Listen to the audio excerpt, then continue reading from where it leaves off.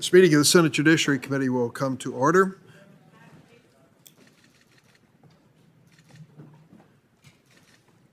Good morning, Judge Jackson. Welcome back to you and your family.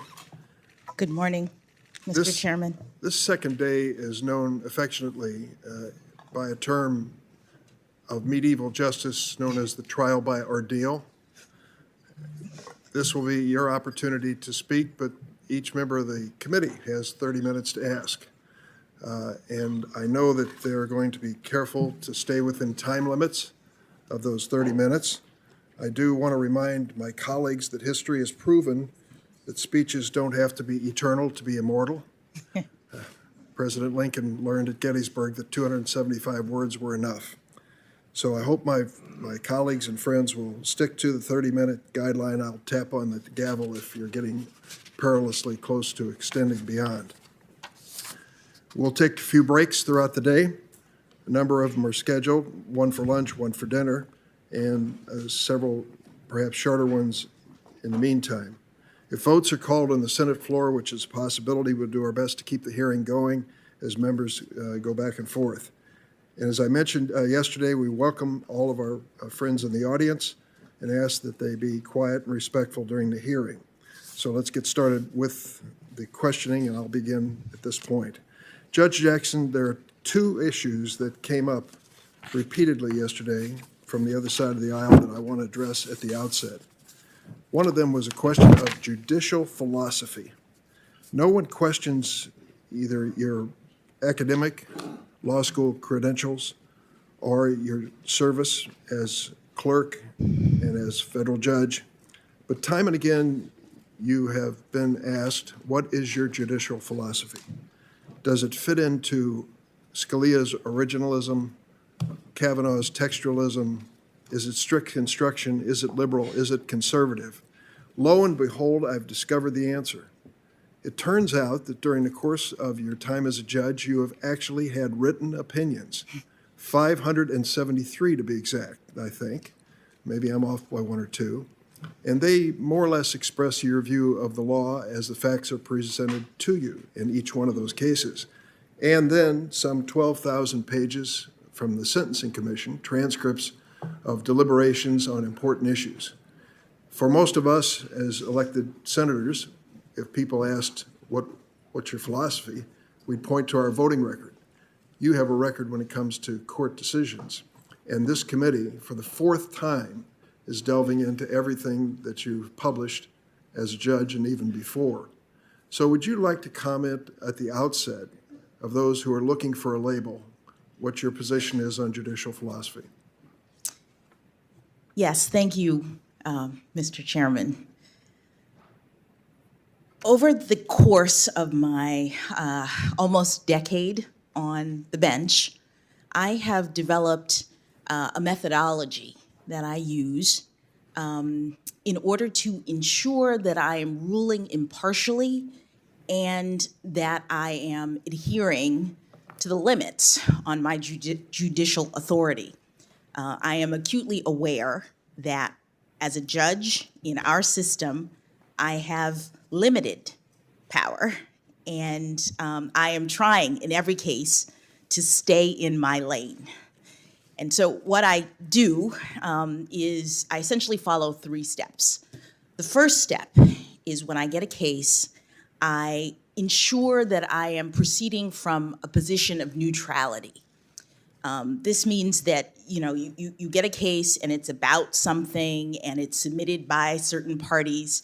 I am clearing my mind of any preconceived notions about how the case might come out. I'm setting aside any personal views. It's very important that judges rule without fear or favor. The second step is once I've cleared the decks, so to speak, in this way, I am able to receive all of the appropriate inputs for the case. That is the parties' arguments. They've written briefs. Sometimes we have a hearing. Sometimes we hear from other parties, amici in a case. And then there's the factual record. I am evaluating all of the facts from various perspectives. I think my experience, all of the various experiences that I've had, really helps me at this stage to see the perspectives of all of the parties and to understand their arguments. And then the third step is the interpretation and application of the law to the facts in the case. And this is where I'm really observing the constraints on my judicial authority. There are many constraints in our system, importantly, because judges have limited authority.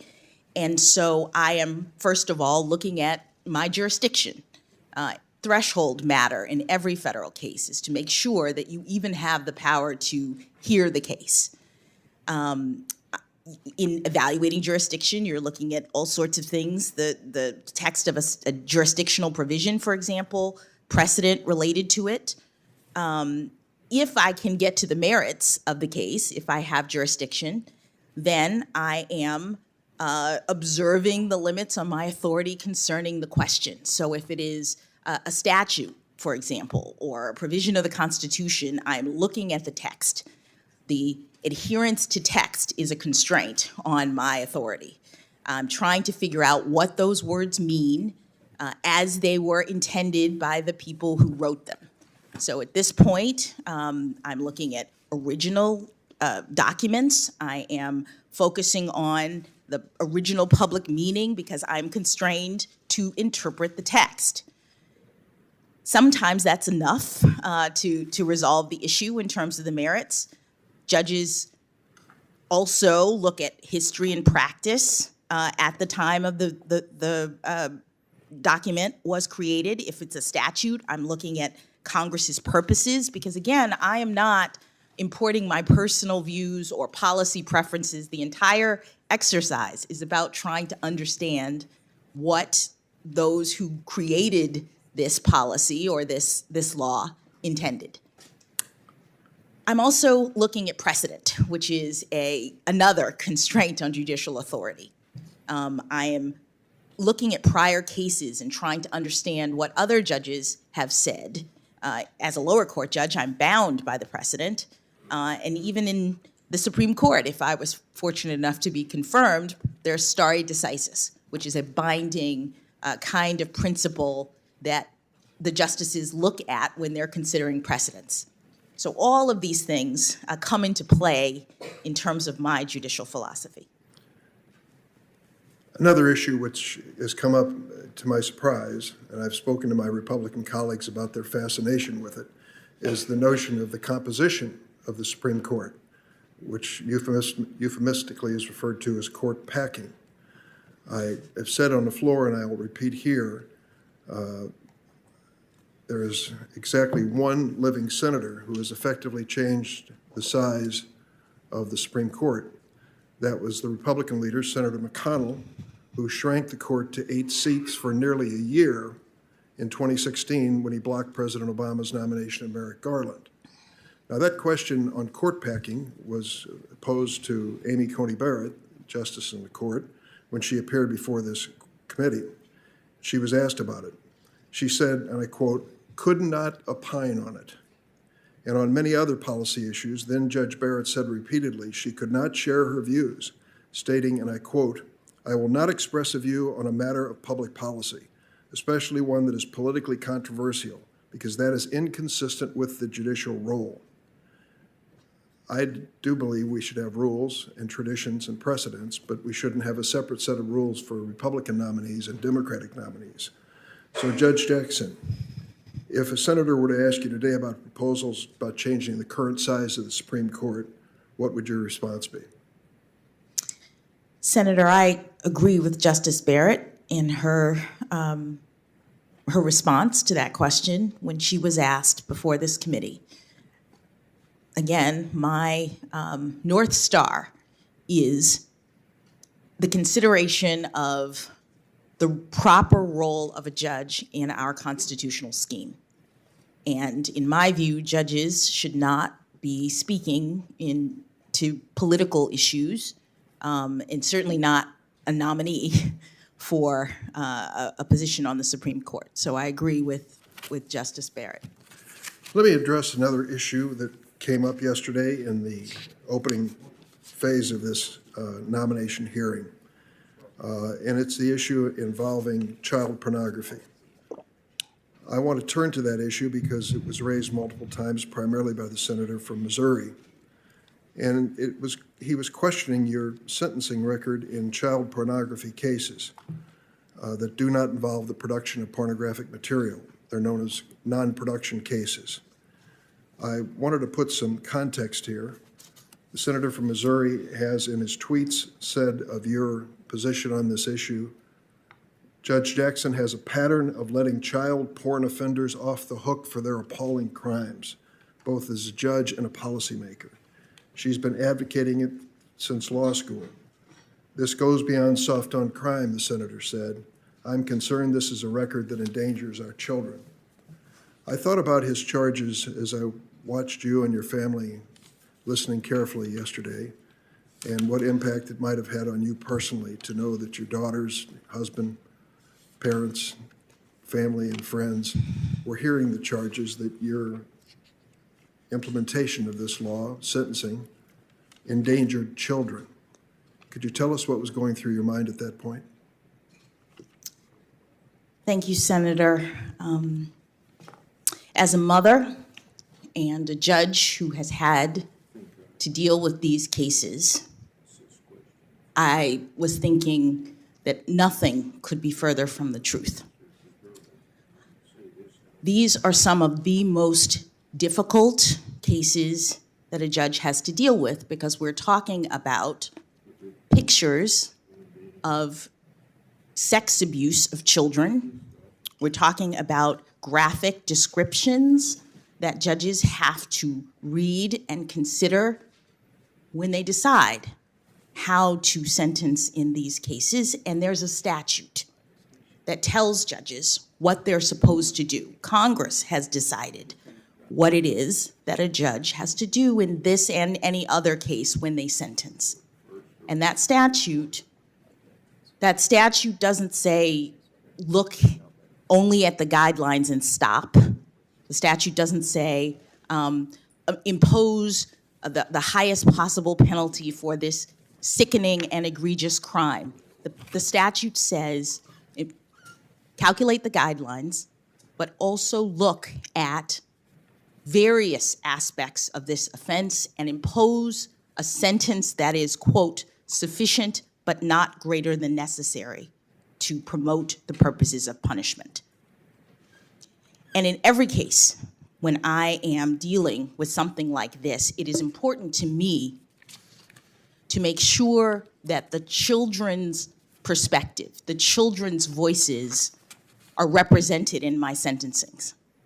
And what that means is that for every defendant who comes before me and who suggests, as they often do, that they're just a looker, that these crimes don't really matter, they've collected these things on the internet and it's fine, I tell them about the victim statements that have come in to me as a judge.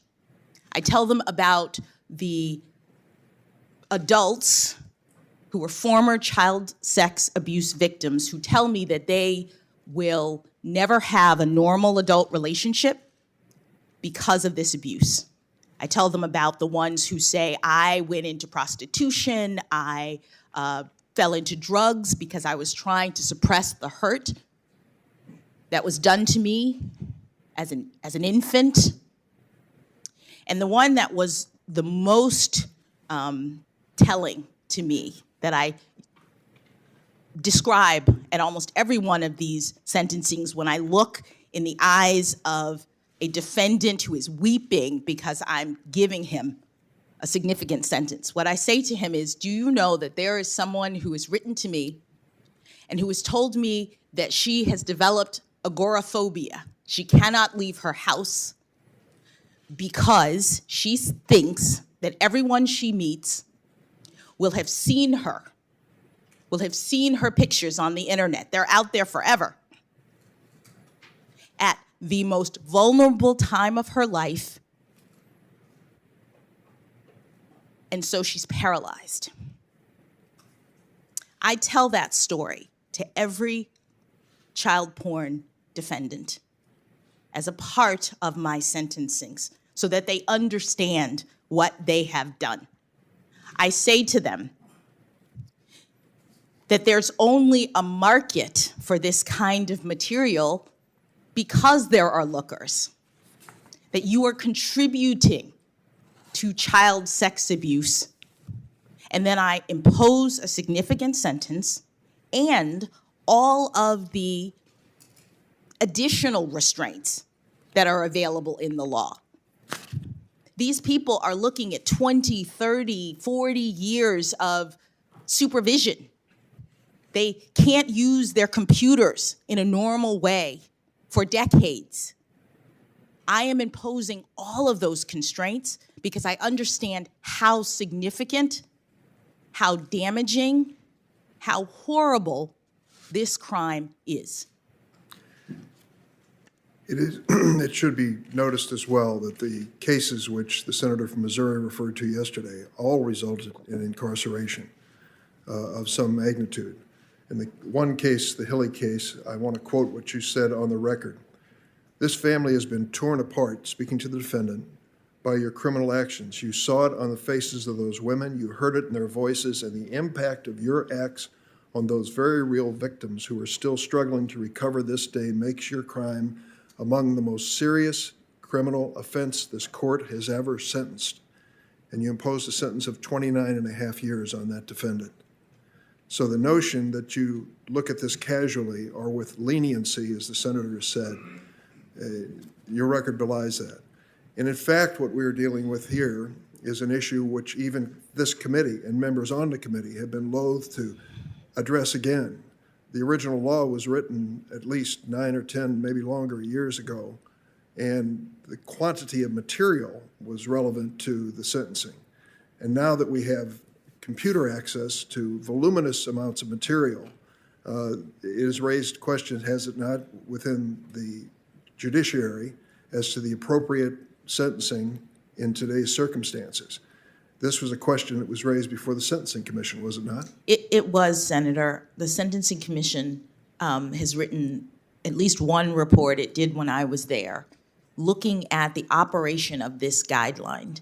As you said, the guideline was based originally on a statutory scheme and on directives, specific directives by Congress at a time in which more serious child pornography offenders were identified based on the volume, based on the number of photographs that they received in the mail. And that made total sense before, when we didn't have the internet, when we didn't have distribution. But the way that the guideline is now structured, based on that set of circumstances, is leading to extreme disparities in the system because it's so easy for people to get volumes of this kind of material now by computers.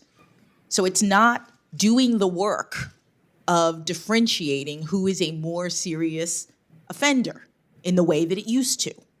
So the commission has taken that into account, and perhaps even more importantly, courts are adjusting their sentences in order to account for the changed circumstances. But it says nothing about the court's view of the seriousness of this offense.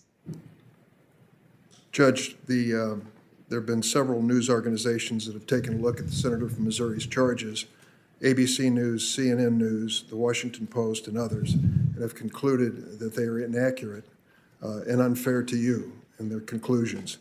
In fact, one writer has said they are meritless to the point of unacceptable levels. Nationally, in 2019, only 30% of non-production child pornography offenders received a sentence within the guidelines range, fewer than 30%. Between 2015 and 2020, in the D.C. District Court where you served, judges imposed below-guideline sentences in non-production cases 80% of the time for the reasons you've just explained. Judges in Missouri, the home state of the senator who has criticized your record, did so 77% of the time. One particular judge whom the senator supported to become a federal judge by appointment of President Trump, unfortunately, has 77% record. If I'm sorry, I'm going to make sure that this is accurate.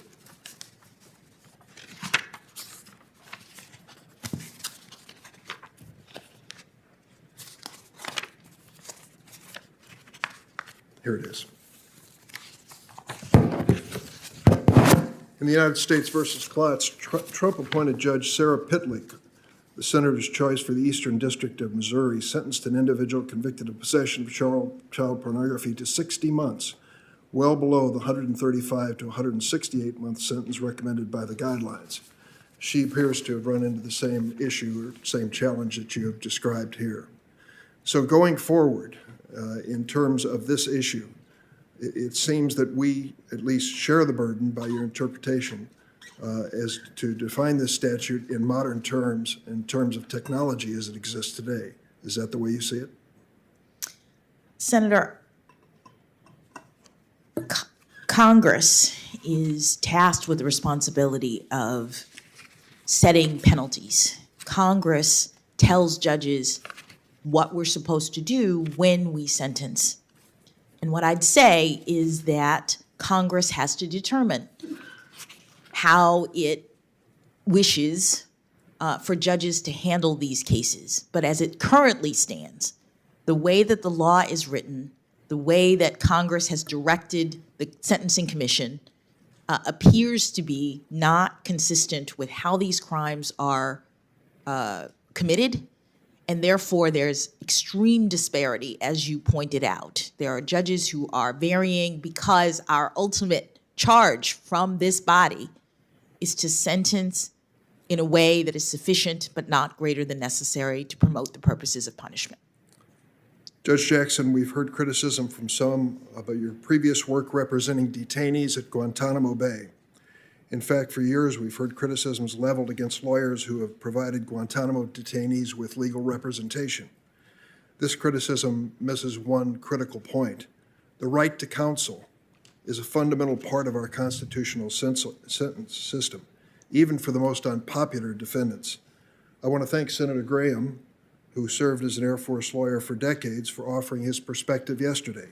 He said, and I quote, "The fact that you're representing Gitmo detainees is not a problem with me," Senator Graham said.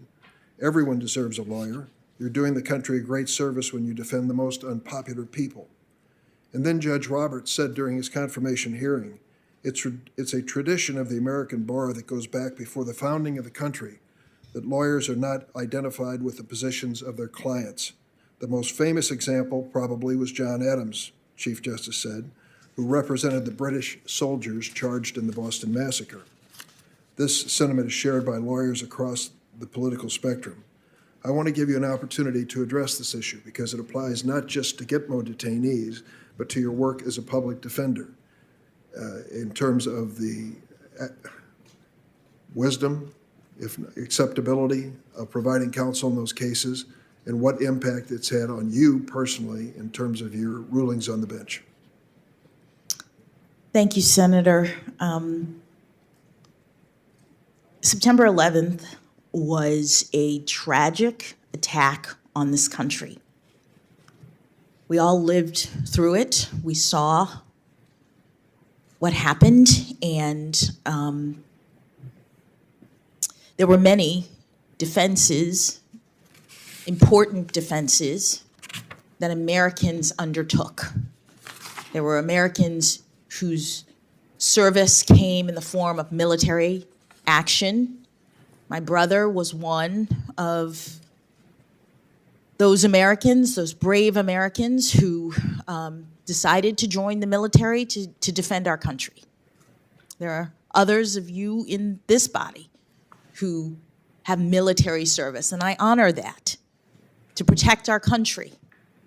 After 9/11, there were also lawyers who recognized that our nation's values were under attack, that we couldn't let the terrorists win by changing who we were fundamentally. And what that meant was that the people who were being accused by our government of having engaged in actions related to this, under our constitutional scheme, we're entitled to representation. We're entitled to be treated fairly. That's what makes our system the best in the world. That's what makes us exemplary. I was in the Federal Public Defender's Office when the Supreme Court, right after the Supreme Court decided that individuals who were detained at Guantanamo Bay by the president could seek review of their detention. And those cases started coming in, and federal public defenders don't get to pick their clients. They have to represent whoever comes in, and it's a service. That's what you do as a federal public defender. You are standing up for the constitutional value of representation. And so I represented, as an appellate defender, some of those detainees. In the early days, the legal landscape was very uncertain. This had never happened before, not only the attack, but also the use of executive authority to detain people in this way. And there were a lot of questions that the court was asking. The Supreme Court had taken a series of cases to try to understand what are the limits of executive authority, which is important. All of our liberty is at stake if we don't get it right in terms of what the executive can do. The Supreme Court has recently reaffirmed that the Constitution does not get suspended in times of emergency. And so lawyers were trying to help the court to figure out what the executive's power was in this circumstance.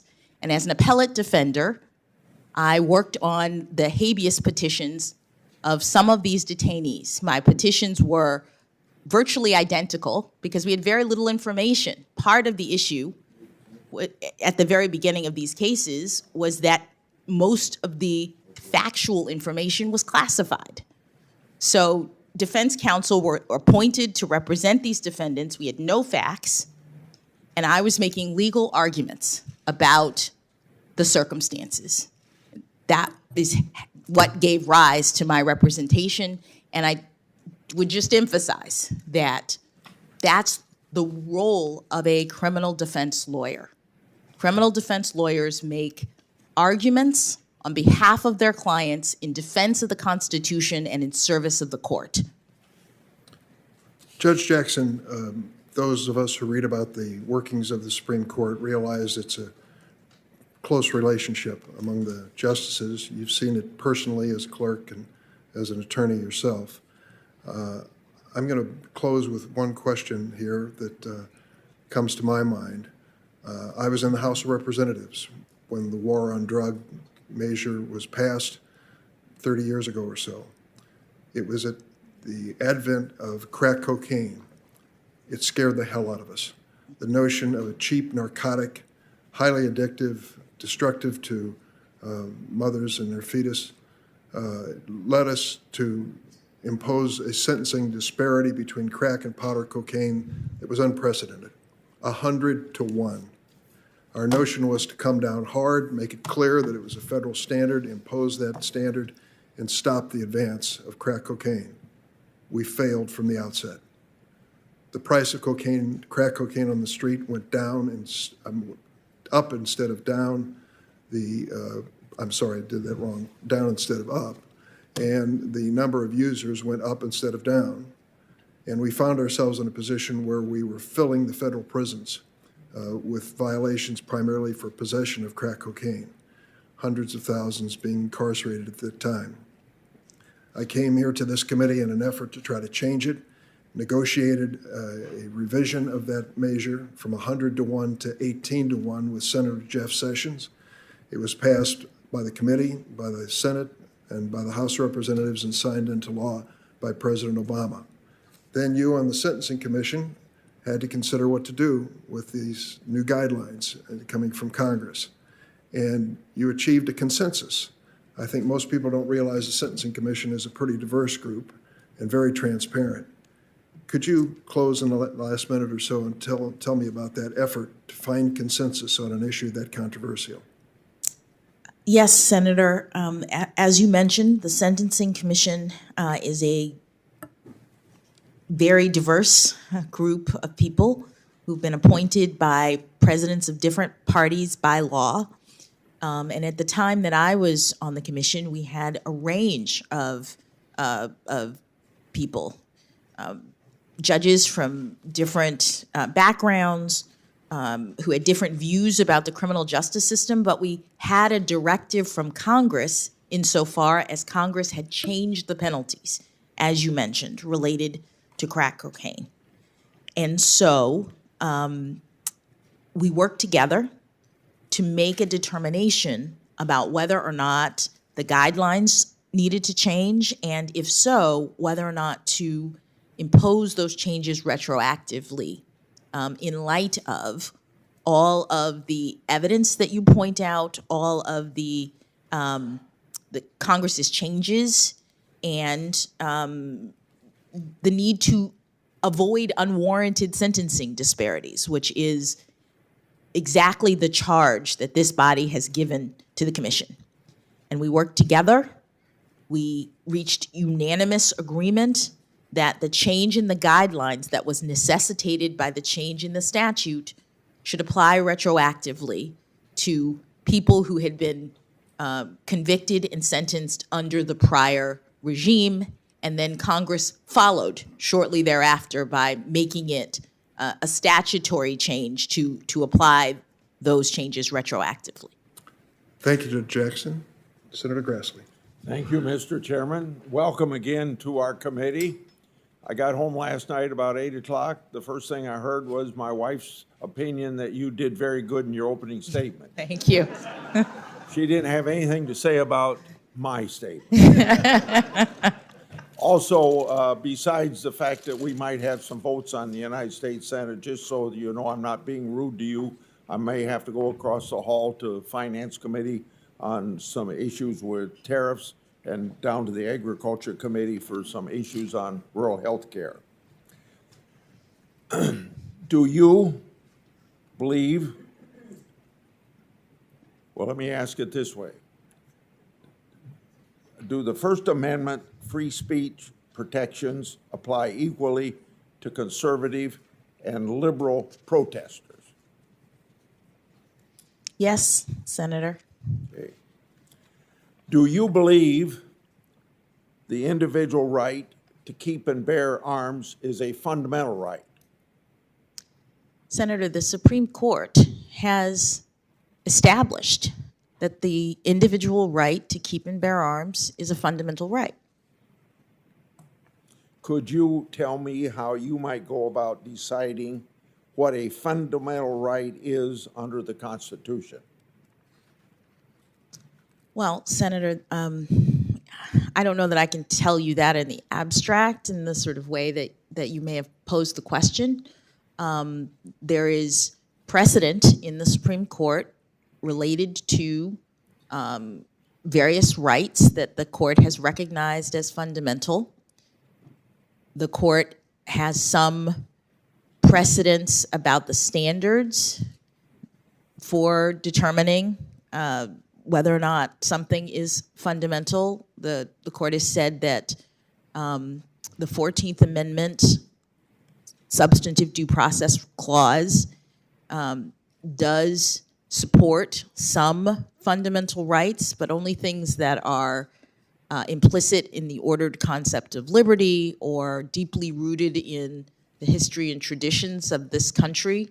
They're the kinds of rights that relate to personal, individual autonomy, and they've recognized a few things in that category, and that's the tradition of the court for determining whether something is fundamental in that way. Okay. On another subject, kind of personal to me over a long period of time and about half of this committee, but it's a controversial issue even within this committee. I favor allowing Supreme Court hearings to be televised. What's your view on this? How would you feel about cameras in the courtroom which about 40, 50 or 40 or 45 of our states allow. Well, Senator, I would want to discuss with the other justices their views and understand all of the various potential issues related to cameras in the courtroom before I took a position on it. I think that's a fair answer at this point. I'm going to ask you about a bill that I got passed a long, long time ago. And it's something that at some level of courts, sometime the district court, sometime at the circuit court, and even once or twice at the Supreme Court, these courts tend to do damage to a bill called the False Claims Act. This bill has brought $70 billion of fraudulently taken money back into the federal treasury since it's been passed. And courts have weakened it, and then Senator Leahy and I usually find ourselves having to pass legislation to say to the courts, you got it wrong. In fact, there's a very controversial bill right now before the United States Senate on that very subject. It's fought fraud in the Department of Defense, healthcare industry, the pharmaceutical industry. $70 billion is pretty important. So when you if you're approved to be on the Supreme Court and the issue of false claims comes up, I hope you think of Chuck Grassley.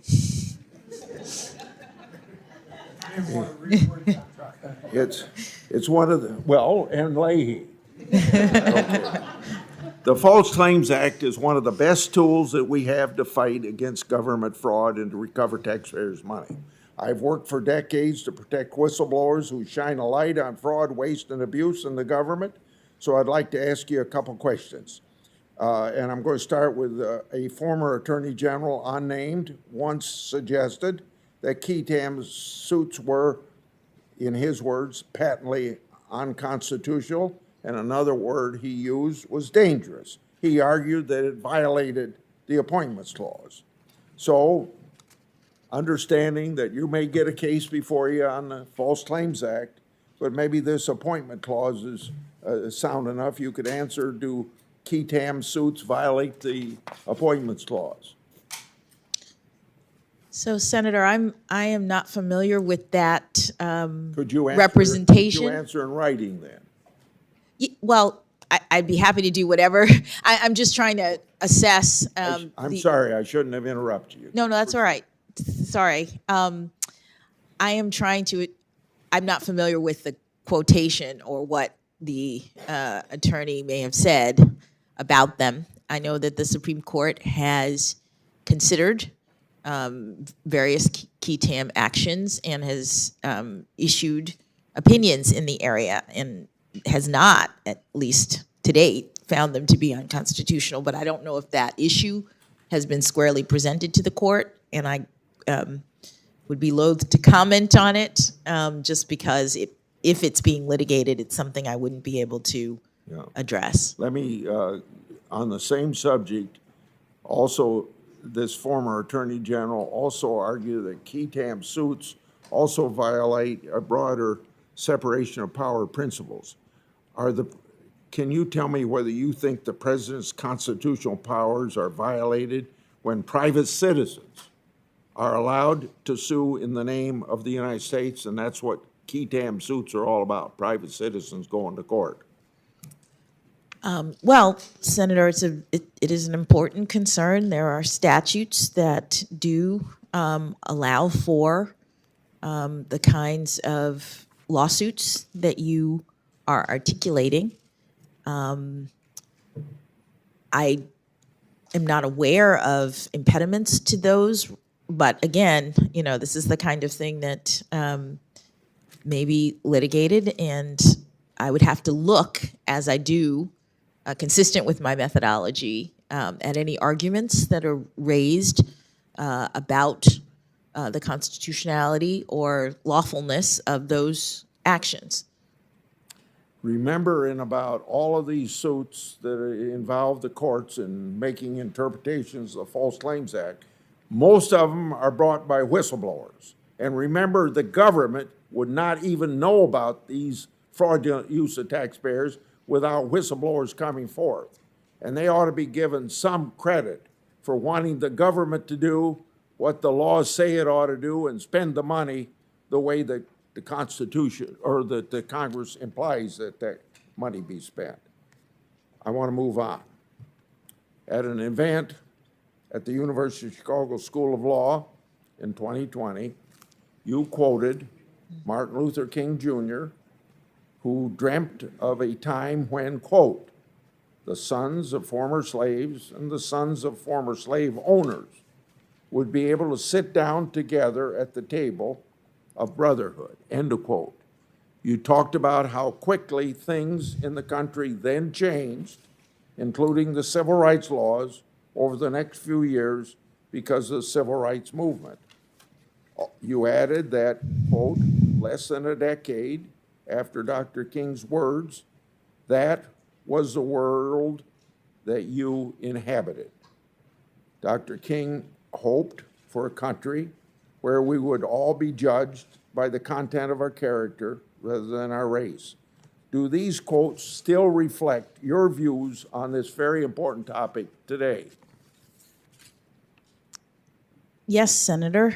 In that speech, I talked about my background, my upbringing, the fact that my parents, when they were growing up in Miami, Florida, attended and had to attend racially segregated schools because by law, when they were young, white children and black children were not allowed to go to school together. And my reality, when I was born in 1970 and went to school in Miami, Florida, was completely different. I went to a diverse public junior high school, elementary school. And the fact that we had come that far was, to me, a testament to the hope and the promise of this country, the greatness of America, that in one generation, we could go from racially segregated schools in Florida to have me sitting here as the first Floridian ever to be nominated to the Supreme Court of the United States. So yes, Senator, that is my belief. And I think that it's good that the country had an opportunity to hear what you just told us about your experience. I'm going to go to something that the chairman brought up, and I've written down the three steps you go through.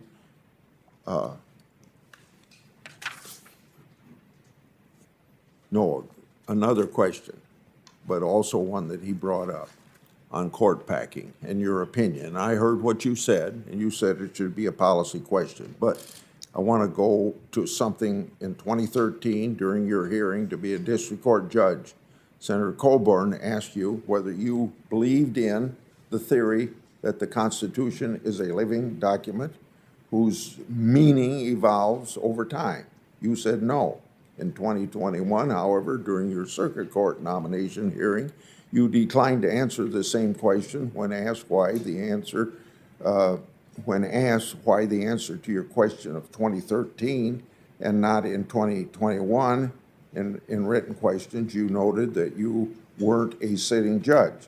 So please explain to me or describe for us the difference between ethical rules for sitting judges versus judicial nominees who are not already judges.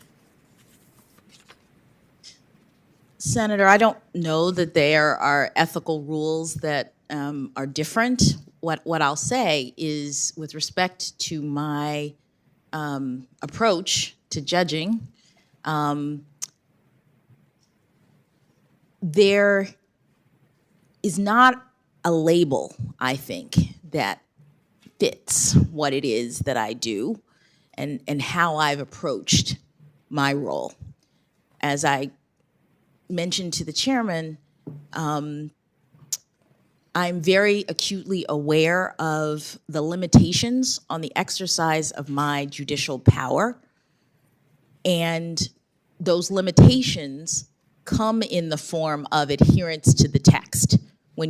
Assuming you even get to that stage of the process, that you have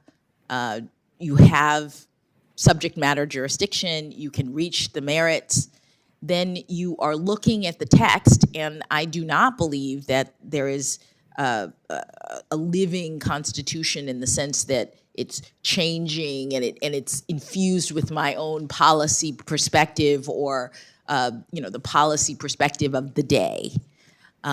Instead, the Supreme Court has made clear that when you're interpreting the Constitution, you're looking at the text at the time of the founding and what the meaning was then as a constraint on my own authority. And so I apply that constraint. I look at the text to determine what it meant to those who drafted it. On this same subject, I want to point out a difference between you and a couple people that have sat on the Supreme Court. Justice Breyer said that a structural alteration of the Supreme Court motivated by a perception of political influence can only feed the perception of political influence, that's my parenthetical, further eroding that trust. Justice Ginsburg also cited court packing as being, quote unquote, a bad idea. Court packing is creating new seats for political purposes for a president to appoint more judges. Do you agree with Justice Breyer and Justice Ginsburg that court packing is a bad idea? Before you respond, I'd like to say that you say this question should be left to Congress as a policy issue. I'd reiterate that sitting Supreme Court justices have spoken on that matter, so I don't think it'd be inappropriate for you to do if other people sitting there have said that it's a bad idea.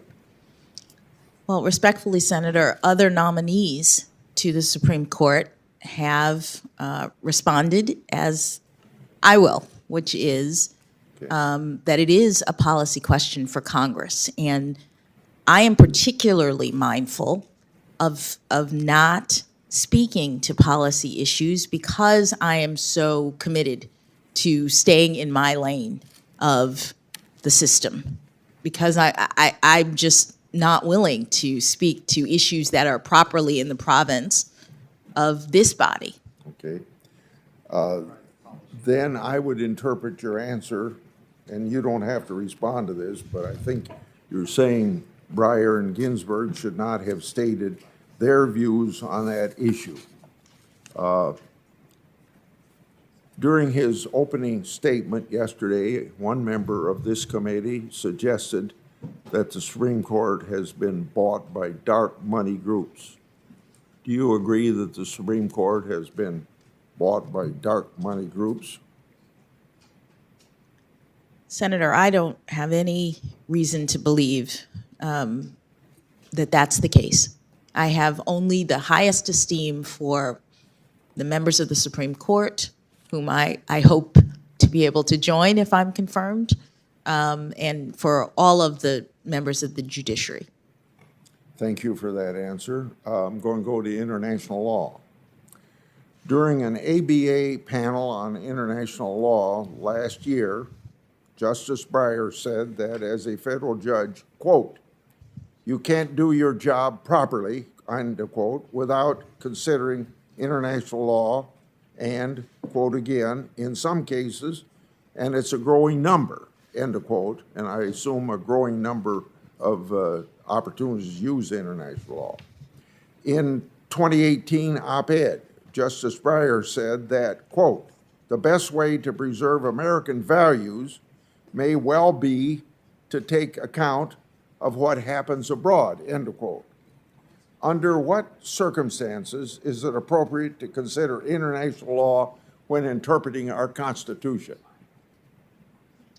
Thank you, Senator. I have nothing but the highest esteem and respect for my former boss, who I've spent the better part of the past couple decades calling my justice, having clerked for him.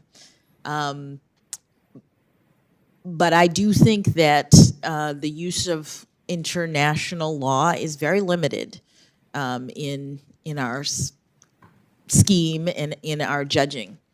There are certain cases in which it is relied upon where Congress directs or where the standards are such.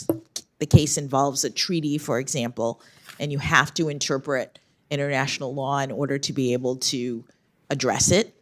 But there are very, very few cases, I think, in which international law plays any role, and certainly not in interpreting the Constitution. I think you probably have answered my next two questions, but if you say you have nothing to add, I would still want to ask the questions. Do you think it's appropriate to look to international law when interpreting enumerated and unenumerated constitutional rights? No, Senator. Which specific, again, I think you've answered this, but I want to ask it anyway. Which specific constitutional clauses or rights has the Supreme Court held that can be interpreted by looking to international law? I'm not aware of any that are properly illuminated by reference to international law. Yeah. Now I want to go to a question that Senator Durbin asked. I'll probably go a little more, but I remember when this is about your judicial philosophy, and you made 3 points, 3 steps you take to go through a case and apply the law, and you say your methodology is limited power and stay within your lane. I'd like to ask you, well, you've served on the district court for several years and spent 8 months on the D.C. Circuit. During yesterday's opening statement, we heard a lot about the importance of judicial philosophy. In your own words, you've described that, so you don't have to go through that again with me. But if Congress writes a law that does not explicitly allow private parties to sue, do you believe that the federal courts have the authority to create implied causes of action? And I'd like to have you elaborate if you say yes to that. I would say that as a general matter, no, Senator. I mean, our obligation as judges is not to create policy. And if Congress has enacted a statute that establishes a cause of action or restricts causes of action, then as a general matter, I don't think that courts can impose one. Now, you know, I'm saying generally because there may be circumstances that I'm not thinking of. I know that the Supreme Court has, in very narrow circumstances at times, discussed implied causes of action. But I think the charge of the judge is to impose the law as written. There's 115 justices that serve before you if you are approved by the Senate. Is there any of them now or in the past that has a judicial philosophy that most closely resembles your own? You know, I haven't studied the judicial philosophies of all of the prior justices. I will say that I come to this position, to this moment, as a judge who comes from practice, that I was a trial judge, and my methodology has developed in that context. I don't know how many other justices, other than Justice Sotomayor, have that same perspective, but it informs me with respect to what I understand to be my proper judicial role. What aspect of your record as a judge do you believe have been the most important for the good of the country? Well, I think that all of my record is important to some degree because I think it clearly demonstrates that I'm an independent jurist, that I am ruling in every case consistent with the methodology that I've described, that I'm impartial.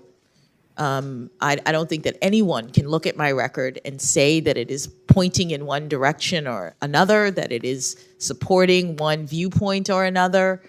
I am doing the work and have done the work for the past 10 years that judges do to rule impartially and to stay within the boundaries of our proper judicial role. Let's go to immigration. Congress gave the Attorney General, quote unquote, sole and unreviewable discretion to decide whether expedited removal would apply to, quote, an alien who has not been paroled or admitted to the United States. You decided a case called Make the Road, New York, where you seem to agree that Congress gave the Department of Homeland Security sole and unreviewable discretion to decide which illegal immigrants would be subject to expedited removal. But you still went on to review the department's decision. In fact, you issued a nationwide injunction blocking Department of Homeland Security from removing illegal immigrants who had been in the country for less than 2 years. In that hearing, you told us that if the text was clear, that ended the question. The law specifically says that Homeland Security, not the courts, was responsible for making the decision. Could you please explain why you believed a federal court could review something Congress called unreviewable? Thank you, Senator, for allowing me to address that opinion and my analysis with respect to it. As you said, Make the Road was a case involving a challenge to expedited removal, which was a way in which Congress had given the authority to to the Department of Homeland Security to make a decision about how to deport people who are non-citizens. Prior to the challenge that I heard, the Department of Homeland Security, since it received that authority several decades ago, had decided that people who are in this country for up to 14 days and are found within 100 miles of the border are subject to expedited removal. The challenge that I heard involved the department's sudden shift to a determination that expedited removal would be applied to anyone who was found anywhere in the country and who had been here up to 2 years. Importantly, the challenge was not about the actual determination. The challenge was about the procedures that the agency undertook to make that determination. And so the statute said, as you rightly pointed out, that the agency had sole and unreviewable discretion to decide. And in interpreting that, I took into account the language of that statute and the language of another statute that Congress has enacted to direct agencies with respect to the manner in which they exercise their discretion. So I said, and I believed, that sole meant that the Department of Homeland Security was the only agency who got to make this determination as to how many months a person should be in the United States. And unreviewable meant it was final. Once the agency decided, then there was no ability to review substantively their determination. And I should say that, importantly, the statute that Congress enacted gave the agency the discretion to make this determination between 0 and 24 months. There is a limit in the statute. It says Department of Homeland Security, you get to decide where between 0 and 24 months a person who's been in this country can be subject to expedited removal. So I read the statute. DHS gets the sole ability to make that decision. DHS makes that decision and it's final. What wasn't clear to me based on that language was whether Congress intended to preclude its procedural requirements for the exercise of agency discretion. And in the DC Circuit, there was precedent that indicated that even when Congress gives a great deal of discretion to an agency, procedural requirements may still apply. It is presumptive that the APA applies, meaning that an agency can't act arbitrarily and capriciously when it undertakes to exercise discretion. It has to do certain things in order to make the determination that Congress has given it. I looked at those statutes. Oh, I'm sorry. No.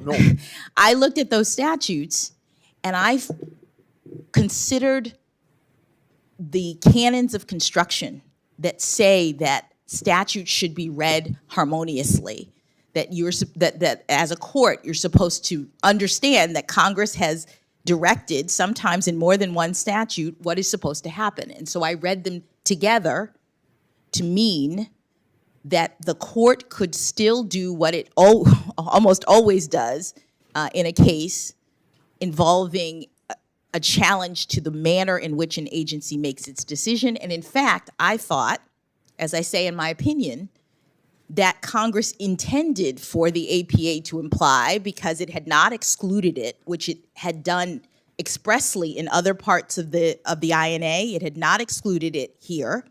And it made sense to require the agency to use its expertise. If Congress wanted the agency to act arbitrarily in picking a number, Congress could have done that. Congress said you can do it up to 24 months. It could have randomly picked a number. But it was giving it to the agency, I thought, and reasoned, precisely because it wanted the agency to use its expertise, to do its research, and to figure out what amount of time is sufficient. And so it was important, I thought, to lay that out in the statute, and I determined that both of those statutory directives of Congress should apply. Thank you, Senator Grassley. Senator Leahy. Thank you, Chair Durbin. Judge, congratulations again on your nomination to our nation's highest court. You're an impressive jurist. I hope the broader public sees that, and I've enjoyed the opportunity to meet your family here yesterday. And but I thought before I begin my questions, I was going to respond to something the junior senator from Texas said yesterday. He suggested the Democrats exacted a political agenda by opposing the nomination of then Judge Gorsuch to the Supreme Court. I kind of chuckle at that because, along with others, I and others repeatedly and clearly stated substantive concerns with Justice Gorsuch's nomination. I explained my votes on the record. There's no political agenda. I contrast that with Republicans' treatment of then Judge Merrick Garland. We're still waiting today for Republicans to explain on the record what kind of substantive concerns they had with Merrick Garland, that they blocked him for over a year and would not even allow a vote on his nomination, apparently because of a politically driven agenda.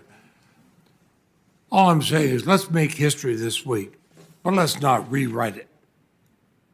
This is a historical time. Judge Jackson, one of the topics we discussed in our meeting was our respective experiences. You as a former federal public defender, myself as a prosecutor. As a federal public defender here in Washington, you were assigned to and then represented clients who couldn't otherwise afford a lawyer. One of the valuable lessons I learned as a prosecutor was this: for our criminal justice system to function properly, you have to have skilled, dedicated lawyers on both sides of the issue, both the prosecutor and the defense attorney. It's equally essential for judges to have a nuanced and a balanced understanding of our criminal justice system if we're going to have justice done. Now, it's really concerning, it's confusing that some view your background as a federal public defender as some kind of a liability. Those of us who have spent time in courtrooms know you have to have both the skilled prosecutor and a skilled defender. I believe that, in fact, I don't think of it as a liability. I think it's going to be a major asset to you, and I think it should be welcome on the Supreme Court. In fact, if you're confirmed to the court, as I look back over, you're going to be the first former federal public defender on the court. You're going to be the first nominee since Justice Thurgood Marshall with a significant background in criminal defense. That's pretty impressive. So all of us should want that representing the Supreme Court, because decisions on the Supreme Court can have a lasting impact on our criminal justice system. My question is this: I believe that your experience as a federal public defender has made you a better judge, helped you maintain impartial and balanced perspective in criminal and other cases, and I assume you would agree with that. Yes, Senator.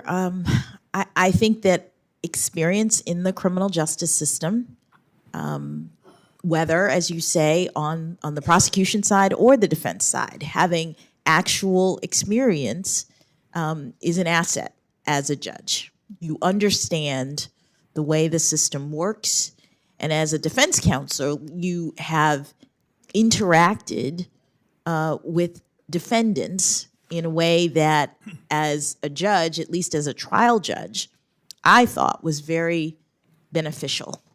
One of those ways is it helped me to develop a sense of the need to communicate directly with defendants. And, it didn't change, I think, in any way the outcomes of the cases when I was a trial judge, but I understood from my time as an appellate defender that a lot of defendants go through the system and don't really understand it. And the problem with that from our society's standpoint is that when people go through the criminal justice system and don't have a good understanding, they tend to not take responsibility for their own actions.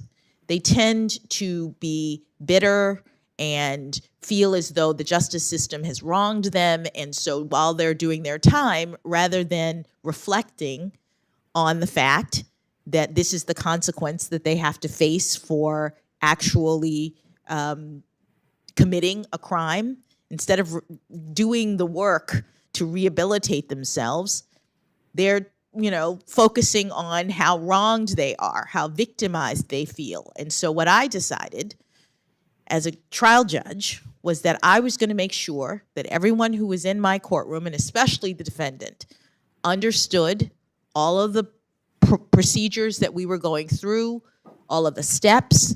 I spoke directly to them. I asked them, do you understand what's happening? Because I wanted them to know. And then even perhaps more importantly, as I said about my child pornography cases, I focused on the harms of the behavior that was at issue. When I sentenced a defendant, I made clear in every case, here is the problem. This is what you've done. Here is the damage to our society. And I don't know that I would have done that if I had not been a criminal defense lawyer.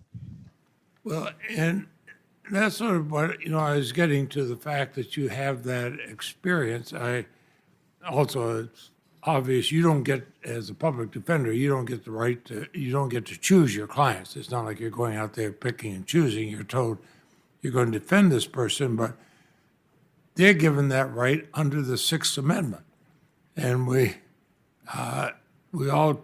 you're a member of the bar or judge or public defender, you take an oath to uphold the Constitution. And the Sixth Amendment's a pretty important part of it, wouldn't you say? Absolutely, Senator. And it's also a pretty important part for indigent defendants. Is that not correct? That is correct, especially for indigent defendants, because they are determined to not be able to afford counsel. And as you said, Senator, for a judge, it is crucial that you have arguments that are being made and presented on both sides of the issue.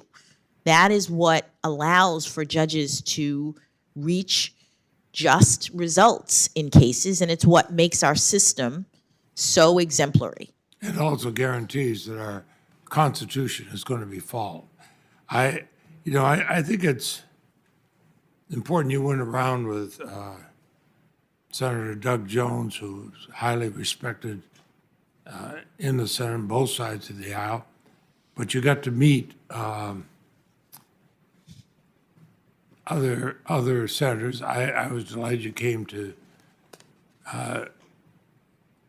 spend time in my office, and you noted in your public remarks at the White House when you were nominated that your parents were married for 54 years, and both public servants in their own right. And they were proudly watching you being announced by the president, and I must admit, watching them the last couple of days, they're proudly watching you here, as have other members of your family. Your younger brother became a police officer, detective in Baltimore before serving the Army, two tours of duty in the Middle East, two uncles that served as police officers. So I'm not really surprised that you understand law enforcement. The National Fraternal Order of Police has expressed strong support for your nomination. In fact, in their letter dated February 25th, 2022, they said you have considered the facts and applied the law consistently and fairly on a range of issues. And they went on to say there's little doubt that you have the temperament, intellect, legal experience, and family background to earn this appointment. And they added, we are reassured that should she be confirmed, she'd approach her future cases with an open mind, treat issues related to law enforcement fairly and justly. Chair Durbin, I'd ask consent that the letter from the Fraternal Order of Police be included in the record at this point. Without objection. Now, that's a statement from the largest law enforcement labor organization in the United States. What do you say to people who say you're soft on crime or even anti-law enforcement because you accepted your duties as a public defender? Thank you, Senator. I would make I'd make three observations in response to those critiques. The first is that as someone who has had family members on patrol and in the line of fire, I care deeply about public safety. I know what it's like to have loved ones who go off to protect and to serve, and the fear of not knowing whether or not they're going to come home again because of crime in the community. As you said, my brother patrolled the streets of Baltimore, and I had two uncles who were career law enforcement, including one who became the chief of police of the City of Miami Police Department in the 1990s. So crime and the effects on the community and the need for law enforcement, those are not abstract concepts or political slogans to me.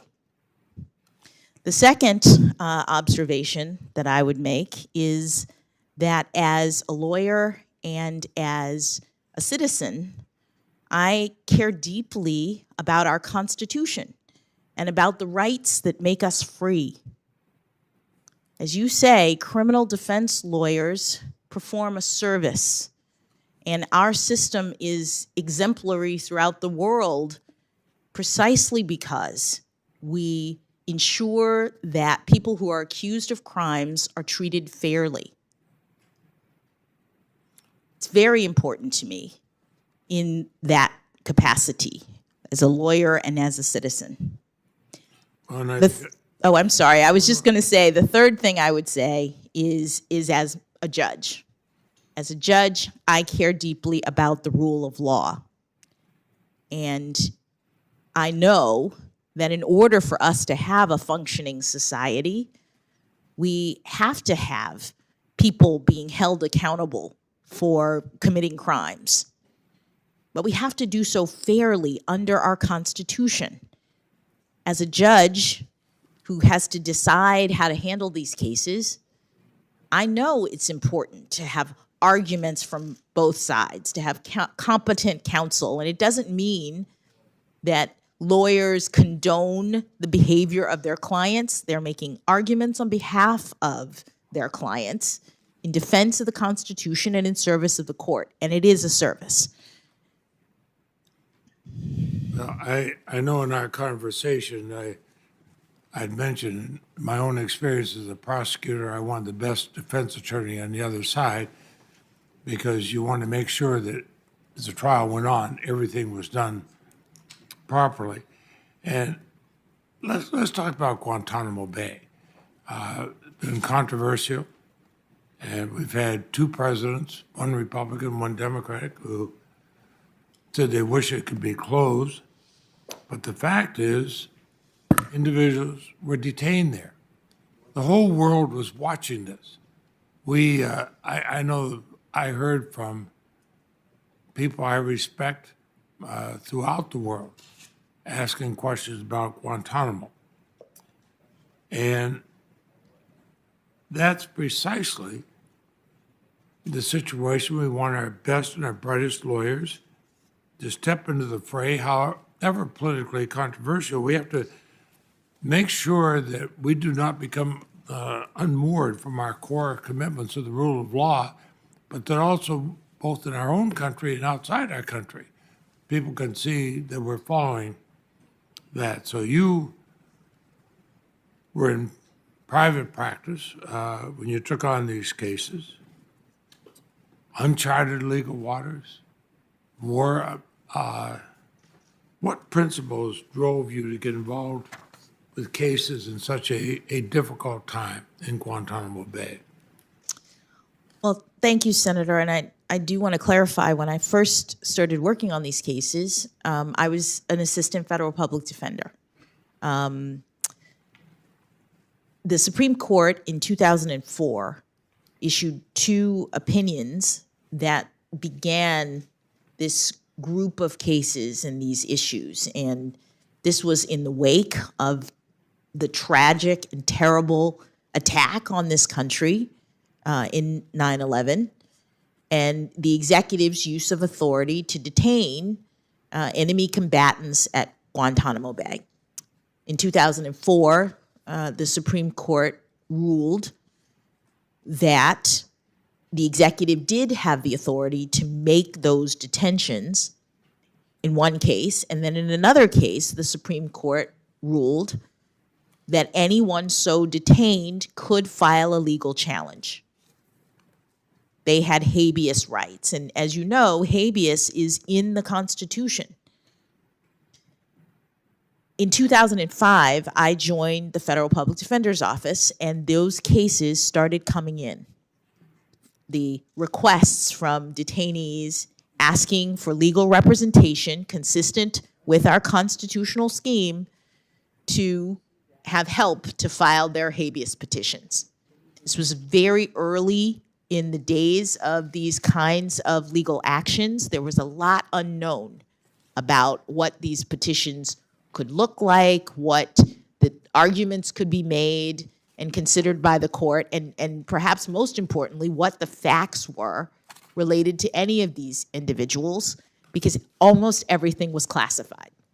So defense counsel was getting these people in with no information. I was in the appellate division of my office, and as an appellate defender, I worked on legal issues. I was I was assigned by the federal public defender. I was an assistant federal public defender, and I was paired with a trial defender who attempted to do the fact gathering, who traveled to Guantanamo Bay. I never traveled there or anything like that. I worked on the law. And as you noted, the law was very uncertain. This was brand new.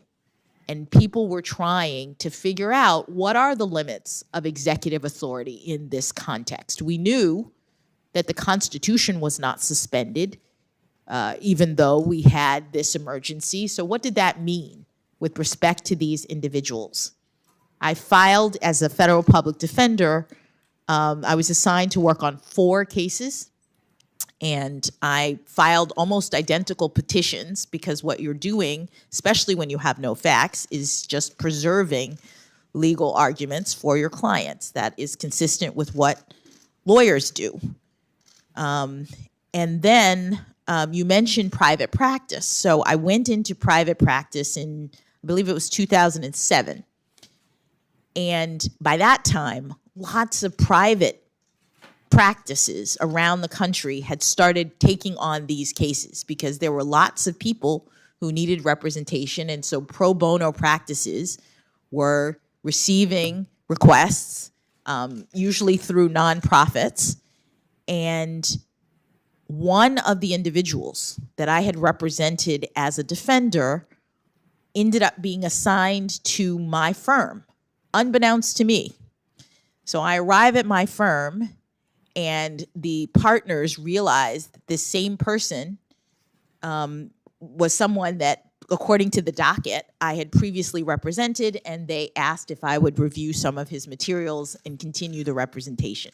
That was the only person that I represented in the context of my private firm who was a detainee.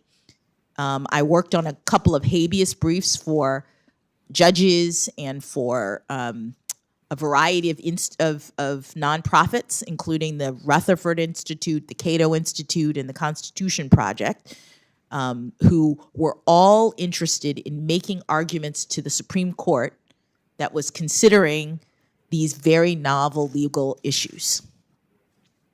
You know, I sit here and I think of the 20 Supreme Court nominees I've gotten to vote on over my years here, and I think of the remarkable praise you got from the former Republican House Speaker Paul Ryan, whom most of us know well. He did mention his politics may be different than yours, but his praise for your intellect, for your character, for your integrity is unequivocal. That's powerful praise, and I think it goes to a really fundamental point, and that's this.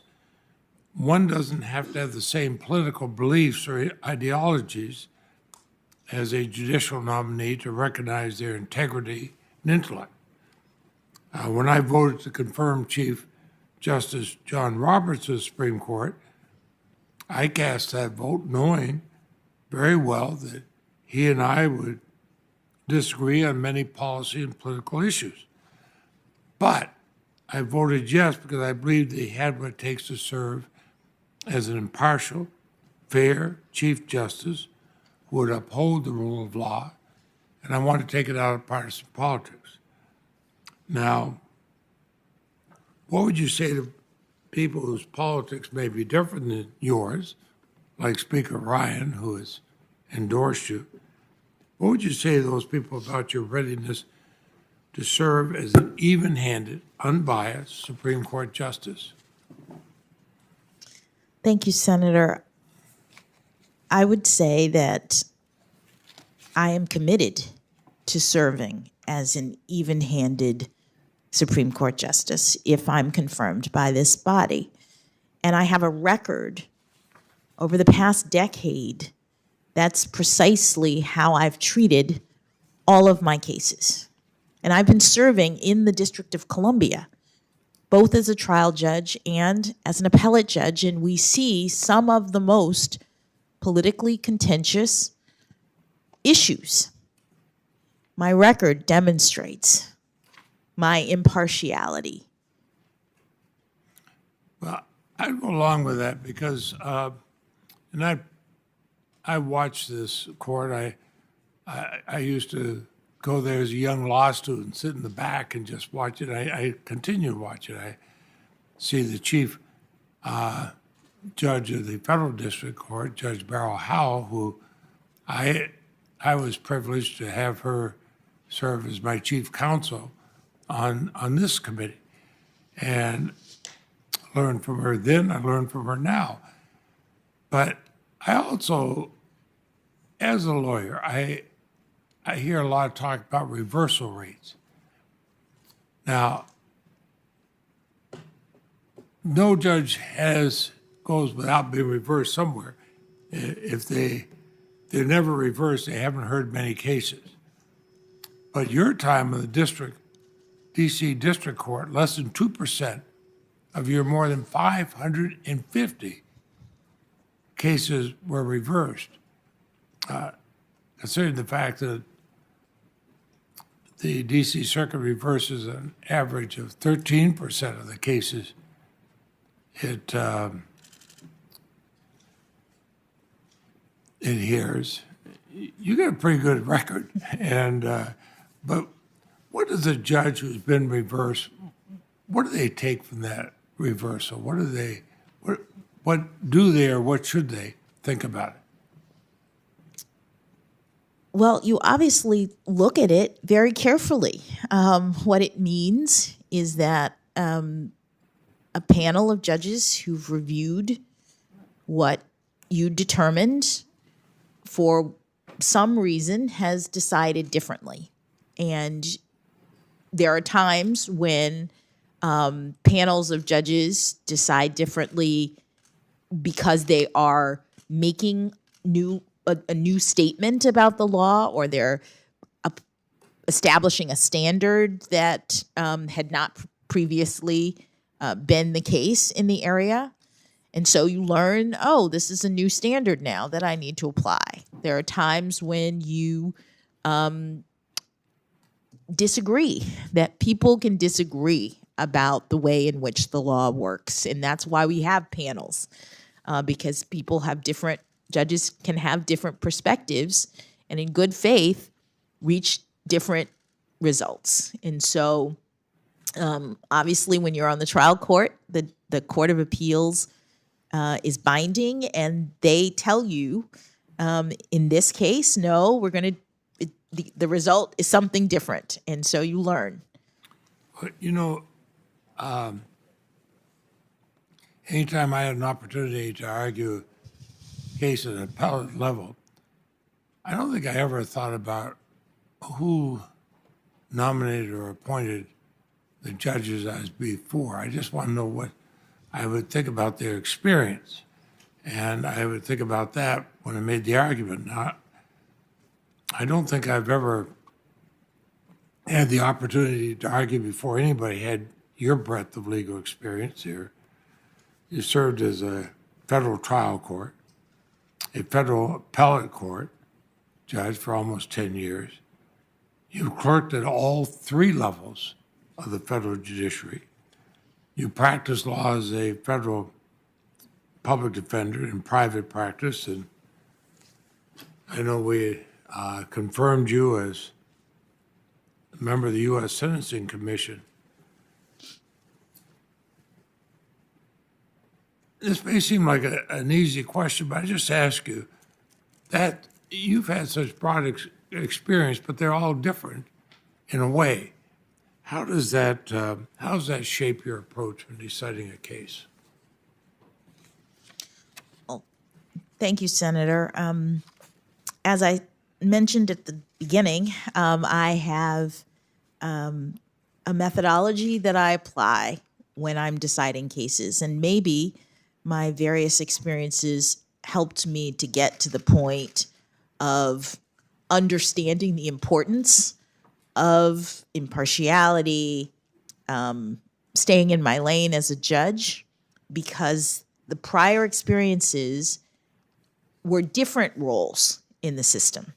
Because I saw the different roles, I think I have a good appreciation of what it means to be a judge and the limitations on my own authority. The Sentencing Commission was a policymaking branch of the judicial branch that the commission and the commissioners developed sentencing policy. Congress delegated that authority to create the commission, and so they're doing the policy work, gathering data, making recommendations. That is totally different than the work that I do as a judge. Advocacy on behalf of your clients, making critical arguments, the best arguments you can come up with, is a service to the court, but it's a totally different thing than operating as a judge. And so I think that having had those various experiences, I'm now really mindful of my role and limitations in the judicial branch. Well, and the president referred to you as a proven consensus builder, and I think he was also thinking of your predecessor, Justice Breyer, in that regard.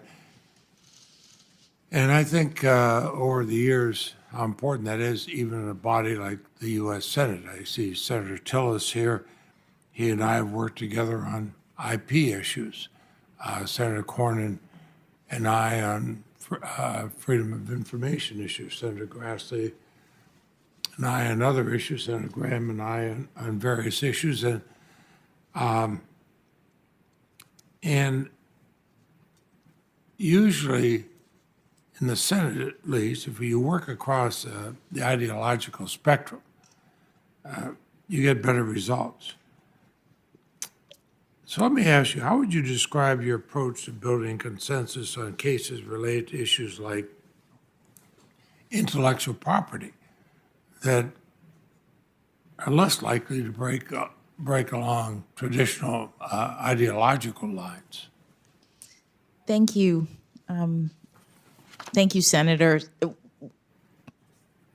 One of the things that I was able to do when I worked on the Sentencing Commission was work with people who had very different perspectives than I did about the criminal justice system and come to consensus.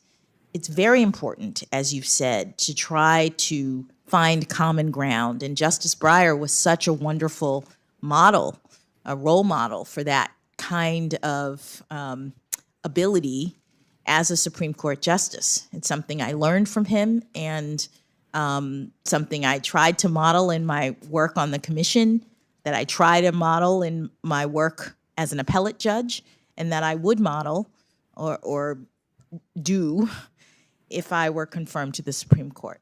Thank you, Chair Durbin. Thank you, Senator Leahy. And now Senator Graham. Thank you, Judge. Again, congratulations.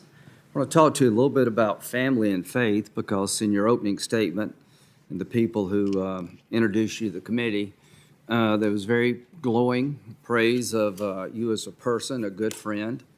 You have a wonderful family. You should be proud, and your faith matters to you. What faith are you, by the way? Senator, I am Protestant. Mm-hmm. Okay. Non-denominational. Okay. Could you fairly judge a Catholic? Senator, I have a record of I think fairly the answer would be yes. judging everyone. I believe you can. I'm just asking this question because how important is your faith to you? Senator, personally, my faith is very important. But as you know, there's no religious test in the Constitution under Article 6, and There will be none with me.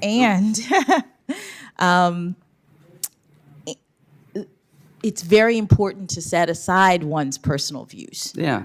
about things I- in the role of a I judge. couldn't agree with you more, and I believe you can. So, on a scale of 1 to 10, how faithful would you say you are in terms of religion? You know, I go to church probably 3 times a year, so that speaks poorly of me. Or do you attend church regularly?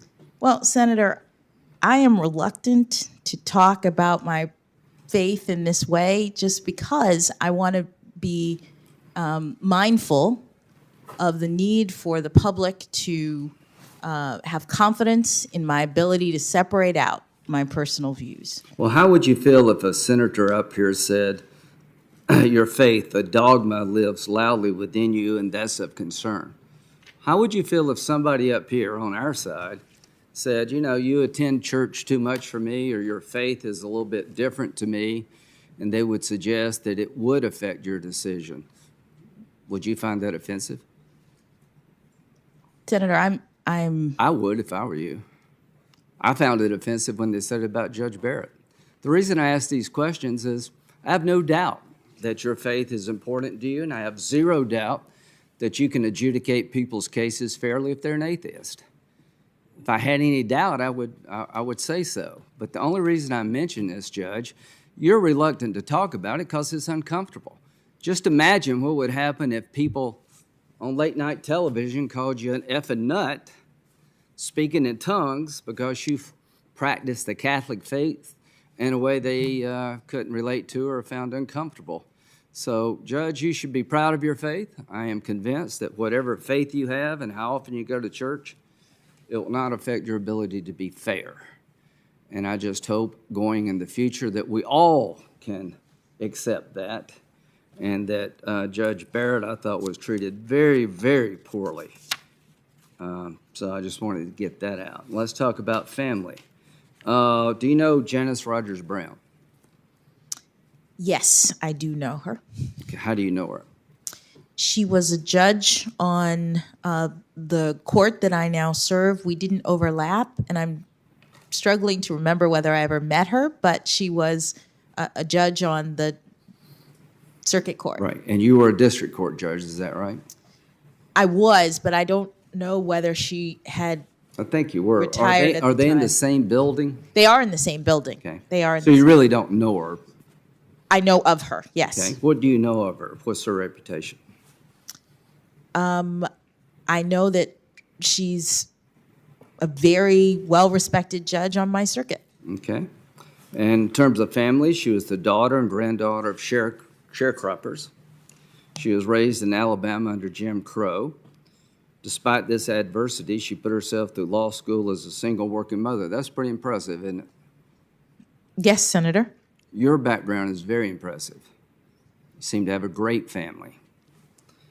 If family mattered, we would not have done to her what was done to her here in the United States Senate. Do you realize that she was filibustered for 2 years when she was appointed to the D.C. Circuit?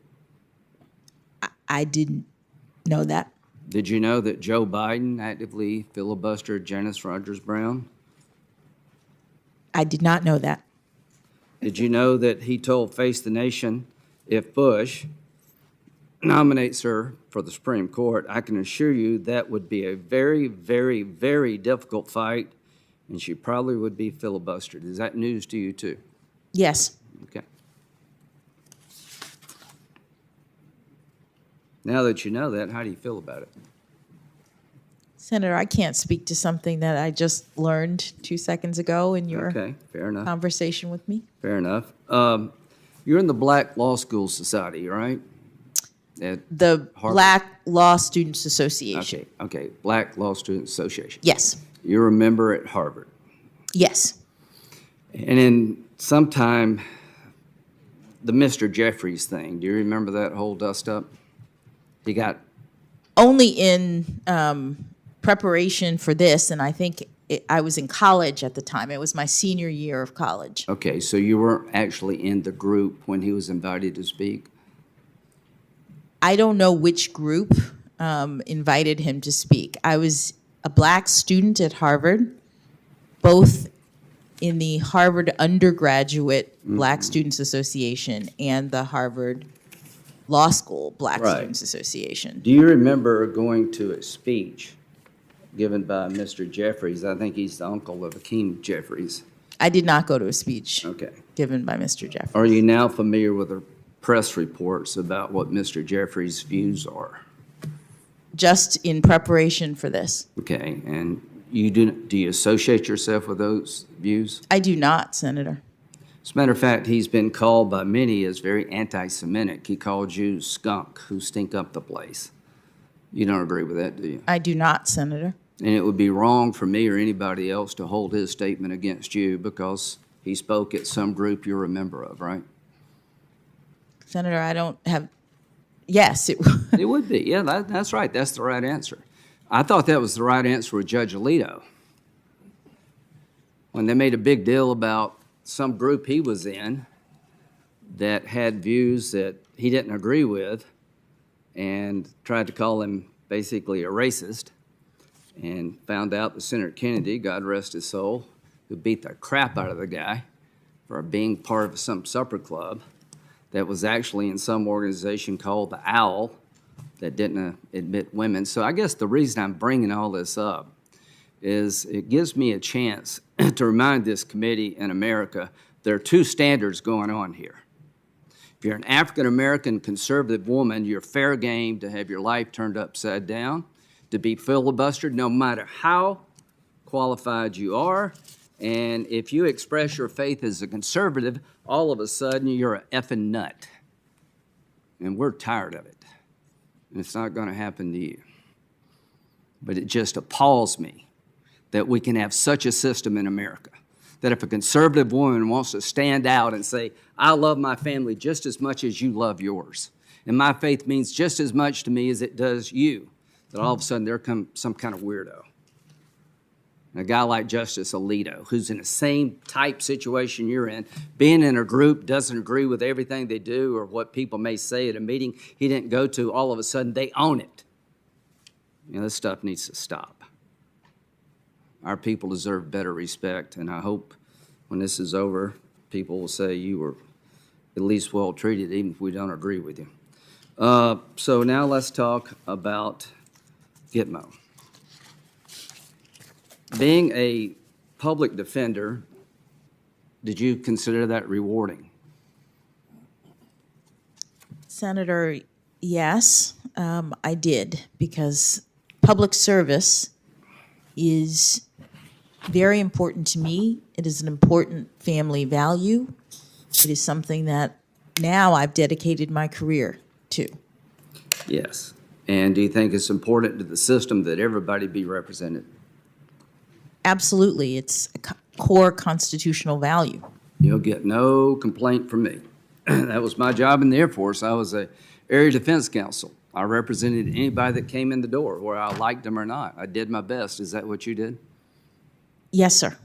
Okay, good. Now, so the American people deserve a system where everybody's represented, where you like them or not, and anybody that takes up that cause, no problem with me. You're just doing your job, and I think you make our country stronger. But there's the other side of the story that never gets mentioned when I talk about Gitmo. The American people deserve a system that can keep terrorists off the battlefield. They deserve a system that understands the difference between being at war and a crime. Do you consider 9/11, you said, a terrible, tragic event? Would you consider it an act of war? Yes, Senator. Okay, I would too. I think it was an act of war by Al-Qaeda and associated groups against the people of the United States.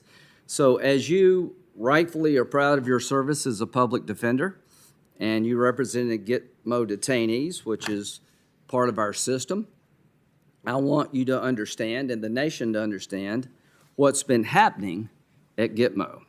What's the recidivism rate at Gitmo? Senator, I'm not aware. It's 31%.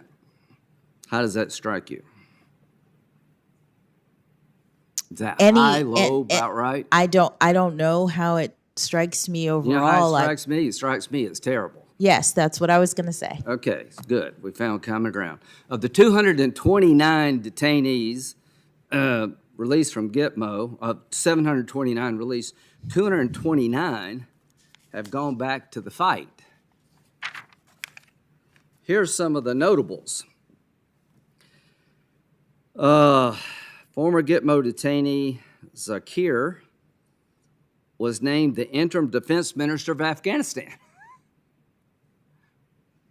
I don't know exactly what his job is today, but during the transition, they made him the defense minister and he was in Gitmo. Of the 5 men we released from Gitmo as part of the prisoner swap for Sergeant Bergdale, here's where they're at. Mohammed Fazal was appointed Deputy Minister of Defense. Noor was appointed Acting Minister of Borders and Tribal Affairs. Waziki was appointed as Acting Intelligence Director. Kerr, again, Acting Minister of Information, Culture, Defense. Omar was appointed as the new governor of the southeastern province of Khost. These were 5 people that we had in our control that are now helping the Taliban run the country. Would you say that our system in terms of releasing people needs to be re-looked at? Senator, what I'd say is that that's not a job for the courts in this way. That As an American, does that bother you? well, obviously, Senator, any repeated criminal behavior or repeated attacks, acts of war, bother me as an American. Well, it bothers me. While I will not hold it against you, nor should I, the fact that you represent Gitmo detainees, I think it's time to look at this system new, folks. When 31% of the people are going back to fight to kill Americans and now running the Taliban government, we have gone wrong somewhere. Are we still at war? So the AUMF, the authorization for military force, is still in effect. Congress has authorized the use of force against people in this way.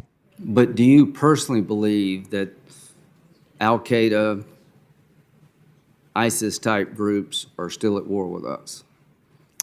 I think, yes. I mean, I think we. So we're still in a state of war with certain elements of radical Islam to this very day?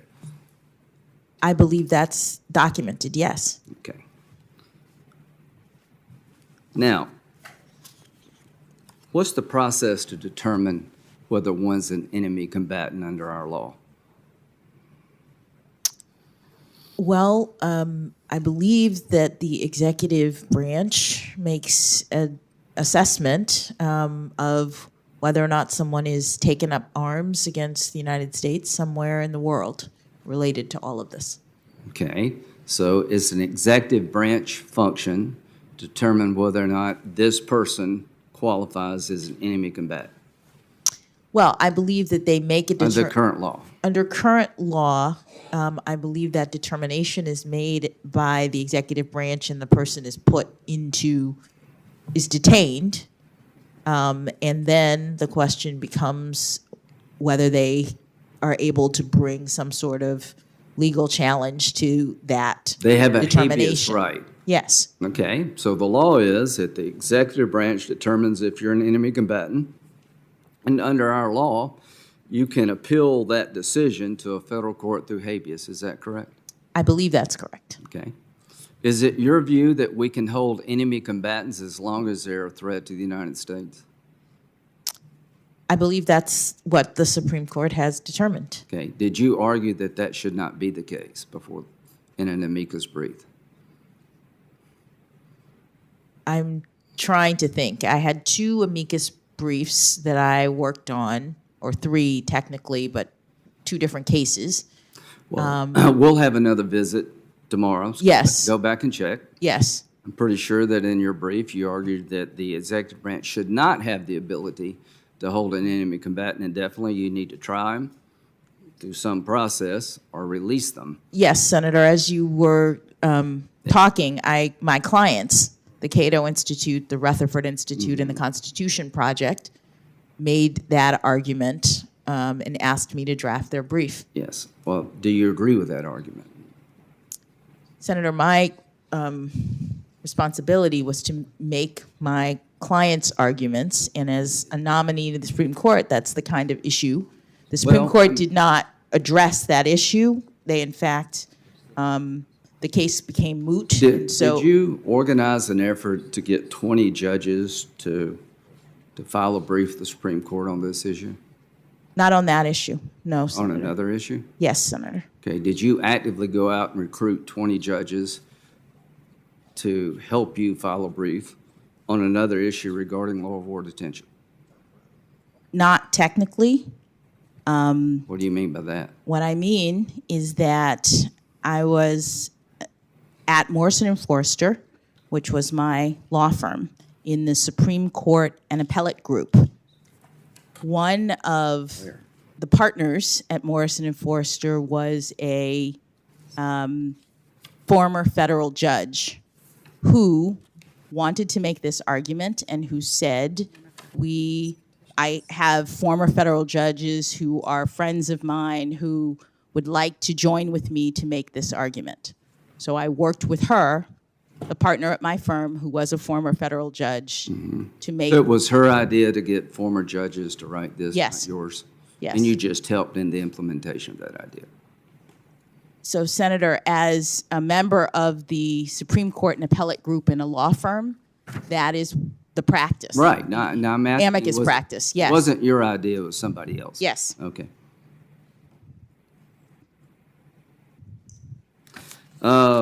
So now, there are people still held at Gitmo today. Do you understand that? Yes. Okay. What system is in place regarding their future? I am not aware of the system right now. I'm not sure exactly what you mean. Let me tell you what it is. Yes.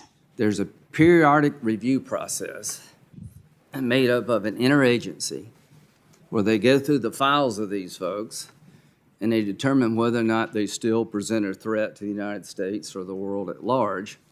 And I think it's 6 months, maybe a year. But that goes on, at least on an annual basis. And if there's a determination that this person still represents a threat to the United States, they're continued to be confined. That's the way the system works. Are you okay with that? As a policy matter, Senator, I'm not speaking to my views. That's my understanding is that the periodic review system is an executive branch determination of whether or not they're going to continue to hold people that they... Does that make sense to you as a way to deal with these detainees? Senator, I'm not in a position to speak to the policy or the discretion of the executive branch regarding how they're going to handle detainees. The reason I mention it is because in one of the briefs you argued that the executive branch doesn't have that option. That if you had had your way, the executive branch could not do periodic reviews about the danger the detainee presents to the United States. They would have to make a decision of trying them or releasing them. Is that not accurate? Respectfully, Senator, it was not my argument. I was filing an amicus brief on behalf of clients, including the Rutherford Institute, the Cato Institute, and the Constitution Project, who... When you sign on to a brief, does it not become your argument? It does not, Senator. If you are an attorney and you are representing a client in amicus... Is that your position when you were in private practice? I mean, you sign on to this brief making this argument, but you say it's not your position. I mean, why would you do that if it's not your position? Why would you take a client that has a position like that? Now, this is voluntary. Nobody's making you do this. Oh, Senator, I would refer you to the same sorts of statements that Chief Justice Roberts made when he came before the committee, which is that lawyers represent clients. I and they get make- that. I'm not holding the client's views against you. The people you represent at Gitmo, they deserve representation. But this is a amicus brief where you and other people try to persuade the court to change policy. The policy I described is a periodic review. If the court had taken the position argued in the brief that you signed upon, we'd have to release these people or try them, and some of them, the evidence we can't disclose because it's classified. You're putting America in an untenable position. This is not the way you fight a war. If you tried to do this in World War II, they'd run you out of town. We hold enemy combatants as long as they're a threat. There's no magic passage of time that you got to let them go. So my question is very simple. Do you support the idea, did you support then the idea that indefinite detention of an enemy combatant is unlawful? Respectfully, Senator, when you are an attorney and you have clients who come to you, whether they pay or not, you represent their positions before the court. I'm sure everybody at Gitmo wants out. No, I got that. This is an amicus brief, and I just don't understand what you're saying, quite frankly. I'm not holding it against you because you represented a legal position I disagree with. I mean, that happens all the time. I'm just trying to understand what made you join this cause. And you say somebody hired you, but did you feel okay in adopting that cause? I mean, when you signed on to the brief, were you not advocating that position to the court? Senator, as a judge now, Okay. in order to determine the lawfulness or unlawfulness of any particular issue, I need to receive briefs and information, making positions on all sides. And No, with I got what a judge is all about. Listen, I'm not asking you to decide the case in front of me right here. I'm asking me to explain a position you took as a lawyer regarding the law of war, and I am beyond confused. I know what you said in your brief. Whether I agree with it or not, it's not the point. I just want you to understand that it's important for all of us to know where you were coming from. If that brief had been accepted by the court, it would be impossible for us to fight this war. Because there's some people going to die in jail in Gitmo and never go to trial for a lot of good reasons, because the evidence against them is so sensitive we can't disclose it to the public.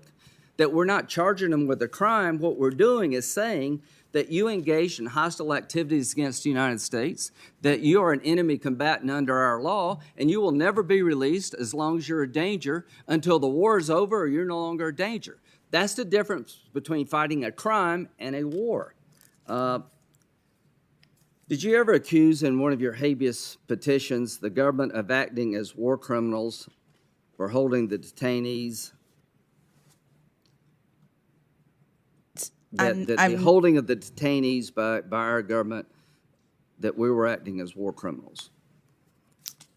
Senator, I don't remember that accusation, but I will say that Do you believe that's true? That America was acting as war criminals in holding these detainees? Senator, the Supreme Court held that the executive branch has the authority to detain people who are designated as enemy combatants for the duration of the hostilities. And what I was doing in the context of the habeas petitions at this very early stage in the process was making allegations to preserve issues on behalf of my clients. A habeas petition is like a complaint that lawyers make allegations. You know, I've been a that- lawyer too, but I don't think it's necessary to call the government a war criminal in pursuing charges against a terrorist. I just think that's too far. I don't know why you chose those words. That's just too far. But we are where we are. So let's talk about the nomination process. Have you ever had any interaction with a group called Demand Justice, No, directly or indirectly? no, Have you ever had any interaction with a group called American Prospect? no. Do you know anything about Arbella? Is that the right term? Have you ever heard of a group called Arbella? I've heard of a group that I think is Arabella or something like I that. think you're right. Not Yes. the Arabella. Yeah. Do you know anything about them? Have you had any contact with them? No, Okay. In your nomination, did you notice that people from the left were pretty much cheering you on? a lot of people were cheering me on, That's Senator. true. That's true. Did you know that a lot of people from the left were trying to destroy Michelle Childs? Did you notice that? Senator, a lot of people were supporting various people for this nomination. So you're saying you didn't know there was a concerted effort to disqualify Judge Childs from South Carolina because she was union-busting, unreliable Republican in disguise? Senator, I'm a sitting judge. I was Yeah, focused on my well, cases. the answer is no, I didn't know that. No, I didn't know that. Would it bother you if that happened? Senator, it is troublesome that people are or were doing things related to I think the that's the nomination. best way to say it. People have a right to speak out and pick the person of their choice. But all I can say is that if you miss the fact that there was an organized effort, well, here's President Biden has only a certain amount of political capital for keeping his party united. If he needlessly angers progressives on this SCOTUS pick, that could create all sorts of problems for him down the line. Jeff Hauser, revolving door projects. Let's see.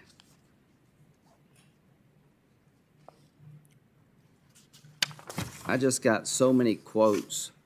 It's difficult to imagine someone with a record like Judge Childs winning votes from criminal justice advocates like Senator Cory Booker, even Dick Durbin. Childs' experience is nothing like the diversity of experience that the Biden administration has championed. Let's see. Picking her, Childs, would demoralize the base, side with corporate America. The fact that Lindsey Graham is vouching for her should give the White House pause. Our revolution, Joseph Gervangi, or whatever his name is, I'm sorry about that, Joseph. He's Bernie Sanders' PAC director. You didn't know that all those people were declaring war on Judge Childs? Senator, I did not. Okay. Well, no, I'm not saying you did. You said you didn't know. I'll take it at your word. But I am saying that what is your judicial philosophy? So I have a methodology that I use in my cases in order to ensure that I am ruling impartially and that... So your judicial philosophy is to rule impartially? No, my judicial philosophy is to rule impartially and to rule consistent with the limitations on my authority as a judge. And so my methodology actually helps me to do that in every case. So you wouldn't say that you're an activist judge? I would not say that. Okay.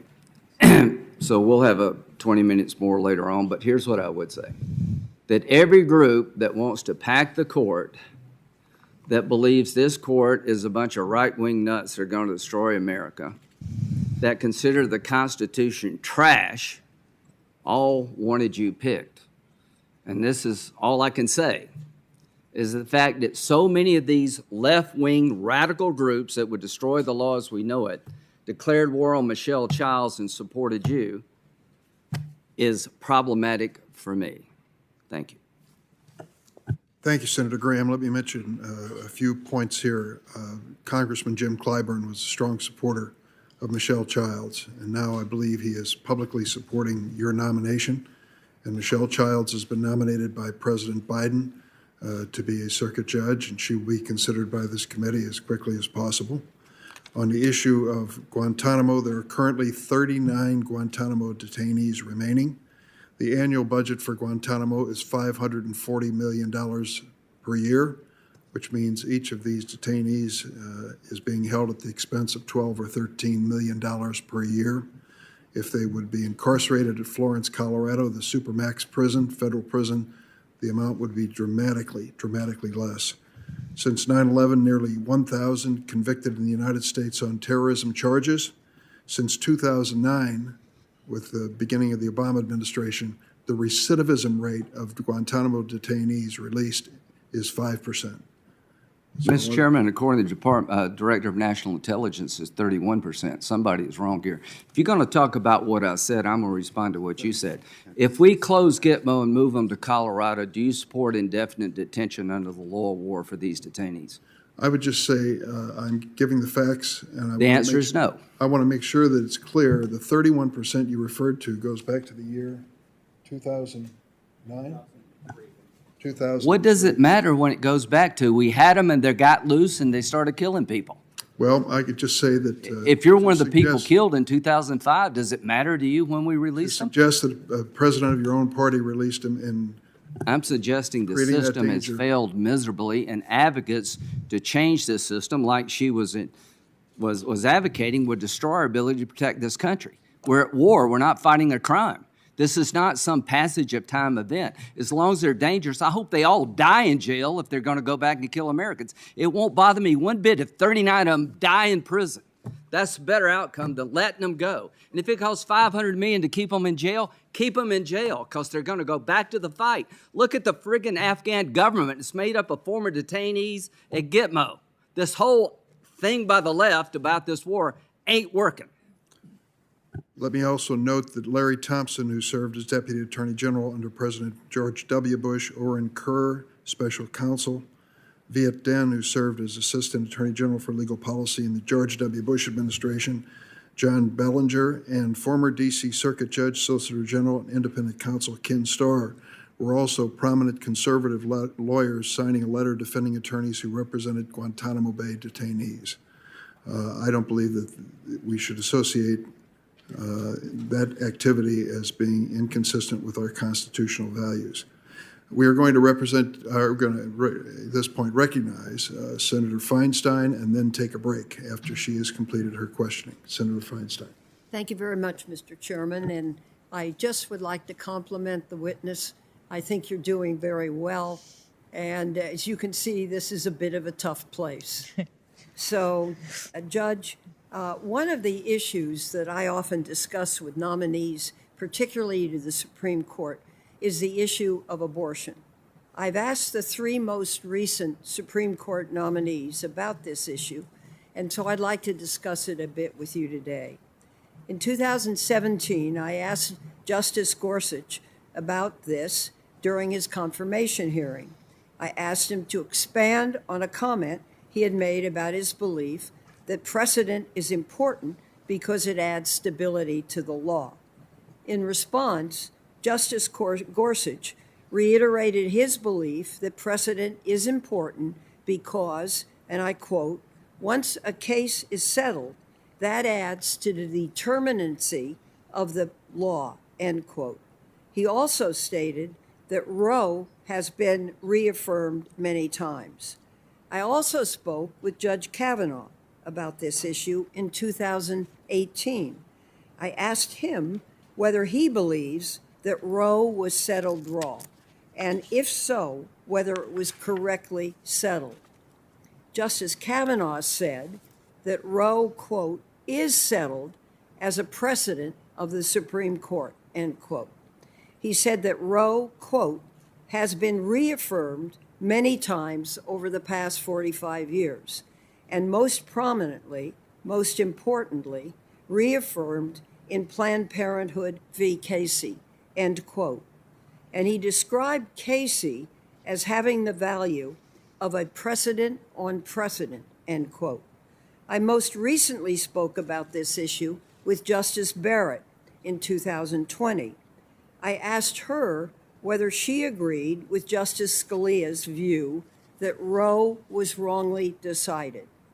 She committed to, quote, obey all the rules of stare decisis, end quote, if faced with the question of whether to overrule Casey. She said she had, quote, no agenda to try to overrule Casey, end quote. So here's the question. Do you agree with Justice Kavanaugh that Roe v. Wade is settled as a precedent? And will you, like Justice Barrett, commit to obey all the rules of stare decisis in cases related to the issue of abortion, end quote? Thank you, Senator. I do agree with both Justice Kavanaugh and Justice Barrett on this issue. Roe and Casey are the settled law of the Supreme Court concerning the right to terminate a woman's pregnancy.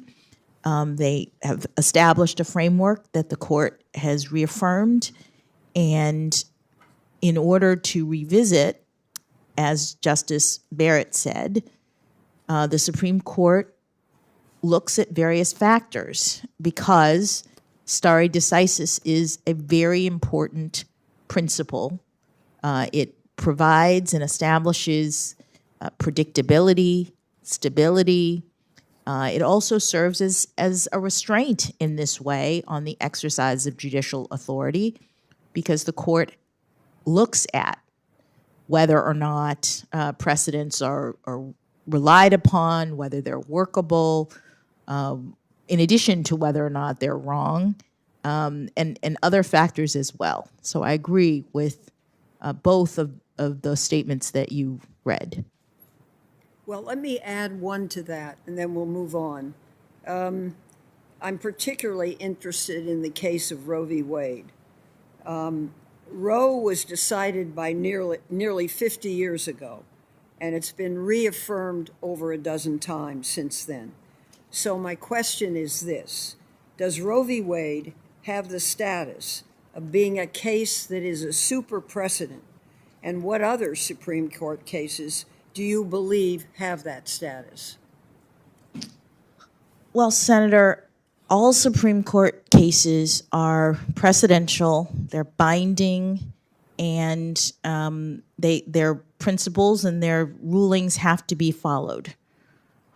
Roe and Casey, as you say, have been reaffirmed by the court and have been relied upon. And reliance is one of the factors that the court considers when it seeks to revisit, or when it's asked to revisit a precedent. And in all cases, the precedents of the Supreme Court would have to be reviewed pursuant to those factors because stare decisis is very important. Thank you. If you are confirmed, you would be one of only 2 justices who has also served on a federal district court, the other being Justice Sotomayor. In your 8 years as a trial judge on the D.C. District Court, you wrote nearly 600 opinions and presided over 9 jury trials and 3 bench trials. As you know from your service on the district court, it's important for appeals courts, and especially the Supreme Court, to be clear in their decisions. The clarity is necessary, as you well know, for trial judges to effectively do their job and properly apply legal precedents that are fair and consistent. As a district judge, you were responsible for applying precedent from the Supreme Court and the courts of appeal to your case. And now as a judge in the D.C. Circuit, you're drafting those precedents. Your experience as a trial judge is one of your most significant assets. And I just want to add a personal comment. This is a tough place, and you are handling it very well. And I appreciate your directness and think that's important. Here's a question. I have 2 related questions. How did you make sure that you were properly applying the relevant precedents as a district court judge? And if you're confirmed to the Supreme Court, what would you do to make sure your opinions are clear so they could be applied correctly by district courts? Thank you, Senator. As you noted, in my time as a district court judge, I had the opportunity to apply precedents that were handed down by the Court of Appeals and the Supreme Court. The district court is bound by the law as stated by those other tribunals, and I was very focused on making sure that I found the right precedents and applied them faithfully. As I mentioned, with respect to my methodology, part of the process is receiving information from the parties in a case. And the parties write briefs, and in most cases, they identify the precedents that they at least believe are applicable. And then the court does its own legal research as well to determine whether all of the relevant cases have been identified. And then you look to see whether there's anything that directly controls, and if it does, that's your answer.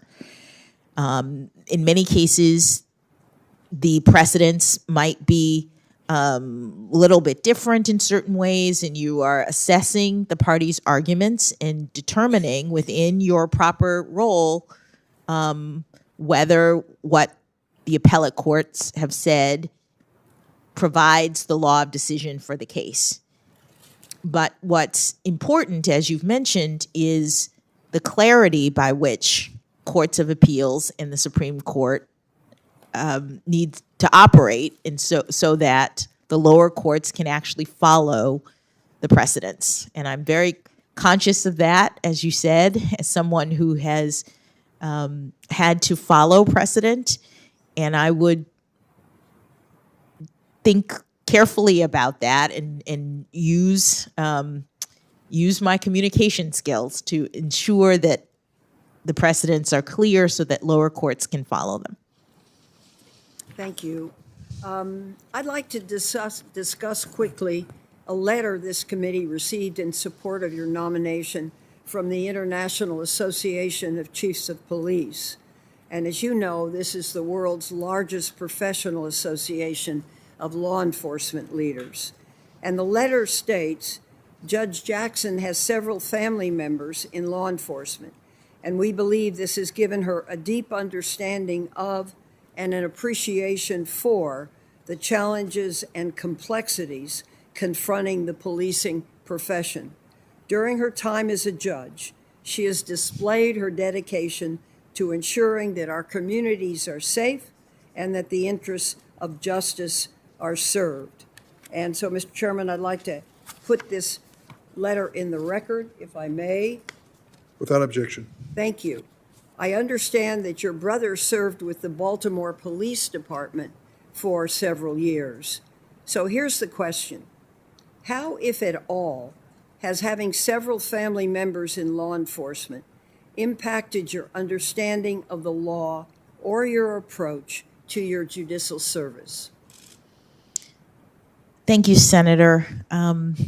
Some of my earliest memories, in addition to my father at the kitchen table with his law books, were of my uncles. Two of my uncles were career law enforcement, and one was a detective, uniformed detective. One was City of Miami Police Department officer, patrol officer for a long time before he became the chief. And I remember very well, we would go to my grandmother's house on Sundays, and she would make a big dinner for our family, and my uncles would sometimes come off of their shifts.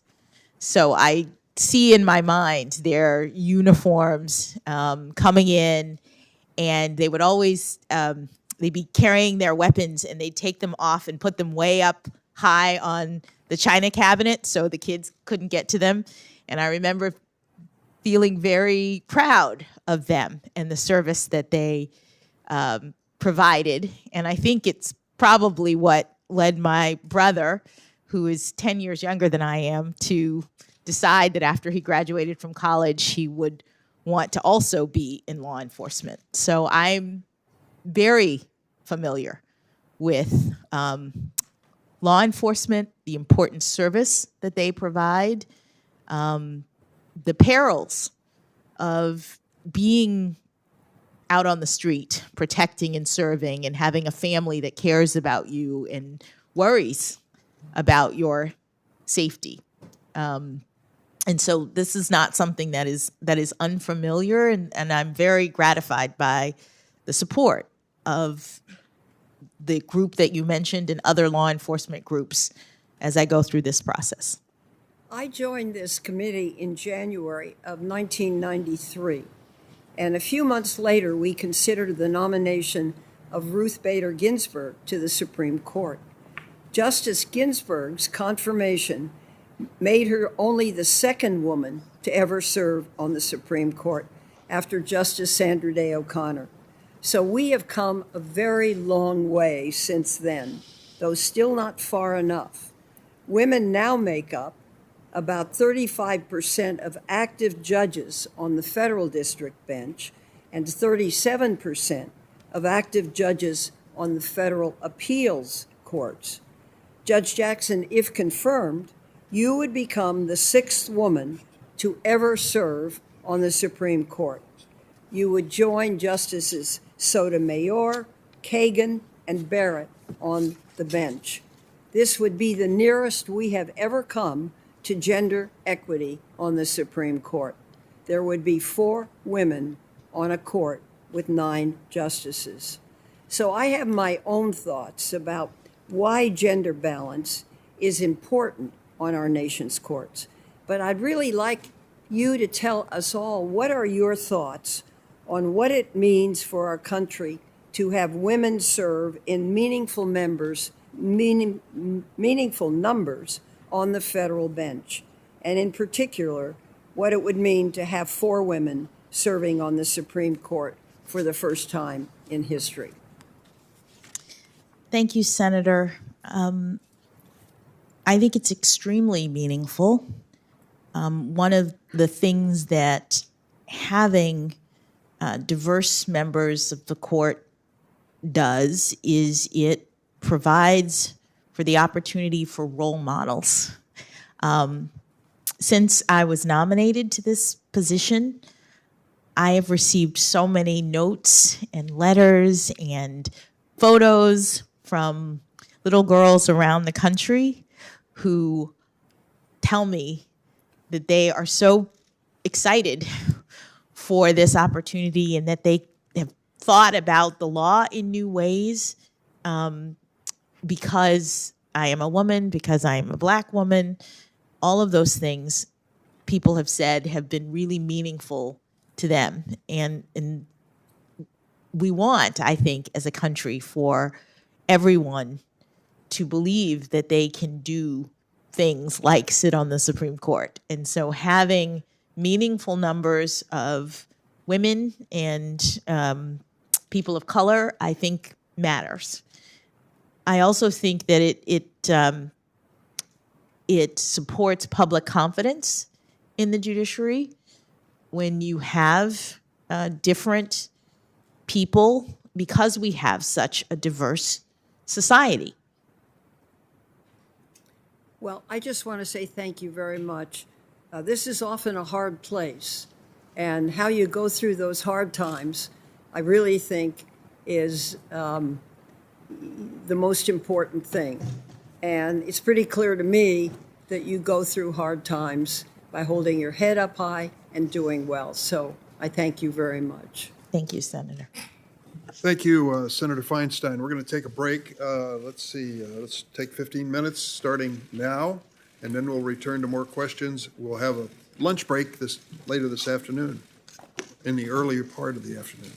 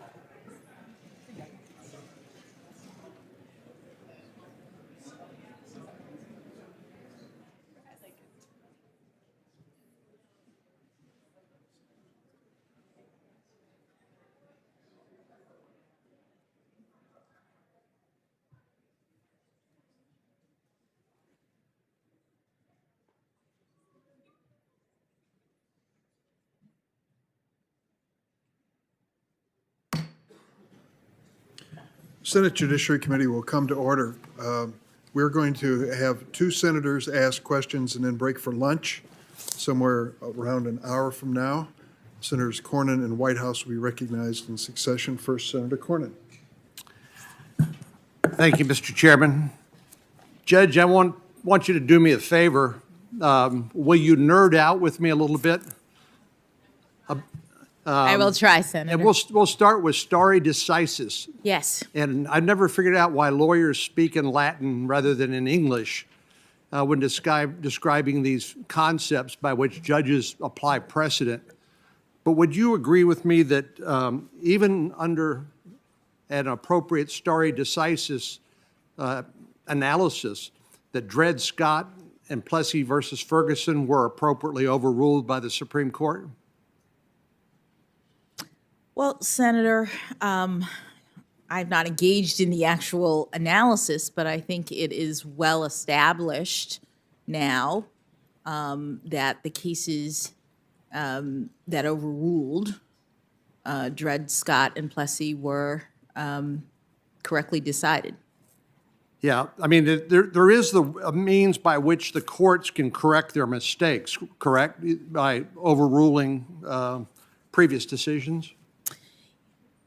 If the various considerations that the Supreme Court has uses to make that determination are satisfied. Have you ever heard a federal judge talk about super duper precedent or super precedent? I have not. I've never seen it either in any opinion. I've heard it here in the Judiciary Committee on a number of occasions when somebody has a favorite case or outcome that they don't want to see the Supreme Court revisit. Let me ask a minute. Obviously, your nomination by President Biden is historic, and I congratulate you again, congratulated you previously, and I think it's been long overdue. When Clarence Thomas, the second African-American who was nominated to and confirmed by the Supreme Court, was nominated to the court, did you celebrate that as a historic event? I'm trying to remember where I was at the time. I believe I did, yes. When we're talking about staying in your lane, and I appreciate your responses to a number of the questions, even though I'd love to get your answer to the question, but where you've deferred answering, saying you want to stay in your lane and not be seen as a policymaker. Would you agree with me that one of the most important questions under our constitutional form of government and the separation of powers is who decides? In other words, some questions are appropriately decided by judges who are unelected, served for life, insulated from politics, and other decisions are appropriately within the left up to the legislative branch because we are accountable to the people who can vote for us, they can vote against us if they don't like the policies that we enact in legislation. Would you agree with that? Who decides is an important question in terms of determining the appropriate role for both the judiciary and the legislature? As a general matter, I agree. It rarely comes directly like that as an issue. It's usually not a jump ball between the legislature and the executive. I get it. You don't get a lot of easy questions. Well, but you, as a general proposition, you won't disagree with me. What I'd say is that the courts are properly tasked with resolving legal questions. And that, cases or controversies, right? Exactly, in every case. And Congress is not similarly constrained. We can pass broad policies, comprehensive legislation, changing policy, but the difference is, one of the differences is the voters can unelect us if they don't like what we're doing. that is true. I want to ask you, did you study under Lawrence Tribe when you were at Harvard? I did not. Well, as you know, Justice Breyer, your mentor, wrote a little book called Active Liberty. And Lawrence Tribe, who was formerly a law professor at Harvard, wrote a review of that book in the New York Times Review of Books, and the title of it is Politicians in Robes. Are you familiar with that article? I'm not. Well, in the article, Professor Tribe accuses Justice Breyer of engaging in what he calls a noble lie.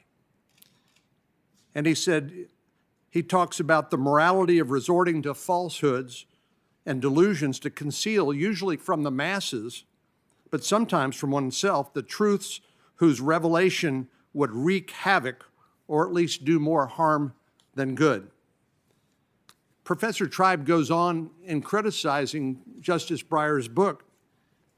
He says, in his stubborn avowal that the court, even with its current far-right supermajority, remains an apolitical body, he perpetuates a lie that is anything but noble. You've talked about staying in your lane, not making policy decisions, not being seen as political. Do you agree with Justice Breyer or with Professor Tribe? Senator, I believe that judges are not policymakers, that we have a constitutional duty to decide only cases and controversies that are presented before us, and within that framework, judges exercise their authority to interpret the law and not make the law. So you would agree with me that judges should not be politicians? Yes. Let me talk to you a little bit about some of the decisions that have been made by the Supreme Court over many years, starting perhaps with Dred Scott, that adopts the substantive due process argument to determine the constitutionality of various laws. Perhaps the most recent decision by the Supreme Court that was a dramatic departure from previous laws in the states and in the nation was the Obergefell case, which dealt with same-sex marriage.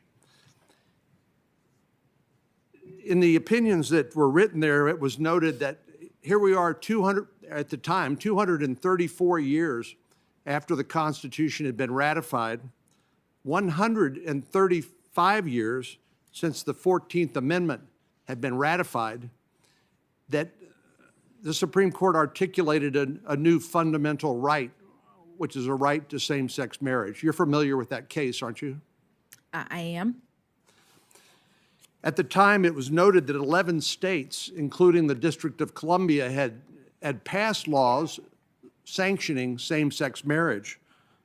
But also at the same time, there were 35 states who put it on the ballot, and 32 of those states decided to maintain the traditional definition of marriage between a man and a woman. Do you agree with me that marriage is not simply a governmental institution, it's also a religious institution? Well, Senator, marriages are often performed in religious institutions. Well, you agree with me that many of the major religions that I can think of, and they're Christianity, Judaism, Islam, embrace a traditional definition of marriage, correct? I am aware that there are various religious faiths that define marriage in a traditional way.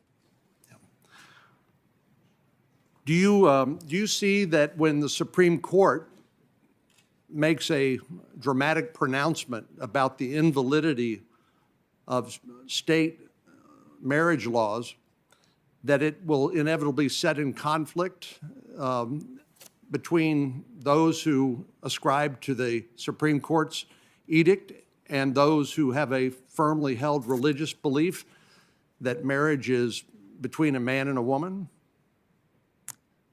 Well, Senator, these issues are being litigated, as you know, throughout the courts as people raise issues. And so I'm limited in what I can say about them. I'm aware that there are cases. No, I'm not asking you to decide a case or predict how you would decide in the future. I'm just asking, isn't it apparent that when the Supreme Court decides that something that is not even in the Constitution is a fundamental right, and no state can pass any law that conflicts with the Supreme Court's edict, particularly in an area where people have sincerely held religious beliefs, doesn't that necessarily create a conflict between what people may believe is a matter of their religious doctrine or faith and what the federal government says is the law of the land?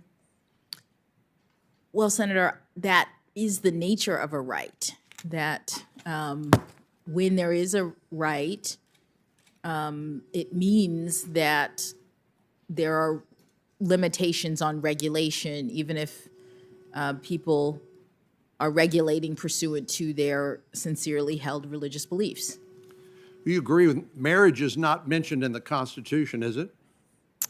It is not mentioned directly, no. And religious freedom and is mentioned in the First Amendment explicitly, correct? It is.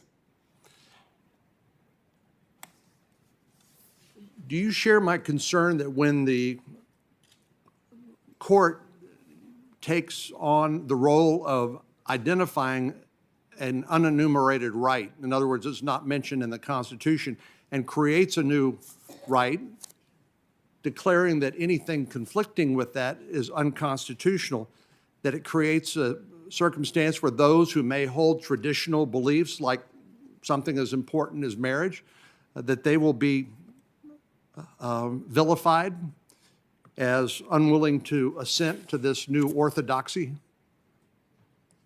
So, Senator, I understand that concern, and because there are cases that are addressing these sorts of issues, I'm not in a position to comment about either my personal views or whether I'm not asking you to. Justice Alito in the Oberfeld case wrote, he said, "I assume those who cling to the old beliefs will be able to whisper their thoughts in the recesses of their homes. But if they repeat those views in public, they will risk being labeled as bigots and treated as such by government, employers, and schools." So the Oberfeld case, to nerd out with you again, was decided under a doctrine known as substantive due process, correct? If memory serves, yes, substantive due process, and I think there might have been equal protection concerns mentioned as well. The Supreme Court has applied that somehow fairly mysteriously by saying it's created by the confluence of the Fifth Amendment and the 14th Amendment to the United States Constitution. But historically, it's been applied in ways that seem to sanction explicit policymaking by the courts. For example, the Lochner versus New York case, which I know you talked to Senator Lee about in particular, which it was a New Deal case which set limitations on how long bakers could work in New York. The Supreme Court struck that down and said it violated the right of free contract. Now, Lochner, as you know, was overruled 30-something years later, but it's also been applied in a number of different circumstances. For example, it's been suggested that Dred Scott, which treated slaves as chattel property, was a product of substantive due process. Justice Hugo Black has criticized the doctrine of substantive due process as the arbitrary fiat of the man or men in power, or the court declaring a law invalid because it shocked the consciences of at least 5 members of the court.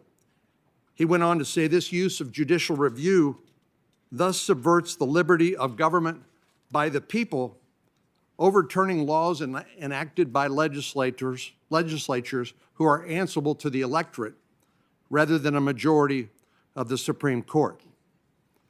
Finally, he said, for the purpose of my question, he said the adoption of such a loose, flexible, uncontrolled standard for holding laws unconstitutional, if ever it is finally achieved, will amount to a great unconstitutional shift of power to the courts, which I believe, Justice Black, that is, and am constrained to say will be bad for the courts and worse for the country.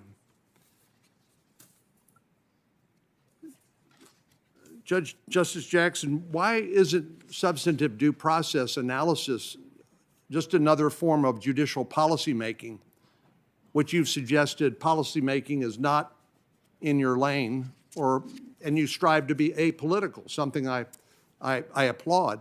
But why isn't substantive due process just another way for judges to hide their policymaking under the guise of interpreting the Constitution? Well, Senator, the justices have interpreted the due process clause of the 14th Amendment to include a substantive provision, the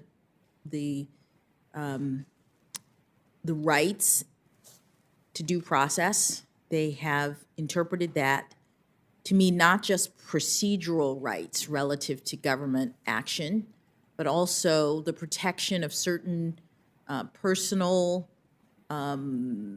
rights related to intimacy and autonomy. They include things like the right to rear one's children, I believe the right to travel, the right to marriage, interracial marriage, the right to an abortion, the contraception. These treating slaves as chattel property? I don't quite remember the basis for the Dred Scott opinion, but I'll trust you that that's... Well, the fact is it not, that you can use substantive due process to justify basically any result? Well, the court... Whether it's conservative or liberal, libertarian, or conservative, whatever you would like to call. It's just it's a mode of analysis by the court that allows the court to substitute its opinion for the elected representatives of the people, and would you agree? The court has identified standards for the determination of rights under the 14th Amendment substantive due process. And who gives them the right to do that? If it's not mentioned in the Constitution, where does the right of the court to substitute its views for that of the elected representatives of the people, where does that come from? Well, the court has interpreted the 14th Amendment to include this component, the unenumerated right to substantive due process, and the court has said that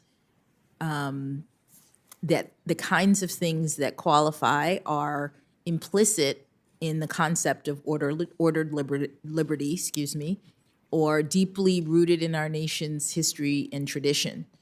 Those are standards that identify a narrow set of activities.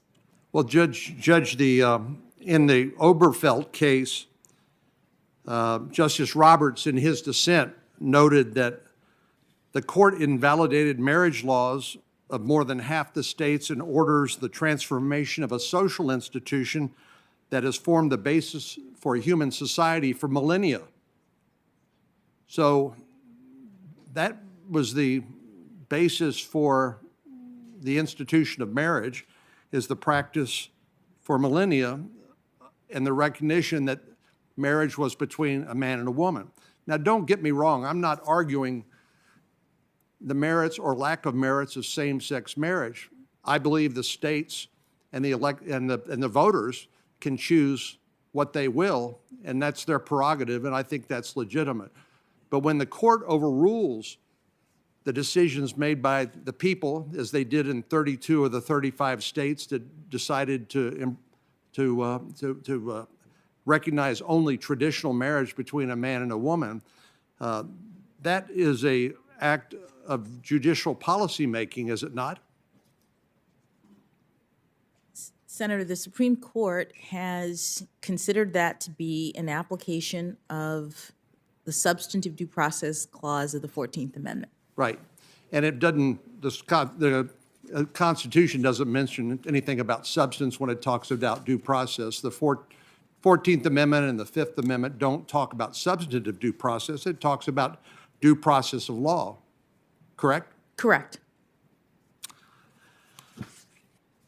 Well, one of the things that concerns me is here is an example of the courts finding a new fundamental right that is mentioned nowhere in the document of the Constitution. That's the product of simply court-made law that we're all supposed to salute smartly and follow, because 9 people who are unelected, who have lifetime tenure, whose salary cannot be reduced while they serve in office, they decide, 5 of them decide that this is the way the world should be. What other unenumerated rights do you believe exist? And how could we possibly anticipate what those might be? For example, the 9th Amendment says the enumeration in the Constitution of certain rights shall not be construed to deny or disparage other rights retained by the people, which suggests to me that there are other, as yet unidentified, rights out there, and somehow, someday, some court is going to tell us we've identified an unenumerated right, and we're going to reject the right of the American people to determine what the policies ought to be as regards that right, because we, the 9 people sitting on the Supreme Court, have decided we've discovered a new unenumerated right, and it shall be the law of the land, and no legislature can pass any law that conflicts with it. What other unenumerated rights are out there, or can you say? Senator, I can't say. It's a hypothetical that I'm not in a position to comment on. The rights that the Supreme Court has recognized as substantive due process rights are established in its case law. But, Your Honor, this is not a trick question. Oh, I understand. Okay. I'm just not in a position to speak to the. Well, can you understand why ordinary folks wonder, who do these people think they are, and where does this authority come from? I think Yes. the authority comes from we the people. That's the source of legitimacy of government. But when the courts decide to identify an unenumerated right and negate anything that conflicts with it, can't you see how they might feel that this is illegitimate, or a sort of policy making that you have disavowed by saying that you don't want to make policy, you want to stay in your lane? Can you understand the concern? Absolutely, Senator, I do understand it. And because I believe the court's legitimacy is very important. That's why I agree with Justice Breyer that, notwithstanding what anybody else says, that should be an aspirational goal of the judges, because we're all concerned about the legitimacy of our institutions, and particularly, I would say, the institution of our judiciary. So how do you as a judge, when you are approaching your decisions, how do you try to avoid being seen as a policymaker by embracing doctrines like substantive due process, which is essentially gives judges carte blanche to do whatever they want? Well, Senator, I've not had that particular situation, but I have a methodology that is designed to avoid my importation of policy perspectives. The judges are constrained in our system. That's part of the constitutional design. And so in all cases, I am looking neutrally at the arguments of the parties, and presumably in a case like this, there would be arguments made on both sides of the issue. Well, Your Honor, if you'll forgive me. Yes. One reason I think the Supreme Court's different is because in your previous capacity as a trial judge, of course, you were bound by circuit court precedent. And on the circuit court, you're bound by the Supreme Court precedent. But as a member of the United States Supreme Court, you will be bound by nothing. You will be unaccountable to the voters. And so you said you can. Well, respectfully, Senator, I mean, yes. So you're not going to be able to find the answer in some law book somewhere. You're going to be presented with a case, and the argument's going to be made. This is an unenumerated fundamental right, and the voters,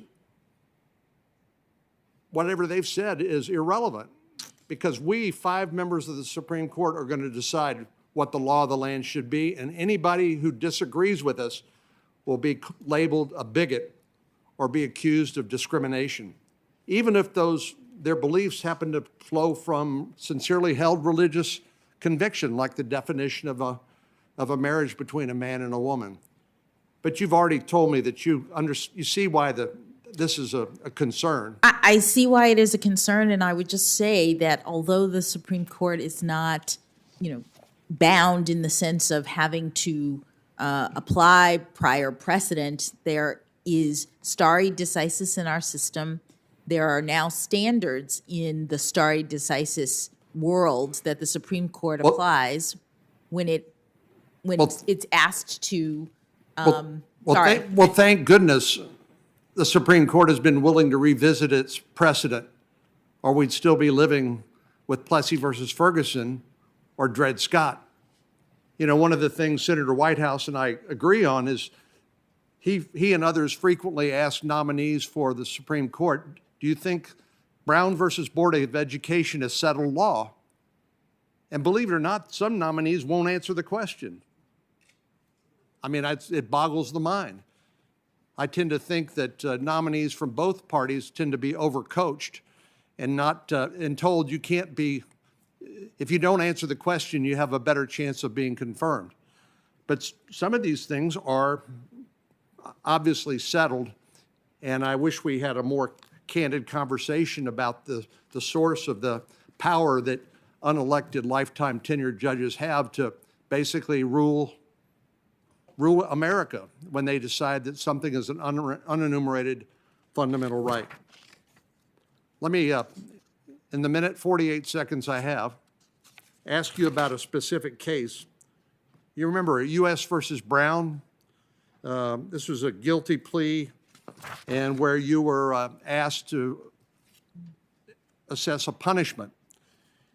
And at one point in the proceedings, you said, I'm going to state for the record, however, that this court has a long-standing policy disagreement with the criminal history guidelines with respect to the application of the 2-point enhancement. Do you remember when you said that? I don't remember that particular statement. How is that policy disagreement different from other disagreements where you said that you're not going to get out of your lane, you're not going to get into the policy lane? Yes, Senator. The Supreme Court in the sentencing realm has made the guidelines, the sentencing guidelines, advisory. They used to be mandatory. Judges used to have to calculate the guidelines for sentencing purposes and then essentially apply a sentence within the guideline range. In a case called United States versus Booker, the Supreme Court determined that the guidelines are advisory now, so they don't have to be applied in every case. You have to calculate them, but judges have more freedom to give effect to Congress's the various provisions in the statute related to sentencing. In Booker and in its progeny, the Supreme Court made clear that judges at sentencing. Judge, I only have a limited amount of time, so let me just close on one other question, and forgive me for interrupting Yes. you, but there's such a thing as a judicial filibuster too. Sorry, I was And trying to get to the point. let me just ask. I don't know you well, but I've been impressed by our interaction, and you've been gracious and charming. Why in the world would you call Secretary of Defense Rumsfeld and George W. Bush war criminals in a legal filing? It seems so out of character for you. Senator, you may have been are you talking about briefs or habeas petitions that I filed? Talking about when you were representing a member of the Taliban, and the Department of Defense identified him as an intelligence officer for the Taliban, and you referred to the Secretary of Defense and the sitting President of the United States as war criminals. Why would you do something like that? It seems so out of character. Well, Senator, I don't remember that particular reference, and I was representing my clients and making arguments. I'd have to take a look at what you meant. I did not intend to disparage the President or the Secretary of Defense. Well, being a war criminal has huge ramifications. You could be subject to the jurisdiction of the International Criminal Court and hauled before that international tribunal and tried for war crimes. So it's not a casual comment, I would suggest. Thank you. Thank you, Senator Cornyn. Senator Whitehouse. Thank you, Chairman. Judge Jackson, good to be with you again. Good to be with you. I know that a great many people are extremely proud that you are here today. I don't know that there are a great many who are prouder than Bruce Selya. And so, with your permission, I'll take a moment and offer into the record some of his comments about you, and then maybe give you a chance to reciprocate with a word about him. But yesterday in my opening remarks, I mentioned the Boston Globe article in which Judge Selya said that about you, she is absolutely everything you would want in a Supreme Court justice. She has all the tickets in terms of her intelligence, her education, her work experience, and her demonstrated judicial temperament. I see some of the same qualities in her that I saw in Ruth Bader Ginsburg: humility, the ability to inspire others in a quiet way, not at the top of her voice. Some people have the capacity to inspire by example and the force of their reason. Intellectually, she is very smart, very well informed, and she is very hardworking and focused. She gets the big picture. May I ask unanimous consent that the Globe article be admitted into the record? Without objection. But he didn't stop there, Your Honor. He went on to WPRI, a local station in Rhode Island, and said about you, she's worked hard. She deserves it. And I literally don't think that the president could have made a better choice. I think she'll be a terrific addition to the Supreme Court. She listens to what other people have to say, but makes up her own mind. She has a very scholarly approach toward the law. She has a very winning personality. She's kind to the people she comes in contact with, and she has a certain humility that I find very attractive in people. May I ask unanimous consent that the statement from WPRI be put into the record? Without objection. Judge Selya went on Law 360 and said, I sense that she has the same sort of desire to achieve consensus and a pragmatic streak that has characterized some of Justice Breyer's work. I think she will be quite balanced. I have not found her to be an ideologue.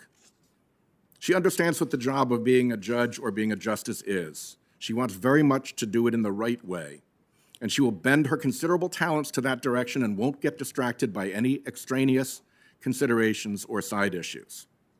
I think the country will appreciate that, and will appreciate that this is a woman who understands the importance of the position and will give 100% of her talents every day to do that job in the right way and in accordance with her oath of office. Unanimous consent that that be put into the record? Without Chairman? objection. And then finally, the Providence Journal, our home state newspaper, Katie Mulvaney, in an interview, heard Judge Selya say, "I think it's a terrific appointment. She's a very thoughtful person and wonderfully well qualified. I'm happy not only for her, but for the whole country. She listens well, she gets the whole picture, has great respect for the rule of law. I think she's got the whole package." Unanimous consent that that article be put in the record. Without objection. So, any reflections on Judge Selya? Well, that was very moving. Thank you, Senator, for reading his lovely remarks. It's exactly who I know Judge Selya to be, always eloquent, always insightful, and I'm so flattered by his admiration, because he is someone that I have admired my entire professional life. He taught me how to look at issues very carefully, how to write in a lot of ways because of the way in which he's so fastidious with his opinions. And he's been an extraordinary mentor and role model for me. Well, we are very proud of him in Rhode Island. As you know, he's on senior status, and when he went on senior status, we were able to recommend the Rosary Thompson to succeed him, of whom I think Rhode Islanders are equally proud, and she has now gone on senior status. And Mr. Chairman, I hope we'll be considering shortly an equally impressive Biden nominee for her position. On an unrelated subject, and it relates to yesterday's activities. You can relax a moment, Your Honor. This will not be a question for you. But a lot was said in this room yesterday about dark money by our Republican friends, to the point where one of the headlines about yesterday read, "Republicans hammer dark money groups." And I'll be the first to concede that there is dark money on both sides, and I hope very much we can get rid of it on both sides shortly by legislation. But there is a difference, I believe, between a dark money interest rooting for someone and right-wing dark money interests having a role in actually picking the last 3 Supreme Court justices. Now, how do we know that they had a role in doing that? Well, we know because everybody involved said so. It was pretty straightforward stuff. President Trump said we're going to have great judges, conservative, all picked by the Federalist Society. That's pretty plain. Senator Orrin Hatch, former chairman, was asked, some have accused President Trump of outsourcing his judicial selection process to the Federalist Society. I say, damn right. The co-founder of the Federalist Society said that the administration is relying on the Federalist Society to come up with qualified nominees. And then Don McGahn, who ran the operation for Trump in the White House, said, "I've been a member of the Federalist Society since law school, still am, so frankly, it seems like that role has been insourced." So there's pretty clear and pretty broad agreement that that selection process took place out of the public eye, and it appears to have been informed heavily by dark money interests. They were not alone in saying this. Here's Laura Ingraham on Fox News, concerned about abortion cases coming up before the court. "We have 6 Republican appointees on this court. After all the money that's been raised, the Federalist Society, all these big fat cat dinners, if this court with 6 justices cannot do the right thing, then I think it's time to circumscribe the jurisdiction of this court. That's the way to change things finally." So we have people who are in a position to know what was going on behind the scenes describing the 6 Republican appointees on the court who got there after all the money that has been raised, the Federalist Society, and all these big fat cat dinners and threatening that if they don't do what she considers to be the right thing, they'll be punished by circumscribing the jurisdiction of the court. That's pretty big talk, but it's backed up by pretty big dollars. If you go back to before this enterprise got underway, the money that came into the Federalist Society from what's called Donors Trust, which has been described as the dark money ATM of the right, a Koch brothers affiliated operation. Back, say, in 2002, it got $5,000. No big deal. By 2019, when this operation was in full swing, it got $7 million. We don't know who the real donor was because that's the job of Donors Trust, is to de-identify the donor, to launder the identity off the donation so you can't connect the dots any longer. But $7 million, I think, is quite a lot of money. And unfortunately, the Federalist Society was not alone. Right down the hallway is something called the Judicial Crisis Network. Its office is on the same hallway as the Federalist Society in the downtown Washington building, although JCN's website and tax filings list a mailing address at a different location, an address shared by multiple companies. And right down that hallway at that Judicial Crisis Network, there's even more money pouring. And here's how much poured into the last 3 nominations via the Judicial Crisis Network. $21 million related in time to the Gorsuch nomination, $17 million to the Kavanaugh nomination, $14 million to the Barrett nomination. And of course, we don't know who the actual donor is. Could be the same donor, who knows? And because we don't know who the donor is, we don't know what business they might have had before the court. And I think it matters when people are seeking to influence the makeup of the court that the public understand what business they may have before the court. And anonymity hides all of that. And they didn't stop with the Trump nominees. They got up on the air, a dark money group using dark money to accuse Biden's Supreme Court nominee, at that point a player to be named later. Judge Jackson had not been selected at this point, of being a tool or stooge of liberal activist dark money. This is a screenshot from their advertisement paid for by the Judicial Crisis Network. So it's worth understanding for a moment what the Judicial Crisis Network is and where it lies. And it lies in a network of organizations. The prevailing way that political mischief is accomplished these days is with a paired 501c3 and 501c4 organization. The 501c3 gets the tax deduction, the 501c4 gets to participate in political activity. And sure enough, there's an 85 fund and a Concord fund that are twinned together as a 501c3 and 501c4 organization. And they filed under Virginia corporation law to operate under what they call fictitious names. That's the term of law under which they file, fictitious names. And there's the Judicial Crisis Network, one of the fictitious names of the Concord Fund. It has a parallel judicial education project that is a fictitious name of the 85 Fund.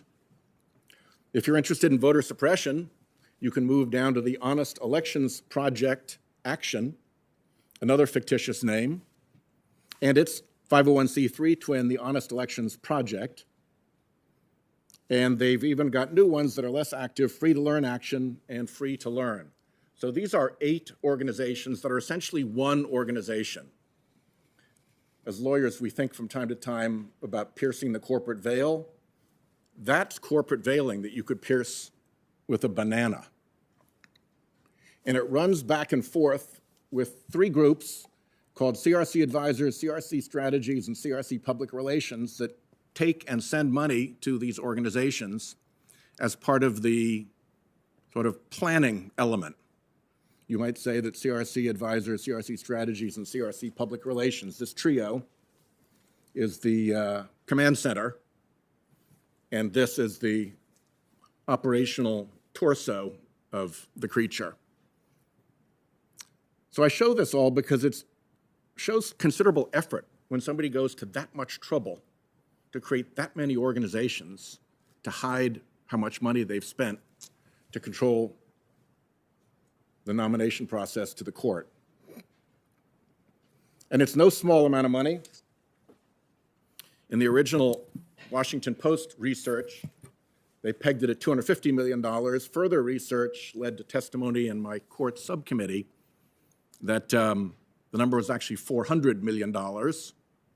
And we have a recent report that we haven't fact-checked that the number is actually even higher than that. So I may amend this number upward once we're done with our fact-checking. $400 million funding conservative activists' behind-the-scenes campaign to remake the nation's courts.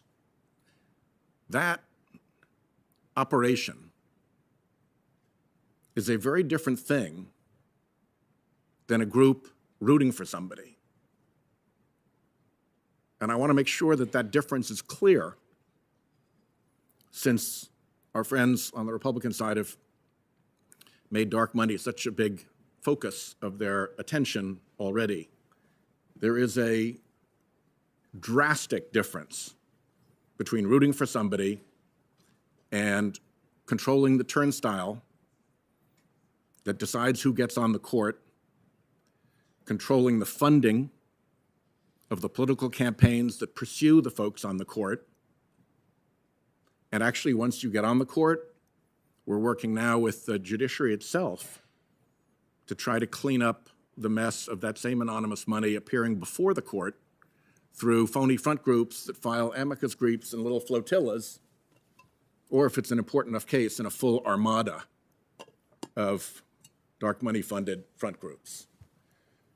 So that bears not at all on this nominee, but because this is a very public forum and because we've heard all that so-called hammering of dark money groups, I wanted to make sure that it was clear to everybody how this game is played and what the difference is in the way the two sides play it. So now, back to our business, Judge Jackson. You have served as a trial court judge. I have. You have served as an appellate court judge. I have. And with any luck, you are on your way to serve as a Supreme Court justice. Now, one of the things that is very different about trial court judges and appellate court judges is what their role is with respect to fact-finding. It's my belief from my time spent as a practicing lawyer that the role of fact-finding belongs at the trial court level. That's where you can look the witnesses in the eye. That's where the evidence can be amassed. That's where the trial judge has the responsibility of sifting through it. If there's a jury, then the jury, of course, is the ultimate fact finder. But if you're in a non-jury trial, the trial judge is the fact finder. Then the case goes up on appeal, and it comes up with a record of fact in the case. And in my view, that record of fact that comes up to the appellate court is actually a constraint on the power of the appellate court to go wandering off. The court is obliged to consider the appeal based on the factual record that was adduced in the district court. So you, having lived in both of those houses, the trial court house and the appellate court house, tell me a little bit about what that change meant to you as you went from being a trial judge to an appellate judge.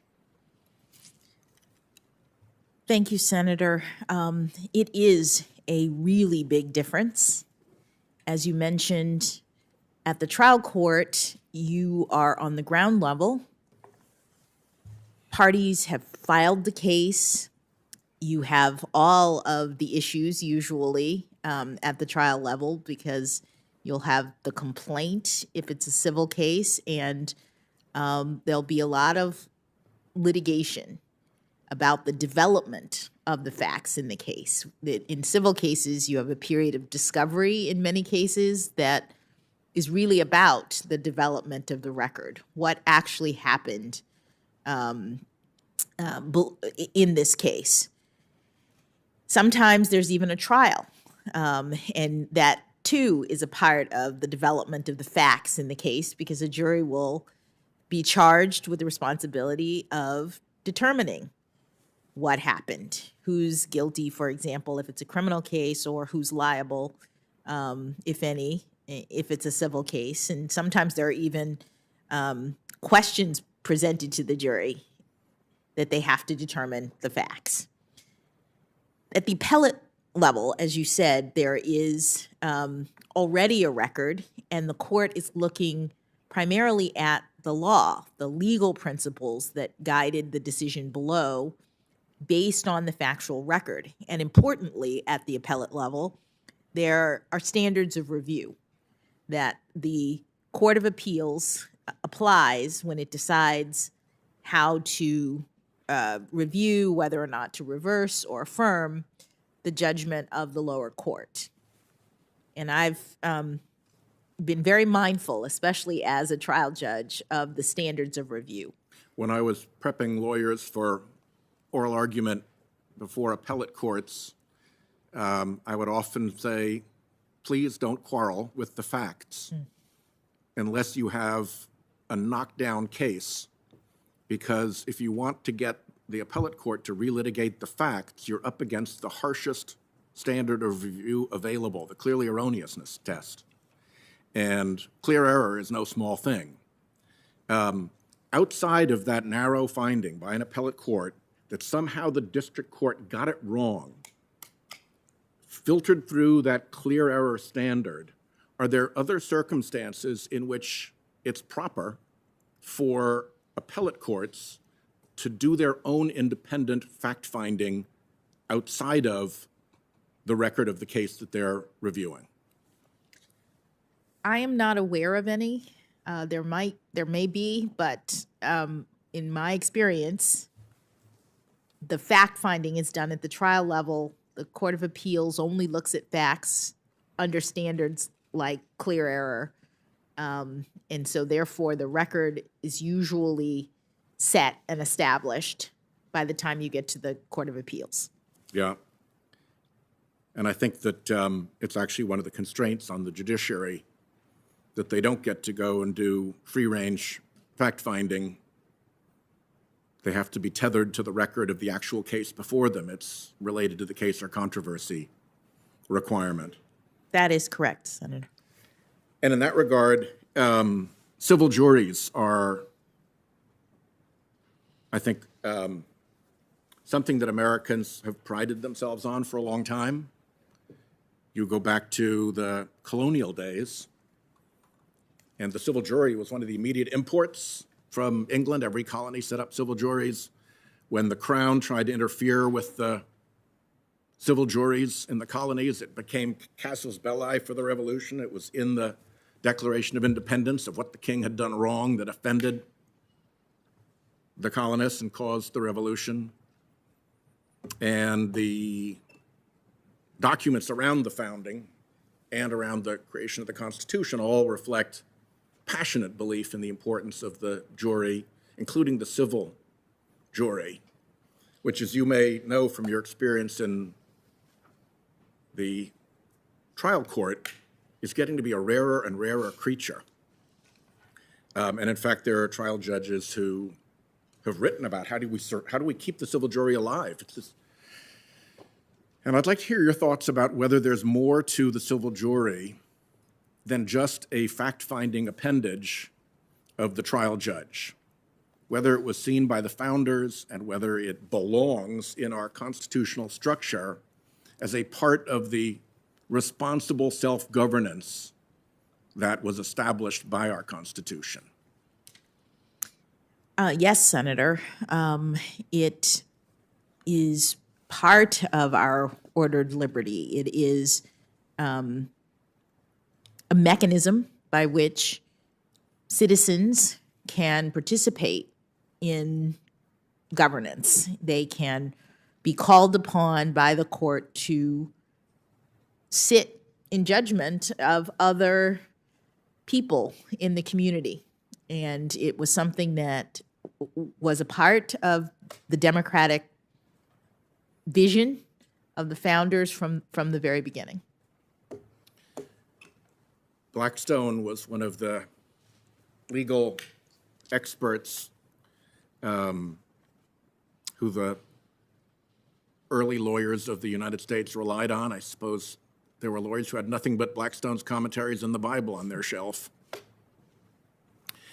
And Blackstone described the jury as having a role to make sure that the power and clout of big and powerful interests could be protected against, that it was a refuge from the power of what he called the more powerful and wealthy citizens. There was long experience in government of corruption, whether it was getting to a chief executive and getting them to do things your way for improper reasons, or whether it was controlling a legislature, a legislative body.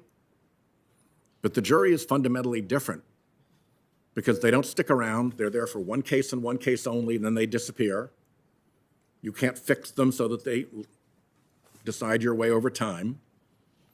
And if in that one case you try to fix them, you've likely committed a criminal offense. Tampering with the jury is a pretty significant thing, is it not? It is. If anybody tampered with a jury of yours, how would you respond? Oh, very seriously. So the jury lives in a protected environment from a lot of the political power and the danger of corruption that the elected branches often suffer.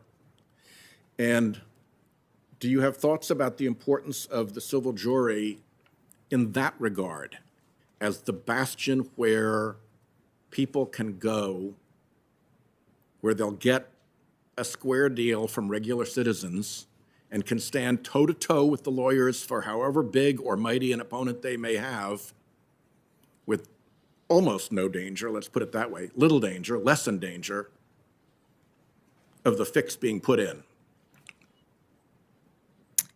Well, certainly the jury system is designed in that manner, that citizens are brought in from the community. When we pick juries, we ask as judges, do any of you in this pool have any connection to anyone? You know, So you screen them for conflicts of interest. You screen them heavily. That's part of the what we call the voir dire, the sort of. We don't do that with people who come to Congress. Well, in the court They system, come with their conflicts of interest, often right on their lapels, sometimes hidden in their back pockets. But juries, not so, correct? Not so. And in fact, that would be a reason to exclude someone from the jury. And we even ask, do any of you as judges, we say, do any of you know me? And if you do, you'll have to let me know and be removed. Because the idea, as you've indicated, is to get people from the community who have no connection to the case and can hear the evidence that's presented in the courtroom and the arguments of the lawyers and make a decision that is unconnected to any sort of personal interest they might have. Protecting the jury against the dangers of bias or corruption, giving the parties before it a clean and fair shot. Yes, Senator.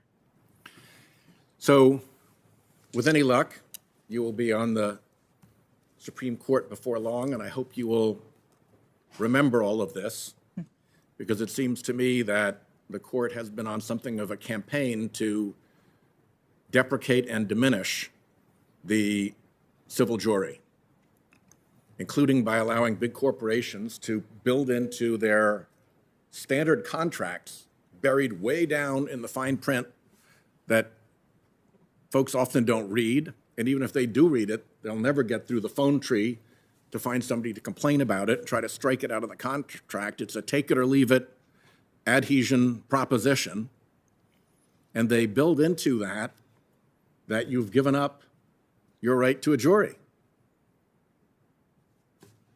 your Seventh Amendment right to a civil jury. It's right actually in the Bill of Rights. And I cannot think of another right that the court pays less attention to or throws more readily under the bus. If you read the mandatory arbitration cases, there's rarely a mention of the Seventh Amendment. And it seems to me that it flies in the face of the purpose of the jury to allow the citizens of the greatest power and wealth, who are today corporate citizens, to actually be able to take on the ability on their own through contracts that the customer has no chance to negotiate. The employee has no chance to negotiate, to actually take away that right that was at the heart of our founding without a squeak of objection or even notice by the court. And I think it's created a dramatic shift in power towards big corporations. And I think it has harmed innumerable employees and customers. So I am extremely happy that you have been able to answer these questions with such clarity about the role and the history and the value of the civil jury and its importance, not just as your fact-finding adjunct, but as an important part of our constitutional structure, part of our structured liberty as Americans. I wish you well. I'll see you again tomorrow. And thanks so much for your patience with all of us here today.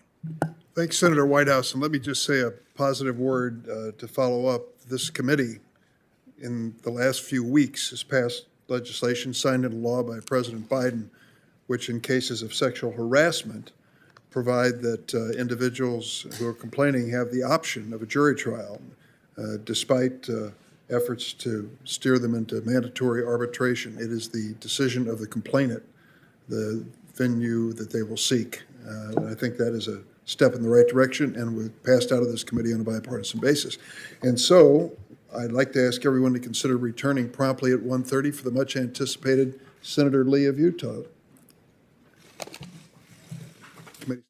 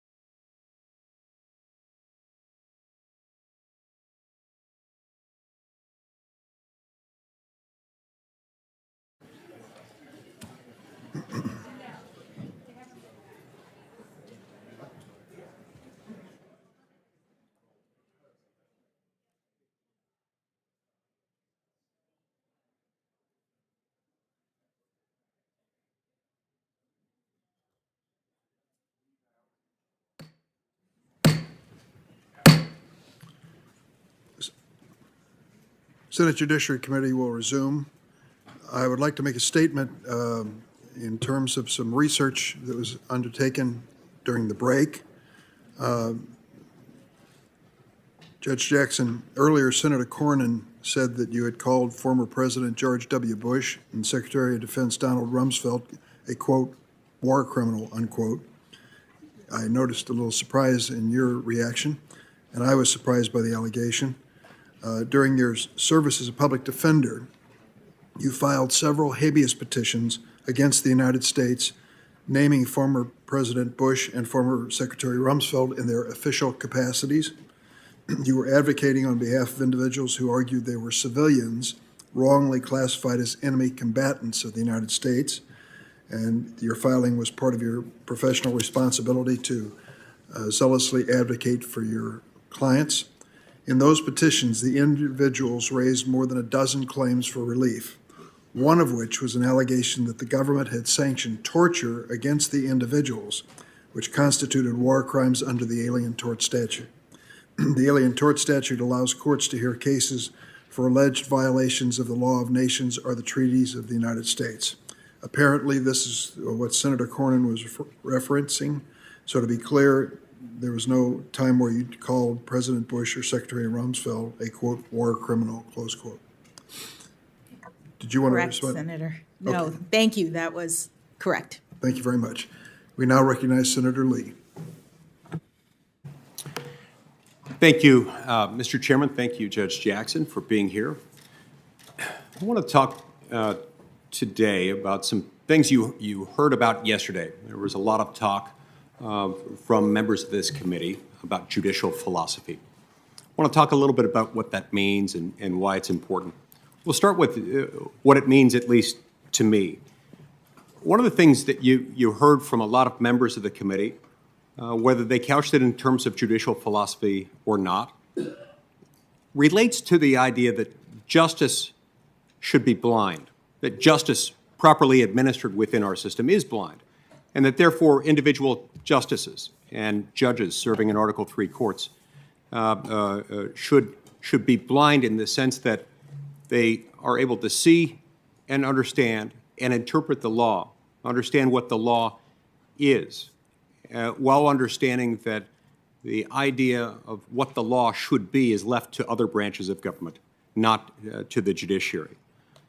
In this respect, we recognize that blind justice and blind justices, those who are blind to the things they're supposed to be blind to, are those willing to recognize that if there is a policy flaw in the law, and if there's a policy change that needs to be made, it's not the role of the court to change it. That belongs to two different branches of government, primarily to Congress. This, of course, requires judicial restraint. It requires judicial humility. And it gets back to what I was describing yesterday when I referred to Justice Barrett drawing on the analogy from the Odyssey of Odysseus binding himself to the mast of the ship. Most of us refer to this judicial philosophy as textualism. Textualism is neither liberal nor conservative. It's neither Republican nor Democratic. It's just the approach that says what the law says matters, and the job of the jurist is to look at the text and figure out what the text means, to ascertain the original public meaning of the text in question. While I doubt there are any members of this committee who would disagree with the idea that justice should be blind in this respect and that policy changes need to be made by the political branches of government, primarily by the legislative branch and not by the courts, you did hear some statements that I think are at least a little bit at odds with that concept of justice. One of my colleagues mentioned that you should interpret the Constitution in a way that works for the people of today. Fair enough. We certainly don't want to interpret the Constitution in a way that doesn't work. But again, that's not the objective. The objective is not to ascertain good policy. The objective is to ascertain what the law requires. You were urged to consider the effects of the court's actions on people's lives. There again, insofar as this relates to policy, it's not really the job of the courts. You were admonished that you must, quote, be able to see the real people at the other end of the court's rulings like Americans who are one Supreme Court decision away from losing their health insurance, or one court decision away from the ability to make their own health care choices. And the list goes on and on. Now, that type of judicial philosophy would have you step into the role of policymaker and decide what the law should be rather than what the law is. You also heard quoted a couple of times yesterday, quoted or paraphrased or otherwise referenced, Federalist 78, in which Alexander Hamilton refers to the difference between between will and judgment. Will, as expressed by Hamilton, refers to what the law should be. Judgment pertains to what the law is. The judicial branch has the latter power, but not the former. The legislative branch has the former, but not the latter. Judge Jackson, I'd love to get your thoughts on this discussion about what it means, what blind justice is, why that's important. Let's start with this formulation of it, though. Does the law determine the outcome of a case, or does the outcome of the case determine the law? Thank you, Senator. The law determines the outcome of case. And so anytime you're looking at a case and you're looking at the outcomes for ordinary Americans, for day-to-day Americans, if you're looking beyond the scope of deciding that case, and if you're looking even within that case beyond what the law says, you would be stepping into a province of a different branch. Is that right? I believe so. The law and the facts of the case determine the outcome of cases. I think that's an accurate statement. It's important to emphasize this. This is also something that Hamilton describes in Federalist 78, where he goes on to say anytime you start to see the courts start to exercise will instead of judgment, the result is supplanting the will of the people as expressed through their elected representatives through the courts. And that tends to undermine the whole system. You see, there's a reason, of course, why we give life tenure to Article III judges and justices. And that is because we want to make sure that they have the power, the authority, the discretion, and the confidence to issue a decision that they might not be comfortable with. In fact, a judge who always agrees with and is always comfortable with his or her own opinions is, as Justice Scalia used to say, not a very good judge. So we wanted them, you, all, to have confidence in being able to make the right decision, even knowing that you and the public at large might be uncomfortable with the result it produces. Congress makes laws that you won't always agree with. Congress is accountable to the people at regular intervals. You can fire every member of the House of Representatives every 2 years. You can fire 1/3 of us in the Senate every 2 years. We insulate judges and Supreme Court justices from that same accountability precisely for this reason. It's because political accountability is so important. This is borne out in the judicial oath, one of the oaths that you'll take if confirmed to this position as an associate justice, in which you'll swear or affirm that you'll administer justice without respect to persons, and that you'll do it faithfully and impartially. I read this to mean that you do it without consideration of external circumstances, external considerations, policy considerations, or otherwise. Now, this relates to some interaction that you and I had when you came before this committee for your confirmation to the U.S. Court of Appeals for the D.C. Circuit, where you now sit. In connection with that hearing, I submitted some questions to the record in which I asked you whether, to what extent, the Constitution protects rights that are not enumerated in the Constitution itself, and if so, to specify what those rights were. You responded by citing a number of cases, including Griswold versus Connecticut, Roe versus Wade, Loving versus Virginia, and a handful of others. You also suggested that the Ninth Amendment was a source for such rights, unenumerated rights. The Ninth Amendment, of course, states, quote, that the enumeration in the Constitution of certain rights shall not be construed to deny or disparage others retained by the people. Judge Jackson, what specific rights has the Supreme Court identified as flowing from the Ninth Amendment? And by that I mean specifically from the Ninth Amendment, rather than in sort of an also-ran list of other features of the Constitution that might back up a particular ruling. What rights has the Constitution identified as flowing specifically from the Ninth Amendment? Thank you, Senator. The Supreme Court, as I understand it, has not identified any particular rights flowing directly from the Ninth Amendment, although, as you said, the text of the amendment suggests that there are some rights that are not enumerated. Right, right. Its very existence and its very language suggests that, which opens up other questions as to how those are to be resolved. It's led to considerable debate among scholars and jurists alike as to whether, to what extent, in what way, this is enforceable. Those rights are enforceable by the courts. But how would we go about deciding that? How would jurists go about deciding this question appropriately? In other words, would it be more appropriate to say we will ascertain the existence of rights protected by the Ninth Amendment based on contemporaneous understanding at the time of the ratification of the Ninth Amendment? Or would it be more open-ended to protect rights that we think are important today? Thank you, Senator. The Supreme Court now very clearly has determined that in order to interpret provisions of the Constitution, we look to the time of the founding. And we ascertain, based on what the original public meaning of the words of the Constitution were at the time. Sometimes that yields a particular answer. Other times you may have to look to practices historically from that time. But that would be the way in which you would go about interpreting the Ninth Amendment.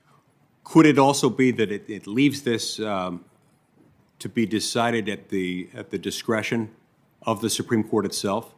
In other words, not based on any historical precedent, but based on what the Supreme Court justices themselves deem appropriate at the moment? I don't think so. Why is that? Because the way in which the Supreme Court interprets the Constitution is with reference to the meaning of the text at the time. That it is one of the constraints, as I mentioned, in terms of my own way of handling, interpreting the law. One of the constraints is that you're bound by the text and what it meant to those who drafted it. At the time, gotcha, yeah. Now, on February 1st of this year, President Biden said that he was looking for a Supreme Court nominee. This was, as I recall, right after Justice Breyer announced that he would be stepping down and before he had announced whom he might nominate, that he was looking for a nominee, quote, with, quote, a judicial philosophy that's more one that suggests that there are unenumerated rights to the Constitution and all new members mean something, including the Ninth Amendment.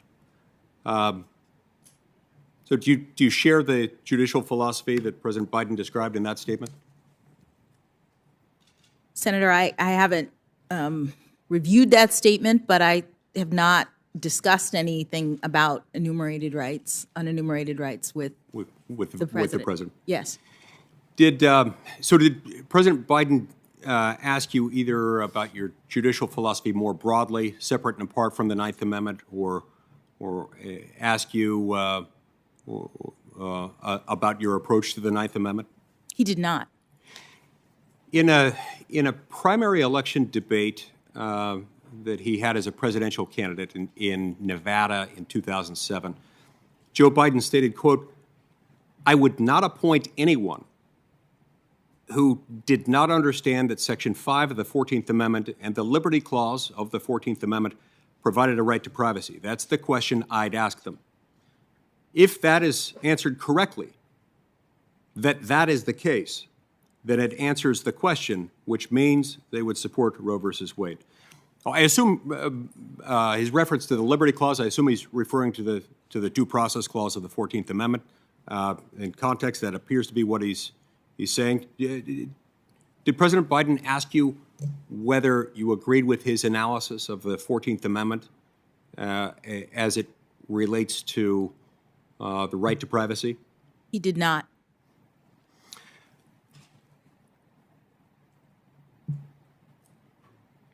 Tell me this. When we look at any provision of the Constitution, one of the many reasons it's helpful to look at the original understanding, in addition to the fundamental reason that you described, it can help us understand what motivated it, and it can help us understand the actions of those who voted within Congress to propose text to be amended to the Constitution and those who voted to ratify it. We've got a number of amendments, including the amendment that he referred to in that last quote I read, that had an understanding, at least an understanding that included certain thou shalt nots for government. The Equal Protection Clause, I think, is a provision of the 14th Amendment that people understood. Among anything else it might do, restricts government's ability to treat people differently on the basis of race. Consistent with the Equal Protection Clause of the 14th Amendment, when is it permissible for government to treat a person differently on the basis of race? Thank you, Senator. The Supreme Court has interpreted the Equal Protection Clause, as you say, to generally prohibit classifications on the basis of race. And it says that those classifications are to be rigorously scrutinized. They are strict scrutiny, which is a standard that applies, that looks at the purposes of the government and the means by which the government seeks to achieve any end related to such classification. The government would have to have a compelling interest in making that classification, and the means that it selects would have to be narrowly tailored to achieve that interest. And so those compelling interests can't be for light or transient reasons. They can't just be something like we feel like it, in other words. Correct. And the reason for this is because, well, number one, it's bad. It's bad for anyone to treat another person differently on the basis of race. It's especially bad when government does it, because there's not exactly equal bargaining power when you're dealing with the relationship an individual has with government. By definition, it's a particularly unfair form of discrimination when it's government doing it. Governments have enforcement officers, they have armies, they have the means of enforcing their will and their laws, and that's one of the reasons why it's so important. What about under statute? Consistent with Title VII of the Civil Rights Act of 1964, when is it permissible for an employer to treat an employee or a prospective employee differently on the basis of his or her race? By statute, under Title VII, it is generally impermissible. And permissible only in very narrow circumstances. I believe so. And the statute itself has some restrictions in terms of to whom it applies, right. The employers. And some exclusions in terms of religious employers, for example, not being able to discriminate on the basis of race, but it exempts religious employers within certain spheres in order to be able to protect that religious employer's discretion to operate within its faith and the rules of its faith. And by doing that, it makes that much clearer. By making that distinction, it makes that much clearer that discrimination on the basis of race in employment is not something that the law smiles upon, nor should it. Let's talk about the Commerce Clause for a minute, if that's all right. Now, at the time of the founding, our founding fathers didn't foresee and almost certainly could not have foreseen the invention of radios, televisions, airplanes, the internet, and telephone networks. And yet, all of those things are governed by federal law and not by state law. Why is this constitutional? Well, Senator, the Commerce Clause was initially interpreted by the Supreme Court to be very broad, to allow for federal regulation of interstate commerce and the growth of the economy in this country. But over time, the Supreme Court has made clear that the Commerce Clause limits the federal government, that there is limited authority under the Commerce Clause. The state of the law now is such that the federal government, through the Commerce Clause, is only permitted to regulate channels of interstate commerce, instrumentalities of interstate commerce, and activities that substantially affect interstate commerce. And with respect to the third category, the Supreme Court has made clear in the Lopez case and in Morrison that non-economic activities are not covered by Commerce Clause authority. And in the NFIB case, the ACA case, the Supreme Court made clear that inactivity is also not covered and not authorized under the Commerce Clause. Right. And most of the items that I identified in my question, in fact, all of them, I believe, would fall into the category of channels and instrumentalities of interstate commerce. We're dealing with interstate airways, waterways, networks, things like that, things that depend for their existence, for their effectiveness on their operation interstate, such that they couldn't, no one could effectively regulate them and preserve their core function unless that was federal. Those fit into the category of the channels and instrumentalities. With the third item that you described, the substantial effects interstate commerce, is there much of a limiting principle there? I mean, you referred to Lopez and Morrison and NFIB versus Sebelius. To my knowledge, those are the only three cases the Supreme Court has decided since its ruling in 1937 on NLRB versus Jones and Laughlin Steel, which essentially created the modern substantial effects case, the modern substantial effects standard. Those are the only three instances in which the Supreme Court identified as outside the Commerce Clause authority something that Congress had enacted. Are these meaningful constraints in your view, or are they examples of Congress just getting reckless and sloppy in the way it drafted things? Some have argued, for instance, that as long as Congress doesn't get reckless and sloppy, it can do whatever it wants under those. Do you have any view on that? Well, these cases come through the courts, so I'll be general. The fact that Congress is limited in its authority under the Commerce Clause is established law. It is a fundamental principle of our constitutional order.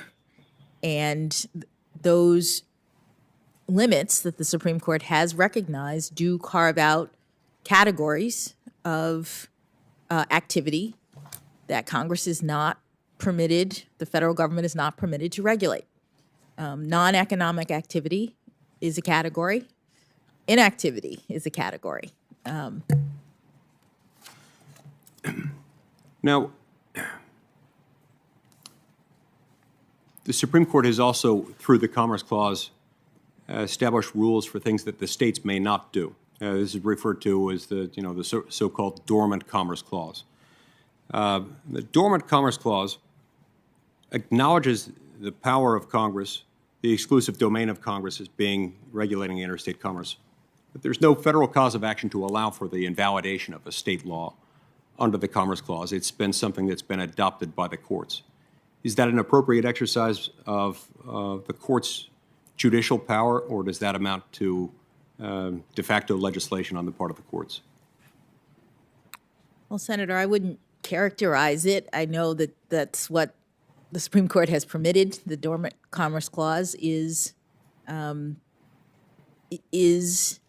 principle that supports the interstate nature and regulation and authority of the federal government. And so states are not permitted under that doctrine to discriminate against other states, to preference their own commerce in a way that interferes with interstate commerce.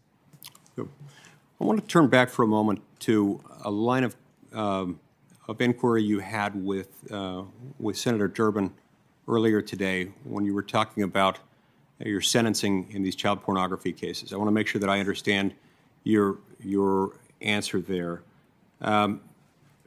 If I understand it, you were making the argument that your concern was that the laws in this area didn't adequately take into account the transfer of these materials by electronic means to be transmitted, received, and stored through computers. Am I understanding that correctly? Well, Senator, the point that I was making was that the Sentencing Commission, back when I was part of it and even since, tasked with the responsibility to evaluate and make recommendations and look at the data and information about cases, has looked at the operation of the child pornography guideline. Not so much the statute, but the guidelines, which the Congress has tasked the Sentencing Commission with developing. And there are aspects of the child pornography guideline that Congress in legislation has required. It required certain enhancements to be included in the guideline. And some of those enhancements, the data is now revealing, don't take into account the change in the way that that this horrible offense is now committed. But the fact that it's easier to commit the offense shouldn't diminish the severity of the punishment, should it? I mean, any more than the more widespread availability of certain drugs, the more widespread availability of certain weapons might, surely you wouldn't argue for a lower sentence when certain things become easier in other criminal contexts. So why is this one different? Well, the sentencing enhancements that are in the guidelines are designed to help courts differentiate between different levels of culpability. Congress will say this is an offense, whatever it is, and the maximum penalty is X. And in most cases, the range is between 0 and something like 20 years that Congress gives when it establishes a penalty. The point of the guidelines is to help judges figure out where in that range between 0 and 20 years a particular defendant should be sentenced. And the guidelines have gradations in them that relate to various aspects of the commission of the crime. Go ahead. Sorry. So the commission does data gathering and research to figure out how crimes are committed and what gradations should matter in terms of the range of culpability. Because the problem of not doing that or of getting it wrong is that you are not able to adequately assess and determine the differences among offenders on the scale. I understand that. And so, but in these cases, as I understand it, all 10 of the cases that we've reviewed on record where you've sentenced someone for a child pornography conviction, in all 10 of those cases, you departed from the guidelines and departed downward. It's hard for me to understand departing from those in every case you've got? Because isn't a departure supposed to be grounded in a finding that it's outside the heartland of cases in that range, cases of that sort? Yes, Senator. And as I said before, these are horrible cases that involve terrible crimes. And the court is looking at all of the evidence consistent with Congress's factors for sentencing. The guidelines are one factor, but the court is told that you look at the guidelines, but you also look at the nature and circumstances of the offense, the history and characteristics of the offender. There are a series of factors. In the cases, you are also getting recommendations. And in most of the cases, I haven't pinned it all down, but in most of the cases, if not all of the cases, the government is asking for a sentence below the guidelines because this guideline system is not doing the work in this particular case. Understood. Section 230 of the Communications Decency Act provides a degree of immunity for tech companies operating in the space of being online interactive service providers. It immunizes them from certain causes of action that would otherwise apply against them. Would it be within Congress's authority to condition the receipt and availability of Section 230 immunity on those online interactive service providers operating as a public forum that is not discriminating on the basis of viewpoint or the viewpoint of those posting on them? Would that be within our authority?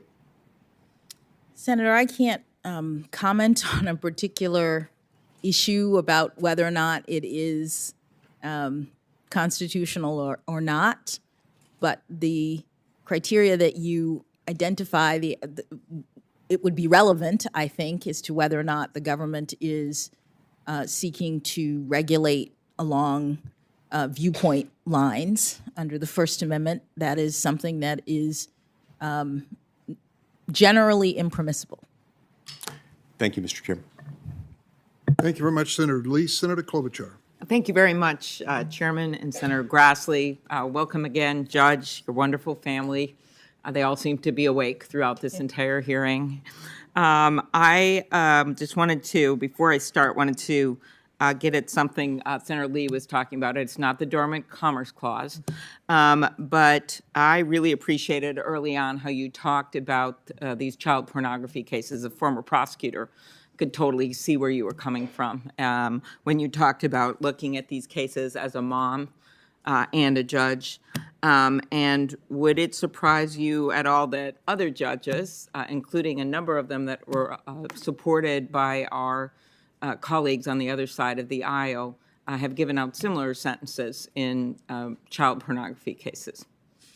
No, Senator, it would not surprise me because these cases are horrific, and there's a lot of disparity because of the way that guidelines are operating in this particular area. But in every case that I handled involving these terrible crimes, I looked at the law and the facts. I made sure that the victims, the children's perspectives were represented, and I also imposed prison terms and significant supervision and other restrictions on these defendants. Well, thank you. And I just also want to note, and I know others have brought this up, the letter of support from the Fraternal Order of Police, in which they said, from our analysis of Judge Jackson's record and some of her cases, we believe she has considered the facts and applied the law consistently and fairly on a range of issues. There is little doubt that she has the temperament, intellect, legal experience, and family background to have earned this appointment. We are reassured that should she be confirmed, she would approach her future cases with an open mind and treat issues related to law enforcement fairly and justly, and that matters a lot to many of us. Now, I want to go back to something I was talking about yesterday, and that is why today's hearing is so monumental, including that it is occurring at a time when we as Americans have been reminded again, due to the courage of Ukrainians thousands of miles away, that we can never take our democracy, or for that matter, our courts for granted. It is also happening at a time when we are seeing each other for the first time after a 2-year pandemic, connecting to each other again. And I hope this moment will be a moment where we see a renewed interest in our democracy, that we respect each other's rights and views, and that we see that we are not a nation of 300+ million silos. Instead, we are a nation committed to this idea that what unites us as Americans is much bigger than what divides us. And so in that context, you come before us with this incredible strength, legal acumen, grace under pressure that you have demonstrated today. And you also come before us, as we've noted, as the first Black woman to be nominated following 115 justices who have been confirmed. And I will note, of the 115 justices, 110 have been men. And I actually once reminded a late-night show Trevor Noah of similar issues in the U.S. Senate. In fact, in the history of the U.S. Senate, of the nearly 2,000 people who have served, only 58 have been women. And he responded that if a nightclub had numbers that bad, they'd shut it down. But today, Judge, we're not shutting anything down, not the court, not the Senate, and you are opening things up. And I think one of the things your nomination presents is an opportunity to address a decline in the public's confidence in our court. Increasingly many, if you see public opinion polls, see the court as over-politicized or out of touch. At the same time, we've seen an alarming rise in threats targeting members of our judiciary for just doing their jobs. How do you think we can work to maintain the public's confidence in the court? What do you see your role in that? Thank you, Senator. Public confidence in the court is crucial. As has been said here earlier, the court doesn't have anything else, that is the key to our legitimacy in our democratic system. And I am honored to accept the president's nomination, in part because I know it means so much to so many people. It means a lot to me. I am here standing on the shoulders of generations of Americans who never had anything close to this kind of opportunity. From my grandparents, who had just a grade school education, but instilled in my parents the importance of learning. And my parents, who I've mentioned here many times already, who were the first in their families to get to go to college. So this nomination, against that backdrop, is significant to a lot of people. And I hope that it will bring confidence, it will help inspire people to understand that our courts are like them, that our judges are like them, doing the work, being a part of our government. I think it's very important. Very good. I think along those lines, your wonderful mentor, Justice Breyer, I quoted him about how he said, we can help maintain public acceptance of the court, and these are his words. We can do it best by helping ensure that the Constitution remains workable in a broad sense of the term. Specifically, the court can and should interpret the Constitution in a way that works for the people of the day. Like, as you know, it's, I think, Article 2, Section 2 doesn't refer to the Air Force because we didn't have an Air Force back then.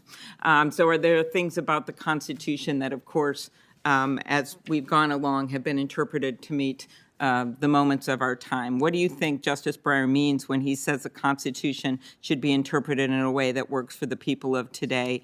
And do you think a justice can be both pragmatic and objective and respect history?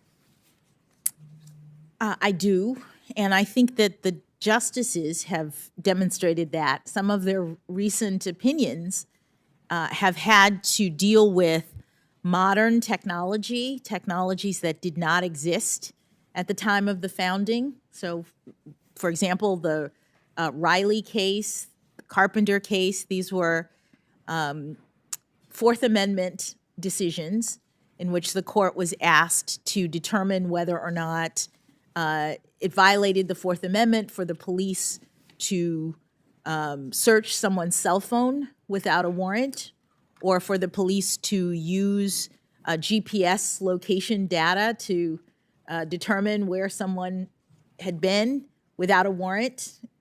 And obviously, those technologies did not exist. But what the court did was it looked back at the time of the founding and determined what the reasonable expectations of privacy were related to the term unreasonable searches and seizures, which appears in the Constitution. And having assessed what that meant back then, they could use those principles to decide whether or not a cell phone is like someone's home these days, with all of the information and all of the things that are stored there. And the court determined that it was a violation of the Fourth Amendment, that the police officers needed a warrant, and they did so with reference to what the Constitution meant in history. Very good. You were viewed as a judge, and you talked about this a bit yesterday, that writes lengthy opinions, that believes you should spell things out, and believes in being transparent. Is that a fair characterization? I don't wanna That put is. words in your mouth. That is. Okay, good. I'm sure your clerks know that. I want to talk about something to me that's a bit the opposite, and that's something that some have termed the shadow docket. And that includes decisions that the court makes on an expedited basis that are usually unsigned and issued without oral argument or full briefing. In the last few years, we've seen the court increasingly deciding cases in this way, often over the dissent of maybe 3 or 4 of the justices. Last term, the court granted 20 requests for emergency relief, a historically high number. 10 years ago, in the October term of 2011, the court granted only 6 requests in an entire year. When do you think it's appropriate for the Supreme Court to grant emergency relief, use this docket? When are the circumstances that warrant this? And I think these decisions have a profound effect on people's lives. I'll just use one example. Last fall, in a 1-paragraph decision, a majority of the court refused to stop the enforcement of a Texas law that severely restricts a woman's access to abortion. In that case, even Chief Justice Roberts objected to the court's decision to let the law take effect, calling the statutory scheme not only unusual but unprecedented. As someone who believes in transparency, could you talk in general about when you think this shadow docket should be used, when emergency relief should be given, and how, if it's overused, it could undermine public confidence in the court? Thank you, Senator. Well, there's a balance that the court has to consider, and that it, insofar as, on the one hand, it has always had an emergency docket, the need for flexibility, the ability to get answers to the parties at issue is something that's important in our system. On the other hand, the court has also considered the interest in allowing issues to percolate, allowing other courts to rule on things before they come to the court. And I am not privy at the moment to the justices' views and why and how they're using the emergency docket in these cases. If I was fortunate enough to be confirmed, I would look at those issues. But it's an interesting and important set of issues. Okay. I think just another example of this, by the way, is the day before Wisconsin's primary election on April 6, 2020, right as the first beginnings of some of the health orders that came out with the beginning of the pandemic. The court issued a 5-4 decision halting a district court's order allowing voters extra time to cast their absentee ballots so that they could avoid waiting in line to vote. And back then, people literally got COVID with election workers and the like because of this. And again, I'm not going to belabor this point, but I think some of this is these decisions that are made that don't reflect some of the careful consideration that you have made in many of your decisions as a judge. But speaking of voting, I'll ask you one question on that front. Since the Supreme Court gutted the Section 5 preclearance regime of the Voting Rights Act in its decision in Shelby County, the D.C. Circuit has not seen many voting rights cases. However, as you know, Justice Ginsburg dissented in that case, describing the right to vote as the most fundamental right in our democratic system. Do you agree that the right to vote is fundamental? Senator, the Supreme Court has said that the right to vote is the basis of our democracy, that it is the right upon which all other rights are essentially founded, because in a democracy there is one person, one vote, and there are constitutional amendments that relate directly to the right to vote. So it is a fundamental right in our democracy. Yes, I know that's how Justice Barrett answered that question as well in her recent hearing. I'm going to turn to an area that Senator Lee and I, we both chair the subcommittee on antitrust, and so it's near and dear to my heart. So I thought I'd spend a little time. It usually gets relegated to the second round, but I'm putting it up on the docket here. U.S. antitrust law has been described as a comprehensive charter of economic liberty, and I agree. And effective antitrust enforcement plays a critical role, as you know, in protecting consumers and workers, promoting innovation, ensuring new businesses have an opportunity to compete. It actually, from really early on in our country's history, has been a very important part of assuring that capitalism works. And in January, for the first time since the dawn of the internet, the Senate passed a tech competition bill out of the Judiciary Committee. It's a bill that Senator Grassley and I lead. Many of the members of this committee supported the bill, 16-6 vote. It's called the American Innovation and Choice Online Act. It's now headed to the Senate floor. I'm not going to ask you about that bill, obviously, but I want to put this in some context.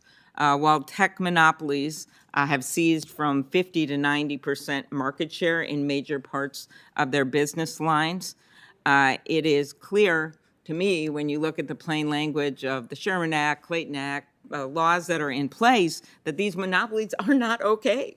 However, court rulings for decades in antitrust have created some major obstacles to taking on these cases. And it's not just court rulings. It is on us with, as I said, the dawn of the internet, decades having passed. It is on us, this Senate and the House, to update our laws this year to give enforcers the resources to do their jobs, something you, if confirmed, would not have a role in. But the role of the courts is also very critical.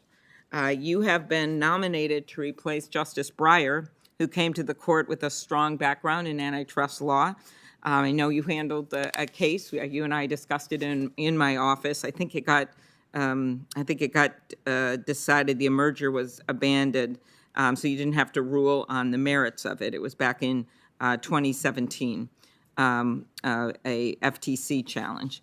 But I'll just quote something that Justice Breyer once said. He told this committee, if you're going to have a free enterprise economy, then you must have a strong and effective antitrust law. Do you agree with Justice Breyer's statement, and how would you characterize the goals of our antitrust laws? Well, thank you, Senator. The antitrust laws protect competition and, as you said, therefore protect consumers and competitors and the economy as a whole. And the Sherman Act and the Clayton Act are broad in their in their statements, in their protections, and there's a lot of precedent in this area. If I were confirmed, I would use my methodology to look at the precedents in these areas to ensure that any legislation that I was considering is interpreted according to the text, consistent with Congress's intent. And in the area of antitrust, that is ensuring that there is consumer protections.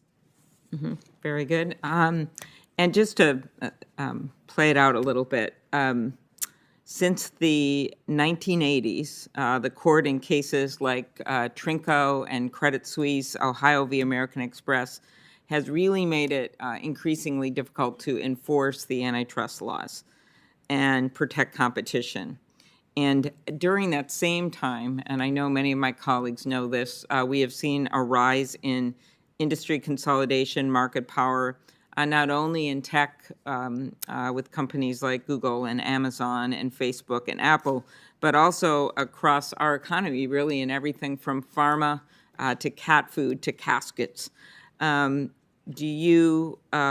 role do you think that congressional intent should play in the court's interpretation of the antitrust laws?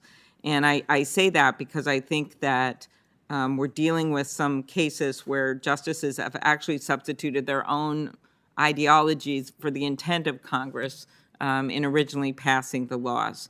And I think it was Justice Souter who once said before this committee, when we are dealing with antitrust laws, we are dealing with one of the most spectacular examples of delegation to the judiciary that our legal system knows.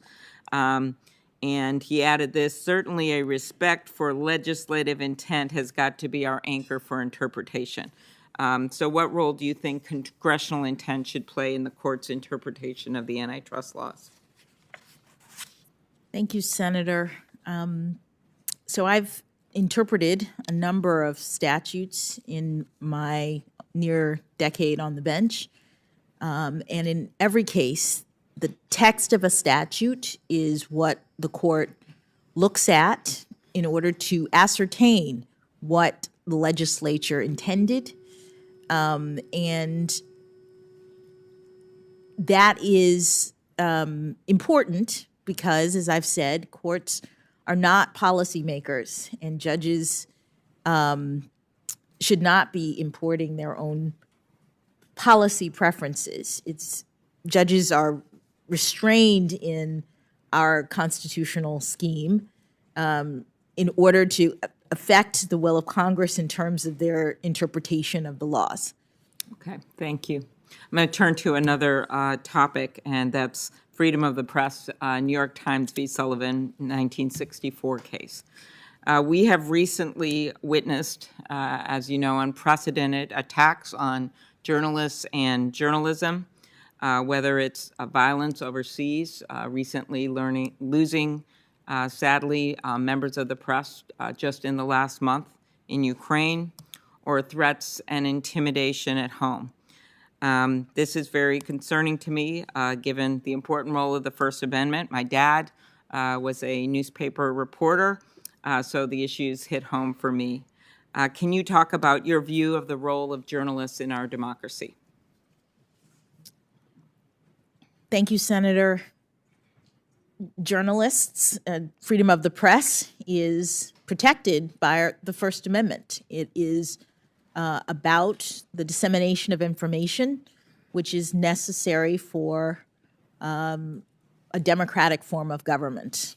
The Supreme Court has held as much, and that was the basis for the court's determinations in protecting the press from liability in New York Times versus Sullivan and its progeny. Okay. As you know, that ruling was a unanimous ruling in support of the First Amendment, and the court held that when newspapers report on public officials, they're only liable for untrue statements that are published with knowledge or reckless disregard for whether the statement was false. The court in Sullivan based its decision on our country's, quote, profound national commitment to the principle that debate on public issues should be uninhibited, robust, and wide open.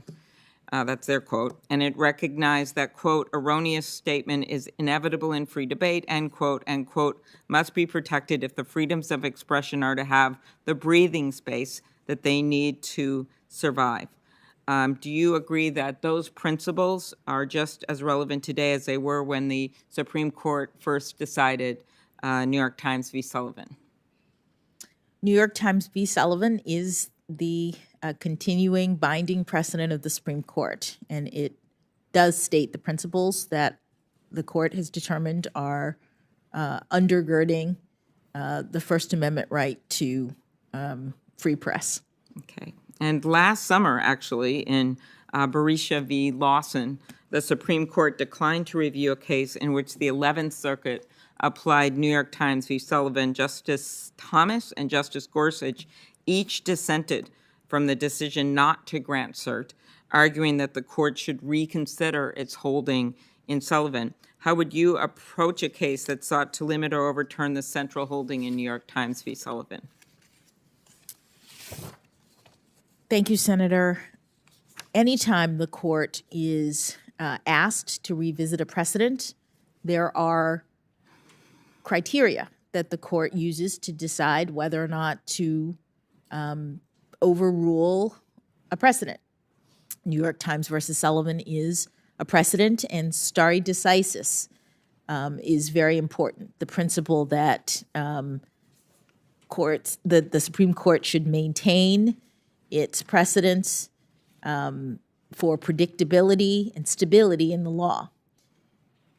If the court is asked to revisit a precedent, its criteria, what it looks at, are whether the precedent is wrong, and in fact egregiously wrong, the court has said, whether there's been reliance on that precedent, whether there are other cases that are similar to the precedent or that relied on the precedent that have now shifted so that the precedent is no longer on firm footing. Whether or not the precedent is workable. Sometimes the Supreme Court will issue a ruling and determine later that it's not actually doing what the court intended, and whether or not there are new facts or a new understanding of the facts. Those various criteria are what the court looks at to decide whether or not to overturn a precedent, and they would be what I would look at if I were confirmed to the Supreme Court. Thank you. I was recalling as you spoke about stare decisis at one of your first nominations hearing for the district court, and you actually, in response to one of my questions, you said stare decisis is a bedrock legal principle that ensures consistency and impartiality of judgments. And I think, as you know, by how you've talked more broadly about this, moving off of the First Amendment questions, throughout the court's history, stare decisis has been so key, and the court has relied on it to maintain stability in the law, reaffirm its impartiality. As a former justice, I know Senator Durbin just read a very famous book about him, Minnesotan, Justice Harry Blackmun, who actually Justice Breyer succeeded on the court, said in his concurrence in Planned Parenthood v. Casey about the court's decision to uphold Roe v. Wade, he said, "What has happened today should serve as a model for future justices and a warning to all who have tried to turn this court into yet another political branch." What role do you think that stare decisis plays in protecting the independence of the judiciary and avoiding the perception that the court is acting as another, quote, political branch? I think it plays a very important role as a doctrine that keeps shifts from happening in the court. That, as I've previously mentioned, it's very important to have stability in the law for rule of law purposes, so that people can order themselves and predict their lives, given what the Supreme Court has already said. And if there were massive shifts every time a new justice came on, or every time new circumstances arose, there would be a concern that public confidence would be eroded. And so stare decisis is a very important doctrine that the Supreme Court has established, and it's one that furthers the rule of law in this country. Thank you very much. Well, that's a good way to end, Judge Jackson. And I do see Senator Cruz waiting in the wing. So by coincidence, and it looks like he has things he's putting up of charts. By coincidence, I was going to put on the record, and since he's here, it makes a lot of sense, from the judge that you clerked for, Senator Cruz, Judge Ludwig, who's now retired, and I know you were very close to him. And he actually submitted a letter on your behalf, Judge Jackson, and said in this letter, and he's an appointee of George H.W. Bush, similar to Judge Griffith, who introduced you yesterday, and I've been very impressed by the support you've had from retired judges, obviously not appropriate for current judges, but retired judges appointed by both Democratic and Republican presidents, as well as the bipartisan votes that you have gotten through the U.S. Senate for your other positions. But in this letter, the former Judge Ludwig says that you are eminently qualified to serve on the Supreme Court of the United States. And then he actually says Republicans and Democrats alike should give their studied advice and then their consent to the president's nomination. And he adds Republicans in particular should vote to confirm Judge Jackson. So I thought that might be a good segue, Senator Cruz, to your question. So I ask, Chairman, that the letter of support from former Judge Ludwig, who employed Senator Cruz as a trusted law clerk, be admitted to the record. Without objection. Thank you very much, Judge Jackson. Thank you. Senator Klobuchar finds a Minnesota connection to almost everything. Very proud of the fact, but Justice Blackmun was born in Nashville, Illinois. Okay, he was a lawyer at the Mayo Clinic, as we know, and spent a lot of time. I'm going to lose this battle. A lawyer in Minnesota when he was chosen to the Supreme Court, but thank you for pointing that out. And now to the great state of Texas, Senator Cruz. Thank you, Mr. Chairman. Judge Jackson, welcome. Thank you. Congratulations. Thank you. You and I have known each other a long time. We have. We went to law school together. We were on the law review together. We were a year apart. Happily so, I hope, Senator. We were not particularly close, but we were always friendly and cordial. We were. And you and I had a very positive and productive meeting in my office where we discussed a number of things, including you were there with former Senator Doug Jones. And we discussed how he and I and a number of other senators had, for 2 different years, participated in reading aloud on the Senate floor Dr. Martin Luther King Jr.'s letter from a Birmingham jail, which is one of the truly great advocacies for civil rights our nation has seen. And you and I talked together about our shared admiration for Dr. King. When Senator Grassley questioned you earlier, he asked in particular about Dr. King's speech on the steps of the Lincoln Memorial, where he said most critically, "I have a dream that my 4 little children will one day live in a nation where they will not be judged by the color of their skin, but by the content of their character." Do you agree with what Dr. King said in that speech there? I do, Senator. As we were discussing it, you referenced in my office a speech that you gave in January of 2020 at the University of Michigan School of Law. And after our discussion, I pulled a copy of your speech and read the speech in its entirety. And there were elements of the speech that I thought were really powerful. And let me say, your opening remarks yesterday were powerful and inspirational as well. And I think you and your family, the journey you have taken to becoming a federal judge, to becoming a federal Court of Appeals judge, I think demonstrates the incredible promise and the incredible opportunity this nation offers all of us.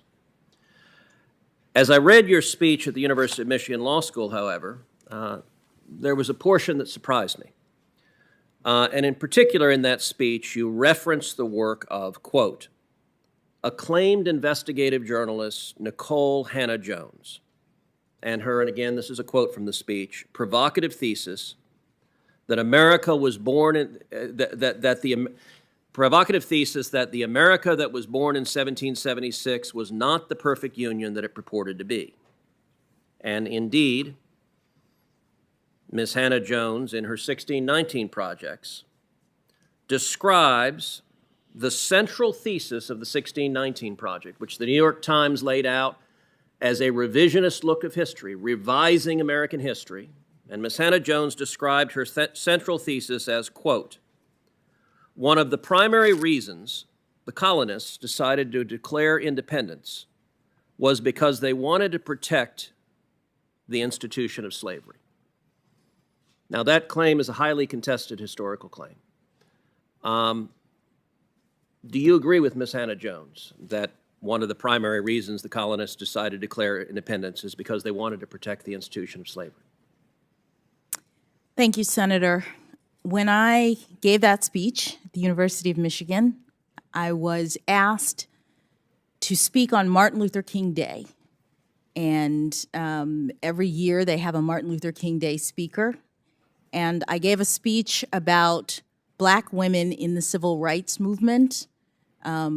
Most of the speech, if not all of the speech, was focused on African American women, their contributions to the civil rights movement, unsung contributions in many cases, and then some of the more recent African American women who have made claims, who have done things in our society. One slide was of Ms. A journalist, as you say, who made that statement, and I called it provocative. It is not something that I've studied. It doesn't come up in my work. I was mentioning it because it was, at least at that time, something that was talked about and well known to the students that I was speaking to at the law school.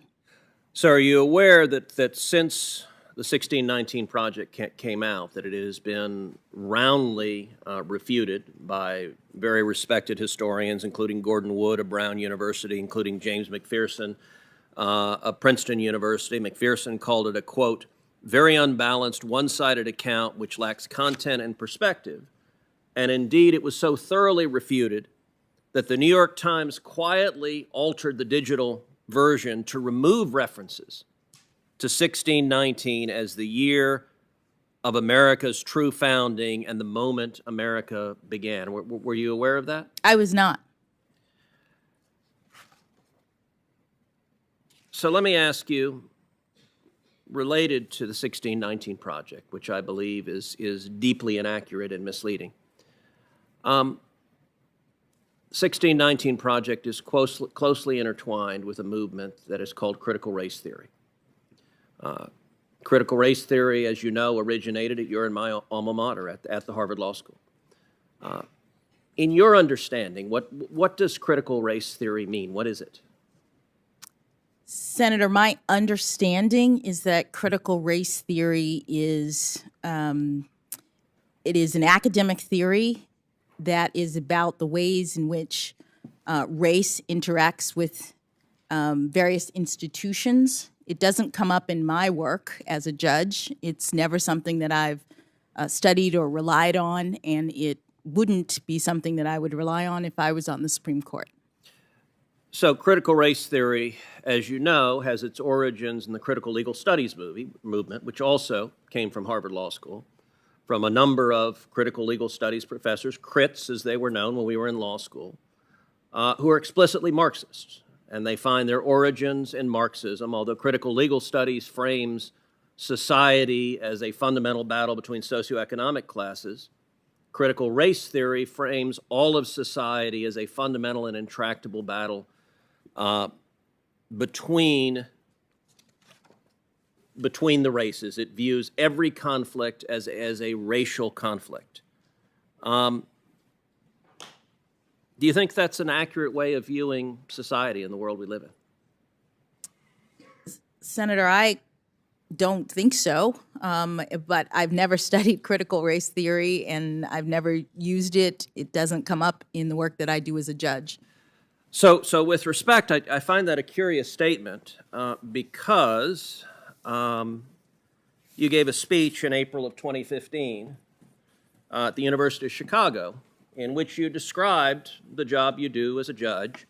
And you said sentencing is just plain interesting because it melds together myriad types of law, criminal law, and of course constitutional law, critical race theory. So you described in a speech to a law school what you were doing as critical race theory.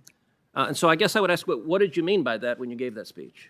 With respect, Senator, the quote that you are mentioning there was about sentencing policy. It was not about sentencing. I was talking about the policy determinations of bodies like the Sentencing Commission when they look at a laundry list of various academic subjects as they consider what the policies should be. Okay, but you were vice chair of the Sentencing Commission, so let me ask again, what did you mean by, because that was an official responsibility of yours, what did you mean by what you were doing was critical race? What I meant was that there are a number of, that slide does not show the entire laundry list of different academic disciplines that I said relate to sentencing policy, but none of that relates to what I do as a judge. So let me ask you a different question. Is critical race theory taught in schools? Is it taught kindergarten through 12th? Senator, I don't know. I don't think so. I believe it's an academic theory that's at the law school level. Okay. As you may recall, during the confirmation hearings of Justice Amy Coney Barrett, there was a great deal of attention paid to the fact that Justice Barrett served as a board member on the Board of Trustees of a religious private school, and the press focused very intensely on the views of that school. In your questionnaire to this committee, you disclosed that you are similarly on a board, specifically the Board of Trustees for the Georgetown Day School, and that you've been a board member since 2019 and you're currently still a board member. Is that correct? That is correct. In regard to the Georgetown Day School, you've publicly said, quote, "Since becoming a member of the GDS community 7 years ago, Patrick and I have witnessed the transformative power of a rigorous progressive education that is dedicated to fostering critical thinking, interdependence, and social justice." When you refer to social justice and the school's mission on social justice, what did you mean by that? Thank you, Senator, for allowing me to address this issue. Georgetown Day School has a special history that I think is important to understand when you consider my service on that board. The school was founded in 1945 in Washington, D.C. at a time in which, by law, there was racial segregation in this community. Black students were not allowed in the public schools to go to school with white students. Georgetown Day School is a private school that was created when 3 white families, Jewish families, got together with 3 black families and said that despite the fact that the law requires us to separate, despite the fact that the law is set up to make sure that black children are not treated the same as everyone else, we are going to form a private school so that our children can go to school together. The idea of equality justice is at the core of the Georgetown Day School mission, and it's a private school such that every parent who joins the community does so willingly with an understanding that they are joining a community that is designed to make sure that every child is valued, every child is treated as having inherent worth, and none are discriminated against because of race. So, Judge Jackson, all of us will agree that no one should be discriminated against because of race. When you just testified a minute ago that you didn't know if critical race theory was taught in K through 12, I will confess I find that statement a little hard to reconcile with the public record, because if you look at the Georgetown Day School's curriculum, it is filled and overflowing with critical race theory. That among the books that are either assigned or recommended, they include Critical Race Theory, an introduction. They include The End of Policing, an advocacy for abolishing police. They include How to Be an Anti-Racist by Ibram Kendi. They include literally stacks and stacks of books, and I'll tell you two of the ones that were most stunning. They include a book called Anti-Racist Baby by Ibram Kendi. And there are portions of this book that I find really quite remarkable. One portion of the book says babies are taught to be racist or anti-racist. There is no neutrality. Another portion of the book, they recommend to babies confess when being racist. Now, this is a book that is taught at Georgetown Day School to students in pre-K through second grade, so 4 through 7 years old. Do you agree with this book that is being taught with kids that babies are racist? Senator,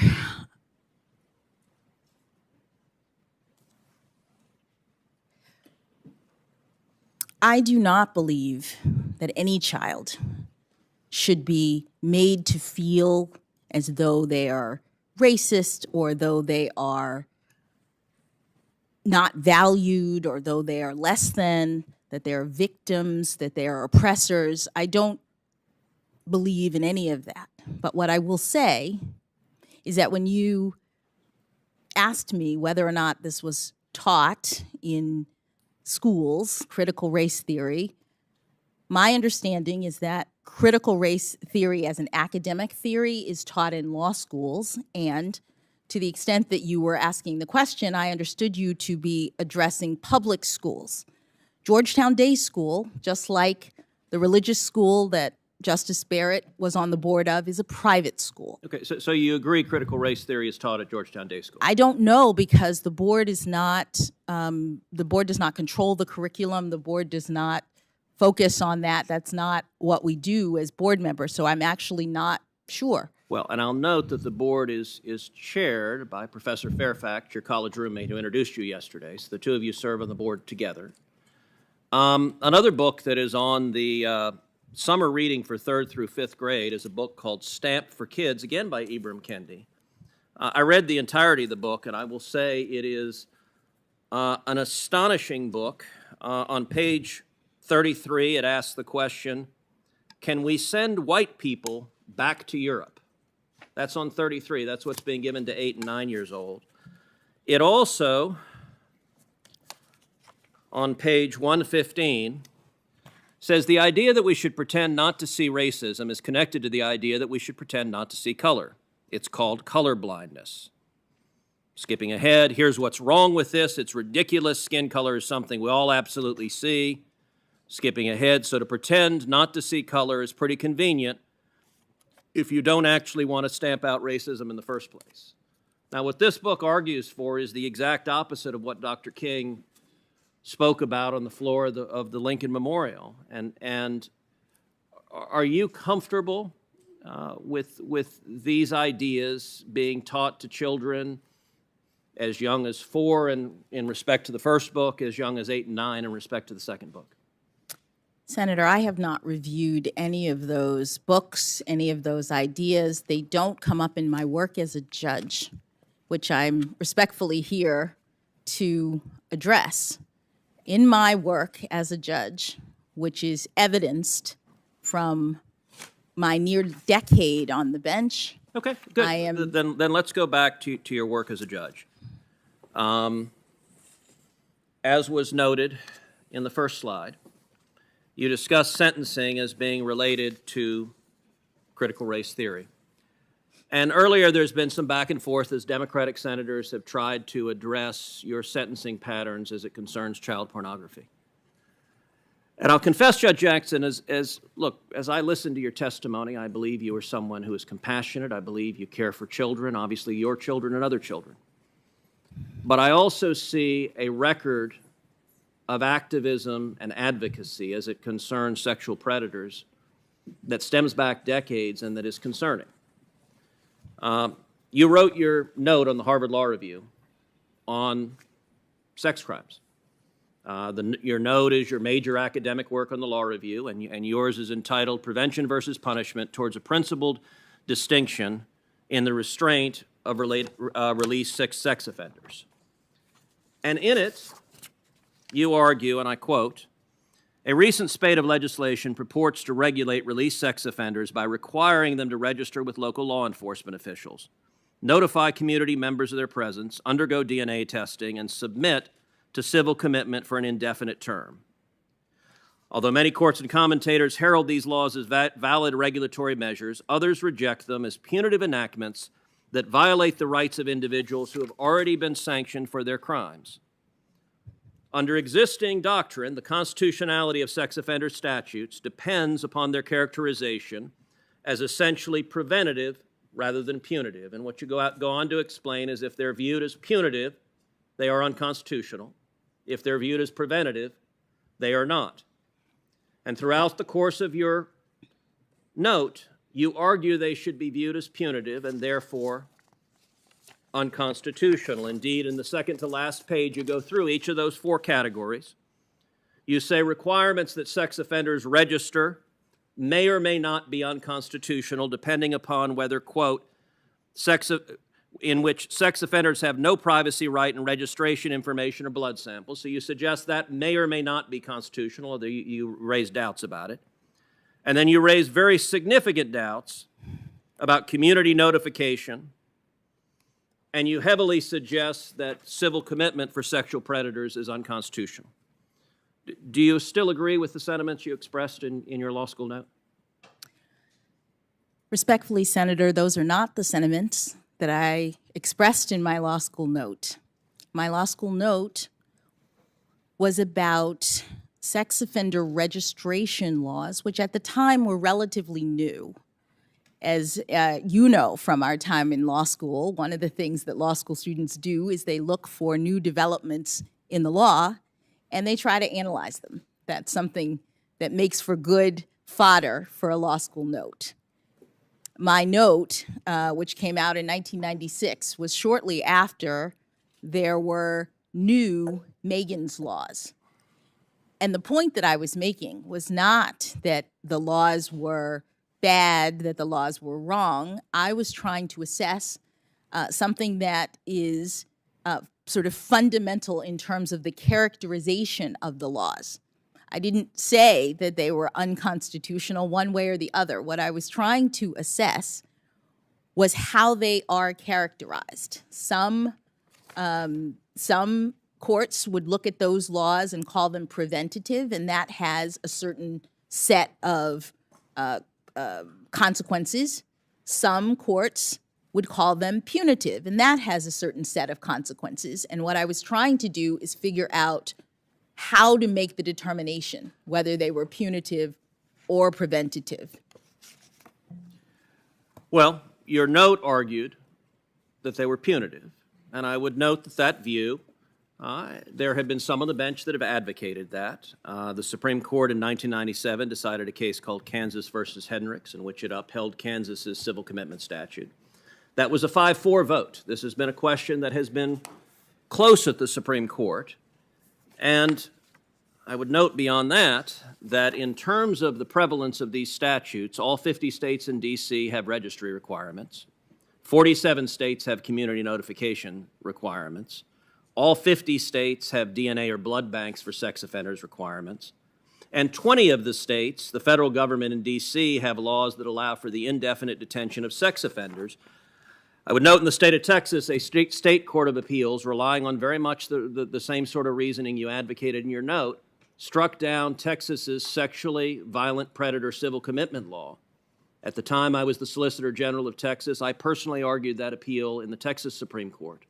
And the Texas Supreme Court unanimously reversed the Court of Appeals and upheld our statute. And if the views you advocated in law school prevailed, civil commitment laws across the country would be struck down, releasing sexual predators. And under the argument, community notification and DNA bank laws could well be struck down as well. Is that an outcome that should concern people? Senator, my note wasn't advocating for the striking down of those laws. My note was trying to identify criteria that I thought could be applied consistently to determine whether the laws were punitive or preventative. But with respect Either to Jackson, you argued that they were punitive, and you further say in the note, if they're punitive, they're unconstitutional. I was looking at 4 different kinds of laws, and not all of them, did I say, were punitive. Okay, so let's take civil commitments laws. If you look at civil commitment laws right now, the UCLA School of Law, Williams Institute, estimates more than 6,300 sex offenders are currently detained in civil commitment programs. If the view you advocated prevailed, presumably those 6,300 sex offenders would be released to the public. Is that an outcome that should be concerning? Senator, in law school, when I was writing a note, I was looking at a brand new set of laws that had not previously been enacted in any jurisdiction. They were new. And I was assessing at the time, as law school students do, what criteria I thought might be used by courts to make a determination in the future as to whether or not they should be treated as punitive and therefore not unconstitutional, but as therefore ones that carry with them certain rights versus preventative. Judge Jackson, so you've pointed that these were views in law school, and listen, I will recognize that all of us, when we are students, may have views that as time and maturity passes on, we may change. But what troubles me is this was not just a law school view, it's one that has continued. So when you were vice chairman of the Sentencing Commission, you expressed significant concerns that the White House has argued that your quotes were taken out of context. So I want to provide the full context of your quote, because you said, yes, I want to ask you about the means by which we can distinguish more or less serious offenders. I know that all of you have sort of touched on that. Mr. Futrell, you talked about going from singular to one-on-one to group experience. I'm just wondering if there's some sort of inevitable and natural progression from one stage to the other, such that you could say that the least serious offenders are in the singular experience stage. And I guess my thought is, in looking at some of the testimony that other people will have later in the day, I was surprised at some of the testimony with respect to the motivation of offenders, and we're talking about child pornography offenders, and that there are people who get involved with this kind of activity who may not be pedophiles and who may not be necessarily interested really in the child pornography, but have other motivations with respect to the use of technology and being in the group. And you know, here are lots of reasons perhaps why people might engage in this. And so I'm wondering whether you could say that there could be a less serious child pornography offender who is engaging in the type of conduct in the group experience level because their motivation is the challenge or to use the technology. They're very sophisticated technologically, but they aren't necessarily that interested in the child pornography piece of it. Now I find that a pretty remarkable argument, that people in possession of child pornography are not actually interested in the child porn, they're not pedophiles, they're just interested in technology. Is that, and I wanted to provide the whole quote because the White House said that portions of this were used out of context, so this is your entire quote. Do you agree with that sentiment, that there is some meaningful population of people who have child pornography but are not, in fact, pedophiles or getting satisfaction from it? Thank you, Senator, for allowing me to address what appears to be a question that I was asking in the context of a hearing on child pornography. You've provided the entire quote, and it looks as though I was asking that of someone, not taking that position. And the position that I've taken in all of my sentencings involving child pornography offenders is to ensure that despite the attitude and view of many of the offenders who came before me when I was a trial judge, that they were just lookers, that they weren't really harming anyone, that they were curating their collections and they never touched a child, I made sure that they understood that notwithstanding their collecting behavior, that they were causing significant harm.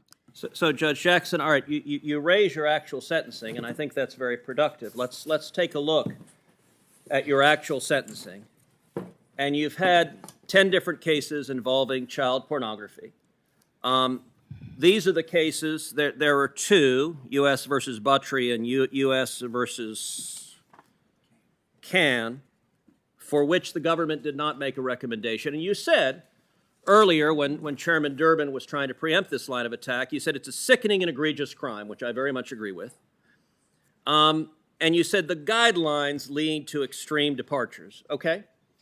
Let's look at what the prosecutors are asking for. And I would note that this was in the District of Columbia, where prosecutors are far more liberal than many of the prosecutors in this country. And in every case in which, so United States versus Hess, there was a mandatory statutory minimum of 60 months, and you imposed 60 months because you had no discretion. In United States versus Nickerson, there was a mutual agreement of the parties to 120 months, and that's what you imposed. In every other case, United States versus Chazen, the prosecutor asked for 78 to 97 months. You imposed 28 months. 28 months is a 64% reduction. In United States versus Cooper, the prosecutor asked for 72 months. You imposed 60 months. That was a 17% reduction. In United States versus Downs, the prosecutor asked for 70 months. You imposed 60. That was a 14% reduction. In United States versus Hawkins, the prosecutor asked for 24 months. You imposed 3 months. That was an 88% reduction. In United States versus Savage, the prosecutor asked for 49 months. You imposed 37. That was a 24% reduction. In United States versus Stewart, the prosecutor asked for 97 months. You imposed 57. That was a 41% reduction.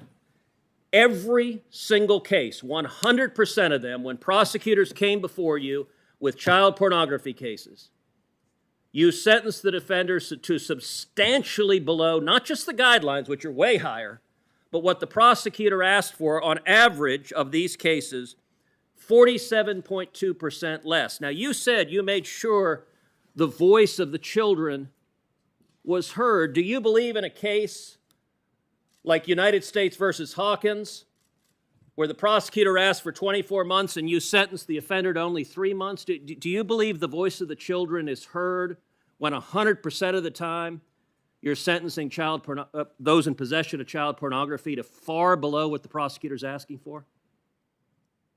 Yes, Senator, I do. Could you explain how? I will. A couple of observations. One is that your chart does not include all of the factors that Congress has told judges to consider, including the probation office's recommendation in these cases. Well, Judge Jackson, we don't have those probation. The committee has not been given the probation office's recommendation. We would welcome them. Mr. Chairman, I would love to see those. We don't have access to them. The second thing I would say is that I take these cases very seriously as a mother, as someone who, as a judge, has to review the actual evidence in these cases and based on Congress's requirement, take into account not only the sentencing guidelines, not only the recommendations of the parties, but also things like the stories of the victims, also things like the nature and circumstances of the offense and the history and characteristics of the defendant. Congress is the body that tells sentencing judges what they are supposed to look at. And Congress has said that a judge is not playing a numbers game. The judge is looking at all of these different factors and making a determination in every case based on a number of different considerations. And in every case, I did my duty to hold the defendants accountable in light of the evidence and the information that was presented to me. In 100% of the cases, was the evidence less than the prosecutors asked for? Senator, the evidence in these cases are egregious. The evidence in these cases are among the worst that I have seen, and yet, as Congress directs, judges don't just calculate the guidelines and stop. Judges have to take into account the personal circumstances of the defendant because that's a requirement of Congress. Judges have to consider things like the victims, and when I was talking about making sure that victims' circumstances are heard, it was about my sentencing practices. Well, that I show victims being heard with respect. Thank you, Mr. Chairman. In 2012, the Sentencing Commission, on a unanimous bipartisan basis, issued a report recommending changes to sentencing for non-production child pornography, which is the subject at hand. Offenses because of widespread concern among judges and other stakeholders. For example, 70% of surveyed judges said the guideline ranges for possession and receipt offenses were too high. 71% said the mandatory minimums were too high. Notably, the report was supported by every member of the commission. I believe the question which Senator from Texas was referring to was part of the proceedings that led to that commission report, unanimous bipartisan basis commission report. Mr. Chairman, very briefly, I would ask unanimous consent that the books I referenced be entered into the record. Without objection.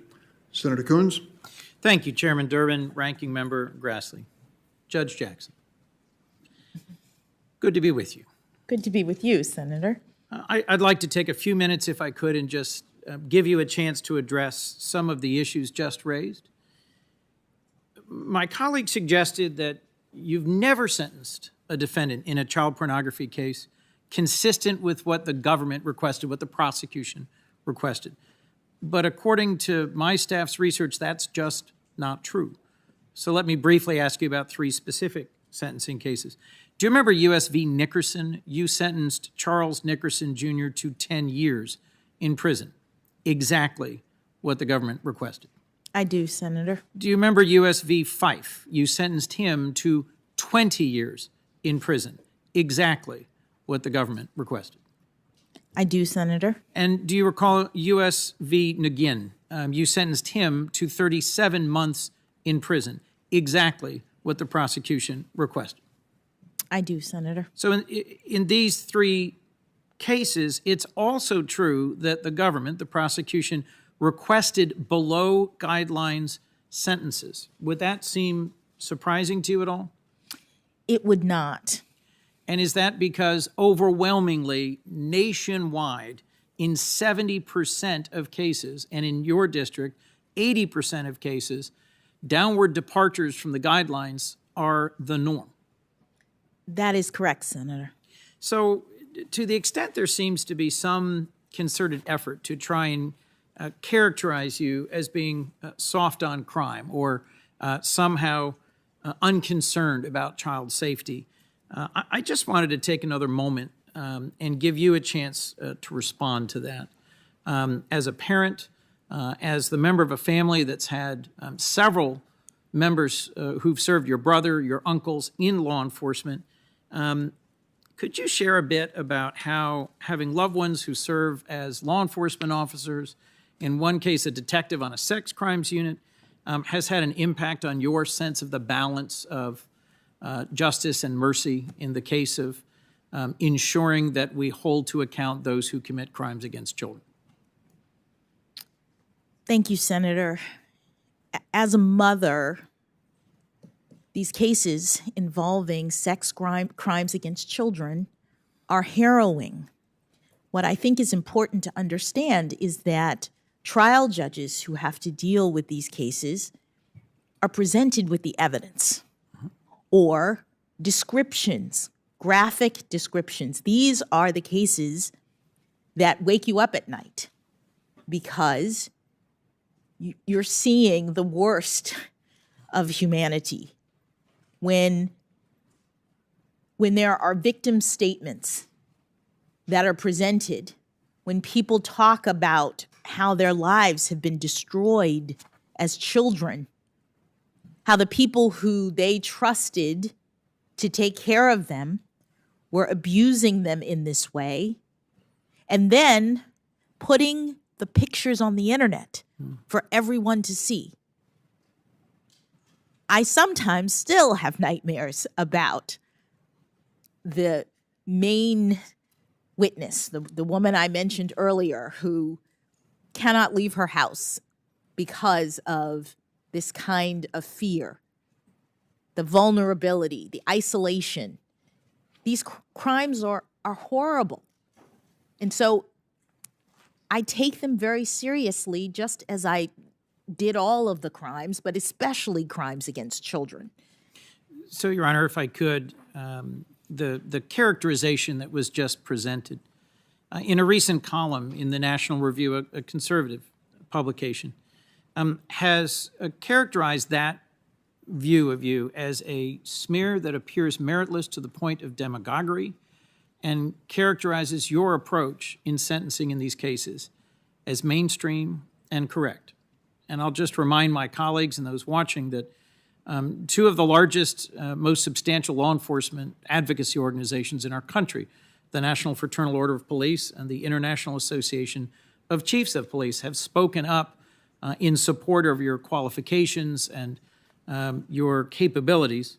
The FOP letter says there's little doubt you have the temperament, intellect, legal experience, and family background to have earned this appointment. That sentiment was echoed by the IACP. In their letter, they said, you believe you have a deep understanding of and appreciation for the challenges and complexities confronting the policing profession, and you have, during your time as a judge, displayed your dedication to ensuring our communities are safe and that the interests of justice are served. I find it hard to believe that these organizations, having looked closely at your judicial decisional record, your sentencing decisions, your lifetime conduct, would have taken those unusual steps to be that forceful in supporting you if, in fact, you had somehow a disturbing record of coddling child pornographers or being soft on crime. In fact, Judge, your record, in my view, demonstrates you're an even-handed and impartial judge. And I can see that when I look at cases you've ruled on that involve very politically charged or partisan interests. You've delivered rulings on both sides for plaintiffs and defendants, and in my review of your record, you've put any personal views or concerns aside. You've based your decisions on the argument of the parties, the facts in the record, the applicable law and precedent, and the well-reasoned and thorough opinions you've written show to me a judge striving to make even-handed decisions based on facts and law, not on some caricature of a leftist agenda. But don't just take my word for it. We've received an outpouring of support for your nomination. As we'll hear on Thursday, a very wide range of groups and individuals have sent letters or testimony to this committee in support of your nomination.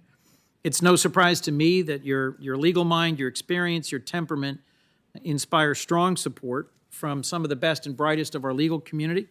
And I think it's worth highlighting that among those many who have written to us are included well-respected conservative and Republican lawyers and Republican-appointed judges who agree with my characterization that you're an even-handed and impartial judge.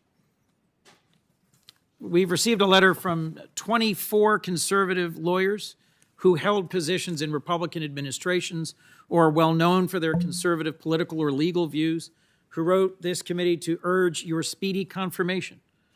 They praised your character and intellect and called you, and I quote, a truly excellent person. I'd like to focus, though, on the way that these conservative lawyers characterized your judicial decision-making, which is, after all, the core issue before us, is whether you are the sort of judge at the district court, circuit court, that should be elevated to the Supreme Court. And they note in this letter that in nearly 10 years on the bench, as a district judge and then in the Court of Appeals, Judge Jackson has been involved in thousands of cases, running the full range of federal law.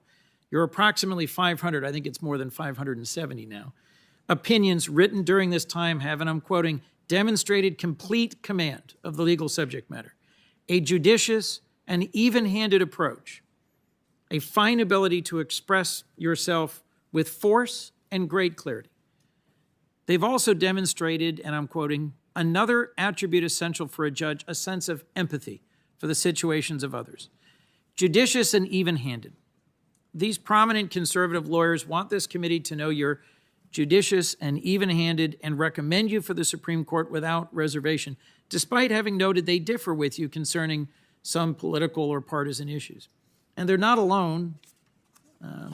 Judge Griffith, in a letter to this committee, and then followed up with personal testimony in your introduction yesterday, a judge appointed by former President George W. Bush enthusiastically supports your nomination.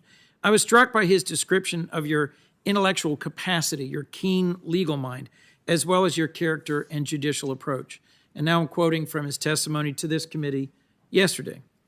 Judge Jackson, he told us, is an independent jurist who adjudicates based on the facts and the law, not as a partisan.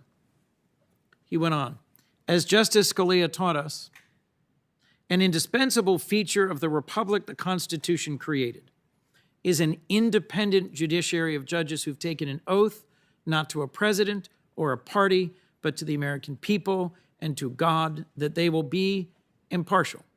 And he concluded that you, Judge Jackson, have demonstrated an unwavering commitment to that oath.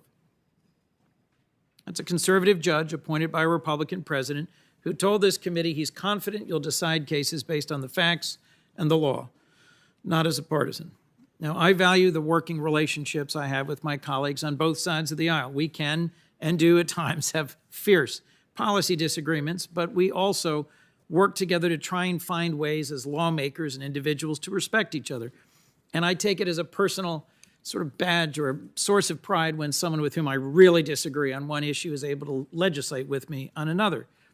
And so I imagine, Your Honor, it must be gratifying to know that a judge who literally sat in judgment of, reviewed dozens and dozens of your opinions. In fact, I think he reversed you once. Oh, more than. More than. Here is someone who closely read and reviewed your decisions, and as a circuit judge sat in review of your work over years as a district, hundreds of opinions as a district court judge, and has such unequivocal praise for the even-handed, impartial, thorough, and nonpartisan way you've approached judicial decision-making. Could you just briefly share with me what it means to you to hear that someone like Judge Griffith has such confidence you would make an excellent member of our highest court?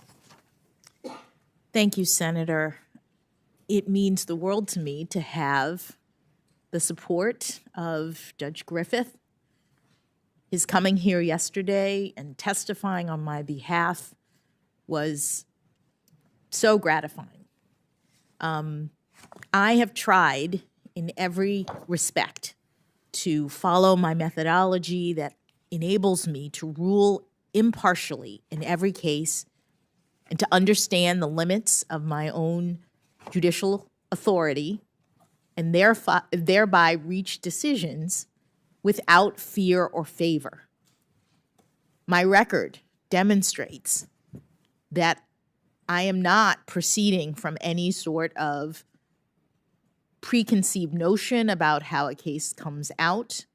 I'm not ruling consistent with any sort of ideology. I'm doing what impartial and fair judges do, which is to decide in every case based only on the facts and the law of that case. And I'm very, very pleased that Judge Griffith has seen that in the years that he supervised me effectively as a Court of Appeals judge when I was a district judge.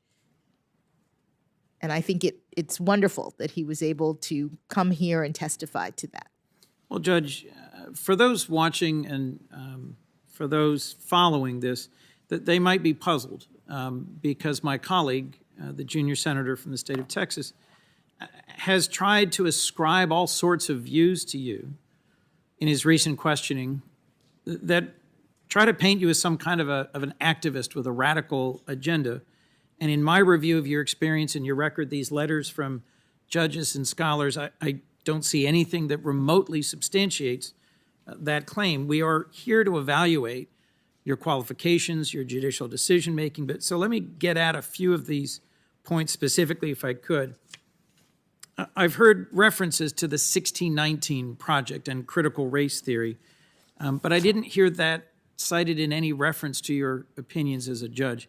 In your 9 years on the bench as a district court judge, more than 570 decisions, have you ever cited the 1619 Project?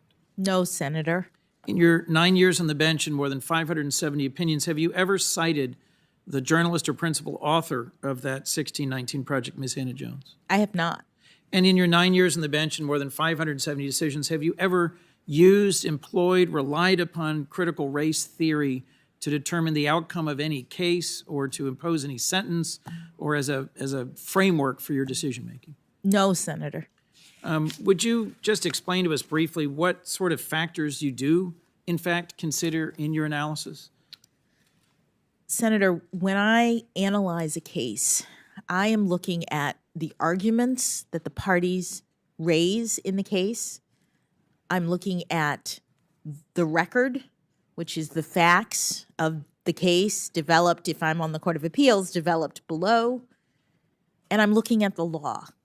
I'm looking at any statutes. I'm hewing to the text. I'm looking at constitutional provisions to the extent that they are applicable and any precedents related to the case at issue. Those are the inputs that are appropriate for a judge to consider, and those are the only things that I use in my decision-making. Well, I appreciate your laying that out, and I'll just, let me dig into two cases, if I can, that I think are also probative here, because I agree with the wide range of supporters we've heard from that you've demonstrated an even and impartial judicial approach in your record. But this is true not just in the hundreds of sort of run-of-the-mill quotidian cases that are considered by a district court judge, but in several that have been highly charged and really quite political in terms of their consequences. I'd like to discuss your opinion in the Center for Biological Diversity versus McAleenan. Do you recall that case? I do, Senator. It was a dispute between groups advocating for environmental protection and the Trump administration's Department of Homeland Security.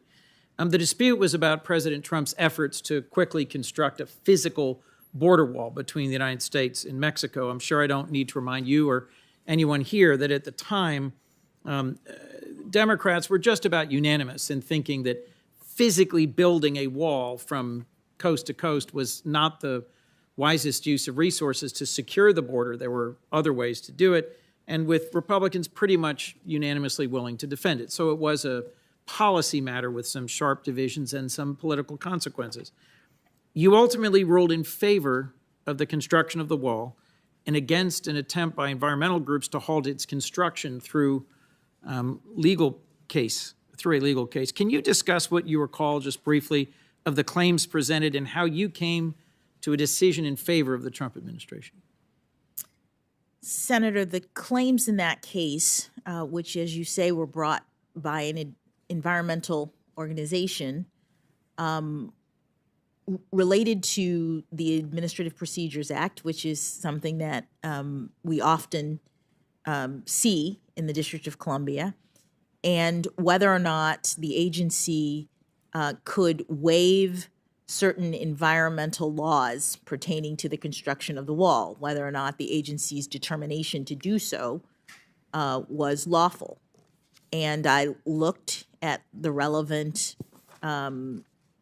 circumstances, and I ended up, I believe, dismissing that case on threshold grounds before getting to that point in the analysis. But consistent with what you said, I was guided by my understanding of the law and what it required, and not by anything else.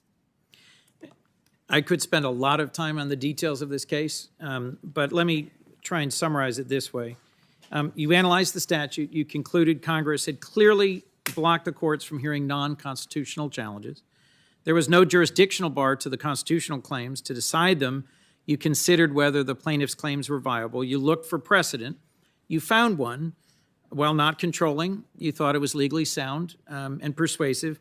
But there was no controlling circuit court or Supreme Court precedent that stopped you. If you were in fact an activist judge, a motivated partisan determined to let these plaintiff environmental groups proceed, you certainly could have. There was no clear precedent that barred that from happening. You analyzed the statute. You applied the best precedent you could find, and you reached a result without regard to the political consequences. That is correct, Senator. So in my view, I wanted to talk about this case because there's really nothing unusual or special about it from your perspective. That is correct. For those of us up here, there was a lot special and important about it. It was a highly charged partisan and political issue, but you looked at the statute, you found persuasive precedent, you applied it, you went on to the next case. Well, let me ask about another decision. In a case addressing another very politically charged issue, and specifically this involves the emails of former Secretary of State Hillary Clinton. Now, the Republican National Committee, or the RNC, is opposing your nomination, publicly accusing you of being a partisan Democrat. And they argue you could not possibly be an impartial justice.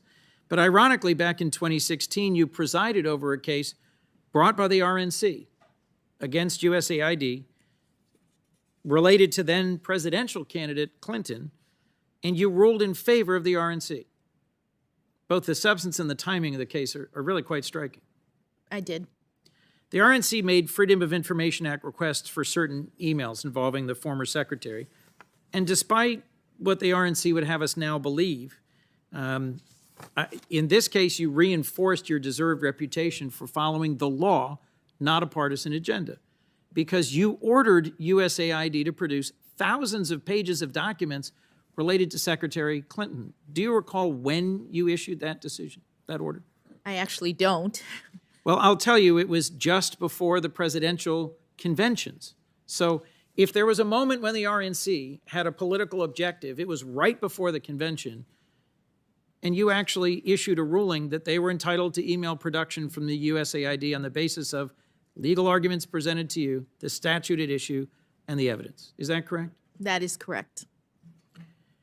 Well, Your Honor, I'm frankly really struck at the fact that, for all the back and forth in Senate hearings and academic circles about the judicial philosophy of Supreme Court nominees, you've shown what the experience of nearly a decade overwhelmingly spent on the district court has produced: a methodology, an approach that looks at the Constitution, the statute, the facts, the arguments of the parties, and reaches a result without fear or favor, without taking into account the partisan issue at stake. I don't believe that a judicial philosophy is always all that meaningful. The judge for whom I clerked on the Third Circuit had spent years as a district court judge, and when I asked her, what's your judicial philosophy, she looked at me and said, I just call balls and strikes. I'm a judge who rules on the case before me in exactly the same frame that you offered. A judicial philosophy does not in and of itself constrain a judge. What constrains a judge is a judge who is willing to be constrained, who understands that the role of the federal judiciary is a limited one. And so the real question I think a president should consider when they make a nomination, the question that we as senators need the answer to in order to perform our function of advice and consent, and the question that I think resonates best with the American people who are concerned about this hearing and this nomination and how it will impact the country and their lives is sort of, what kind of justice will you be? We want to know if you'll be fair. We want to know if you'll be faithful to the Constitution and to the rule of law. You've been a judge almost 10 years, and you've written more than 570 opinions. I'd say your record as a judge is the best answer to the question what kind of justice you will be. How would you say, Your Honor, that your approach to judging on the district court relates to the way you are now judging on the circuit court? And what approach do you think you will bring with you if confirmed to the Supreme Court? Thank you, Senator. My approach all the way through is one that I believe is required by my duties, by my oath as a judge. We rule without fear or favor. We are independent as judges in our responsibilities. We understand at the district court level, at the Court of Appeals level, and at the Supreme Court that judges are restrained, are constrained in the exercise of our power under our constitutional scheme. My methodology is designed to help me to make decisions within those confines at every level. It's no different now that I'm on the Court of Appeals than when I was on the district court with respect to my understanding of the constraints on my authority and my responsibility to be impartial in my rulings. And I think it would be no different at the Supreme Court. Well, Your Honor, I know we've walked through just a few cases today now. In some ways, we've only scratched the surface of your decade and the more than 570 opinions you've written.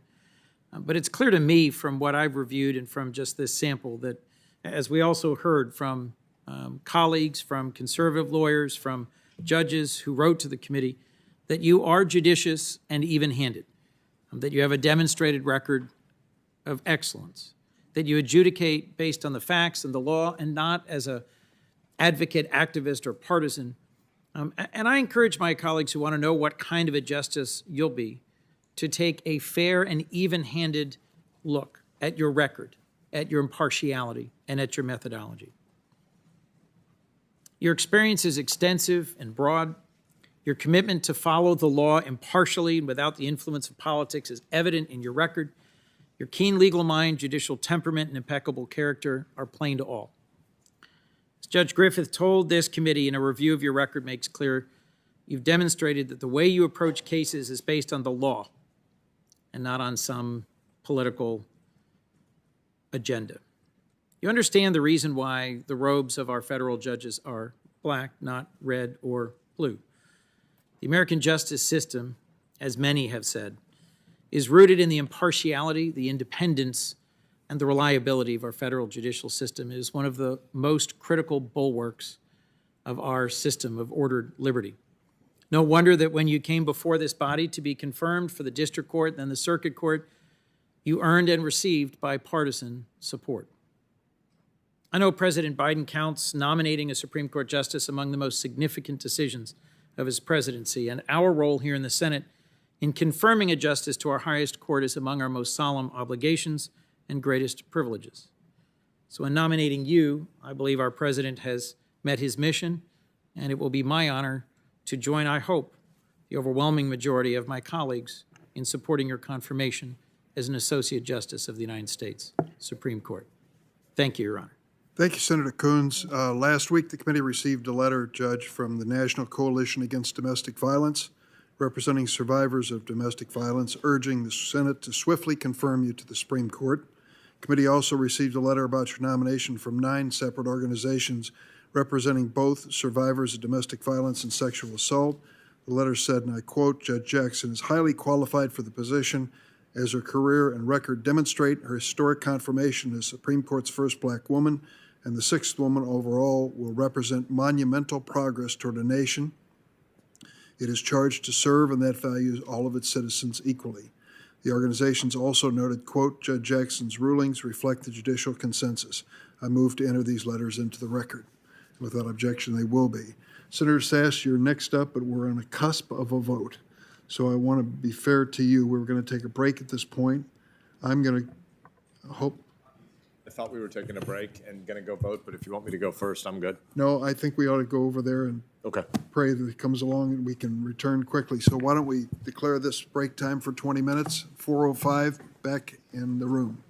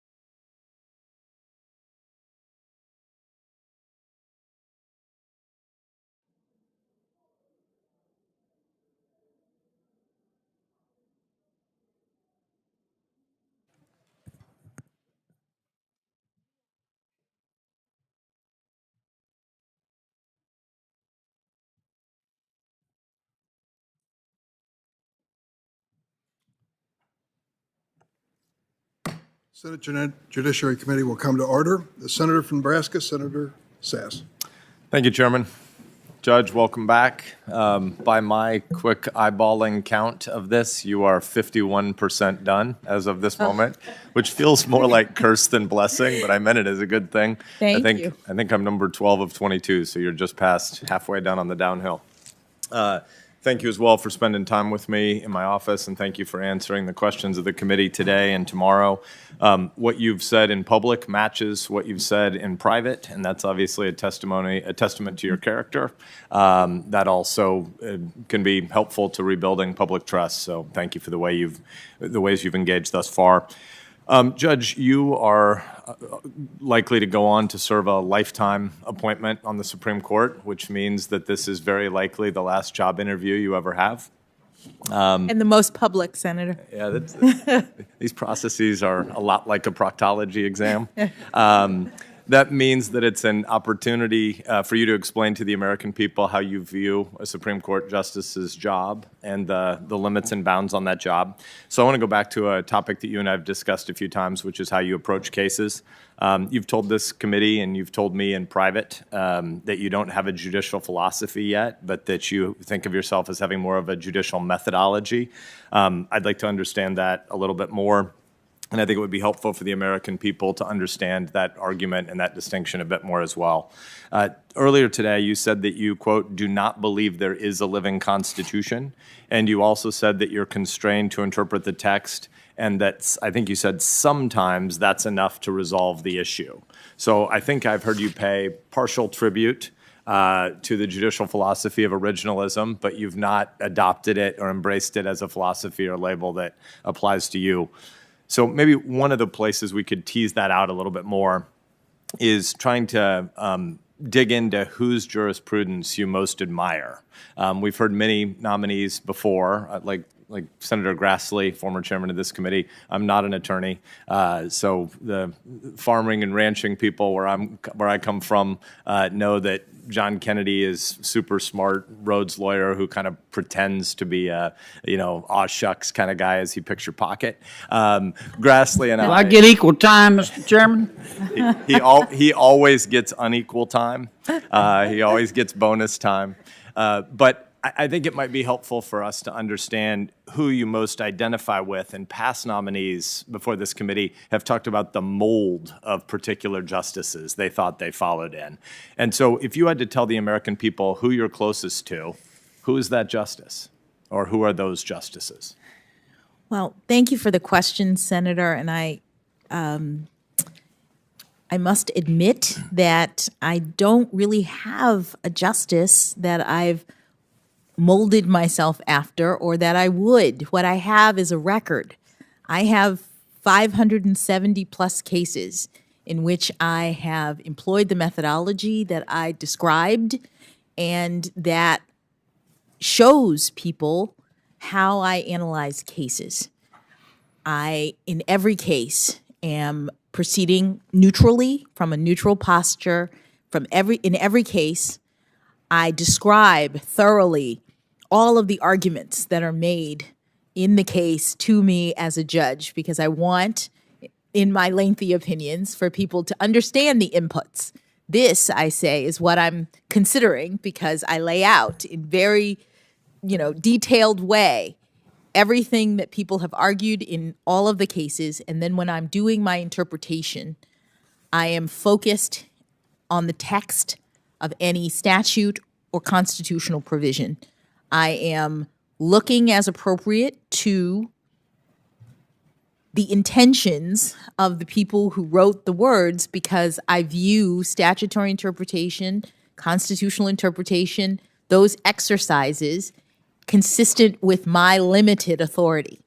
I am conscious of not interpreting those texts consistent with what I believe the policy should be or what I think the outcome should be. I am trying in every case that involves that kind of interpretation to assess what it is that the parties who wrote the text intended. And as a result, because my methodology involves these various pieces, and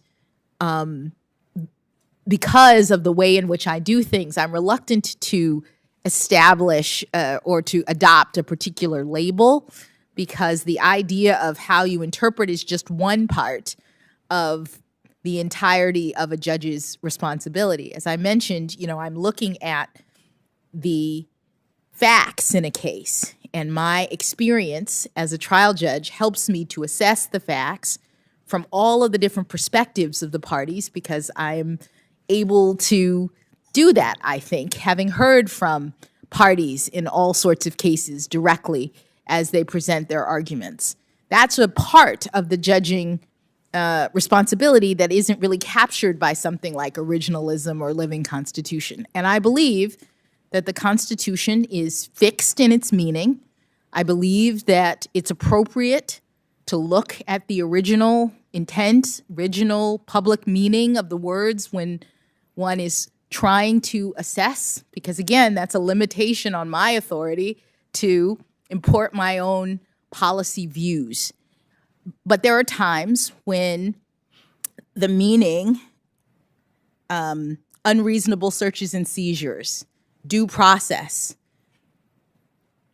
looking at those words are not enough to tell you what they actually mean. You look at them in the context of history, you look at the structure of the Constitution, you look at the circumstances that you're dealing with in comparison to what those words meant at the time that they were adopted, and you look at precedents that are related to this topic. All of those tools judges use, and I have used, is if you look at my cases. But when you say that you look at the intent of the authors of a statute, sometimes courts have to say the people who wrote this statute, whether they meant to or not, have done something that we, the judiciary, decides, speaking in the voice of you, is unconstitutional. And deciding that something is unconstitutional requires an interpretive framework for how you get there, right? And so you and I talked in my office about the differences between Justices Kagan, Breyer, and Sotomayor's judicial philosophies, and you told me that you needed time to study that issue further. So assuming that you've had a chance to think about that a bit more, I guess I'd ask you again, what are the differences among the three of their judicial philosophies? With respect, Senator, I have not actually had time with all of my meetings with senators and the work that I've done to appear before you today. I would say that there are differences, as you see from the various opinions that they have issued. I'm not sure which one I would necessarily follow, because it depends on the case. I think their differences indicate that they are looking at different provisions. They are using the various tools that judges use and that I have used in my cases.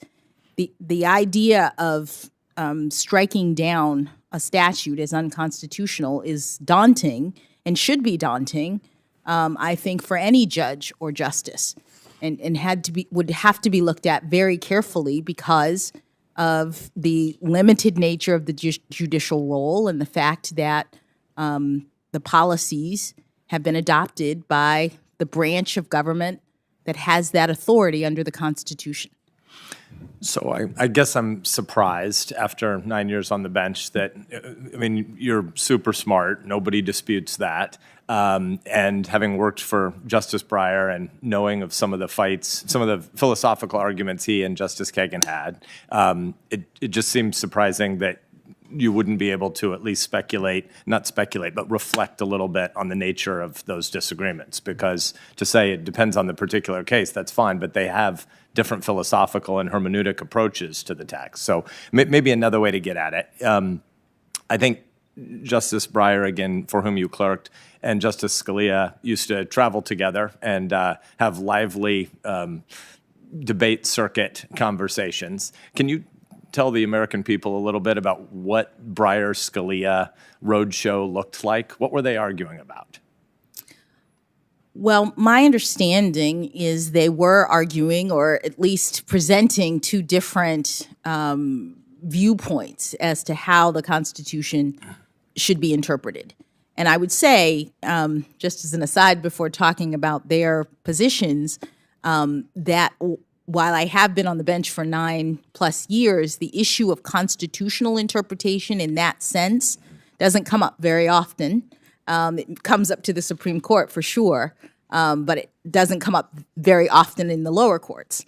What Justice Scalia and Justice Breyer, I believe, were debating was Justice Scalia's notion of originalism, meaning that the words of the Constitution should be interpreted as they were written by the founders in the founding era, and that they should not be considered to essentially to establish principles that modern justices could now apply based on their own view of the needs of society. And that Justice Breyer's position was more toward that latter view, that the idea of the Constitution needing to be interpreted in a way that is consistent with modern sensibilities about the principles that the document reflects. And I would just say that it appears now that the Supreme Court has taken Justice Scalia's view that the prevailing interpretive frame for interpreting the Constitution is now very clearly looking back through history. So we see that even in the Heller case, where the justices, even the justices in dissent, were all analyzing the issues in the Second Amendment through a historical lens, what was meant at the time of the founding. So that is now the way in which constitutional interpretation is done. But do you identify with that position? I identify with the position insofar as that's how the text is interpreted of the Constitution. That I am a strong believer, as I said, in precedent, in stare decisis, in predictability, in the rule of law, and the way that the law now interprets the Constitution is through this historical frame. I'm grateful for your last couple of minutes because I think that it's in the American civic interest for us to understand these different schools. Again, non-lawyer here, but my simple way of summarizing some of what I think I heard you just say is that Scalia argues hard that the Constitution has a fixed meaning and justices aren't really free to depart from it without a constitutional amendment passed by the political branches so that the voters get to hire and fire the people or have a role at the state level in the ratification of a constitutional amendment. And Breyer's position seems to me, and I won't get it precise enough in technical legal terms, jurisprudential terms probably to satisfy him, but that the Constitution is speaking to more abstract principles, and therefore there's a lot more play in the joints of what a justice's job is. And I think the way you summarized their debate was pretty fair. And I also think it's fair for us to want to understand what your position is about it, because you're obviously, as I've said, incredibly smart and incredibly likable and winsome and on the stage for a lot of Americans to look up to. I'm at the rah-rah, hear side of that debate. At the level of what is a Supreme Court justice's job, I think that's why a lot of us are still trying to tease out the philosophical distinction, which I think is more than just a methodology, but want to thank you for that answer. You've also brought up the Fourth Amendment a number of times in our conversation, and I would like to talk a little bit more about the Constitution and whether its meaning changes. And so I'd like to go back to the Fourth Amendment topic you brought up in my office. You said, I think, that and correct me if I'm missummarizing your position, you said that originalism wouldn't have much to say about the Fourth Amendment because the Founding Fathers never conceived of a tool, a piece of telecommunications equipment like this. And so I think during our conversation, you said that the original meaning of the Fourth Amendment won't tell you much about what to do with a new technology. My guess is that originalists, and Scalia in particular, would disagree. So what do you do if the text of the Fourth Amendment doesn't answer a question? Where do you go next? Well, Senator, just to clarify what I intended to say, and I may well have misspoken, there is an originalist take, I think, on the question of what happens with a cell phone. As the Supreme Court held in the Riley case, there was a way in which you assess principles of the Constitution, the text of the Constitution, and apply it to modern technology. And you have to, because there's no question that cell phones didn't exist at the time of the founding. So if the originalist principle is we look only at the Constitution as it relates to things that existed at the time of the founding, there would be no answer to what to do about a cell phone.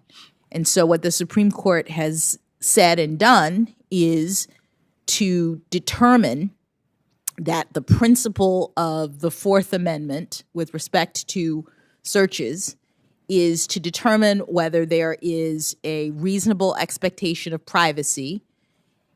They also have looked at property interests with respect to whether or not there's an invasion of privacy, and then determined from history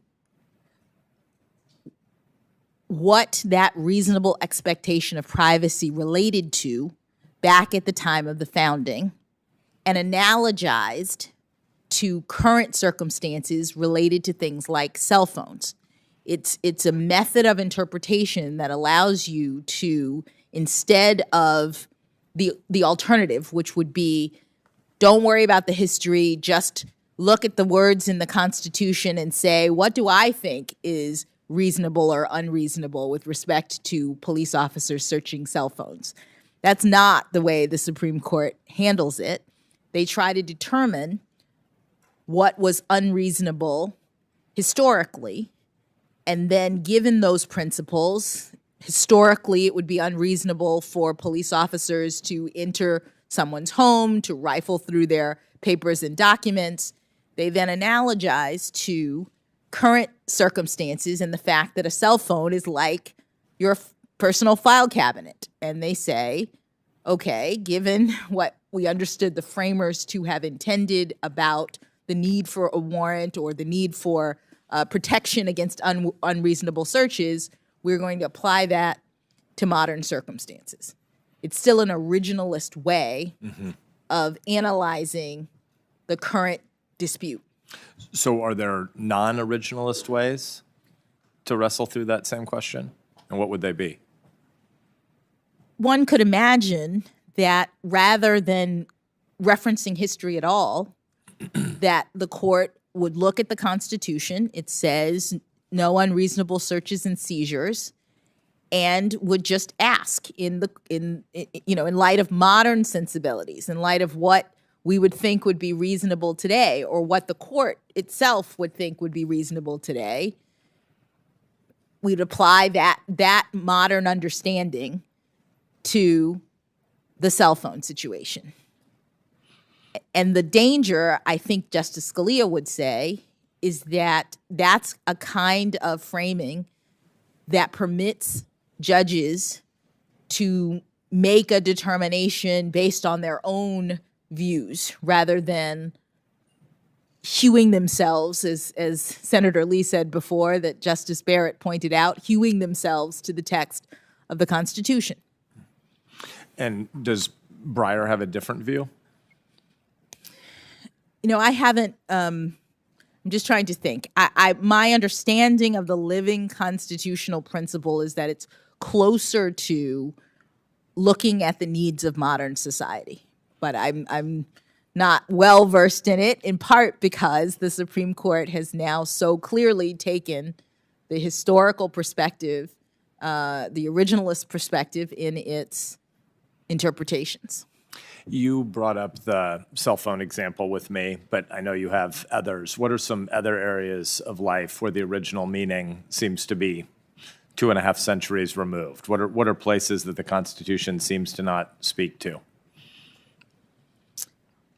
Well, Senator, I'm reluctant to spell out different circumstances. What I will say is that when you look at the language in the Constitution, there are some provisions that are completely clear on their face without any question of what was intended. The age of the required age of senators, the required age of the minimum age of the president. These kinds of provisions, all you need is the text, and there you are.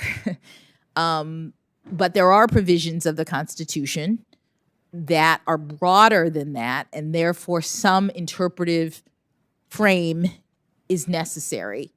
And to the extent, I mean, every question the Supreme Court gets that involves new technology, for example, that relates to constitutional provisions will require some kind of analogy, I think. But, you know, I can't speak to anything more than that.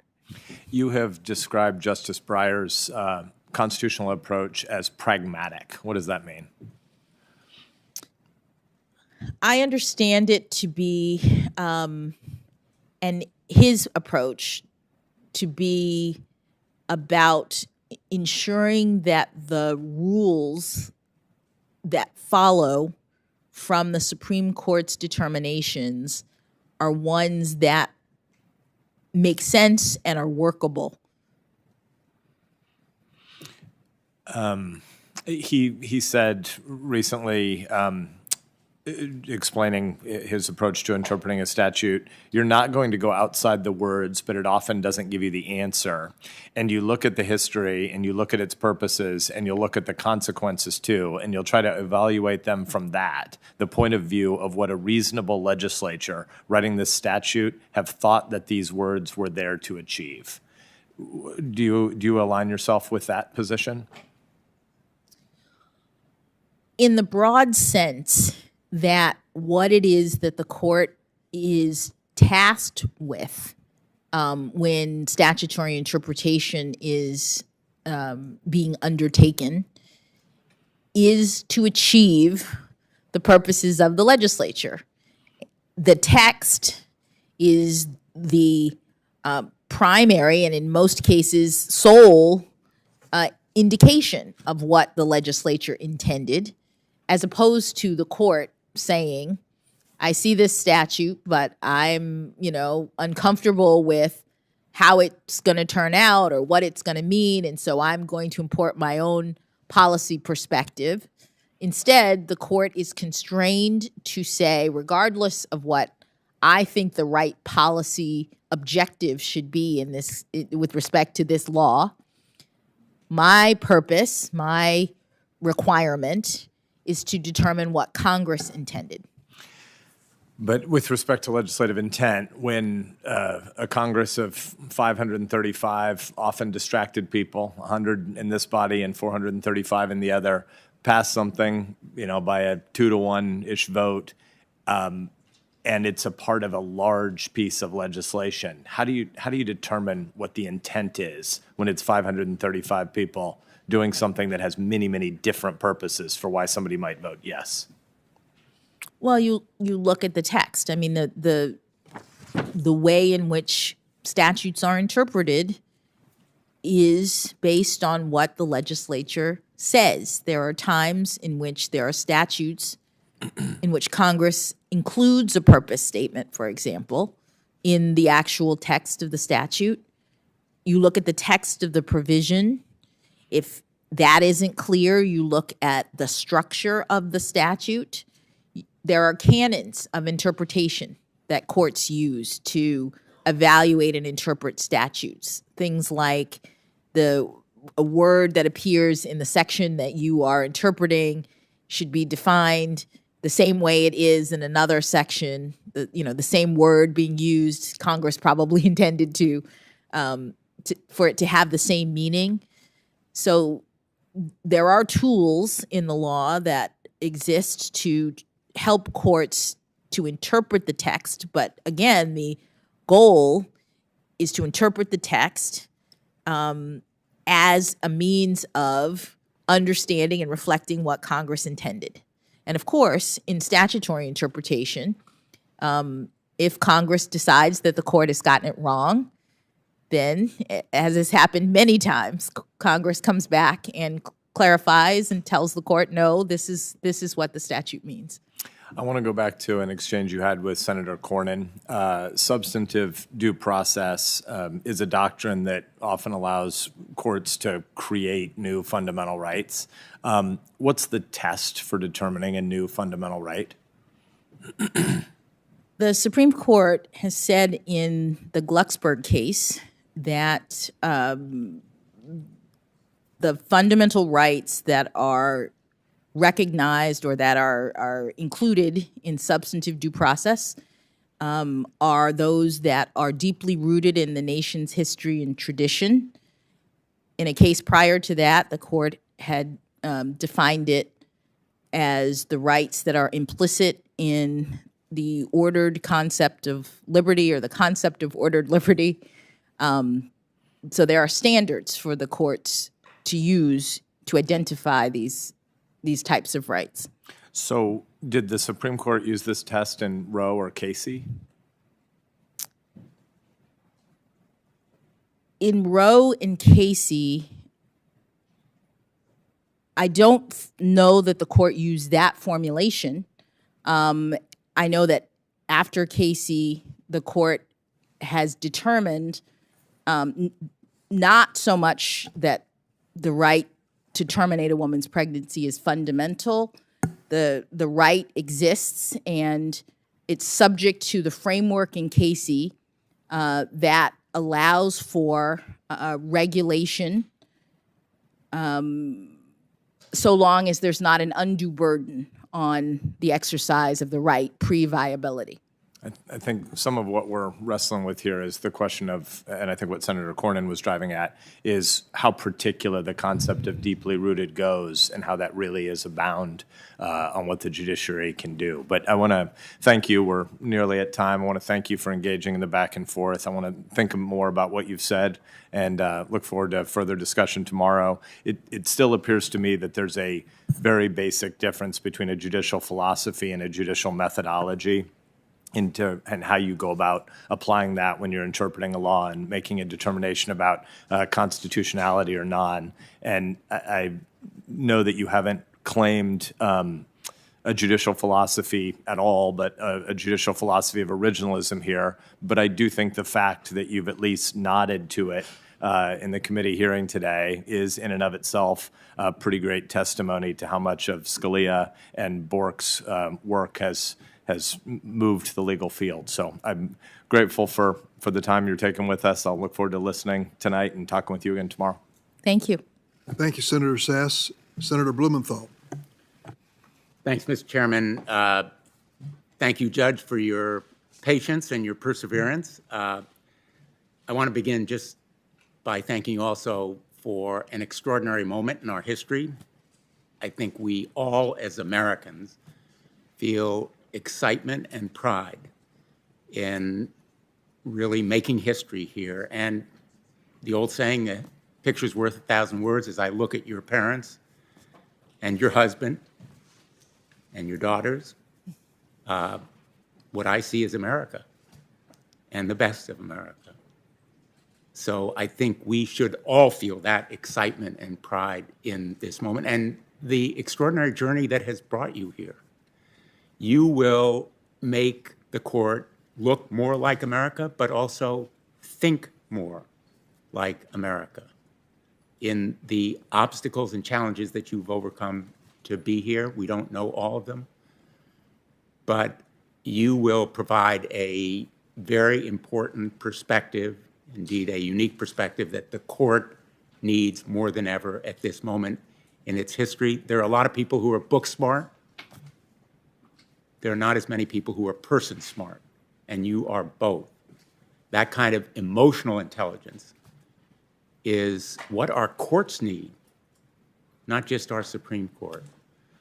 So I want to really begin by asking you, as a role model for others, to talk a little bit to the young women and girls of America, particularly Black young women and girls, about those challenges and obstacles that you've had to overcome to be here and what's helped you do it? Thank you, Senator.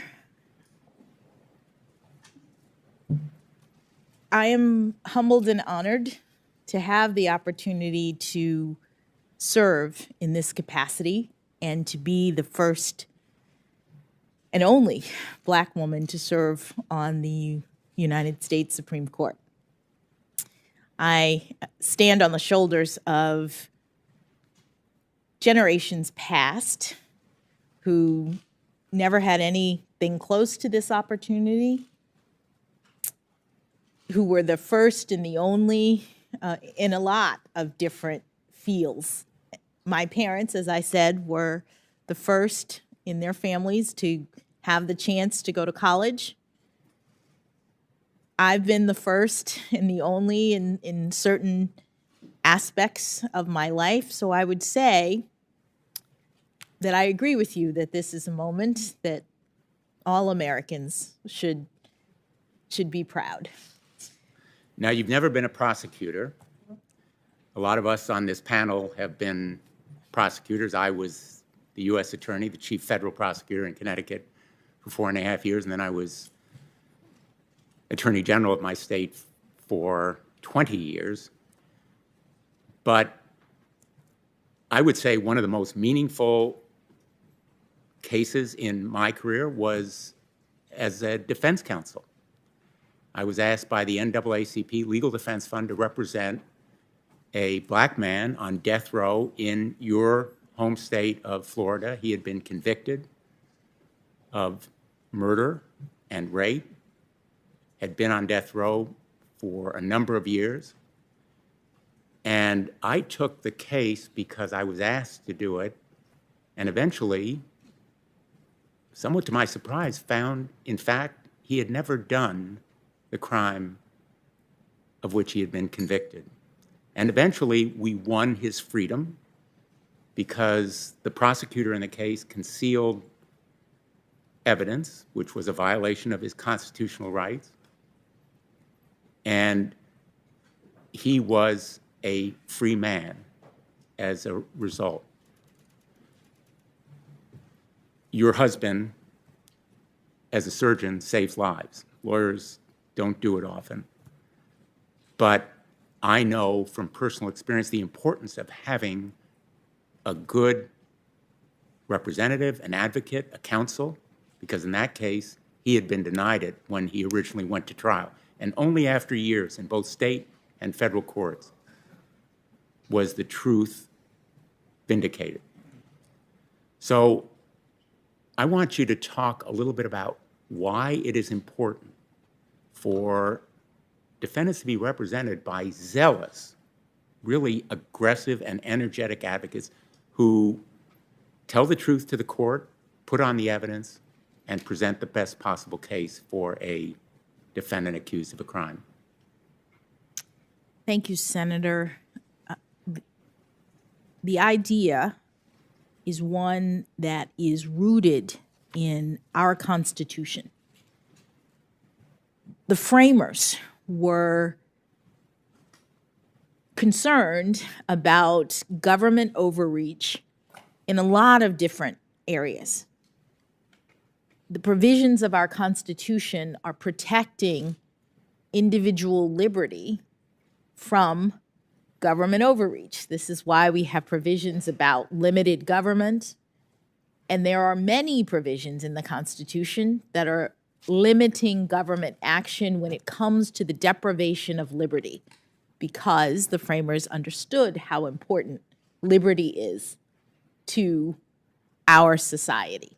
And so there's the Fourth Amendment, there's the Fifth Amendment, there's the Sixth Amendment, there's the Eighth Amendment. These provisions are crucial, and it is zealous defense counsel that ensures that the government is protecting these rights, that ensures that these rights are protected and that people are getting due process in the criminal justice system. And that's to all of our benefit. That helps everyone in America when we ensure that liberty cannot be denied without due process. It's defense counsel, as I said, who are making arguments, and they're not condoning the criminal behavior. They're making arguments on behalf of clients in defense of the Constitution and these constitutional values. And as a judge, I now see how important it is for me to be able to make my decisions after hearing from both sides. That's crucial. We have an adversarial system, which means that judges are presented with arguments from both the prosecution and the defense. And only when I'm able to hear from both sides can I make a just, fair determination. And fairness is the hallmark of our constitutional scheme, and it's what makes us the best criminal justice system in the world. And it's not only the reality of fairness, but also the perception of fairness, the public's understanding of how courts work, that is essential to the credibility that courts have, correct? That is correct. And so I feel very strongly, I know that a number of us on the committee agree, that more transparency, more visibility is important for the public to understand what goes on in the courtroom. I know you feel transparency is a good thing. You've been asked about cameras in the courtroom. I'm a supporter of Senator Grassley's Sunshine in the Courtroom Act, as well as Senator Durbin's Cameras in the Courtroom Act. I am hopeful that the court, the United States Supreme Court, actually will back these proposals because their support would be very important. Tell me how you feel about the basic principle of transparency and more visibility. Well, Senator, one of the reasons, as I said, that I write such long opinions is because I want everybody to know exactly the arguments I've considered, the facts that I've reviewed, and in pretty fine detail, the course of my reasoning. And I've done this in 570 opinions. I think it's important for public confidence, as you say, for people who are bound by the law and who are affected by the courts to know what the court's views are. With respect to the issue of cameras in the courtroom, I understand that that is something that is proceeding through Congress, and if I was confirmed, I would look forward to talking with my colleagues to understand the positions that people have regarding that issue. I appreciate that response. One of the other areas that I think is important to transparency and to public trust and confidence in the court is visibility as to its own decisions, which I think is directly contradicted by the shadow docket. You've been asked about it before, but I just want folks to understand that some of the most important decisions of the Supreme Court have been decided, or at least issues resolved, without oral argument, without briefs, without any public explanation. A controversial travel ban has gone into effect. The first federal execution in 17 years was permitted. Statewide COVID restrictions were enabled. The collection of data in the 2020 United States Census and enforcement of voting restrictions in the 2020 presidential elections, as well as decisions relating to immigration and blocking the Biden administration from enforcing a federal moratorium on evictions imposed because of the COVID-19 epidemic. Americans have a right to an open, full, fair proceeding with a record of the court's reasons for making decisions. So I hope that you will urge your colleagues, when you talk to them about cameras in the courtroom, also to do less on the shadow docket. And I hope that perhaps, if they don't, Congress will take some action. I finally want to ask, so far as this issue of transparency is concerned, about codes of ethics. You have followed a code of ethics as a district court judge and a court of appeals judge, correct? I have. Does that code of ethics apply to the United States Supreme Court? My understanding is that it does not. Correct. And my hope is that you will perhaps urge your colleagues as well to support a code of ethics. They haven't done so as yet, but I think we have an obligation in the Congress to set forth a code of ethics, and I hope they'll support it. Senator Durbin and others of us have supported that kind of measure as well. And I would just ask you whether you'll raise it with your colleagues if you're confirmed. Senator, certainly if Congress is taking anything up that requires our review, I would absolutely consider it, and even if not, I would consider it. Thank you. Talking to them about it. Thank you. You know, the reason I raise these points is that I respect the United States Supreme Court. I've argued 4 cases before it. I was a law clerk to Justice Blackmun, who, by the way, was from Minnesota, Mr. Chairman. In fact, he was known as one of the Minnesota Twins when he was appointed because he was thought to be exactly like then Chief Justice Warren Burger, who also was from Minnesota, in his very, very conservative views. And as it happened, Justice Blackmun became one of the most progressive members of the court over the years that he served. He had a capacity for growth and for learning and listening, which I believe you have, and I think it is one of the most important characteristics of anybody who serves on the court. But I do think the court's crisis of legitimacy is the result of divisions within the court, the polarization and politicization that has drawn lines, the process that has happened in recent years in confirmation proceedings. And so I really think that consensus building bridges with your colleagues, will be immensely important. I think that's one of the reasons that the president chose you, having talked to him about it, that you have that kind of persuasive and forceful intellect, but also the personal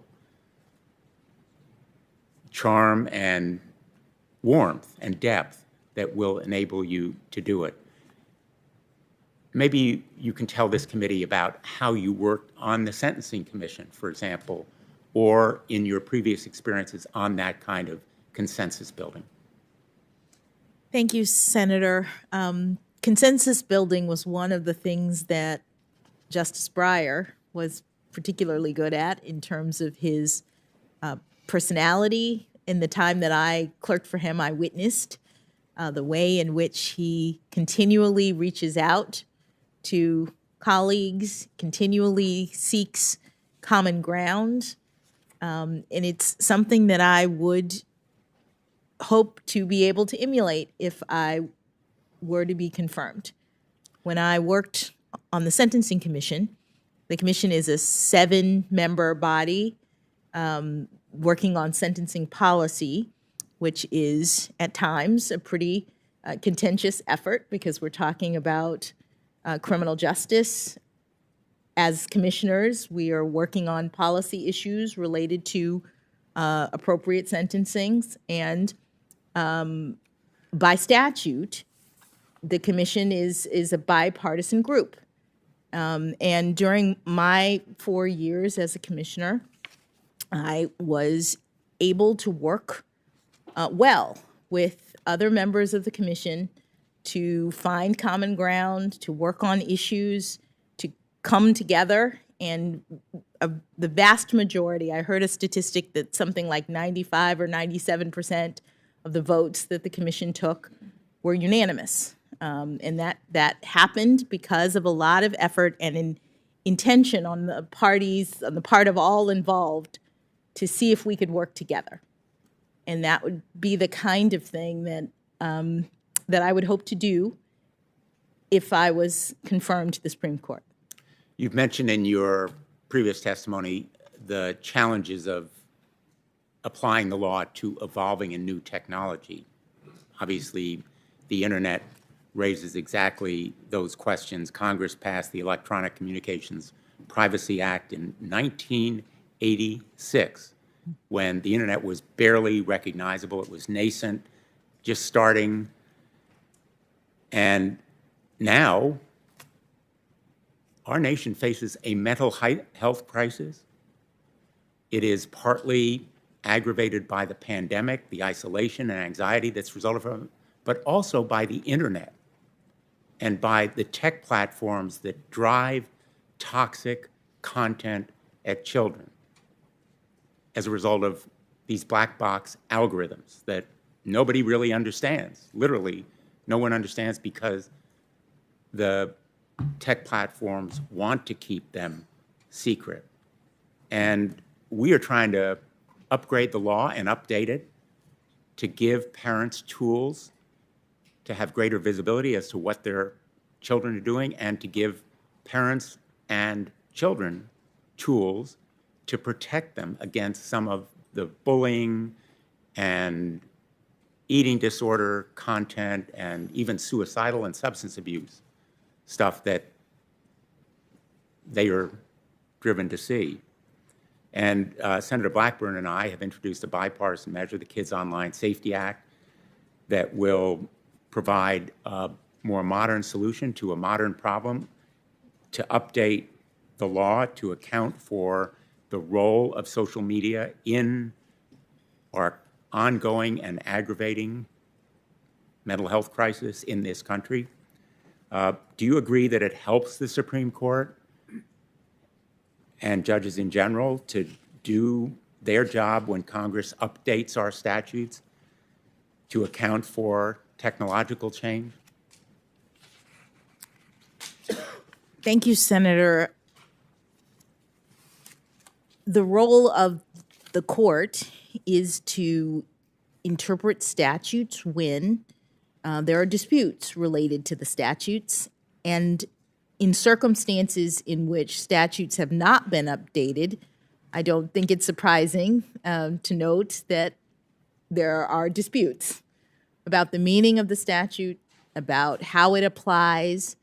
And so to the extent that Congress undertakes to make amendments and make the changes, I think it helps courts. Maybe there'll be fewer disputes or easier disputes to resolve.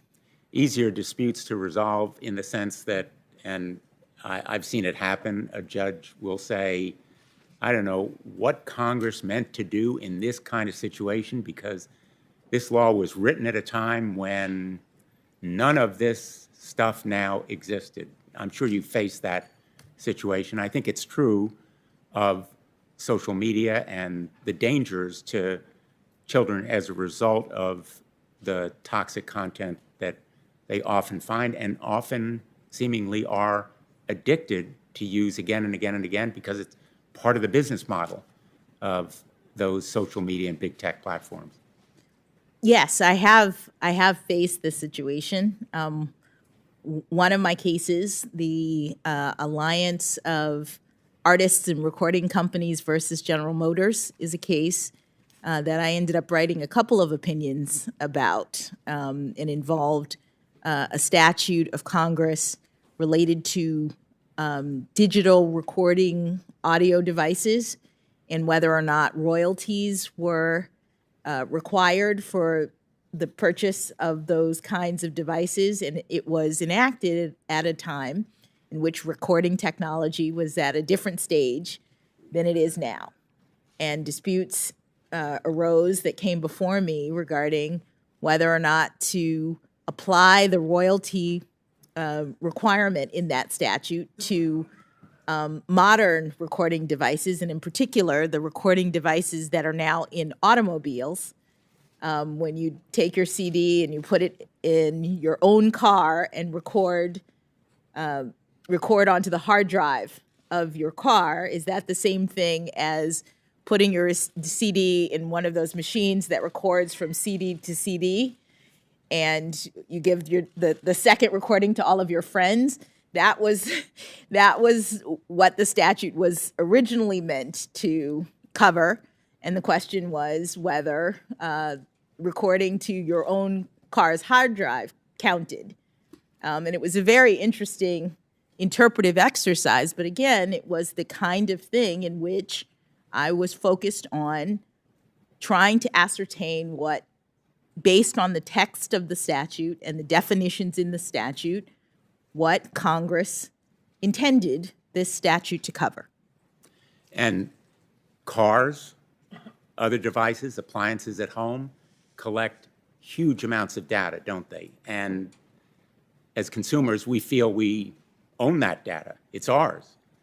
But it can be bought and sold, exchanged, and mined in a way that right now consumers have no consent over.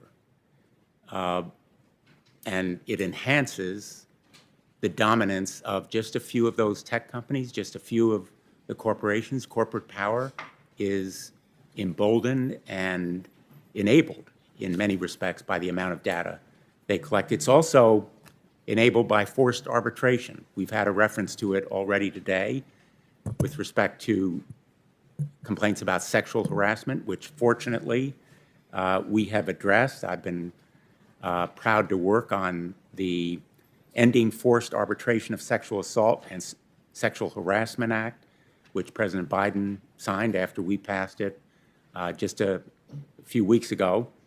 I've heard harrowing stories from survivors of sexual assault and victims of workplace harassment who were silenced and denied justice by forced arbitration.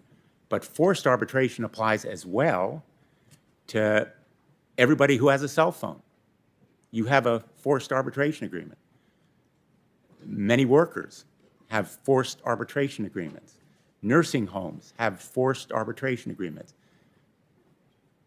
The point is that you have dedicated your life to access to the courts, the right of a trial, the right to a jury, the right to a judge. None of it is possible where there is a forced arbitration agreement. That's why I've worked on a measure called the FAIR Act that would make any forced pre-dispute arbitration agreement invalid and unenforceable. If both sides want arbitration, that's fine, but access to the courts should be available to everyone. I know that you're limited as to what you can say about measures that are before us and policy issues, but I hope that you will consider the trend that the court has adopted in support of forced arbitration and denial of rights like class action, and review whether they are appropriate. Let me just finish with a couple of quick points. First of all, on the Harvard Law School, Harvard Law Review article on registration of sex offenders, convicted sex offenders. I must say, I read this article several times. In my view, it is analysis, not advocacy. Would you agree? Absolutely, Senator. As a law school student, I was trying to do what law school students do, which is analyze a new set of legal provisions. These laws were new, and I was trying to assess what criteria courts could use to look at them. I was not making an argument about them at all. Exactly. And by the way, one of those statutes was in Connecticut. It was challenged on constitutional grounds, double jeopardy. It went to the United States Supreme Court. I defended it there. It was upheld 9-0.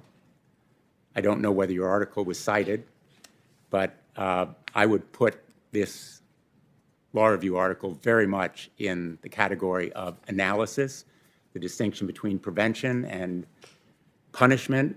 I would call it protection, not punishment or prevention. That's the argument that I made to the Supreme Court. I ask that this article be put in the record, Mr. Chairman. Without objection. By the way, it took me 2 or 3 times to get through it, so no disrespect to you or the Harvard Law Review. The issue of child pornography, you mentioned, I think, that in your decisions on these sentencing cases involving child sexual abuse material, which, by the way, I agree is absolutely horrific, abhorrent. It's the reason that Senator Graham and I have actually sponsored a measure called the Earn It Act that addresses it.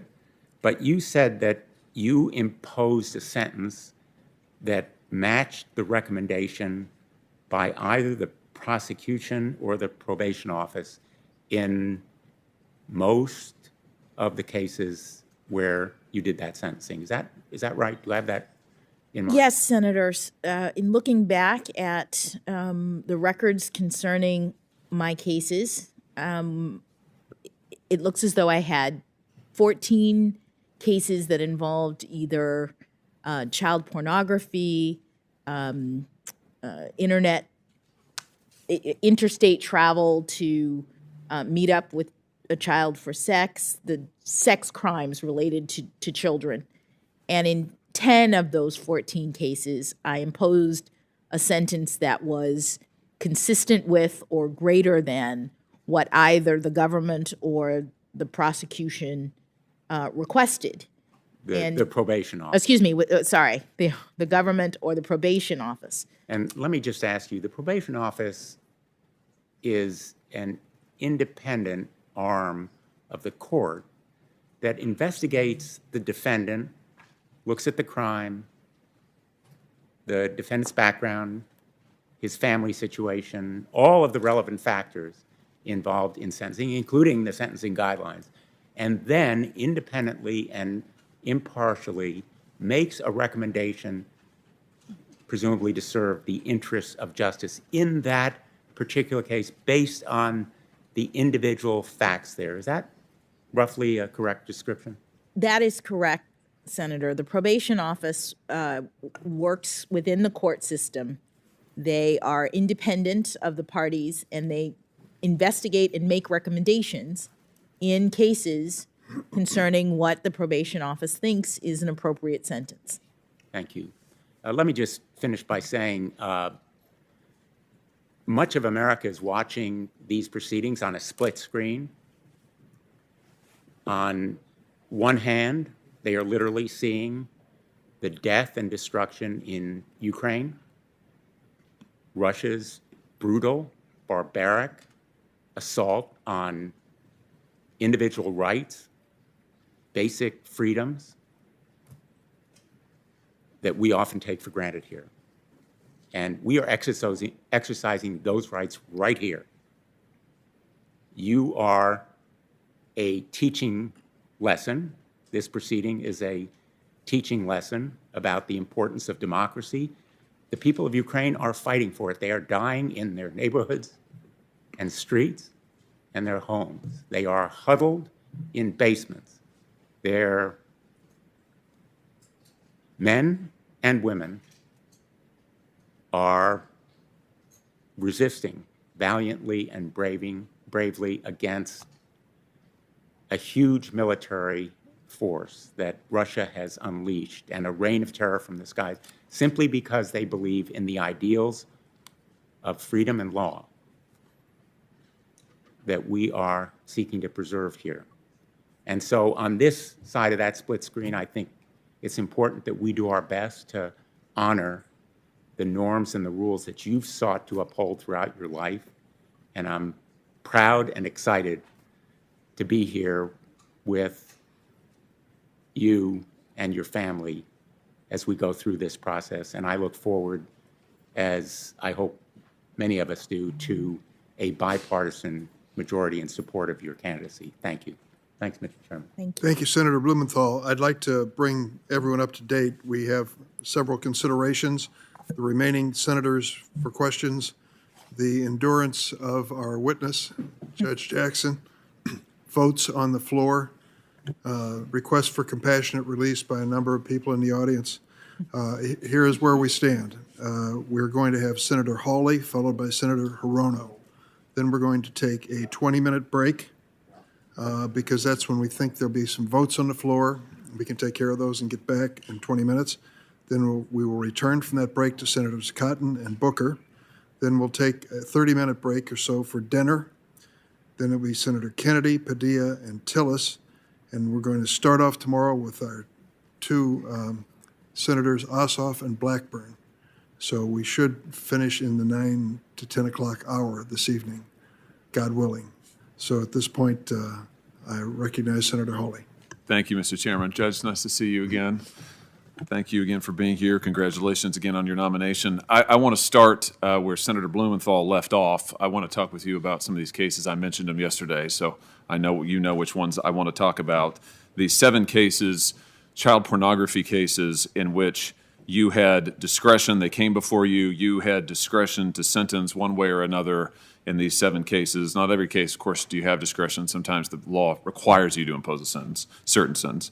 But in these 7, you had discretion, and in each of these 7, you chose to depart both from the federal guidelines and also from the government's, the prosecutor's recommendations. Senator Lee's asked you a little bit about this. Senator Cruz has asked you about it. He had a chart with the 7 cases on it. Before we jump into those, I just want to correct the record on 1 or 2 things. Senator Coons suggested that in 3 cases, Nickerson, Wynn, and Fife, you actually imposed sentences either within the guidelines or at the same level of the prosecution. But in Nickerson, you didn't have any discretion. That was an 11C1C case. The law bound you. And Wynn wasn't a child porn case, and neither was Fife. Just one other quick thing to clarify. As to these comments about the probation office doesn't issue national guidelines, right? I mean, the probation office doesn't issue sentencing guidelines. They're not public. They're not recommended to all judges. The probation office provides advice to judges case by case, usually in private, usually not available to the public. Is that right, Judge? Not exactly, Senator. The probation office in criminal cases is assigned by the court to work with respect to the evaluation of cases, in every case consistent with Congress's requirements. The probation office prepares a pre-sentence report in which they review all of the statutory factors concerning sentencing. Congress has a statute for sentencing. It requires judges to consider the nature and circumstances of the offense, the history and characteristics of the defendant, the need for the sentence imposed to promote various purposes of punishment. There are many purposes listed in the statute, and the probation office is the arm of the court that does factual investigations in every criminal case, unless there are certain cases in which you can waive it, but the background is the probation office's assessment of the facts related to a particular sentence and a particular crime. And the probation office's report, when a court sentences, actually, in most cases, becomes the findings of fact of the court. And so the probation office appears just like the prosecution and the defense. The probation office has written a report, and they make a recommendation to the court based on their independent analysis related to the facts of a particular crime and defendant and sentence. Understood. So they give the court counsel, understood. However, they don't issue guidelines.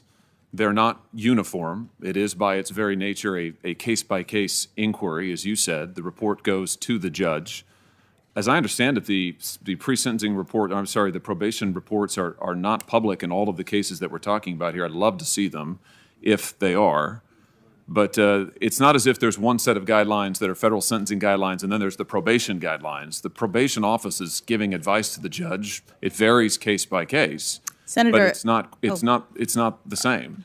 Sorry, I thought you were done. No, that's all right. Let me ask you about a specific case. I mean, let's talk about, I listed these 7 cases in which you had discretion and you did not follow the prosecutor's recommendation or the sentencing guidelines, but let's just talk about one of them because we've talked about some of them as a group. Let's talk about United States versus Hawkins. I think that's one you probably remember from 2013. The defendant there was Wesley Hawkins. He was 18 years old at the time. He uploaded 5 video files of child pornography from his computer to YouTube. This is how the police got onto him. He then uploaded another 36 depictions of child porn and other lewd photos of children to his iCloud account. When the police executed a search on his apartment on the premises, they found 17 videos on his laptop and 16 images of child pornography, all of them very graphic, some of them involving very young children. 17 videos in particular. This is from the government sentencing memorandum in this case, just so we understand the facts. Here are some of the videos that the government charged and they recovered. There was a 24-minute, 6-second video depicting a 12-year-old male committing a sexual act. I'm not going to read exactly what it was. There was a 1-minute and 57-second video depicting an 8-year-old committing a sexual act. There was an 11-minute and 47-second video depicting an 11-year-old committing a sexual act and being raped by an adult male. There was a 15-minute and 19-second video depicting 2 11-year-olds committing sexual acts.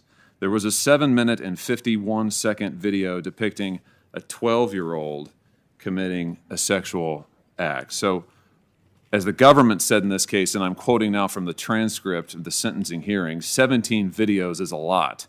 And some of the videos, including the ones that are described in the statement of the offense, and I've just related some of them, are very lengthy and include numerous images, numerous views, sometimes collages, sometimes multiple victims. You see the act in progress. The government goes on to describe some of these as sadomasochistic images. So this is a tough case. This is one of those tough cases you were referencing earlier. You talked about it this morning. You said these cases are terrible. This is one of them. This is terrible stuff. This is not a good guy who's doing this stuff. Guidelines recommendation in the case was 97 to 121 months. So if I'm doing my math right, that's up to 10 years. And in this case, the guidelines recommendation was essentially written by Congress because in the PROTECT Act of 2003, Congress specified what they wanted the range to be in these kind of cases. And Congress also specified what they wanted the mandatory minimums to be. I know you remember the PROTECT Act because you've talked about it. You've given lectures on it. And it was enacted, as I said, in 2003. It was 84-0 was the vote here in the Senate. The reason the PROTECT Act was put into place is the Senate was concerned over lenient sentences by judges in child porn cases, which is what you described. You said about it, there was an increasing perception on Capitol Hill and within DOJ that liberal judges were to blame for the downward pressure on federal sentences and that legislation was necessary to rein them in. That's you in 2011 describing this law. So Congress has set the guidelines here, 84-0 in the Senate. I noticed the chairman voted for it, as did a number of other members of this committee. So the Congress sets the range. Essentially, it's 97 months up to 10 years. Now, the prosecutor in this case, this is in D.C., of course. You're on the federal district court. The prosecutor in this case, it's a liberal administration, I think it's fair to say. This isn't the state of Texas. See my colleague from Texas next to me here. The prosecutor in this case, nevertheless, still asked for 2 full years in prison. You gave the defendant 3 months. Guidelines called for 10 years. Prosecutor wanted at least 2. You gave him 3 months. And when you did, you made a number of arguments and statements in the record, and I'd like to go through some of them because I've read them all. And the first argument you made was that the federal guidelines that punished child porn offenders, the ones that Congress wrote, were, and I'm quoting you now, are in many ways outdated. That's your quote. And you went on to say about why you thought they were outdated. I'm going to quote you again. You say, and I quote, "I don't feel that it's appropriate to increase the penalty on the basis of the number of images or prepubescent victims," meaning little kids, "as the guidelines require. because these circumstances exist in many cases, if not most, and don't signal an especially heinous or egregious child pornography offense, end quote. I just want to ask you about that because I just have to tell you I'm having a hard time wrapping my head around it. We're talking about 8-year-olds and 9-year-olds and 11-year-olds and 12-year-olds. He's got images of these, the government said added up to over 600 images, gobs of video footage of these children, but you say this does not signal a heinous or egregious child pornography offense. Help me understand that. What word would you use if it's not heinous or egregious? How would you describe it?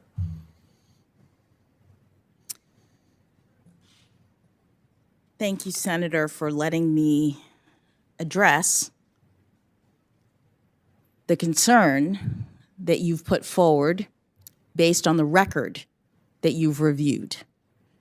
As a judge who is a mom and has been tasked with the responsibility of actually reviewing the evidence that you would not describe in polite company, the evidence that you are pointing to, discussing, addressing in this context is evidence that I have seen in my role as a judge. And it is heinous, it is egregious. What a judge has to do is determine how to sentence defendants proportionately consistent with the elements that the statutes include, with the requirements that Congress has set forward.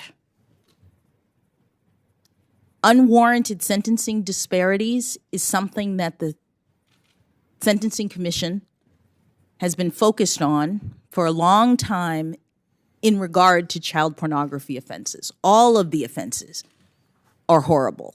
All of the offenses are egregious. But the guidelines, as you pointed out, are being departed from even with respect to the government's recommendation. The government, in this case and in others, has asked for a sentence that is substantially less than the guideline penalty. And so what I was discussing was that phenomenon, that the guidelines in this area are not doing the work of differentiating defendants, as the government itself indicated in this very case. And so that's what I was talking about, but I want to assure you, Senator, that I take these cases very seriously, that these cases include the notion by many defendants that the folks at issue, the defendants themselves, are collecting these images on the internet.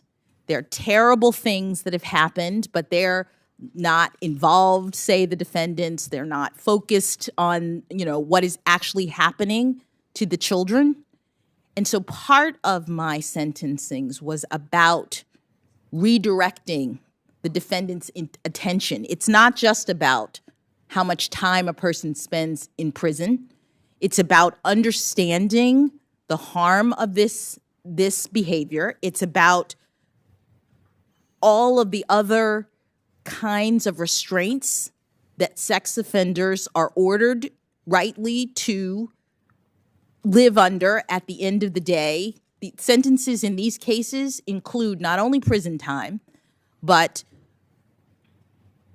restraints on computer use, sometimes for decades, restraints on ability to go near children, sometimes for decades. All of these things judges consider in order to affect what Congress has required, which is a sentence that is sufficient but not greater than necessary to promote the purposes of punishment. Yeah, well, let me just ask you about that last point, because you've said this a couple of times now, the sentences that Congress require. Congress wanted the guidelines to be mandatory. Congress wrote the guidelines in this case. They wanted them to be mandatory. They gave the courts factors to consider to choose between the sentencing range. Congress wanted you to choose between 97 and 121 months. That's what Congress wanted. The Supreme Court in Booker said that the sentencing guidelines would be discretionary, so the Supreme Court gave you the discretion. But if we're talking about what Congress has wanted, Congress wanted them to be mandatory. My only point in raising that is just to say that you had discretion in these cases, and you used your discretion to choose the sentences that you did. Let me ask you about some of the things, though, that you said, because you said this morning, and I appreciated it, how you want to direct the defendants. You want to get them to own up to what they've done in these cases. And I thought that was powerful, and I thought it was right. But let me just ask you about what you said to this defendant. You said to this defendant, for whom you sentenced to only 3 months in prison, that your collection, I'm quoting you, your collection at the time that you were caught was not actually as large as it seems. The government felt the need to respond to you on the record. They said the government doesn't believe that it's appropriate to just disregard the number of images, that the number of images can be appropriate. And indeed, in this case, the defendant has amassed an extremely large collection of child pornography. But you disregarded that. You also told the defendant, you said this seems to be a case where you were fascinated by sexual images involving what were essentially your peers. And then you went on to say the defendant was merely trying to satisfy his curiosity. Curiosity is your word. One more thing on this, same idea. You said you were viewing, this is you to the defendant, you were viewing sex acts between children who were not much younger than you. And this whole discussion is about why you're only giving him 3 months. Judge, he was 18. These kids are 8. I don't see in what sense they're peers. I've got a 9-year-old, a 7-year-old, and a 16-month-old at home, and I live in fear that they will be exposed to, let alone exploited, in this kind of material. I don't understand you saying to him that they're peers and that therefore you were viewing sex acts between children who are not much younger than you, and that's somehow a reason to only give him 3 months. Help me understand this. Senator, I don't have the record of that entire case in front of me. What I recall with respect to that case is that unlike the many other child pornography offenders that I had seen as a judge and that I was aware of in my work on the Sentencing Commission, this particular defendant had just graduated from high school. And some of, perhaps not all when you were looking at the records, but some of the materials that he was looking at were older teenagers, were older victims. And the point, Senator, is that you said before the probation office is making recommendations and they do so on a case-by-case basis. That is what Congress requires. This is not done at the level of. But you had discretion, Judge. You admit that, right? I just want to be clear. Senator, sentencing is a discretionary act of a judge, but it's not a numbers game. It's not. I understand that Congress wanted the guidelines to be mandatory. The Supreme Court in 2005 determined that they couldn't be, in an opinion by Justice Scalia, determined that they couldn't be, and Congress since then has not come back to amend them or to change them or to make them mandatory again. And so there is discretion at sentencing, and when you look at the sentencing statutes, Congress has given the judges not only the discretion to make the decision, but required judges to do so on an individualized basis, taking into account not only the guidelines, but also various factors, including the age of the defendant, the circumstances of the defendant, the terrible nature of the crime, the harm to the victims.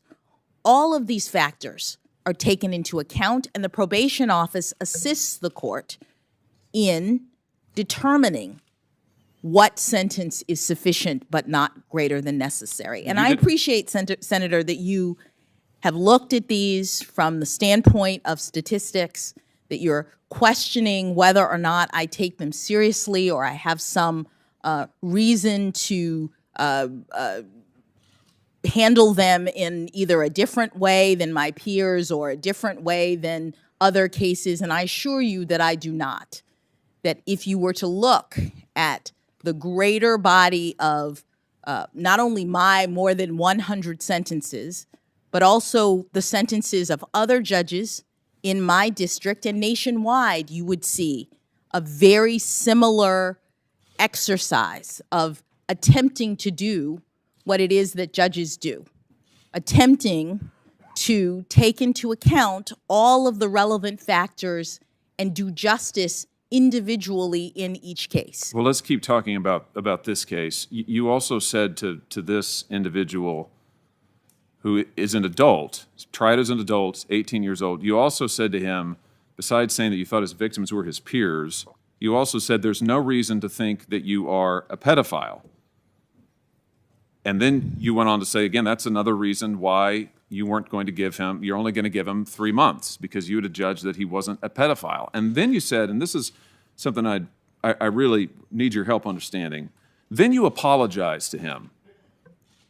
And I just have to tell you, I can't quite figure this out. You said to him, this is a truly difficult situation. I appreciate that your family's in the audience. I feel so sorry for them and for you and for the anguish this has caused all of you. I feel terrible about the collateral consequences of this conviction. And then you go on to say, sex offenders are truly shunned in our society. I'm just trying to figure out, Judge, is he the victim here or the victims the victims? You're saying that you're apologizing to him. You're saying you're sorry for the anguish this has caused him. There was a victim impact statement in this case. It didn't get read into the record, but it was there. I've described the videos that we have. You say earlier in the case, you talk about how heinous these crimes are, and you describe them to your credit. You describe how heinous it is to your credit, and yet here you are giving him 3 months and apologizing to him and saying you feel sorry for the anguish it's caused him, and also saying you think that sex offenders are truly shunned in our society. So just talk about that. Help me understand. I mean, is he a victim? Is that your view here? Is that why you said this? Is that what you meant by it? Senator, I again don't have the entire record. I remember in that particular case, I considered it to be unusual, in part for the reasons that I described. I remember in that case that defense counsel was arguing for probation, in part because he argued that here we had a very young man, just graduated from high school. He presented all of his diplomas and certificates and the things that he had done and argued, consistent with what I was seeing in the record, that this particular defendant had gotten into this in a way that was, I thought, inconsistent with some of the other cases that I had seen. Part of what a judge is doing, as required by Congress, is thinking about this case, thinking about unwarranted sentencing disparities, that's in the statute, other cases, other determinations that a judge may have made about this. I don't remember in detail this particular case, but I do recall it being unusual. And so my only point to you is that judges are doing the work of assessing in each case a number of factors that are set forward by Congress, all against the backdrop of heinous criminal behavior. But the guidelines are no longer mandatory. Congress has not corrected, as you would say, the Supreme Court's determination about that. Justice Scalia's decision that the guidelines are not mandatory. Congress has not said that. And Congress has given judges factors to consider. This, in my view, was an unusual case that had a number of factors that the defendant was pointing out, that the government was pointing out, that the probation office was pointing out. And I sent this 18-year-old to 3 months in federal prison under circumstances that were presented in this case, because I wanted him to understand that what he had done was harmful, that what he had done was unlawful, that what he had done violated the law and needed to be punished, not only by prison, but also by all of the other things that the law requires of a judge who is sentencing in this area. But Judge, with all due respect, and I'm telling you what, I'll be direct with you. I am questioning your discretion, your judgment. That's exactly what I'm doing.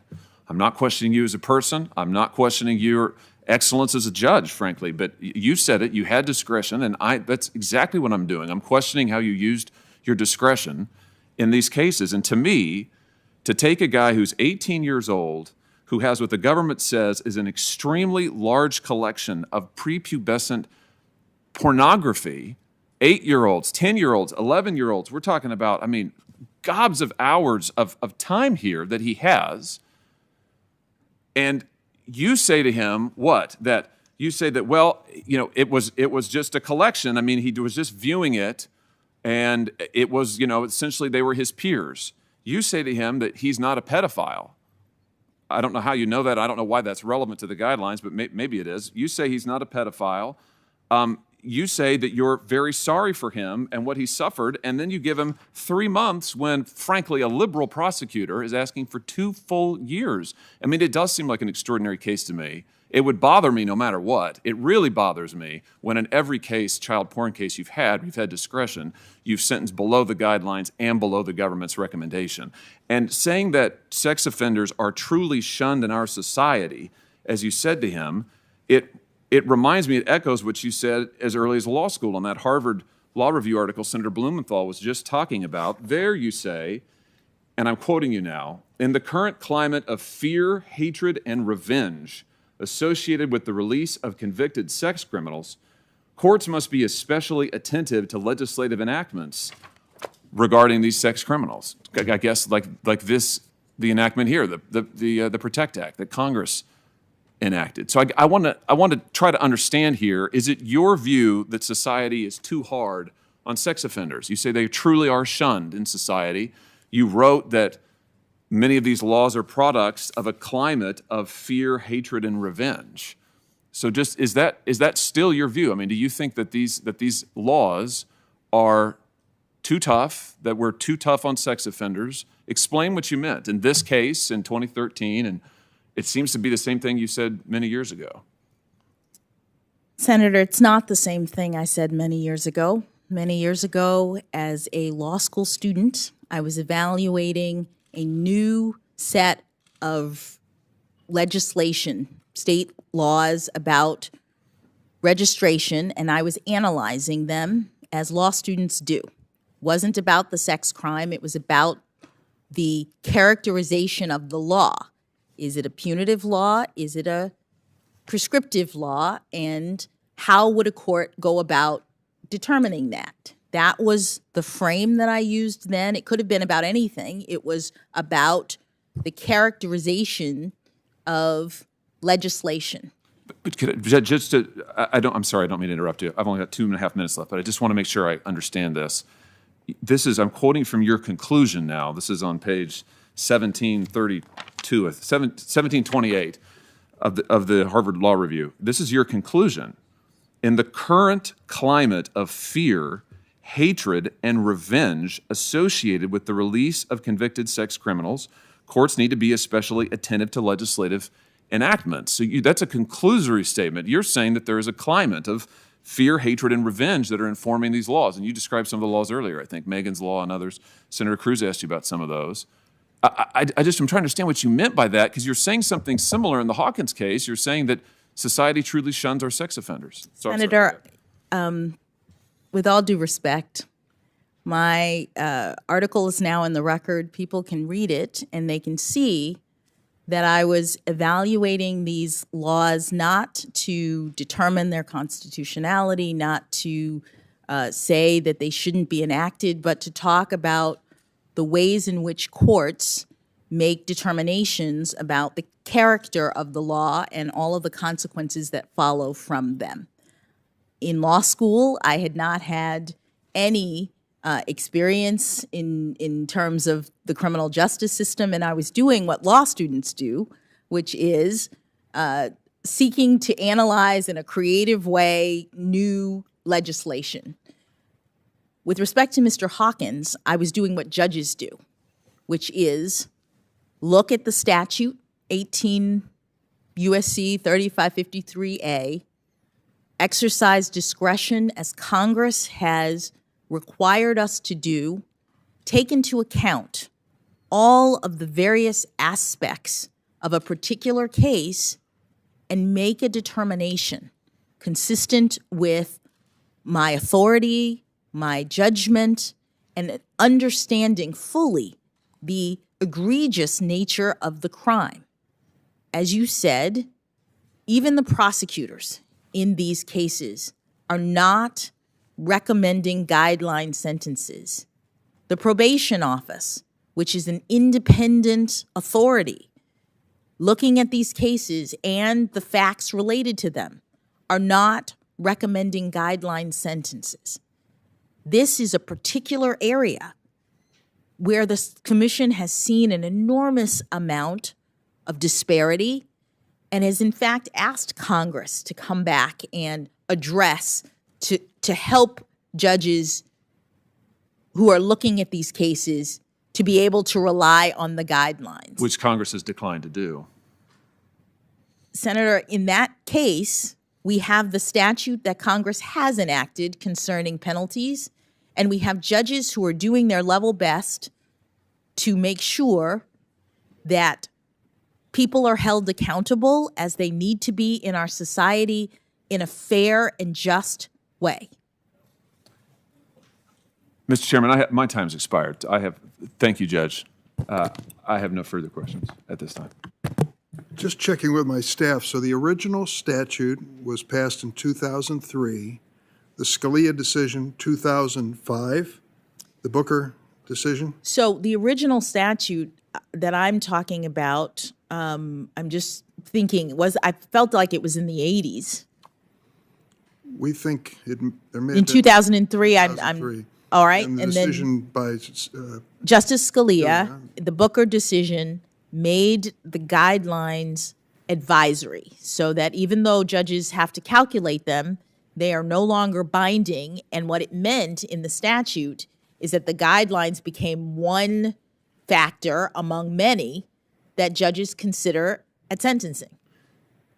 I'm not going to opine on Justice Scalia and his conduct and decision as it relates to the overall topic.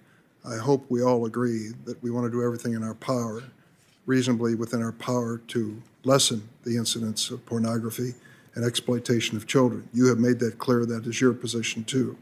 But I just want to tell you, Congress doesn't have clean hands in this conversation. We haven't touched this now for 15, 16, or 17 years. And you aren't the only one who faced this kind of a challenge with the cases before you.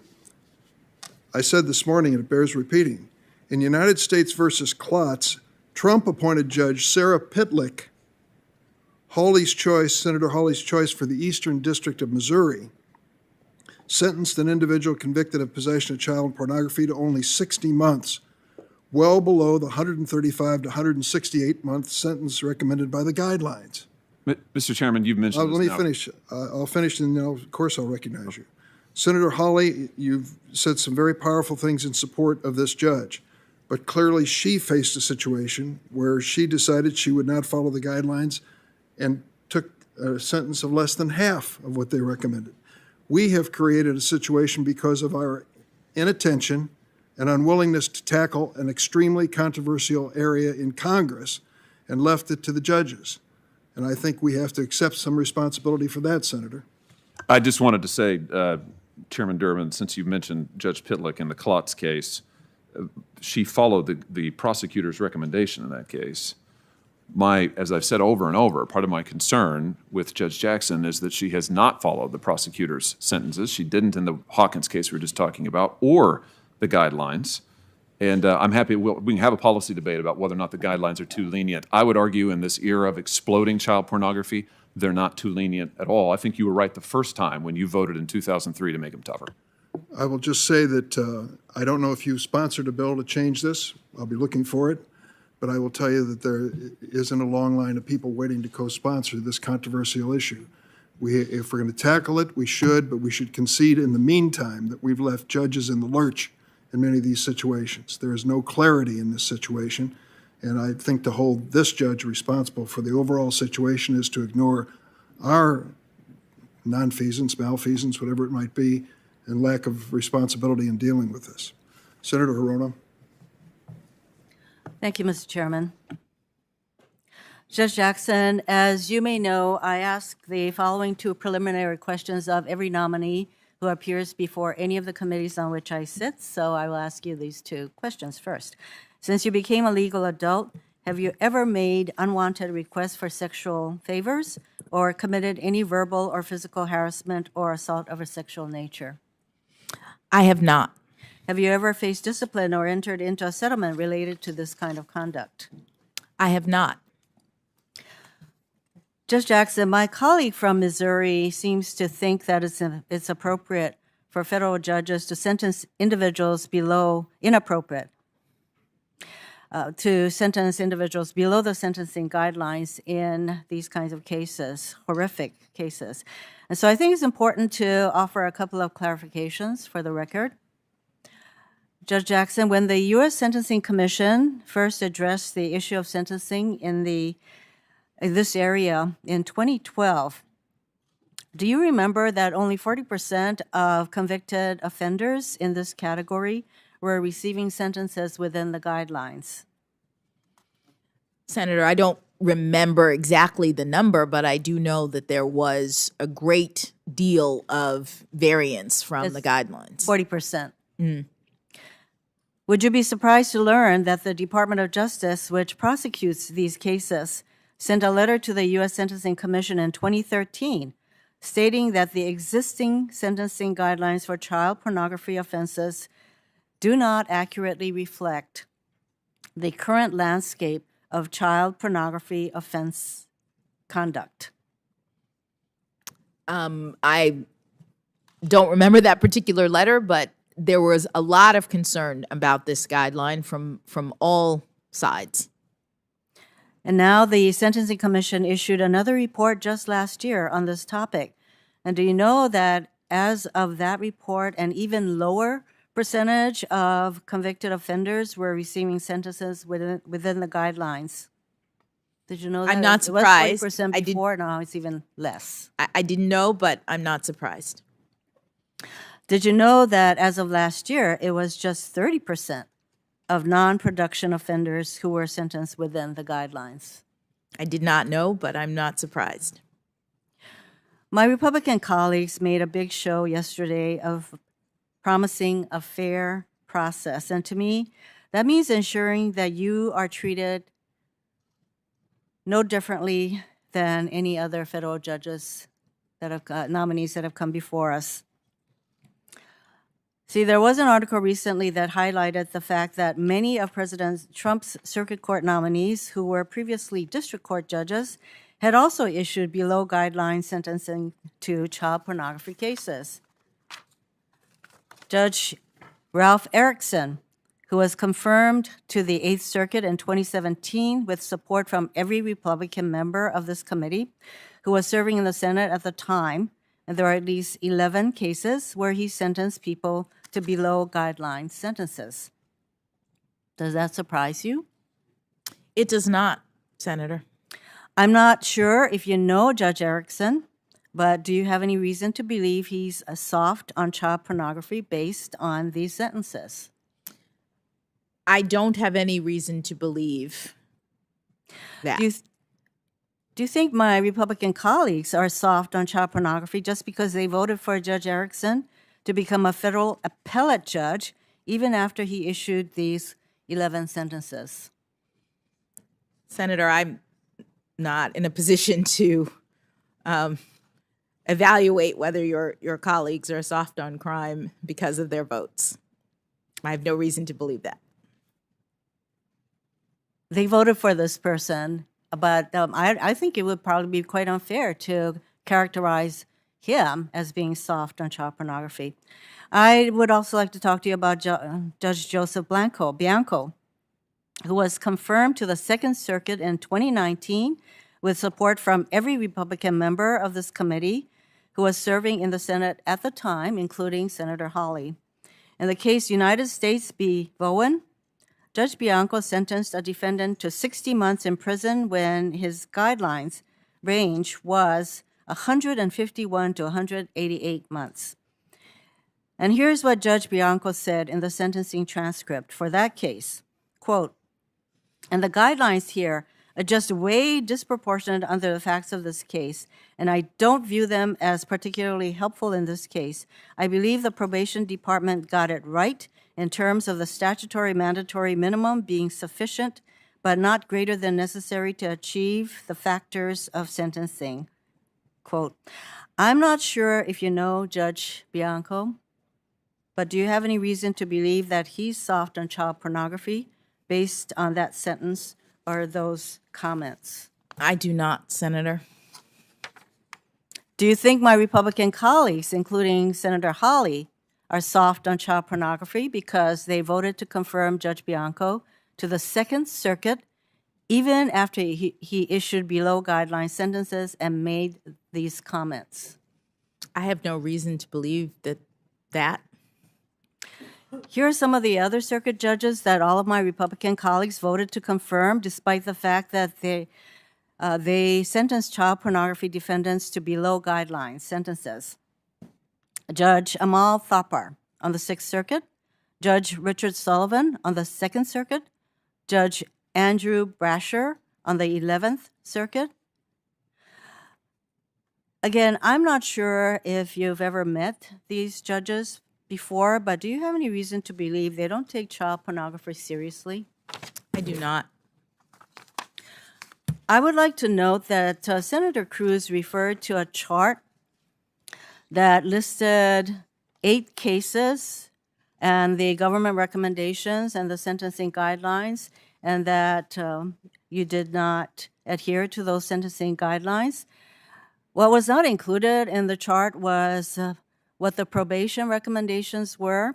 And if you add those probation recommendations, in 5 of the 8 cases, you followed the probation recommendations. In one instance, you were lower, and one instance, you were higher than the probation recommendations. Mr. Chairman, I would like to introduce the complete chart for the record. Without objection.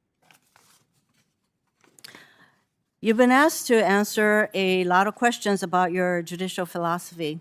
Some of my colleagues, particularly on the other side, seem dead set on finding out if you are an originalist, a textualist, if you believe in a living constitution, or various other labels. I don't find these labels particularly useful. Take originalism. Proponents claim you just have to dig deeply enough into the historical record and you'll somehow find the one true meaning of a constitutional provision. The fallacy of this approach is illustrated in District of Columbia versus Heller. There, Justice Scalia's majority opinion and Justice Stevenson's dissenting opinion each applied originalism. Justice Stevens more effectively, in my opinion, and reached completely different conclusions about the scope of the Second Amendment. Take textualism. In Bostock, Judge Gorsuch applied textualism to find that Title VII of the Civil Rights Act protected employees from discrimination based on sexual orientation and gender identity. In dissent, Justice Alito mocked Justice Gorsuch's application of textualism, and he wrote the following, Justice Alito, quote, "The court attempts to pass off its decision as the inevitable product of the textualist school of statutory interpretation, championed by our late colleague, Justice Scalia. But no one should be fooled. The court's opinion is like a pirate ship. It sails under a textualist flag, but what it actually represents is a theory of statutory interpretation that Justice Scalia excoriated, the theory that courts should update old statutes so that they better reflect the current values of society, end quote. And these are two justices who are usually in agreement. So much for labels. So instead of trying to fix some label on you, I'd rather focus on the fact that you are fair and objective in your approach, that you are even-handed in your application of law to the facts, and that you are independent.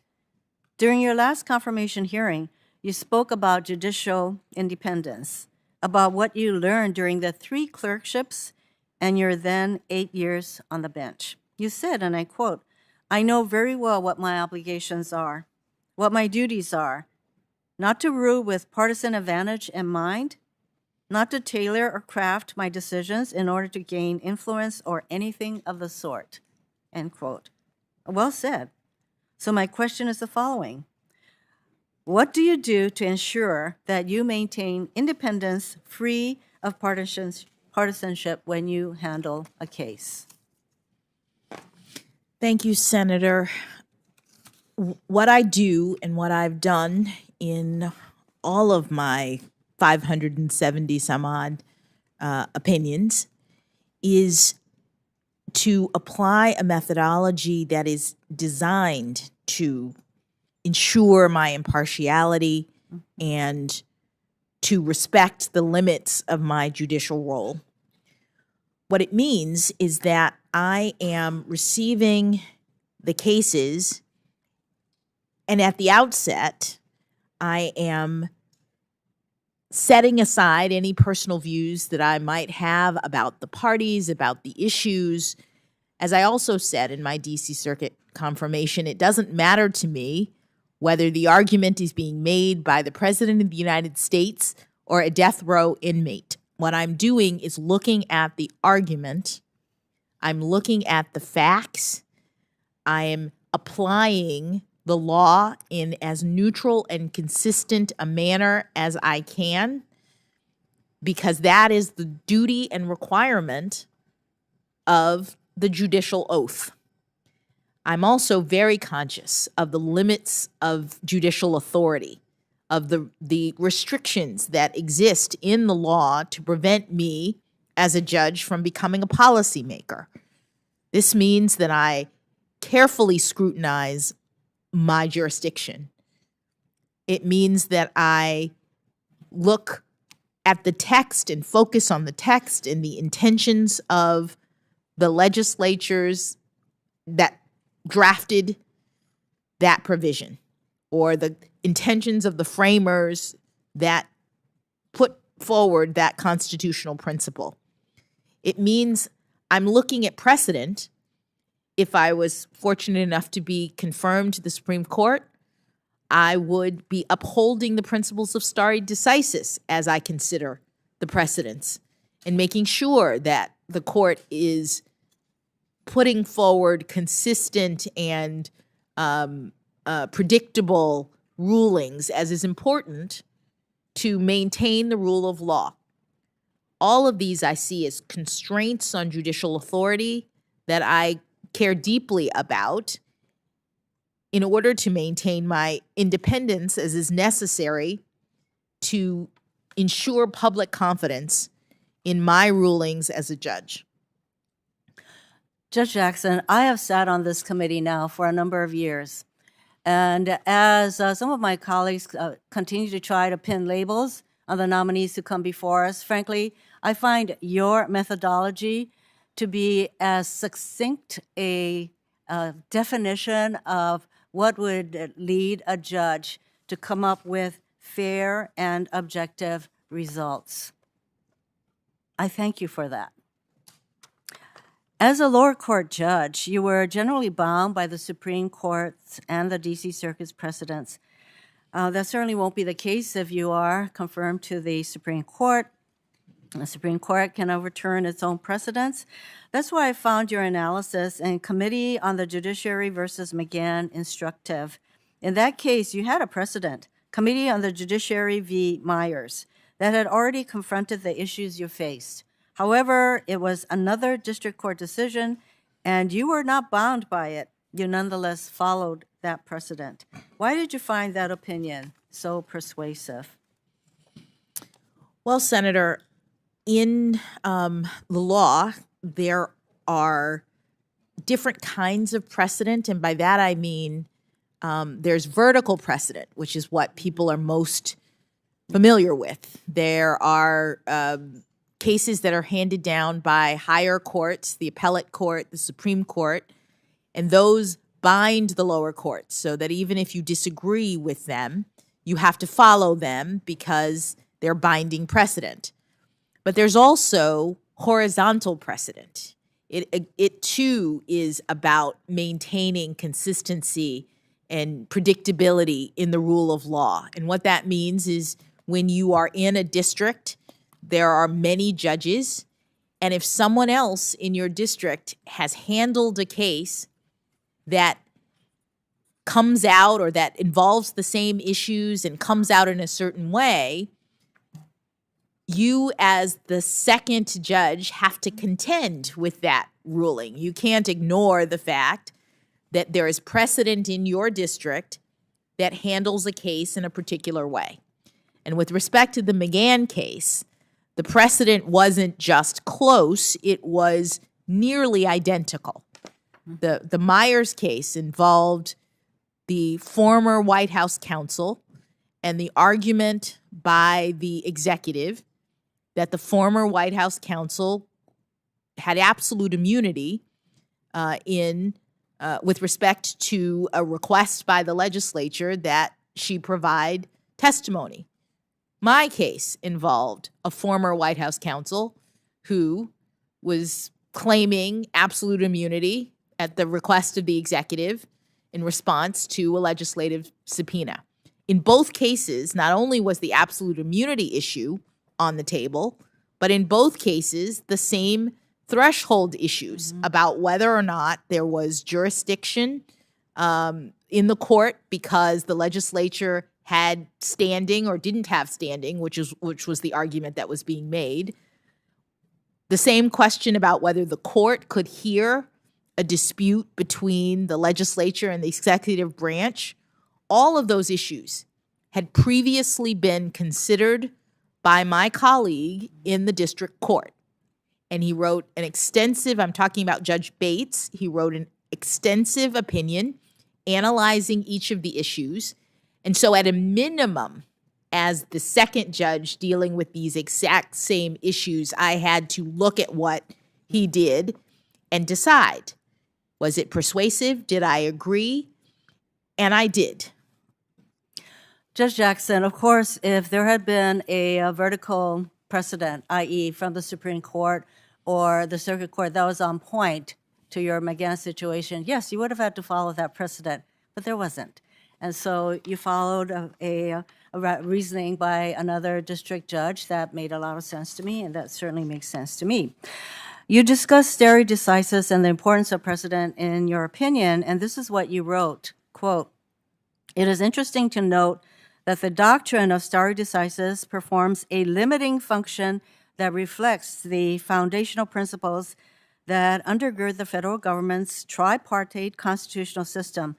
This is because deciding a legal issue anew each time that same question is presented without any reference to what has been done before nudges a court outside of its established domain of saying what the law is and into the realm of legislating what the law should be." I know that you've been asked the questions about the importance of precedent before, but maybe you can just tell us one more time why precedent is important in our judicial system. Thank you, Senator. Our judicial system is one that is designed to uphold the rule of law. Unlike other systems in other societies, some other societies, we believe that we have a government of laws and not men. And yet there are men and women who are acting as judges in the context of our system. What precedent does is ensure that there's consistency across the different individuals who are tasked with the solemn responsibility of interpreting the law. It ensures that there's public confidence that the law is what is guiding judges in their decision making and not just their own individual views. And so it's crucial for maintaining public confidence, maintaining stability in the law, establishing a system that has predictability in it, all of which supports confidence in the judiciary, which is the currency of the judicial branch. Because of the importance of precedents in promoting confidence, et cetera, people need to know what the law is. And so precedent is important on that score. And if you are confirmed to the Supreme Court, what factors would you consider before overturning precedent? Well, there are many factors that the Supreme Court considers, and not just whether they think a prior precedent is wrong. That is one of the factors. The court has said that a precedent that is egregiously wrong is one that is subject to reconsideration. But in order to actually make the determination about overturning it, in addition to it being wrong, the court considers whether or not there's been reliance on that precedent, and if so, how much. The court considers whether or not the precedent is workable. Sometimes the court will issue a ruling in a case and it turns out that it's not actually functioning in the way that the court intended, and so that might be a reason to revisit it. The court considers whether or not other precedents in the area have shifted such that the foundation for the particular precedent is no longer sustainable. And the court considers whether there are changes in the facts that relate to that precedent or a new understanding of the facts that relate to a precedent. All of those factors are things that that the Supreme Court takes into account when it decides whether or not to revisit a precedent. Therefore, the court should consider all of those factors. I would say reliance factors loom large, as far as I'm concerned, before overturning a precedent. But basically, if you have 5 members of the court deciding to overturn a precedent, they can do so, right? Under our scheme, yes, under the Constitution. Mm-hmm. And so we're seeing more and more precedents being asked to be overturned. An analysis by National Affairs found that since 2017, when Justice Gorsuch was appointed to the court has shown, I quote, an increasing readiness to overturn precedent, end quote. This is true for both longstanding precedents and those that are just a few years old. For example, in 2018, Janus decision, the court overturned a 41-year-old precedent called Abood. That decision weakened public sector unions. Justice Alito first signaled that he wanted conservative anti-union groups to challenge Abood in his 2012 decision in Knox versus SEIU. This is called signaling. And Justice Alito definitely signaled his desire to revisit the Abood decision. So yes, these groups, they got the message.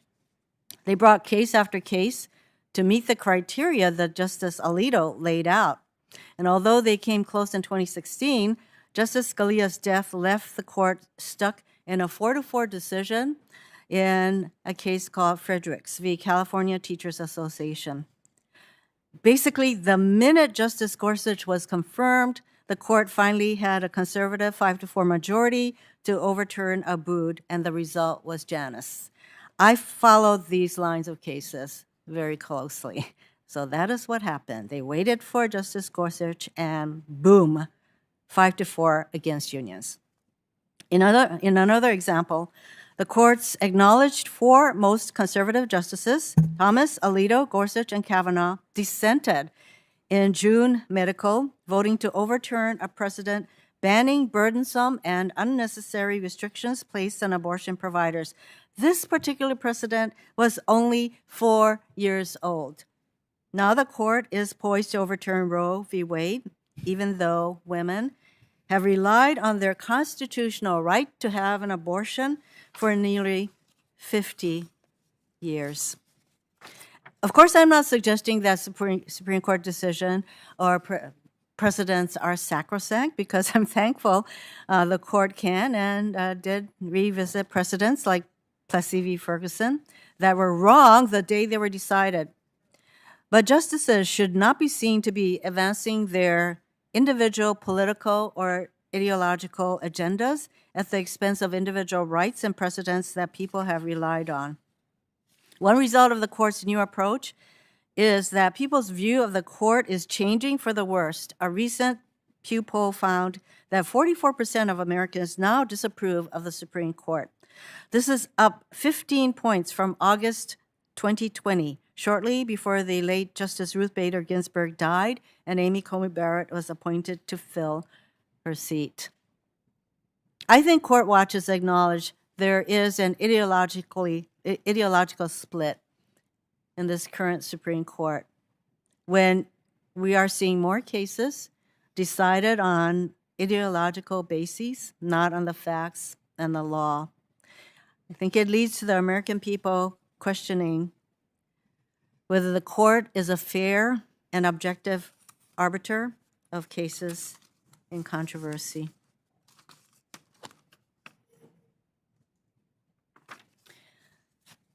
You were asked earlier today about your representation of Guantanamo detainees. Just to make it clear, as a federal public defender, you were assigned to represent Guantanamo detainees. Is that right? That is correct, Senator. And then while at Morrison and Forster, you also did pro bono work for Guantanamo detainees. Were you assigned to do that work as well?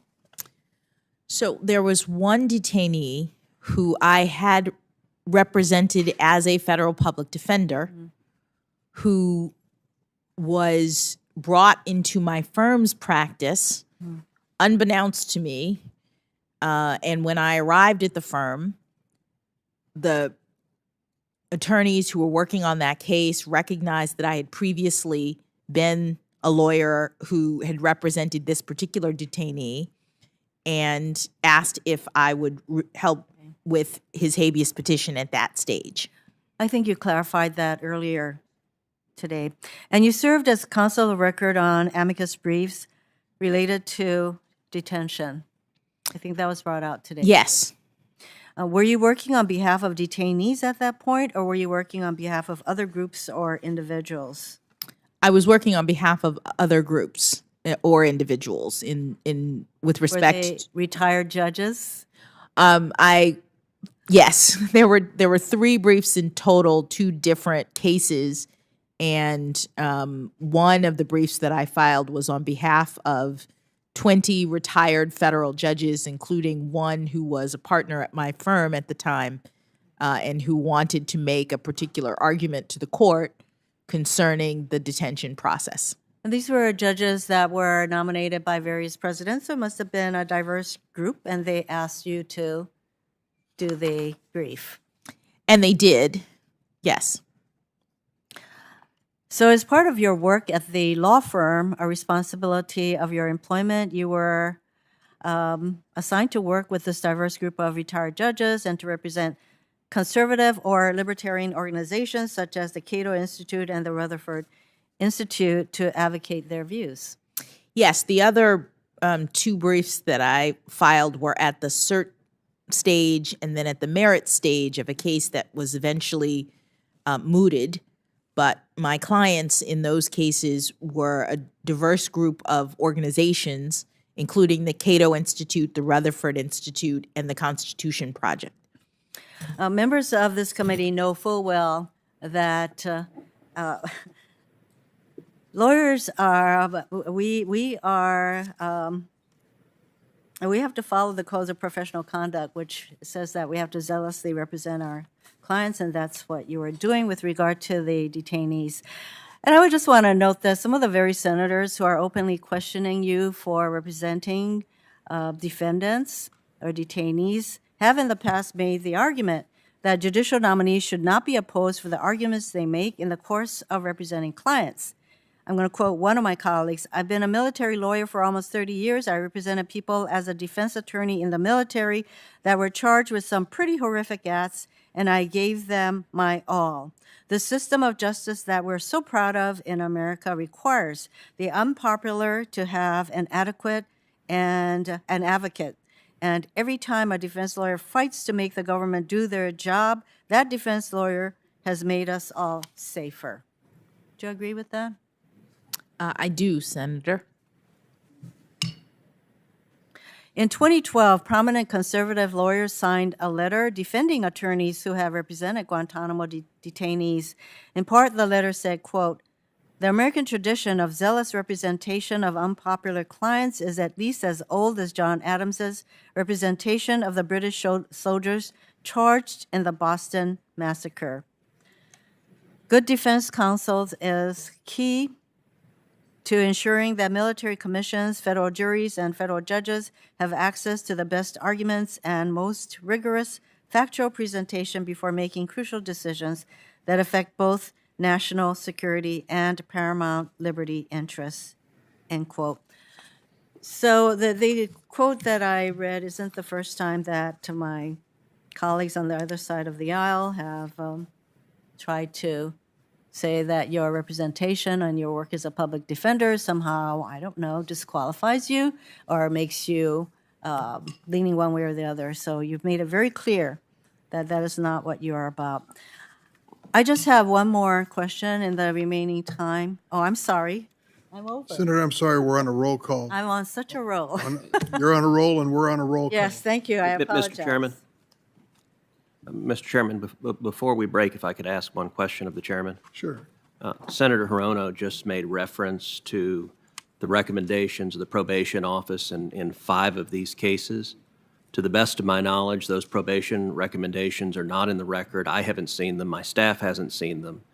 And that raises 2 questions. Number one, whether the White House is providing differential material on this nominee's background to Democratic members than Republican members, because I don't know where Senator Hirono would get access to them other than from the White House. But secondly, regardless of whether it's differential, would the chairman agree that there is considerable focus on these cases and the committee, both sides, should have access to the pre-sentence reports and to see the underlying facts? Judge Jackson has said she was following the facts and the factors in those cases. Senator, you know we've completed discovery before we started this hearing. Mr. Chairman, how did Senator Hirono get those information that Republicans have not been given? I'm not going to entertain this. We've been through discovery. Do you have access to them? I don't know that I do. I really don't. Can we ask Senator Hirono how she got access to them? I'm sorry to interrupt you, Senator, but I want to make an announcement. We're going to have a 10-minute break. Members are going to head to the floor. So you're going to keep differential access to this information? I'm not sure what differential access is. I'll look it up. We have a vote on the floor that take about 10 minutes, so 10 to 15 minutes, relax. And then we're going to come back, and we have 2 senators, Cotton and Booker, who will be recognized and then take a break for dinner.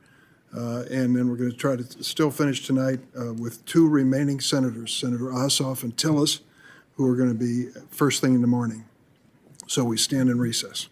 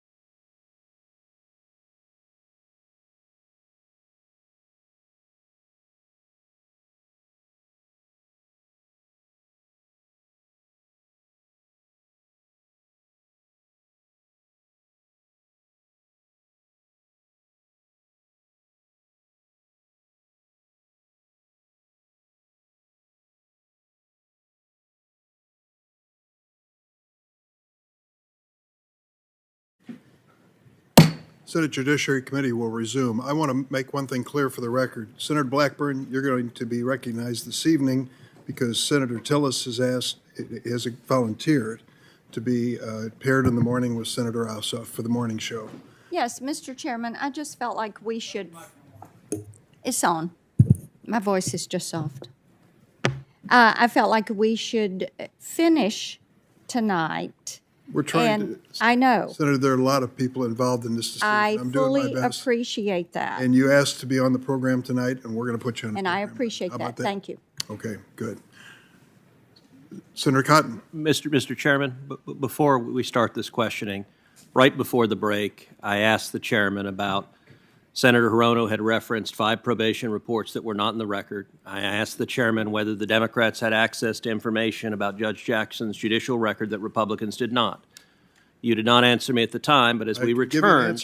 I can give you an answer. Okay, well, hold on. Let me finish my question. When we returned and when we walked in, each of the Republicans was handed this piece of paper, which is the first time any of us have ever seen, which is a chart of probation recommendations. We were just told that the White House gave it to Democrats earlier today. I don't know if that's true or not.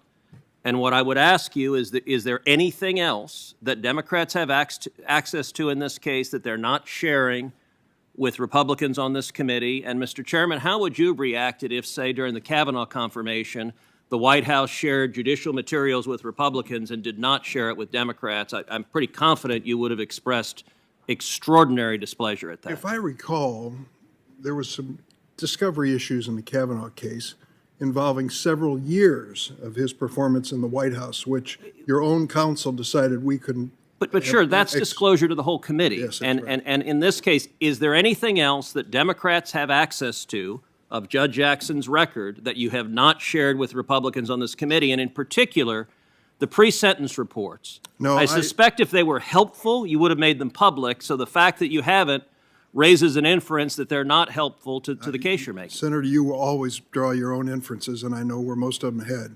I will just tell you that the information that we received from the White House, I'm told everyone had access to if they wanted it. And now you have it, just a matter of hours after we've received it. Exactly. So is there anything else Democrats have that Republicans do not from Judge Jackson's to my knowledge. record? Mr. Chairman, can I ask a question about this?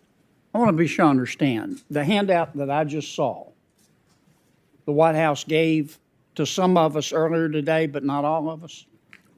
It was available, I'm told. The information was available to anyone who requested it. The White House. So you had to be clairvoyant and know they had it? No, not clairvoyance. I think it's pretty obvious, Senator. How would you know to request it? You would know it after Senator Hawley launched his attack on the judge. At that point, all of this information became relevant to countering. So I would be expected to say, geez, after Senator Hawley asked questions, I better call the White House and see if they can help me research this? That's not realistic. That's not the point. The point I'm getting to is, and you know as a good lawyer, what you do during discovery.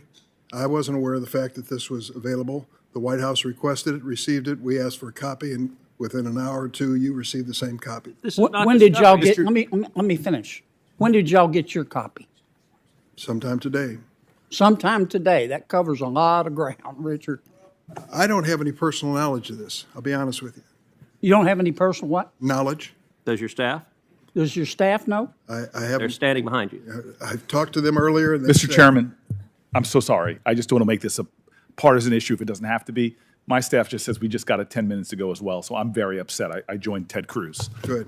Mr. Chairman. That's an alliance that's well known. Yes. Mr. Chairman, I do think it's significant. We've had now referenced some pre-sentence reports, and we've got this material that references recommendations made by the Office of Adult Probation and Parole. Reports. Well, okay, but we've got critical information that is contained within them.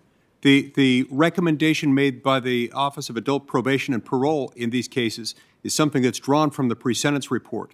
It seems to me that if we're going to have a jot-for-jot selective incorporation of information in there, we ought to have access to the whole report.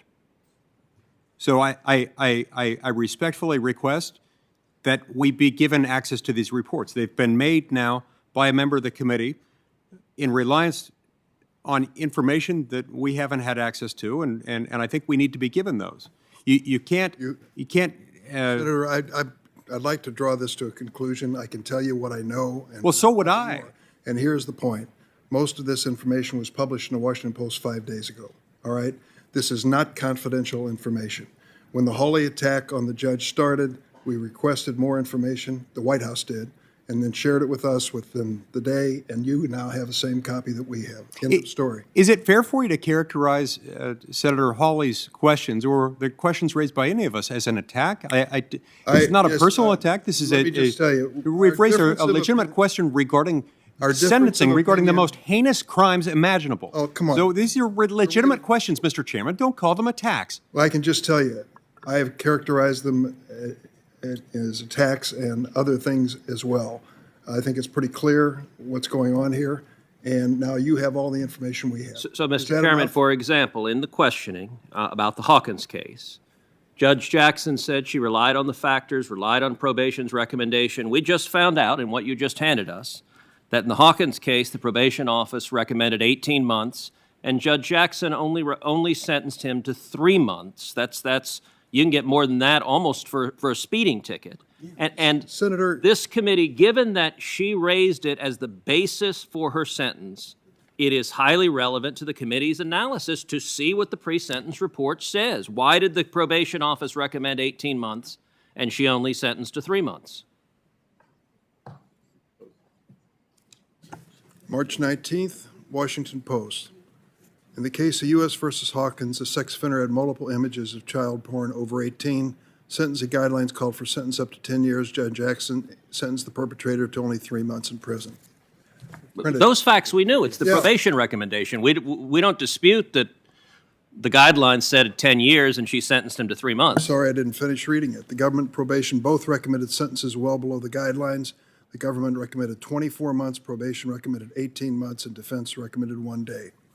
I'm telling you, it was published in a newspaper. Now, Well, I can't help what is leaked to the newspaper or not. This committee, you keep referencing discovery. This is not litigation. This is a committee of the United States Senate where both sides of the aisle have a right to access to the record, and we're carrying out our constitutional duty of advice and I will consent. tell you this, for some reason your side didn't request the information. But how would we know to request? So I'm hereby requesting all other information you magically have that you haven't told us you have and you're not sharing with So the other noted. side. So noted, for the record. We'll continue with the questioning now. And we're Senator requesting the pre-sentence reports in particular, which are highly relevant to the issues before Senator this Cotton, committee. please proceed. We don't have any pre-sentence reports.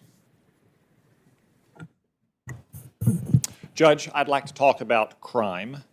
In 2019, there were about 16,000 murders in America. In 2020, there were more than 20,000. It's a 25% increase in 1 year. 2021 data isn't complete, but we know many cities have reached record levels of murder, including Philadelphia, Atlanta, and Milwaukee. At the same time, the prison population has decreased by about 14%, in part from pandemic policies, but also from fewer prosecutions and weaker sentencings. I think it's safe to say that there's a surge in crime, especially violent crime and murder across America. You have noted that some members of your family have law enforcement backgrounds, and I honor them and thank them for their service. Does the United States need more police or fewer police?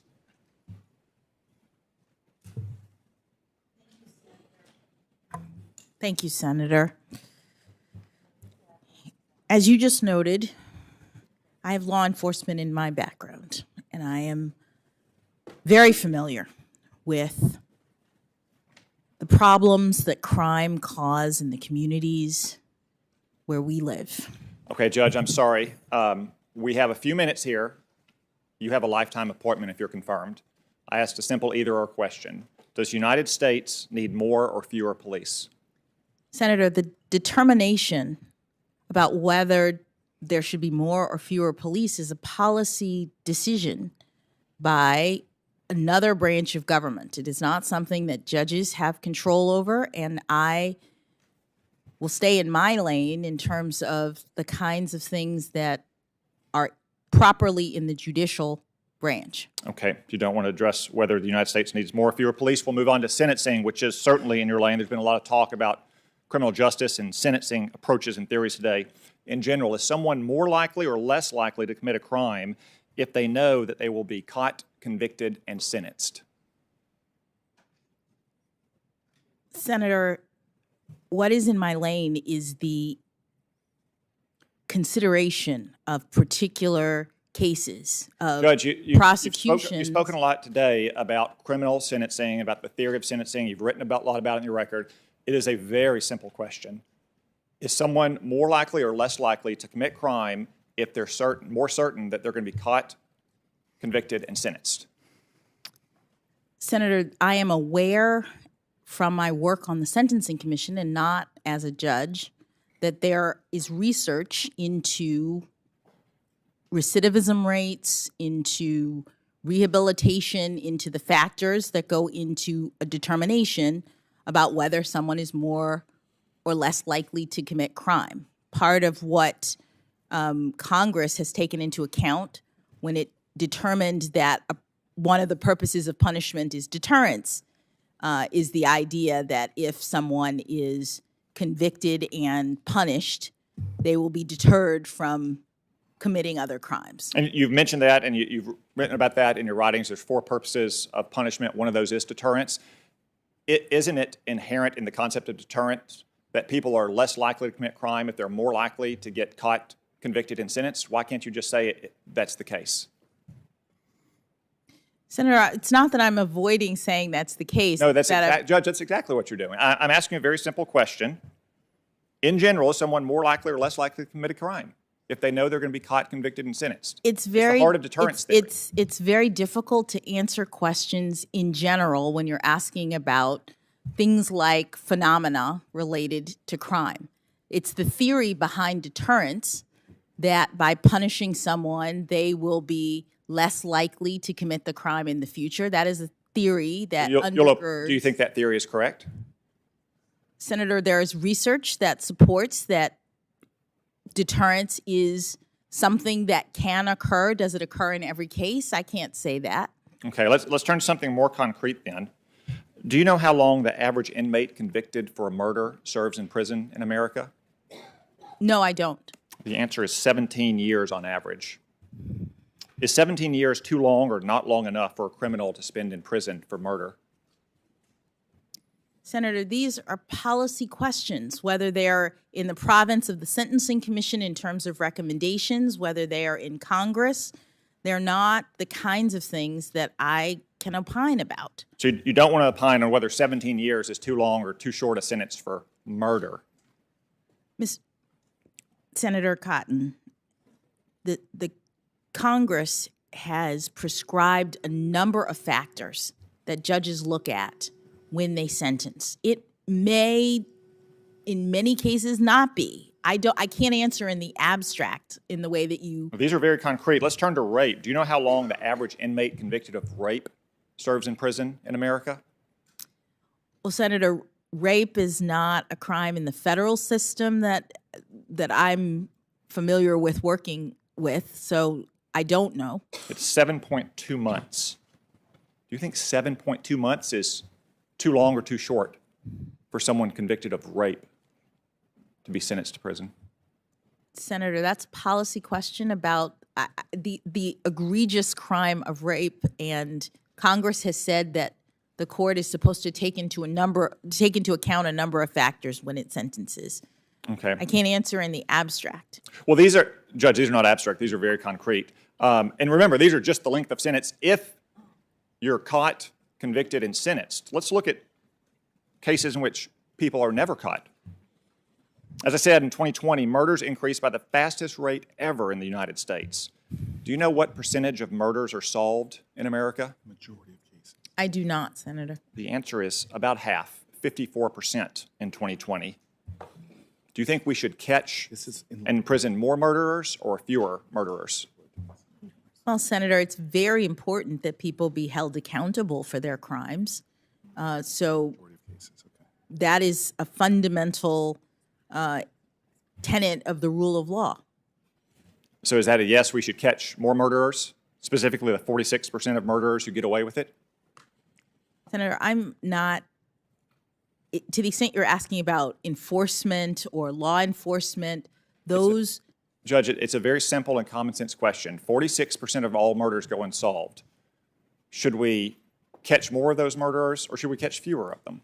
Senator, we should hold people accountable for their crimes. And so if people are not being held accountable, then that is a problem. Let's turn to assaults.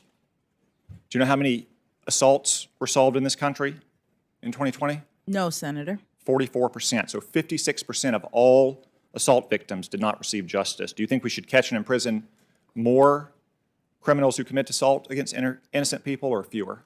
Senator, it's very important that people be held accountable for their crimes. So if they're not, then it would be a problem for the rule of law. Let's look at sexual assault and rape. Do you know what percentage of sexual assaults and rapes go unsolved in this country? I do not, Senator. 77%, more than 3/4 of all sexual assaults and rapes go unsolved. Do you think we should catch and imprison more rapists and sex criminals or fewer?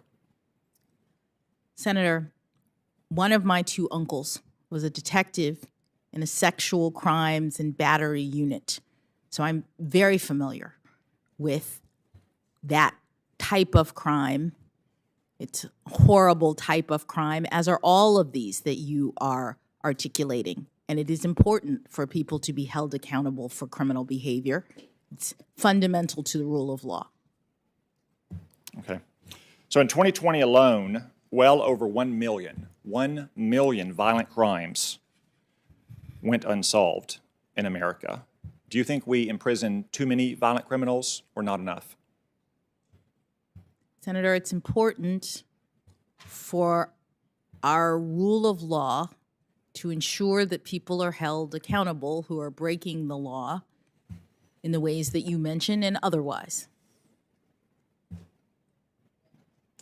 What do you think the families of all those victims think? Do you think they think that we should arrest and convict and sentence all these criminals who get away with it?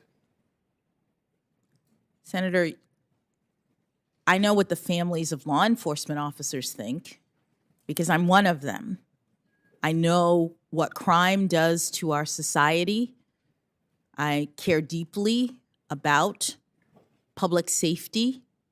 And as a judge, it's been my duty when I was at the trial level, I'm no longer there, but when I was at the trial level, to ensure that people are held accountable for their crimes. Okay. Let's turn to the crime of child pornography. I know there's been a lot of talk about it today. I don't want to spend much time on it. A lot of people have tried to explain the various differences in these cases and the pre-sentencing reports and the sentences that they got. So let me just ask you a simple question about it. Should the United States strengthen or weaken sentences for child pornographers? Senator, that's not a simple question. And the reason is because what this country does in terms of penalties is in Congress's province. You all decide. You all decide what the penalties are. You decide what the factors are that judges use to sentence. If you determine that any set of penalties is insufficient, then it is in your purview to make that determination. There are many crimes that Congress has determined warrant mandatory minimum penalties, warrant other kinds of penalties, and that is in your purview to determine. I have to say, Judge, I think whether or not we should strengthen or weaken sentences for child pornographers is a pretty simple question, but I'll move on. I think the difference we've heard today gets to this simple fact that a bunch of elite lawyers, whether they're judges or federal prosecutors or public defenders or law professors, think that sentences for child pornography are too harsh. I don't, and I bet a lot of normal Americans don't either. You've said repeatedly that sentencing is a discretionary act, and I understand that and I agree with it. But you always seem to use your discretion in these child pornography cases to reduce the sentences. I have to say, if I had that discretion, I'd probably throw the book at child pornographers. Maybe that's just me. But let's turn to drug crime.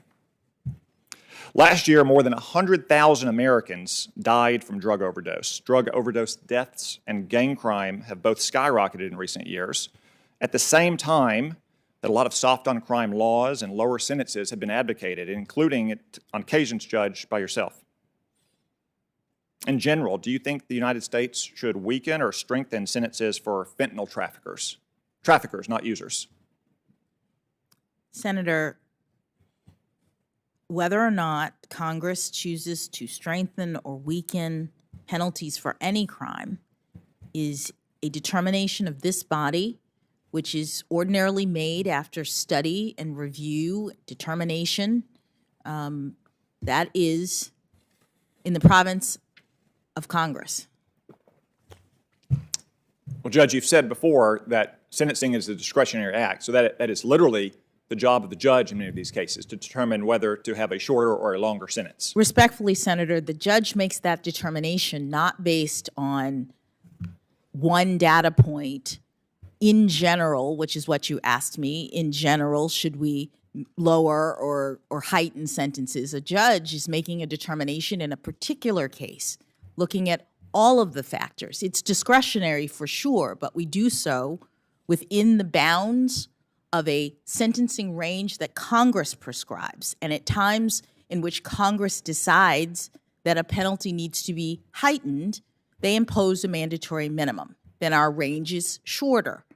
And when we're looking at the crime, we're not looking as a policy matter across all fentanyl crimes and determining whether the penalty should be increased. As a judge, we are asked in the context of a single prosecution regarding a particular person who has committed a horrible crime, but also, says Congress, is a person who has a life, who has a job, who has all of the other factors that Congress has told judges they have to look at when they decide what penalty to impose in that particular case between the range that Congress sets.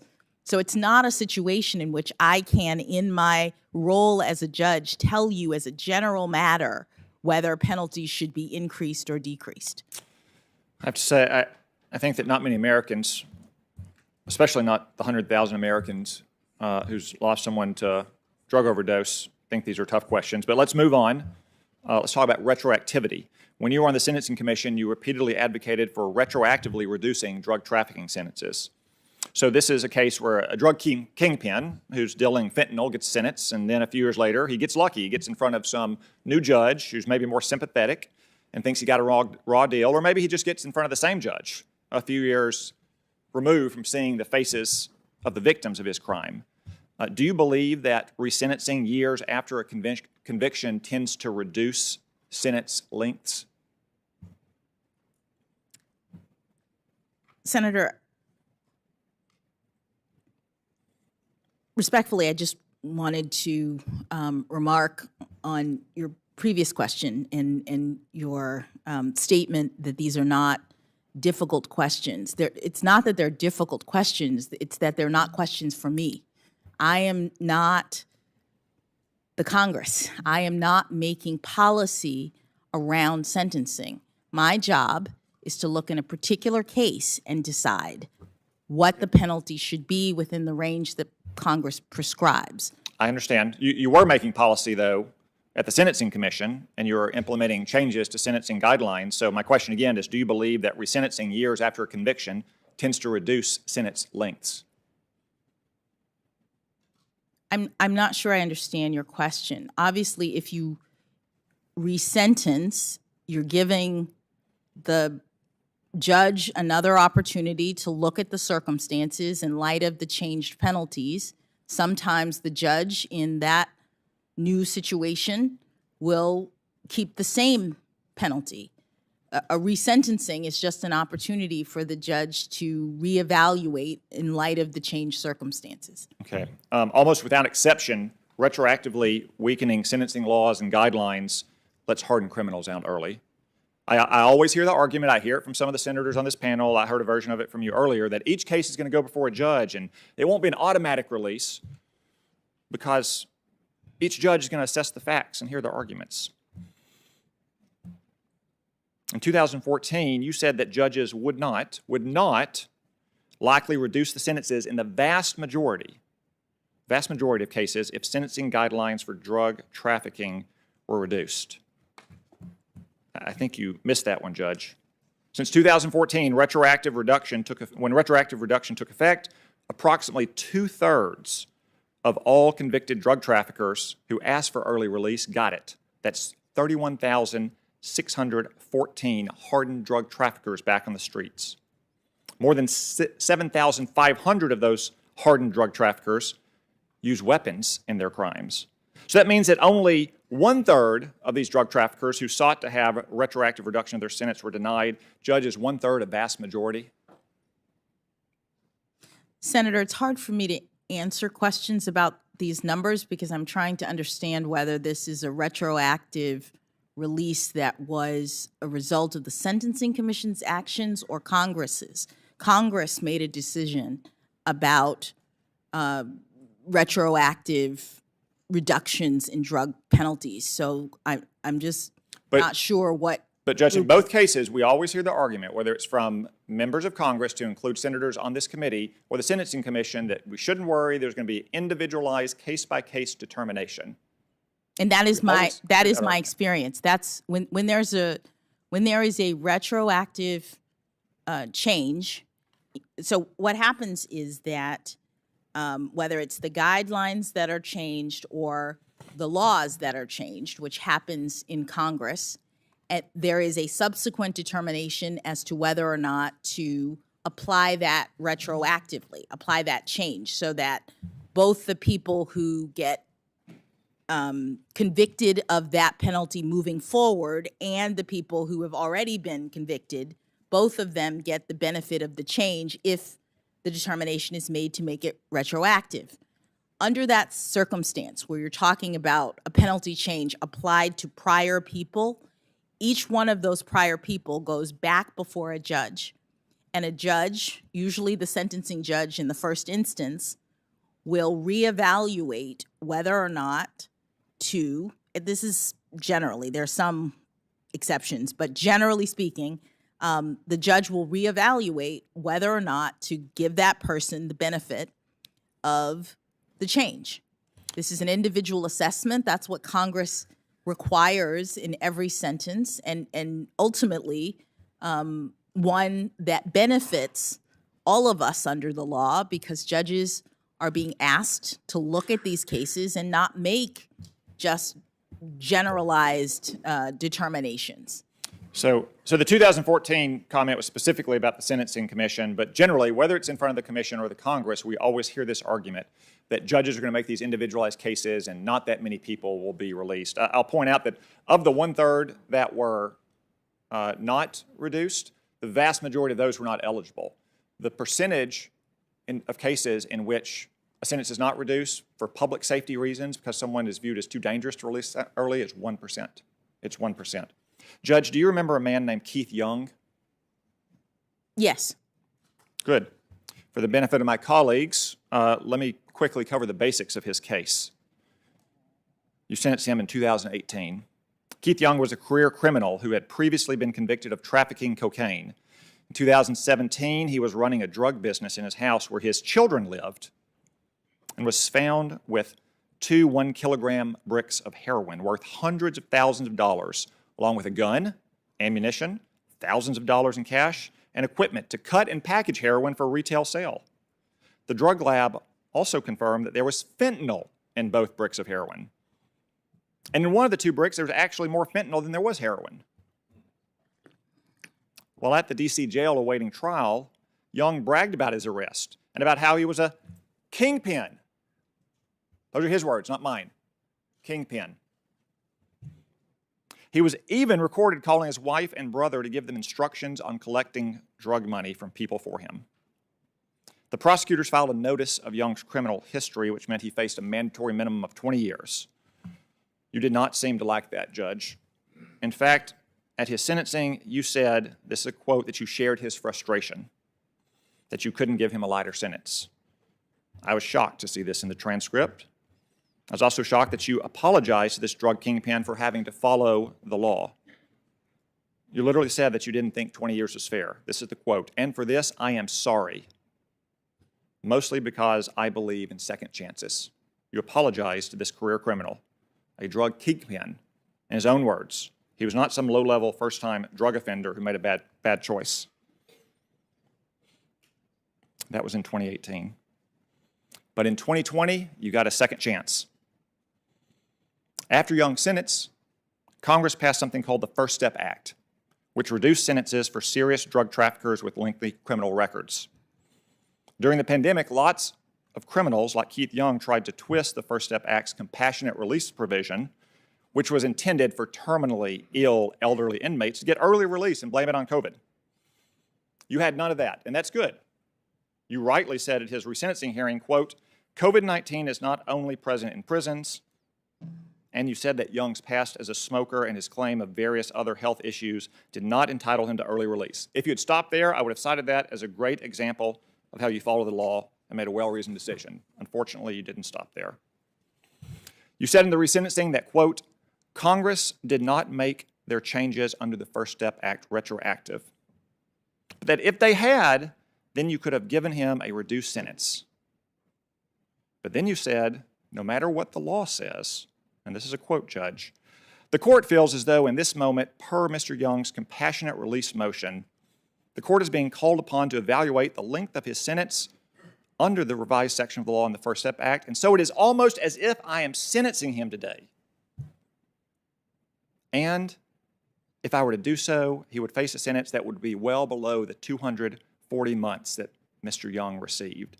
And so for that reason, I will grant Mr. Young's motion. Judge Jackson, before you granted this fentanyl kingpin's motion to reduce his sentence, did you contact any of the victims from his case?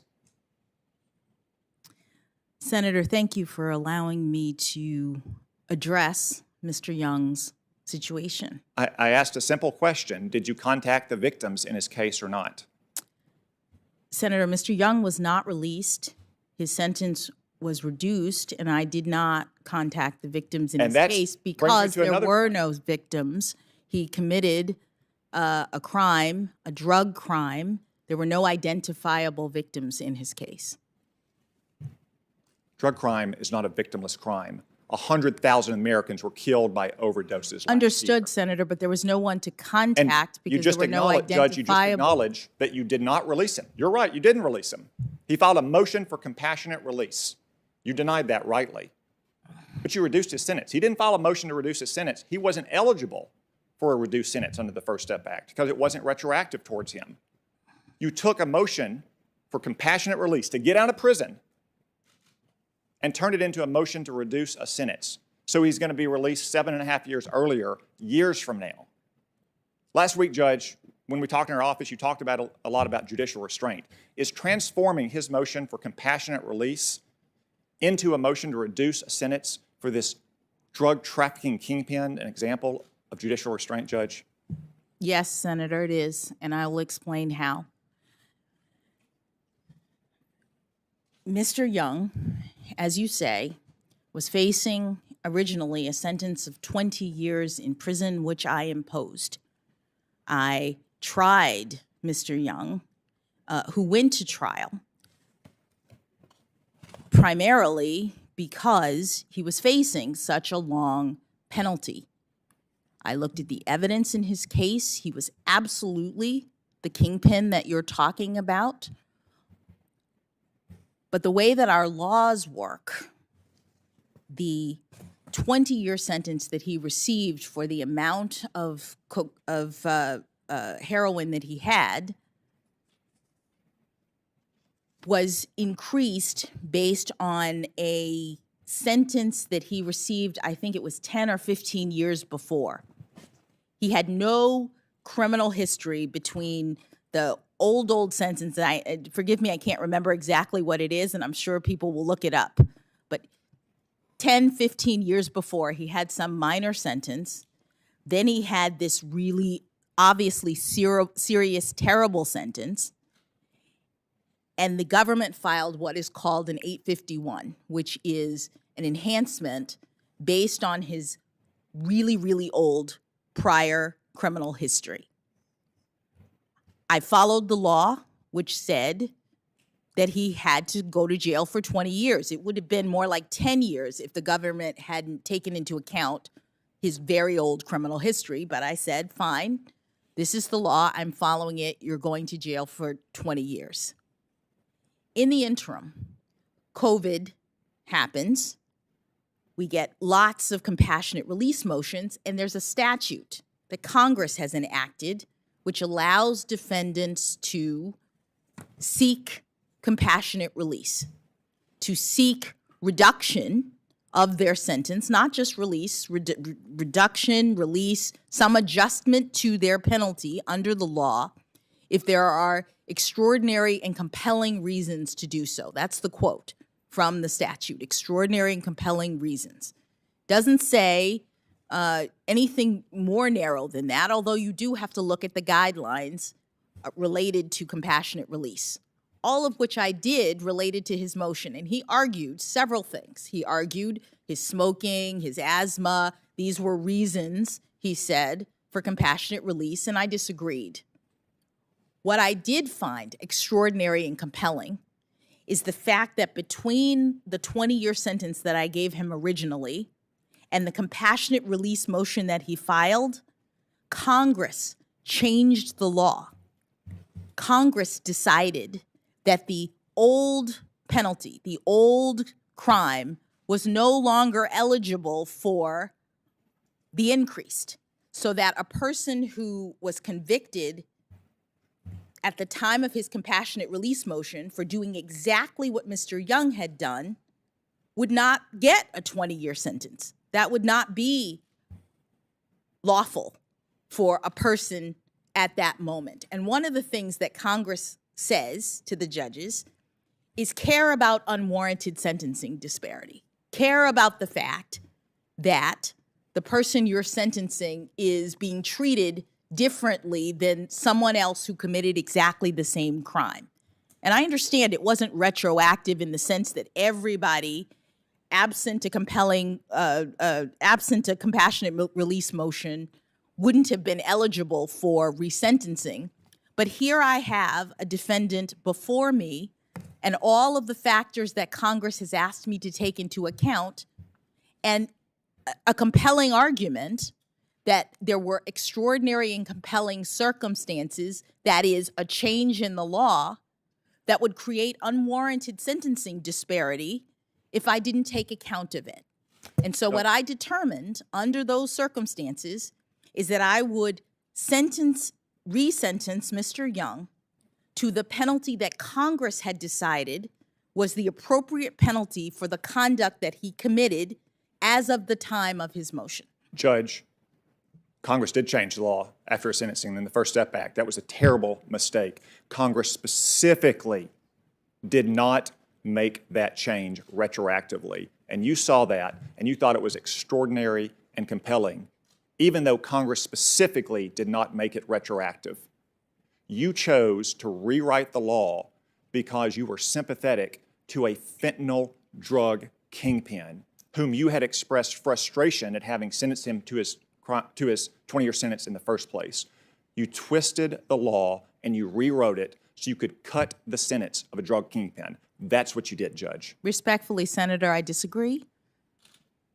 Congress provided judges through the compassionate release motion mechanism with the opportunity to review sentences.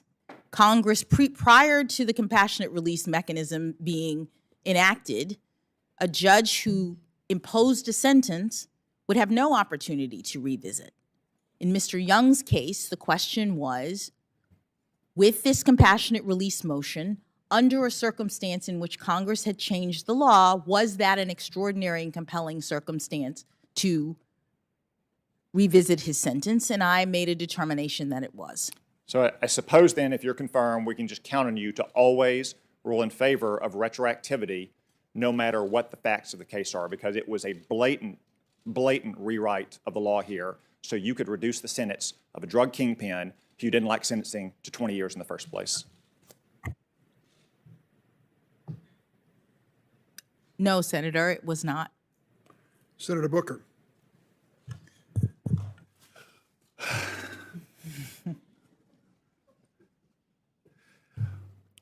Approaching 11 hours now of a long day.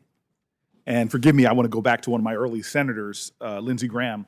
I think he asked you something, and I'd like to just put it this way. On a scale from 1 to 10, how deep is your faith? That I want to ask that question. You're asking me, or No, you won't ask I'm me? just joking. Okay. I won't ask you that. But I do want to go through some of the things that some of my colleagues did on Top Line. And forgive me, I don't want to dwell too much, but some of it I found today just to me really didn't hold water. And I want to start with my friend and colleague, Ted Cruz, who is my friend. He's a Texan. One of my favorite Texans is Brene Brown's, who says it's hard to hate up close, so pull people in. And a lot of times in this culture of tribal politics, the reality is we know each other, we get to know each other over years, and I've had the privilege of working with Ted on a lot of really good policy. So I went back to my office and re-listened to his questioning of you about critical race theory, and he referenced your speech, which I hadn't read. You Harvard folks are so well focused on these things, but I read your speech, and I was very surprised. Ted had a very big chart. I think he needs to give Senator Whitehouse some advice on charts. Senator Whitehouse's was very small. It was almost as if they were proportionate to their state sizes.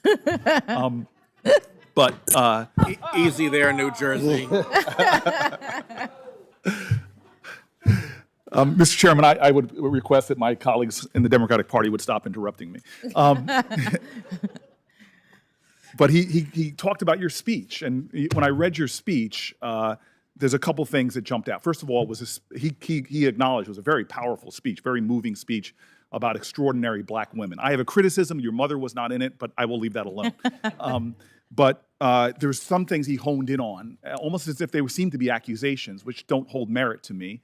We have a saying in New Jersey, I felt it was all hat and no cattle. And so he said that you called the woman who wrote the 1619 Project, that you called her provocative. That's not a compliment necessarily if you call someone provocative, is it? No. No, I mean, I think Ted Cruz is very provocative. And that doesn't mean I agree with what he's saying, his philosophy. It doesn't mean I agree with his statements. But he pointed out you also called the author acclaimed. She won a Pulitzer Prize, correct? She did. In journalism. So she is acclaimed. She is. But in nowhere are you heralding her as this is reflective of your philosophy. That's true, right? Correct. Yeah, so I don't understand that at all. Part of his chart also was a lot of ellipses, skipping out things, but you mentioned critical race theory when you're talking about policies in general. I actually went back to that talk too, and I saw you threw everything in there. You were talking about psychology, economics, all different types of disciplines as touching upon the law. I think there was everything in there, I seem to be, except for astrology. But you understand that you were just listing a list of things that people could say touch the law. They weren't your philosophies at all. Correct, Senator. And that speech was not related to what I do as a judge. That was talking about sentencing policy and all of the different academic disciplines that might relate to it. Yeah, and then finally, we're entering an age that is surprising to me in American society where lots of books are being banned and lots of talks about books being read. You're on the board of a private school, and you have no supervision or authority over what books the children read in a private school, correct? Correct. I really do appreciate that. Jumping really quickly to a lot of talk today about these child exploitation cases. And Senator Durbin, I think that actually Josh Hawley used the word attack when describing his own. So I don't understand what that point of sensitivity was. But I individual cases, and we've now heard about two, you've presided over as a judge more than 10, 15 cases? I've presided over 14 cases that involve child sex crimes, but over my career as a trial judge, I've presided over more than 100. Right. And cases are heavily fact-specific, right? That is true. Did you remember all the facts of the case that Senator Hawley was? I did not. You did not, right. And the facts matter, right? They do. And as a judge, you're looking at all of the facts of the case, not just what might be talked about later or what people are honing in. You have to take everything into account and make a decision, correct? Yes, that's what Congress has required judges to do. Right, and just to clarify that Congress thing, because again, you went to this elite law school. I went to a gritty inner city law school, Yale. So you know this better than me, but it was actually 1984 that the sentencing laws, the sentencing standards were passed down, correct? I believe so, yes. Yeah, it was 1984. And then later in 2002 or 3, things were updated. But that 1984 was before the internet completely. And I just want to clarify also the Booker decision. Yes. Could you just clarify for the record, because my mom might be watching, no relation to me whatsoever, correct? So the Booker decision, which earlier I mentioned that I thought Justice Scalia wrote it. In fact, it was Justice Stevens. Yes. But Justice Scalia concurred, so he had a separate opinion, and he had written a previous decision that was very similar. Yes. The Booker decision made the guidelines, the sentencing guidelines, advisory. Why? Why would the Supreme Court, joined by some of the most conservative members, why would they do that? Well, they determined that, in essence, the Booker, that if the guidelines were mandatory, that it would violate the right to a jury trial to have jurors decide every aspect of your sentencing. Yeah, So, it's sort of the separation of powers, Sixth Amendment. Yes. This is really important. yes, And so that gave judges latitude. yes. Now, if you were falling out of the norm, and this is where, I've now read conservative periodicals looking at this line of attack that's not a negative pejorative. Again, my colleague himself used it, but this line of attack on you, I've seen conservative papers, liberal papers, mainstream papers, all say this doesn't hold water. And the reason is, and again, unlike White House and Cruz, I don't have a chart. I'm uncharted.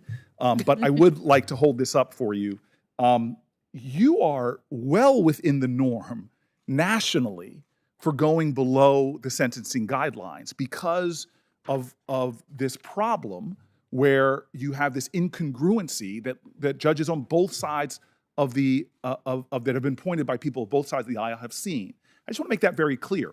You are well within the norm in the United States of America. I'm a former mayor, and one of my favorite mayor friends used to always say, "In God we trust, but everybody else bring me data."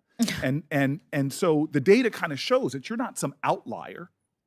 And forgive me, because you're not allowed to do this, but I kind of sat here and was a little insulted about the accusation that somehow this mother of two, confirmed 3 times by the United States Senate, who has victim advocacy groups writing letters for you, who has child victims advocacy groups supporting you, who has presided over fact-specific cases of the most heinous crimes, that somehow the implication that you are somehow out of the norm of other federal judges that we have confirmed where these issues have never come up, who, again, I held up this chart, but the majority of the decisions, a percentage of sentences below guideline range in non-production child pornography cases, in D.C., 80% of them are under the guidelines. In Missouri, 77%. In Iowa, 62%. In North Carolina, 77%. In Nebraska, 81%. And so on and so on and so forth, down to Utah, alphabetical order, 71%. And so this implication that somehow your thoughtfulness on these very dense, fact-specific cases is somehow out of the norm, to me, does not hold up, doesn't head water. And then you add that to the endorsements that you have gotten from folks that deal with victim advocacy groups. It is, to me, just a line of attack that it does not hold in no way for me. I'm sorry. In the totality of your career, what you've accomplished and what you've done, I just think it's unfortunate that, unlike the sort of fair arbiters of this on both sides of the aisle who've dismissed it, I appreciate the way you've sat there and addressed all of that stuff. And that really brings me to the larger implication. You talked a lot about your uncles. One of them served in Baltimore, is that right? As a police officer? My brother was a police officer in Baltimore. The gentleman over there? Yes. Who volunteered to serve in the United States military? Yes. And you have talked about that police work, right? Yes. I live in Newark. I love my city. If you cut me, I'd bleed bricks. And the nickname of our city is Brick City. Your brother and I probably understand something. The majority of murder victims in the United States of America, do you know who the majority of murder victims are? I don't. They're black men. I imagine in your conversations with your brother and your two uncles, you who patrolled some of these streets, I imagine you feel in a different way about the anguish of what many communities of color struggle with when it comes to crime. Am I right there? You are right, Senator. It is very anguishing, and it is something that I know all too well. And you are a person that has that same fear that many mothers have for their daughters who do go out in this world. My mom used to say, when you have a child, it's like your heart going around outside of your body all of a sudden. And I just find it hard to believe, given your law enforcement background, you're a mom, that you take any of this urgency to keep America safe. And then I see that, like, folks I know well. I've worked with the FOP. I began negotiating with them. I have to say, I thought Jim Pascoe, before I knew him, it's a whole thing, Brene Brown, bring people close. At first, I thought he was an ogre, biggest police union in the country. I had some tough negotiations with my police union. He and I sat down and we shared our stories. And I think we realized we were coming from the same place when we were working on police reform. FOP endorsed you, and they wrote a powerful letter. I won't read it again. The IACP, they represent the largest, that's the rank and file, the FOP. The IACP represents the bosses, the managers. They endorse you. There's another group that maybe my colleagues don't know as well as I do. It's called Noble. Do you know them? I do. They're the black law enforcement organization nationally. People like your brother. Yes. Who love their communities. Yes. Who have seen, like I have, too many young men lying with bullet holes, bleeding into our pavements. These are folks who come from communities like your brother knows, where you too often see sidewalk shrines to murdered youth. I've talked to the women and men of Noble so many times. Anybody ever accuse them of being soft on crime? But they understand the complicated factors of crime in our country. And what they have to say to you about you, I won't read it, is just beautiful. Law enforcement family, mother of two, law enforcement organization after law enforcement organization, victims advocacy organizations after victims advocacy organizations, Republican appointed judges, Democratic appointed judges. That's who's in your corner. We're politicians. We have a sworn oath right now. I've just watched you with dignity and grace field what I can only imagine is behind those questions, is this doubt that is being sown. I just want America to know that when it comes to my family's safety, when it comes to Newark, New Jersey, or my state, God, I trust you. I trust you. Now, I brought in your mother, and I have to go back there. My mom has a saying that is awfully embarrassing when she talks about me. She says, she'll introduce me, and she'll say, behind every successful child is an astonished parent. But there's something about your mother, looking at her, is that she doesn't seem all too astonished. She seems like almost just very slyly she knew that a day like this might come. And so I just want to share with you that I have done a lot of hiring. Before I was in a legislative body, I ran New Jersey's largest city. And I could write a book about all the management mistakes I made in my first year and how it made me a really good manager. And the first mistake I made was I was just looking for the most talented, credentialed, skillful, smart people to help me run things. And I soon learned it wasn't enough. I made some mistakes in hiring. And I began to see that those skills, which you have a tremendous amount of, it's been said so many times, if stacking you up against other Supreme Court justices, you have more qualifications, more credentials than many of them. But I learned that you should hire first, that's necessary credentials, but not sufficient, that you should hire for character. That's what made me hire a great team in Newark eventually, and we operated so well. And so I believe I've gotten to know your character over these weeks, but I want America to know a little bit more about your character right now. And so I know my values.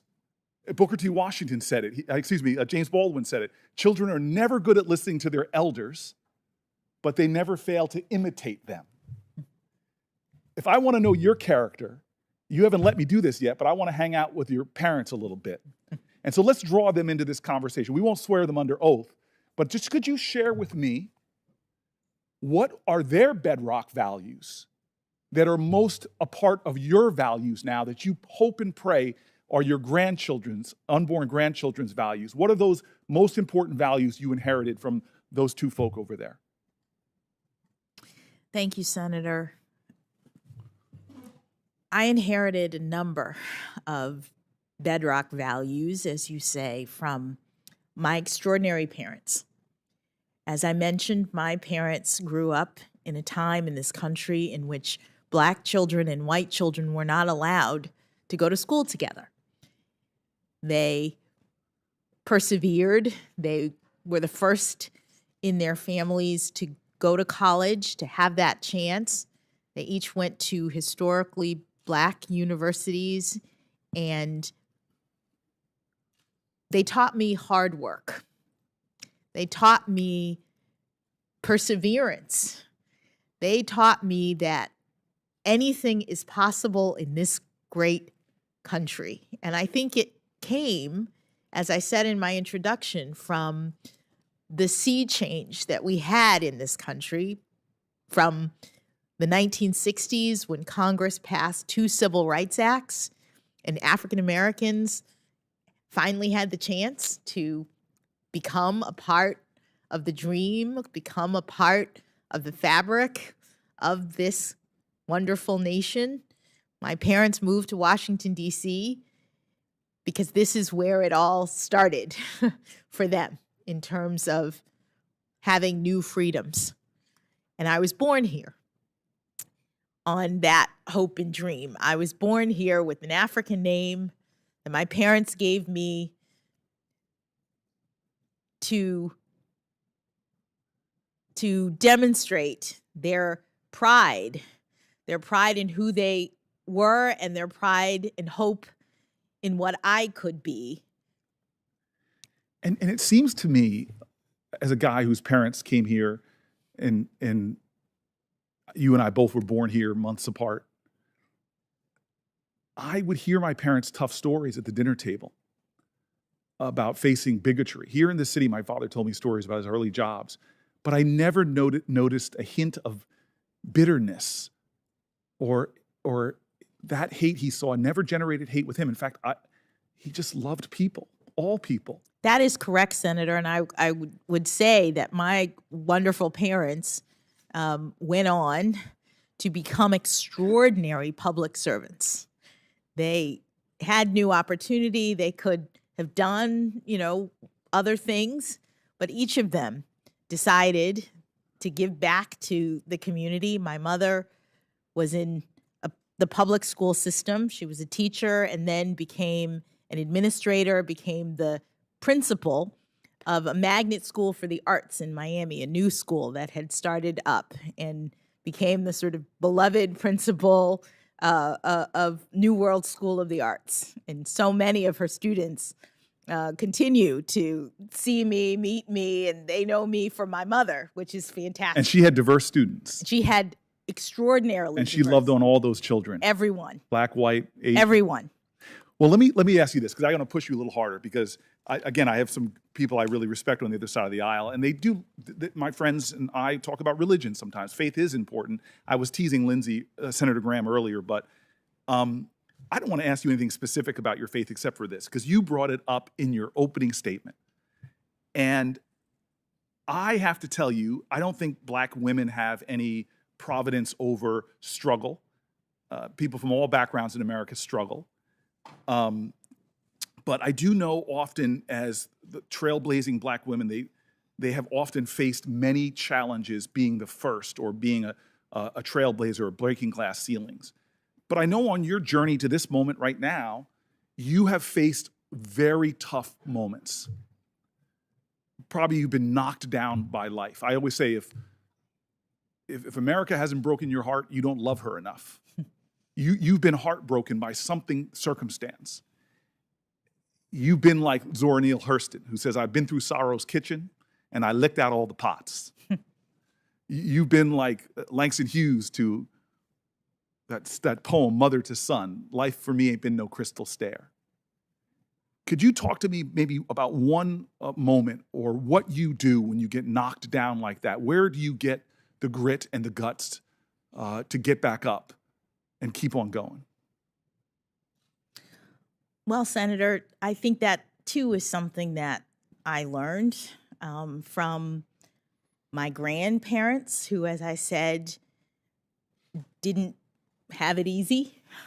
My grandparents, who didn't have a lot of formal education, but who were the hardest working people I've ever known, and who just got up every day and put one foot after the other and provided for their families and made sure that their children went to college, even though they never had those opportunities. I reflect on them in the context of this historic moment. I stand on the shoulders of people from that generation, and I focus at times on my faith when I'm going through hard times. Those are the kinds of things that I learned from my grandmother, who used to have those family dinners and bring us all together. And I think that's a common experience of Americans, that when you go through difficult times, you lean into family and you turn to faith. And that's part of my experience as well. It's, I think, the experience of my colleagues and I on both sides of the aisle, leaning on that faith and that family. I want to give you, there's one thing about your opening statement. And I have to say, I haven't actually shaken your husband's hand yet, but yesterday I was mad at him because when he started tearing up at your remarks about him, it triggered, I don't really have it, but it triggered a sympathetic cry in me as well. So I'm a little upset at him, but I will deal with him individually. But you said something that I found provocative, to use that word one more time. And I felt afterwards, I reflected, I even talked to my staff about it because I thought that statement, it didn't seem congruent to me. And it was, I don't know if it was a profession of humility or overly critical of yourself. But I want to end in my last 5 minutes giving you space to explain yourself to me because much to my mom's chagrin, I am not a parent yet. And I'm looking at somebody that I admire, but you said something that struck me because look, my mom was a working mom. And God, it was tough. My colleagues will not believe this, but there was a time I was very melodramatic. And I was in a bathtub of oatmeal bathtub, and my mom was getting ready to go on a business trip. And I look at her with these sad eyes, and I say, "Mom, if you leave me, I'll die." And she looked at me, knowing that you don't die from the chicken pox. But I still remember her going to the phone, having a long conversation, taking off her business suit and changing into her sweatpants. She would tell me later that that was not a sign of love. She loved me, but a lot of women who love their kids can't stay home because we don't have paid family leave in this country. So you said in your opening remarks that you haven't been as good of a parent, I think if I'm paraphrasing right, as good as a mom as you'd like to be. And I looked at your two girls, and I look at you, and I don't understand that statement. Could you maybe explain for me what you meant, and maybe take one more beat and explain to me what it means to you to be a mom of two young women growing up in America today? Thank you, Senator. What I said in my statement was that that I had struggled, like so many working moms, to juggle motherhood and career. And it takes a lot of hard work to become a judge, to do the work of a judge, which I've done now for almost 10 years. You have a lot of cases. You don't have all that many resources, comparatively speaking, and it's a lot of early mornings and late nights. And what that means is there will be hearings during your daughter's recitals.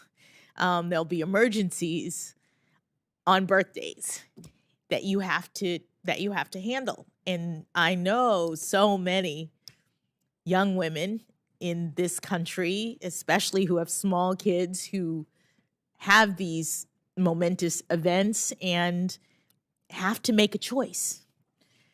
You talked about your mom making the choice to make sure that she cared for you in that moment. And there are times when obviously you have to care for your family members. There are other times when there are events that you wish you could be a part of, but here's the emergency case that you have to deal with. And so I said in my opening that girls, you've had to deal with me juggling motherhood and job responsibilities, and I didn't always get the balance right.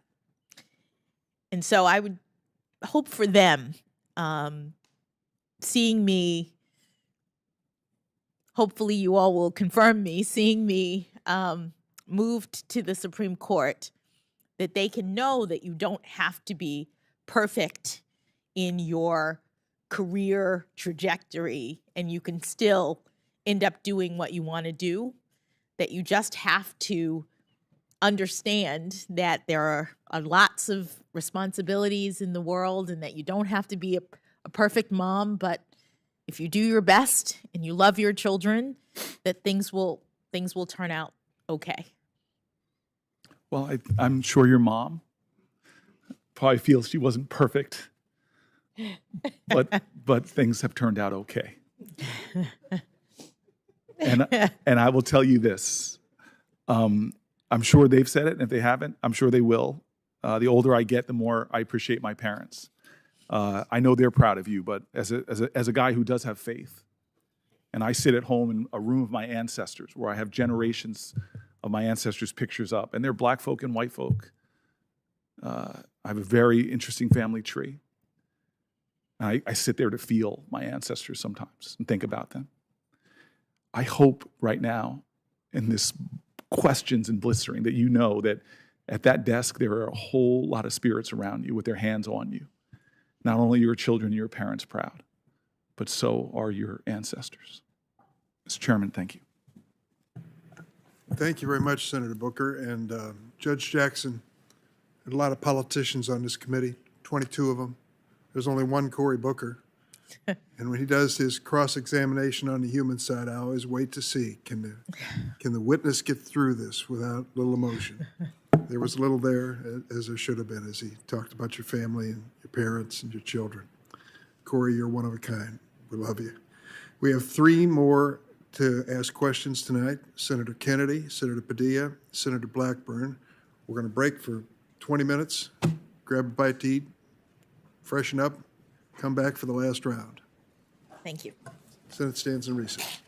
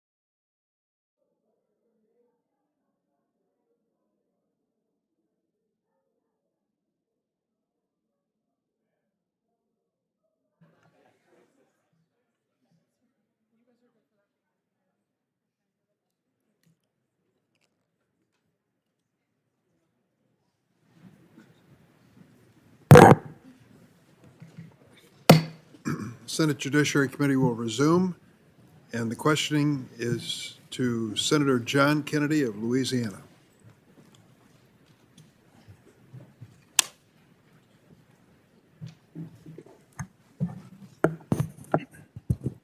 Thank you, Mr. Chairman. Judge, I have enjoyed listening to you today. I find you to be very intelligent and very articulate. I'm still a little uncertain about how you think, how you approach cases, deciding cases, and we'll talk about that in a moment. I'm not going to ask you, nor should I, how would you would decide a case. And I'm not going to ask you, nor should I, to tell me whether you think a particular precedent is a good precedent or not. So, but I am going to talk to you about the law. But first,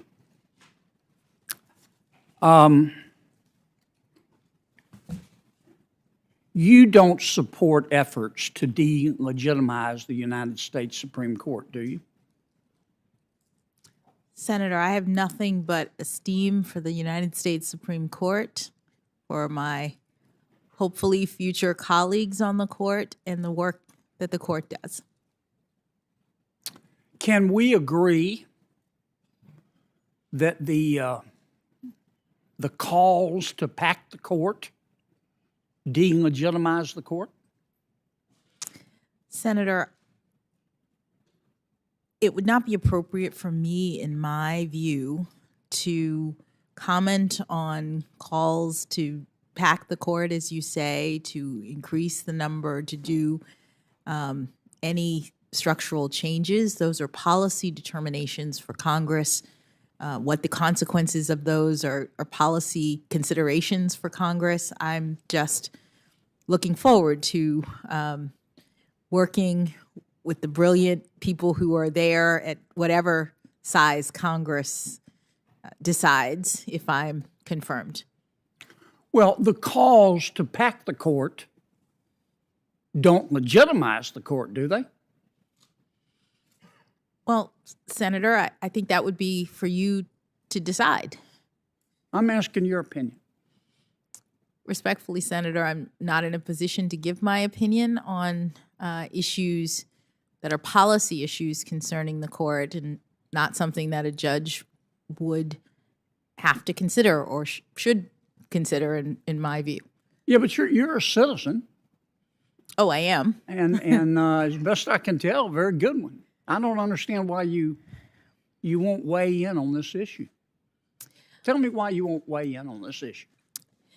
Senator, I feel so strongly about ensuring that judges remain out of political debates. And this is something that is being debated. It is something that other nominees, Justice Barrett was asked about the same sort of thing and also declined to give her opinion. And I think that was the right way to handle this particular issue. So you think Judge Barrett was right to dodge the question? I think that each judge has to make a determination when asked about whether they would like to speak to issues, and I know that I'm not comfortable, in part because I'm so committed to making sure that there's confidence in me in terms of public confidence in my ability to stay in my lane, my ability to not speak to contentious political issues.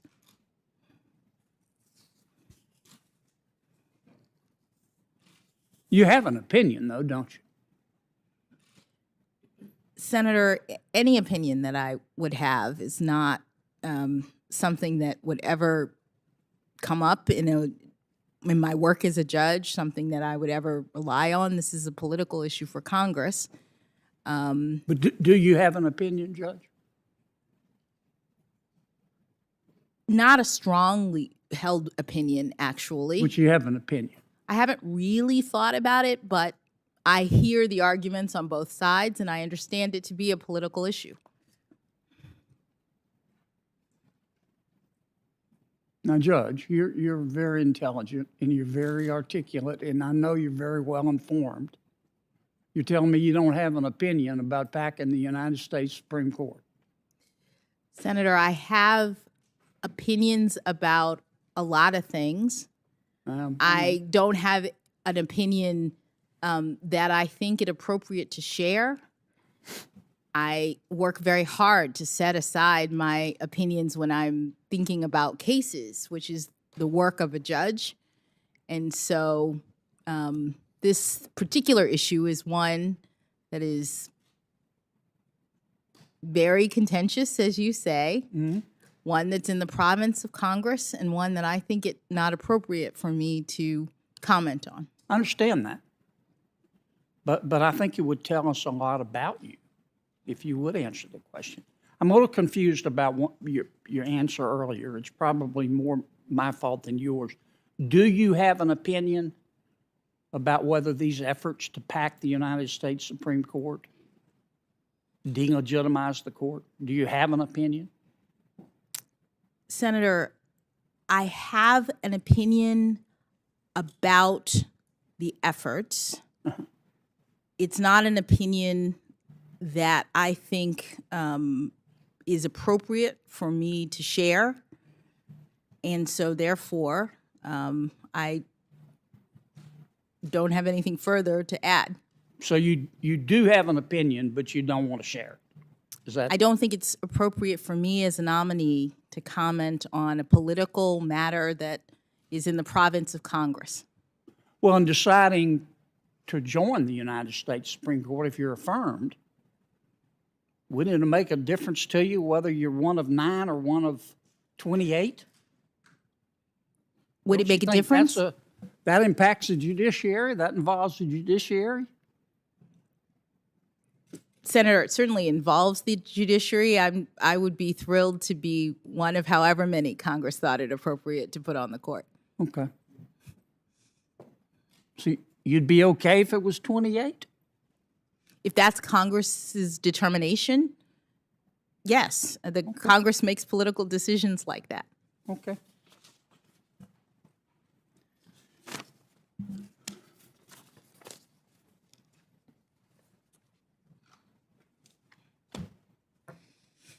A couple of my colleagues asked you about the Supreme Court overturning precedent.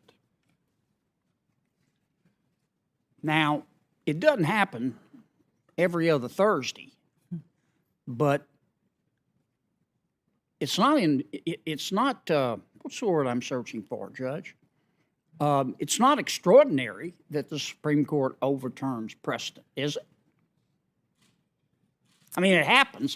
I won't say a lot, but it's not once every 50 years. Am I correct?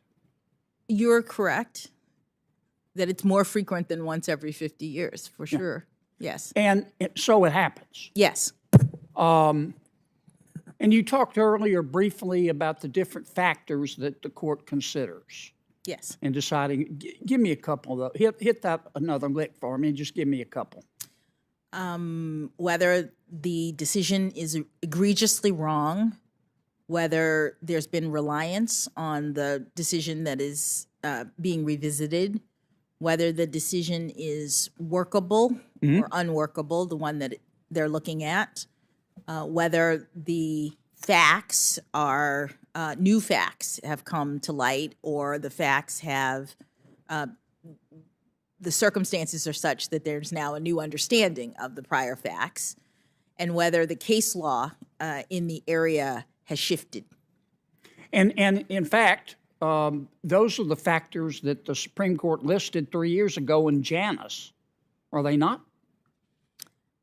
Those are the factors. I don't have the Janus opinion in front of me, but those are the factors that the court uses when it determines. Janus overruled, I think Senator Hirono talked about it. Janus overruled Abood. Yes. Dealing with whether labor unions can require non-members to pay dues. Remember that case? Yes. Is the age of the case a factor in whether the Supreme Court will overrule a precedent? I think age relates to the reliance factor. I think the longer an opinion has been in effect, the court has considered that to be relevant to its determination of reliance. But sometimes the court looks at it not just in terms of reliance, they look at it from the other side of the age issue, and that is that maybe facts and circumstances and science have changed. Do they not? I believe that is part of the changed circumstances factor. So the Supreme Court is more likely to overturn a case, which would not be that extraordinary, if the precedent were 49 years old as opposed to 4.9 years old. I'm sorry. Can you repeat the question? Yeah. I'm just well. You said that the older the case is, one could make an argument that the reliance interest would be great.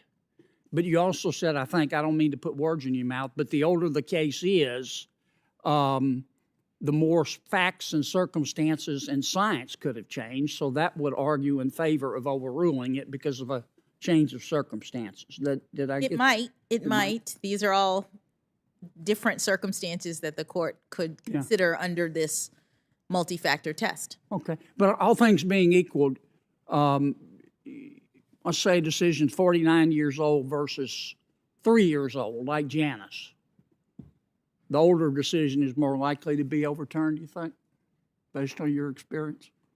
Oh, I don't know that I could make that prediction. I'm just saying that one of the factors, the reliance factor, the age of the opinion and how long people have been relying on it. Yes, ma'am.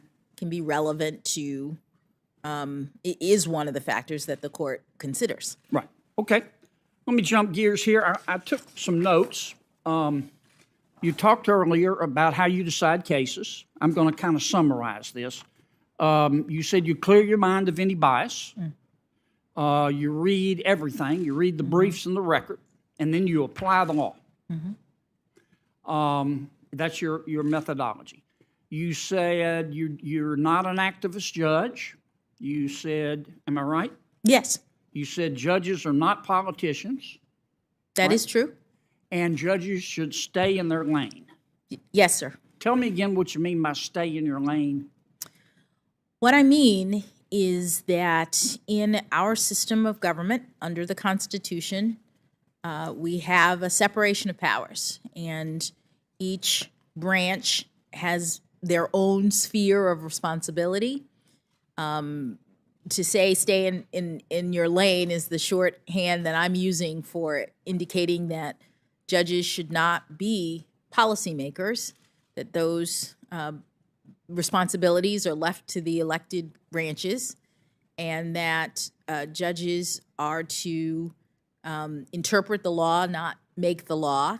And I use it to refer to the part of my methodology that is mindful of the constraints on judicial authority.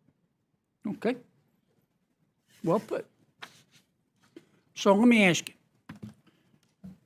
We can go to the Constitution, let's say the Bill of Rights, to narrow the discussion, and read about our explicit rights. Religious freedom, our right not to be unreasonably searched or seized, freedom of speech, they're right there. That's why they call them explicit. But the court has ruled we have a bunch of unenumerated rights. Am I correct? The court has determined there are certain personal rights related to individual autonomy that are implicit in the concept of ordered liberty or deeply rooted in our nation's history or tradition. But they're unenumerated? Yes. Okay.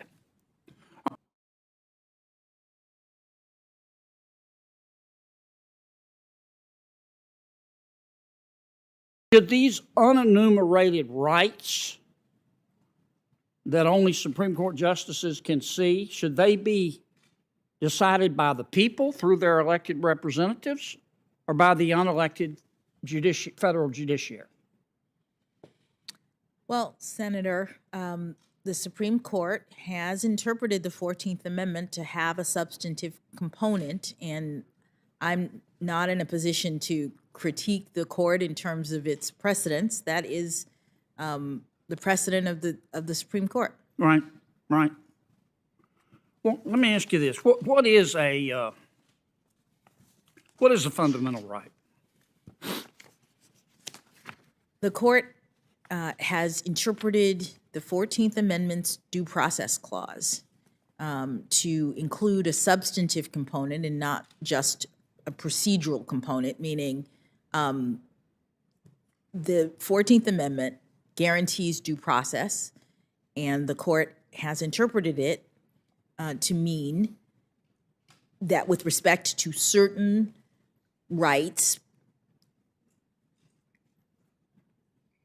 individual rights concerning intimacy, certain things like the right to contraception, the right to child rearing. There was a case of the Supreme Court that talked about making decisions for children in terms of visitation with respect to conflicts with grandparents, marriage. Right. I'm with you. These sorts of rights, the court has found, are implicit in ordered liberty, as I said, or deeply rooted in our nation's history and tradition. The right to assisted suicide, is that one of those enumerated or unenumerated rights?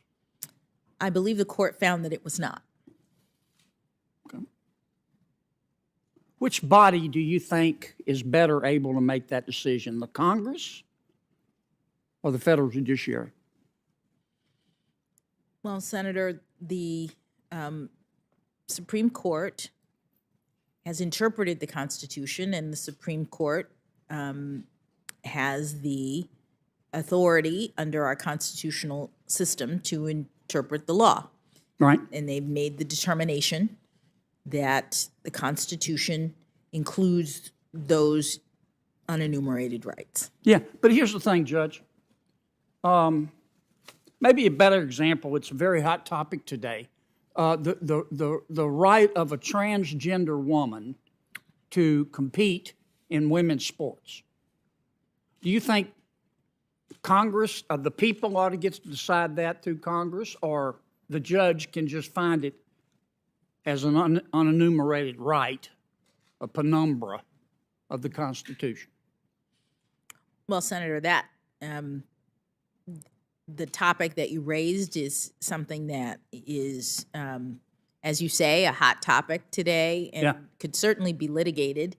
So I'm not in a position to say more about whether or not it's actually one of the unenumerated rights. Well, I don't want to ask you how you'd rule, but would you have any problem saying, okay, if that case that is litigated, saying this is a political question? Whoa, stop! I'm staying in my lane. Congress needs to decide this case. The people need to decide that through their elected representatives.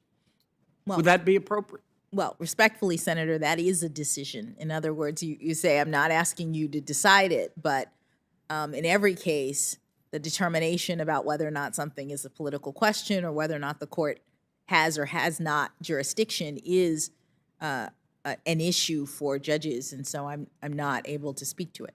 Okay. All right, well, here's the thing about the fundamental rights. That's why I asked you about the definition of them. These are unenumerated rights now. I'm not talking about right to free speech and freedom of religion. The court has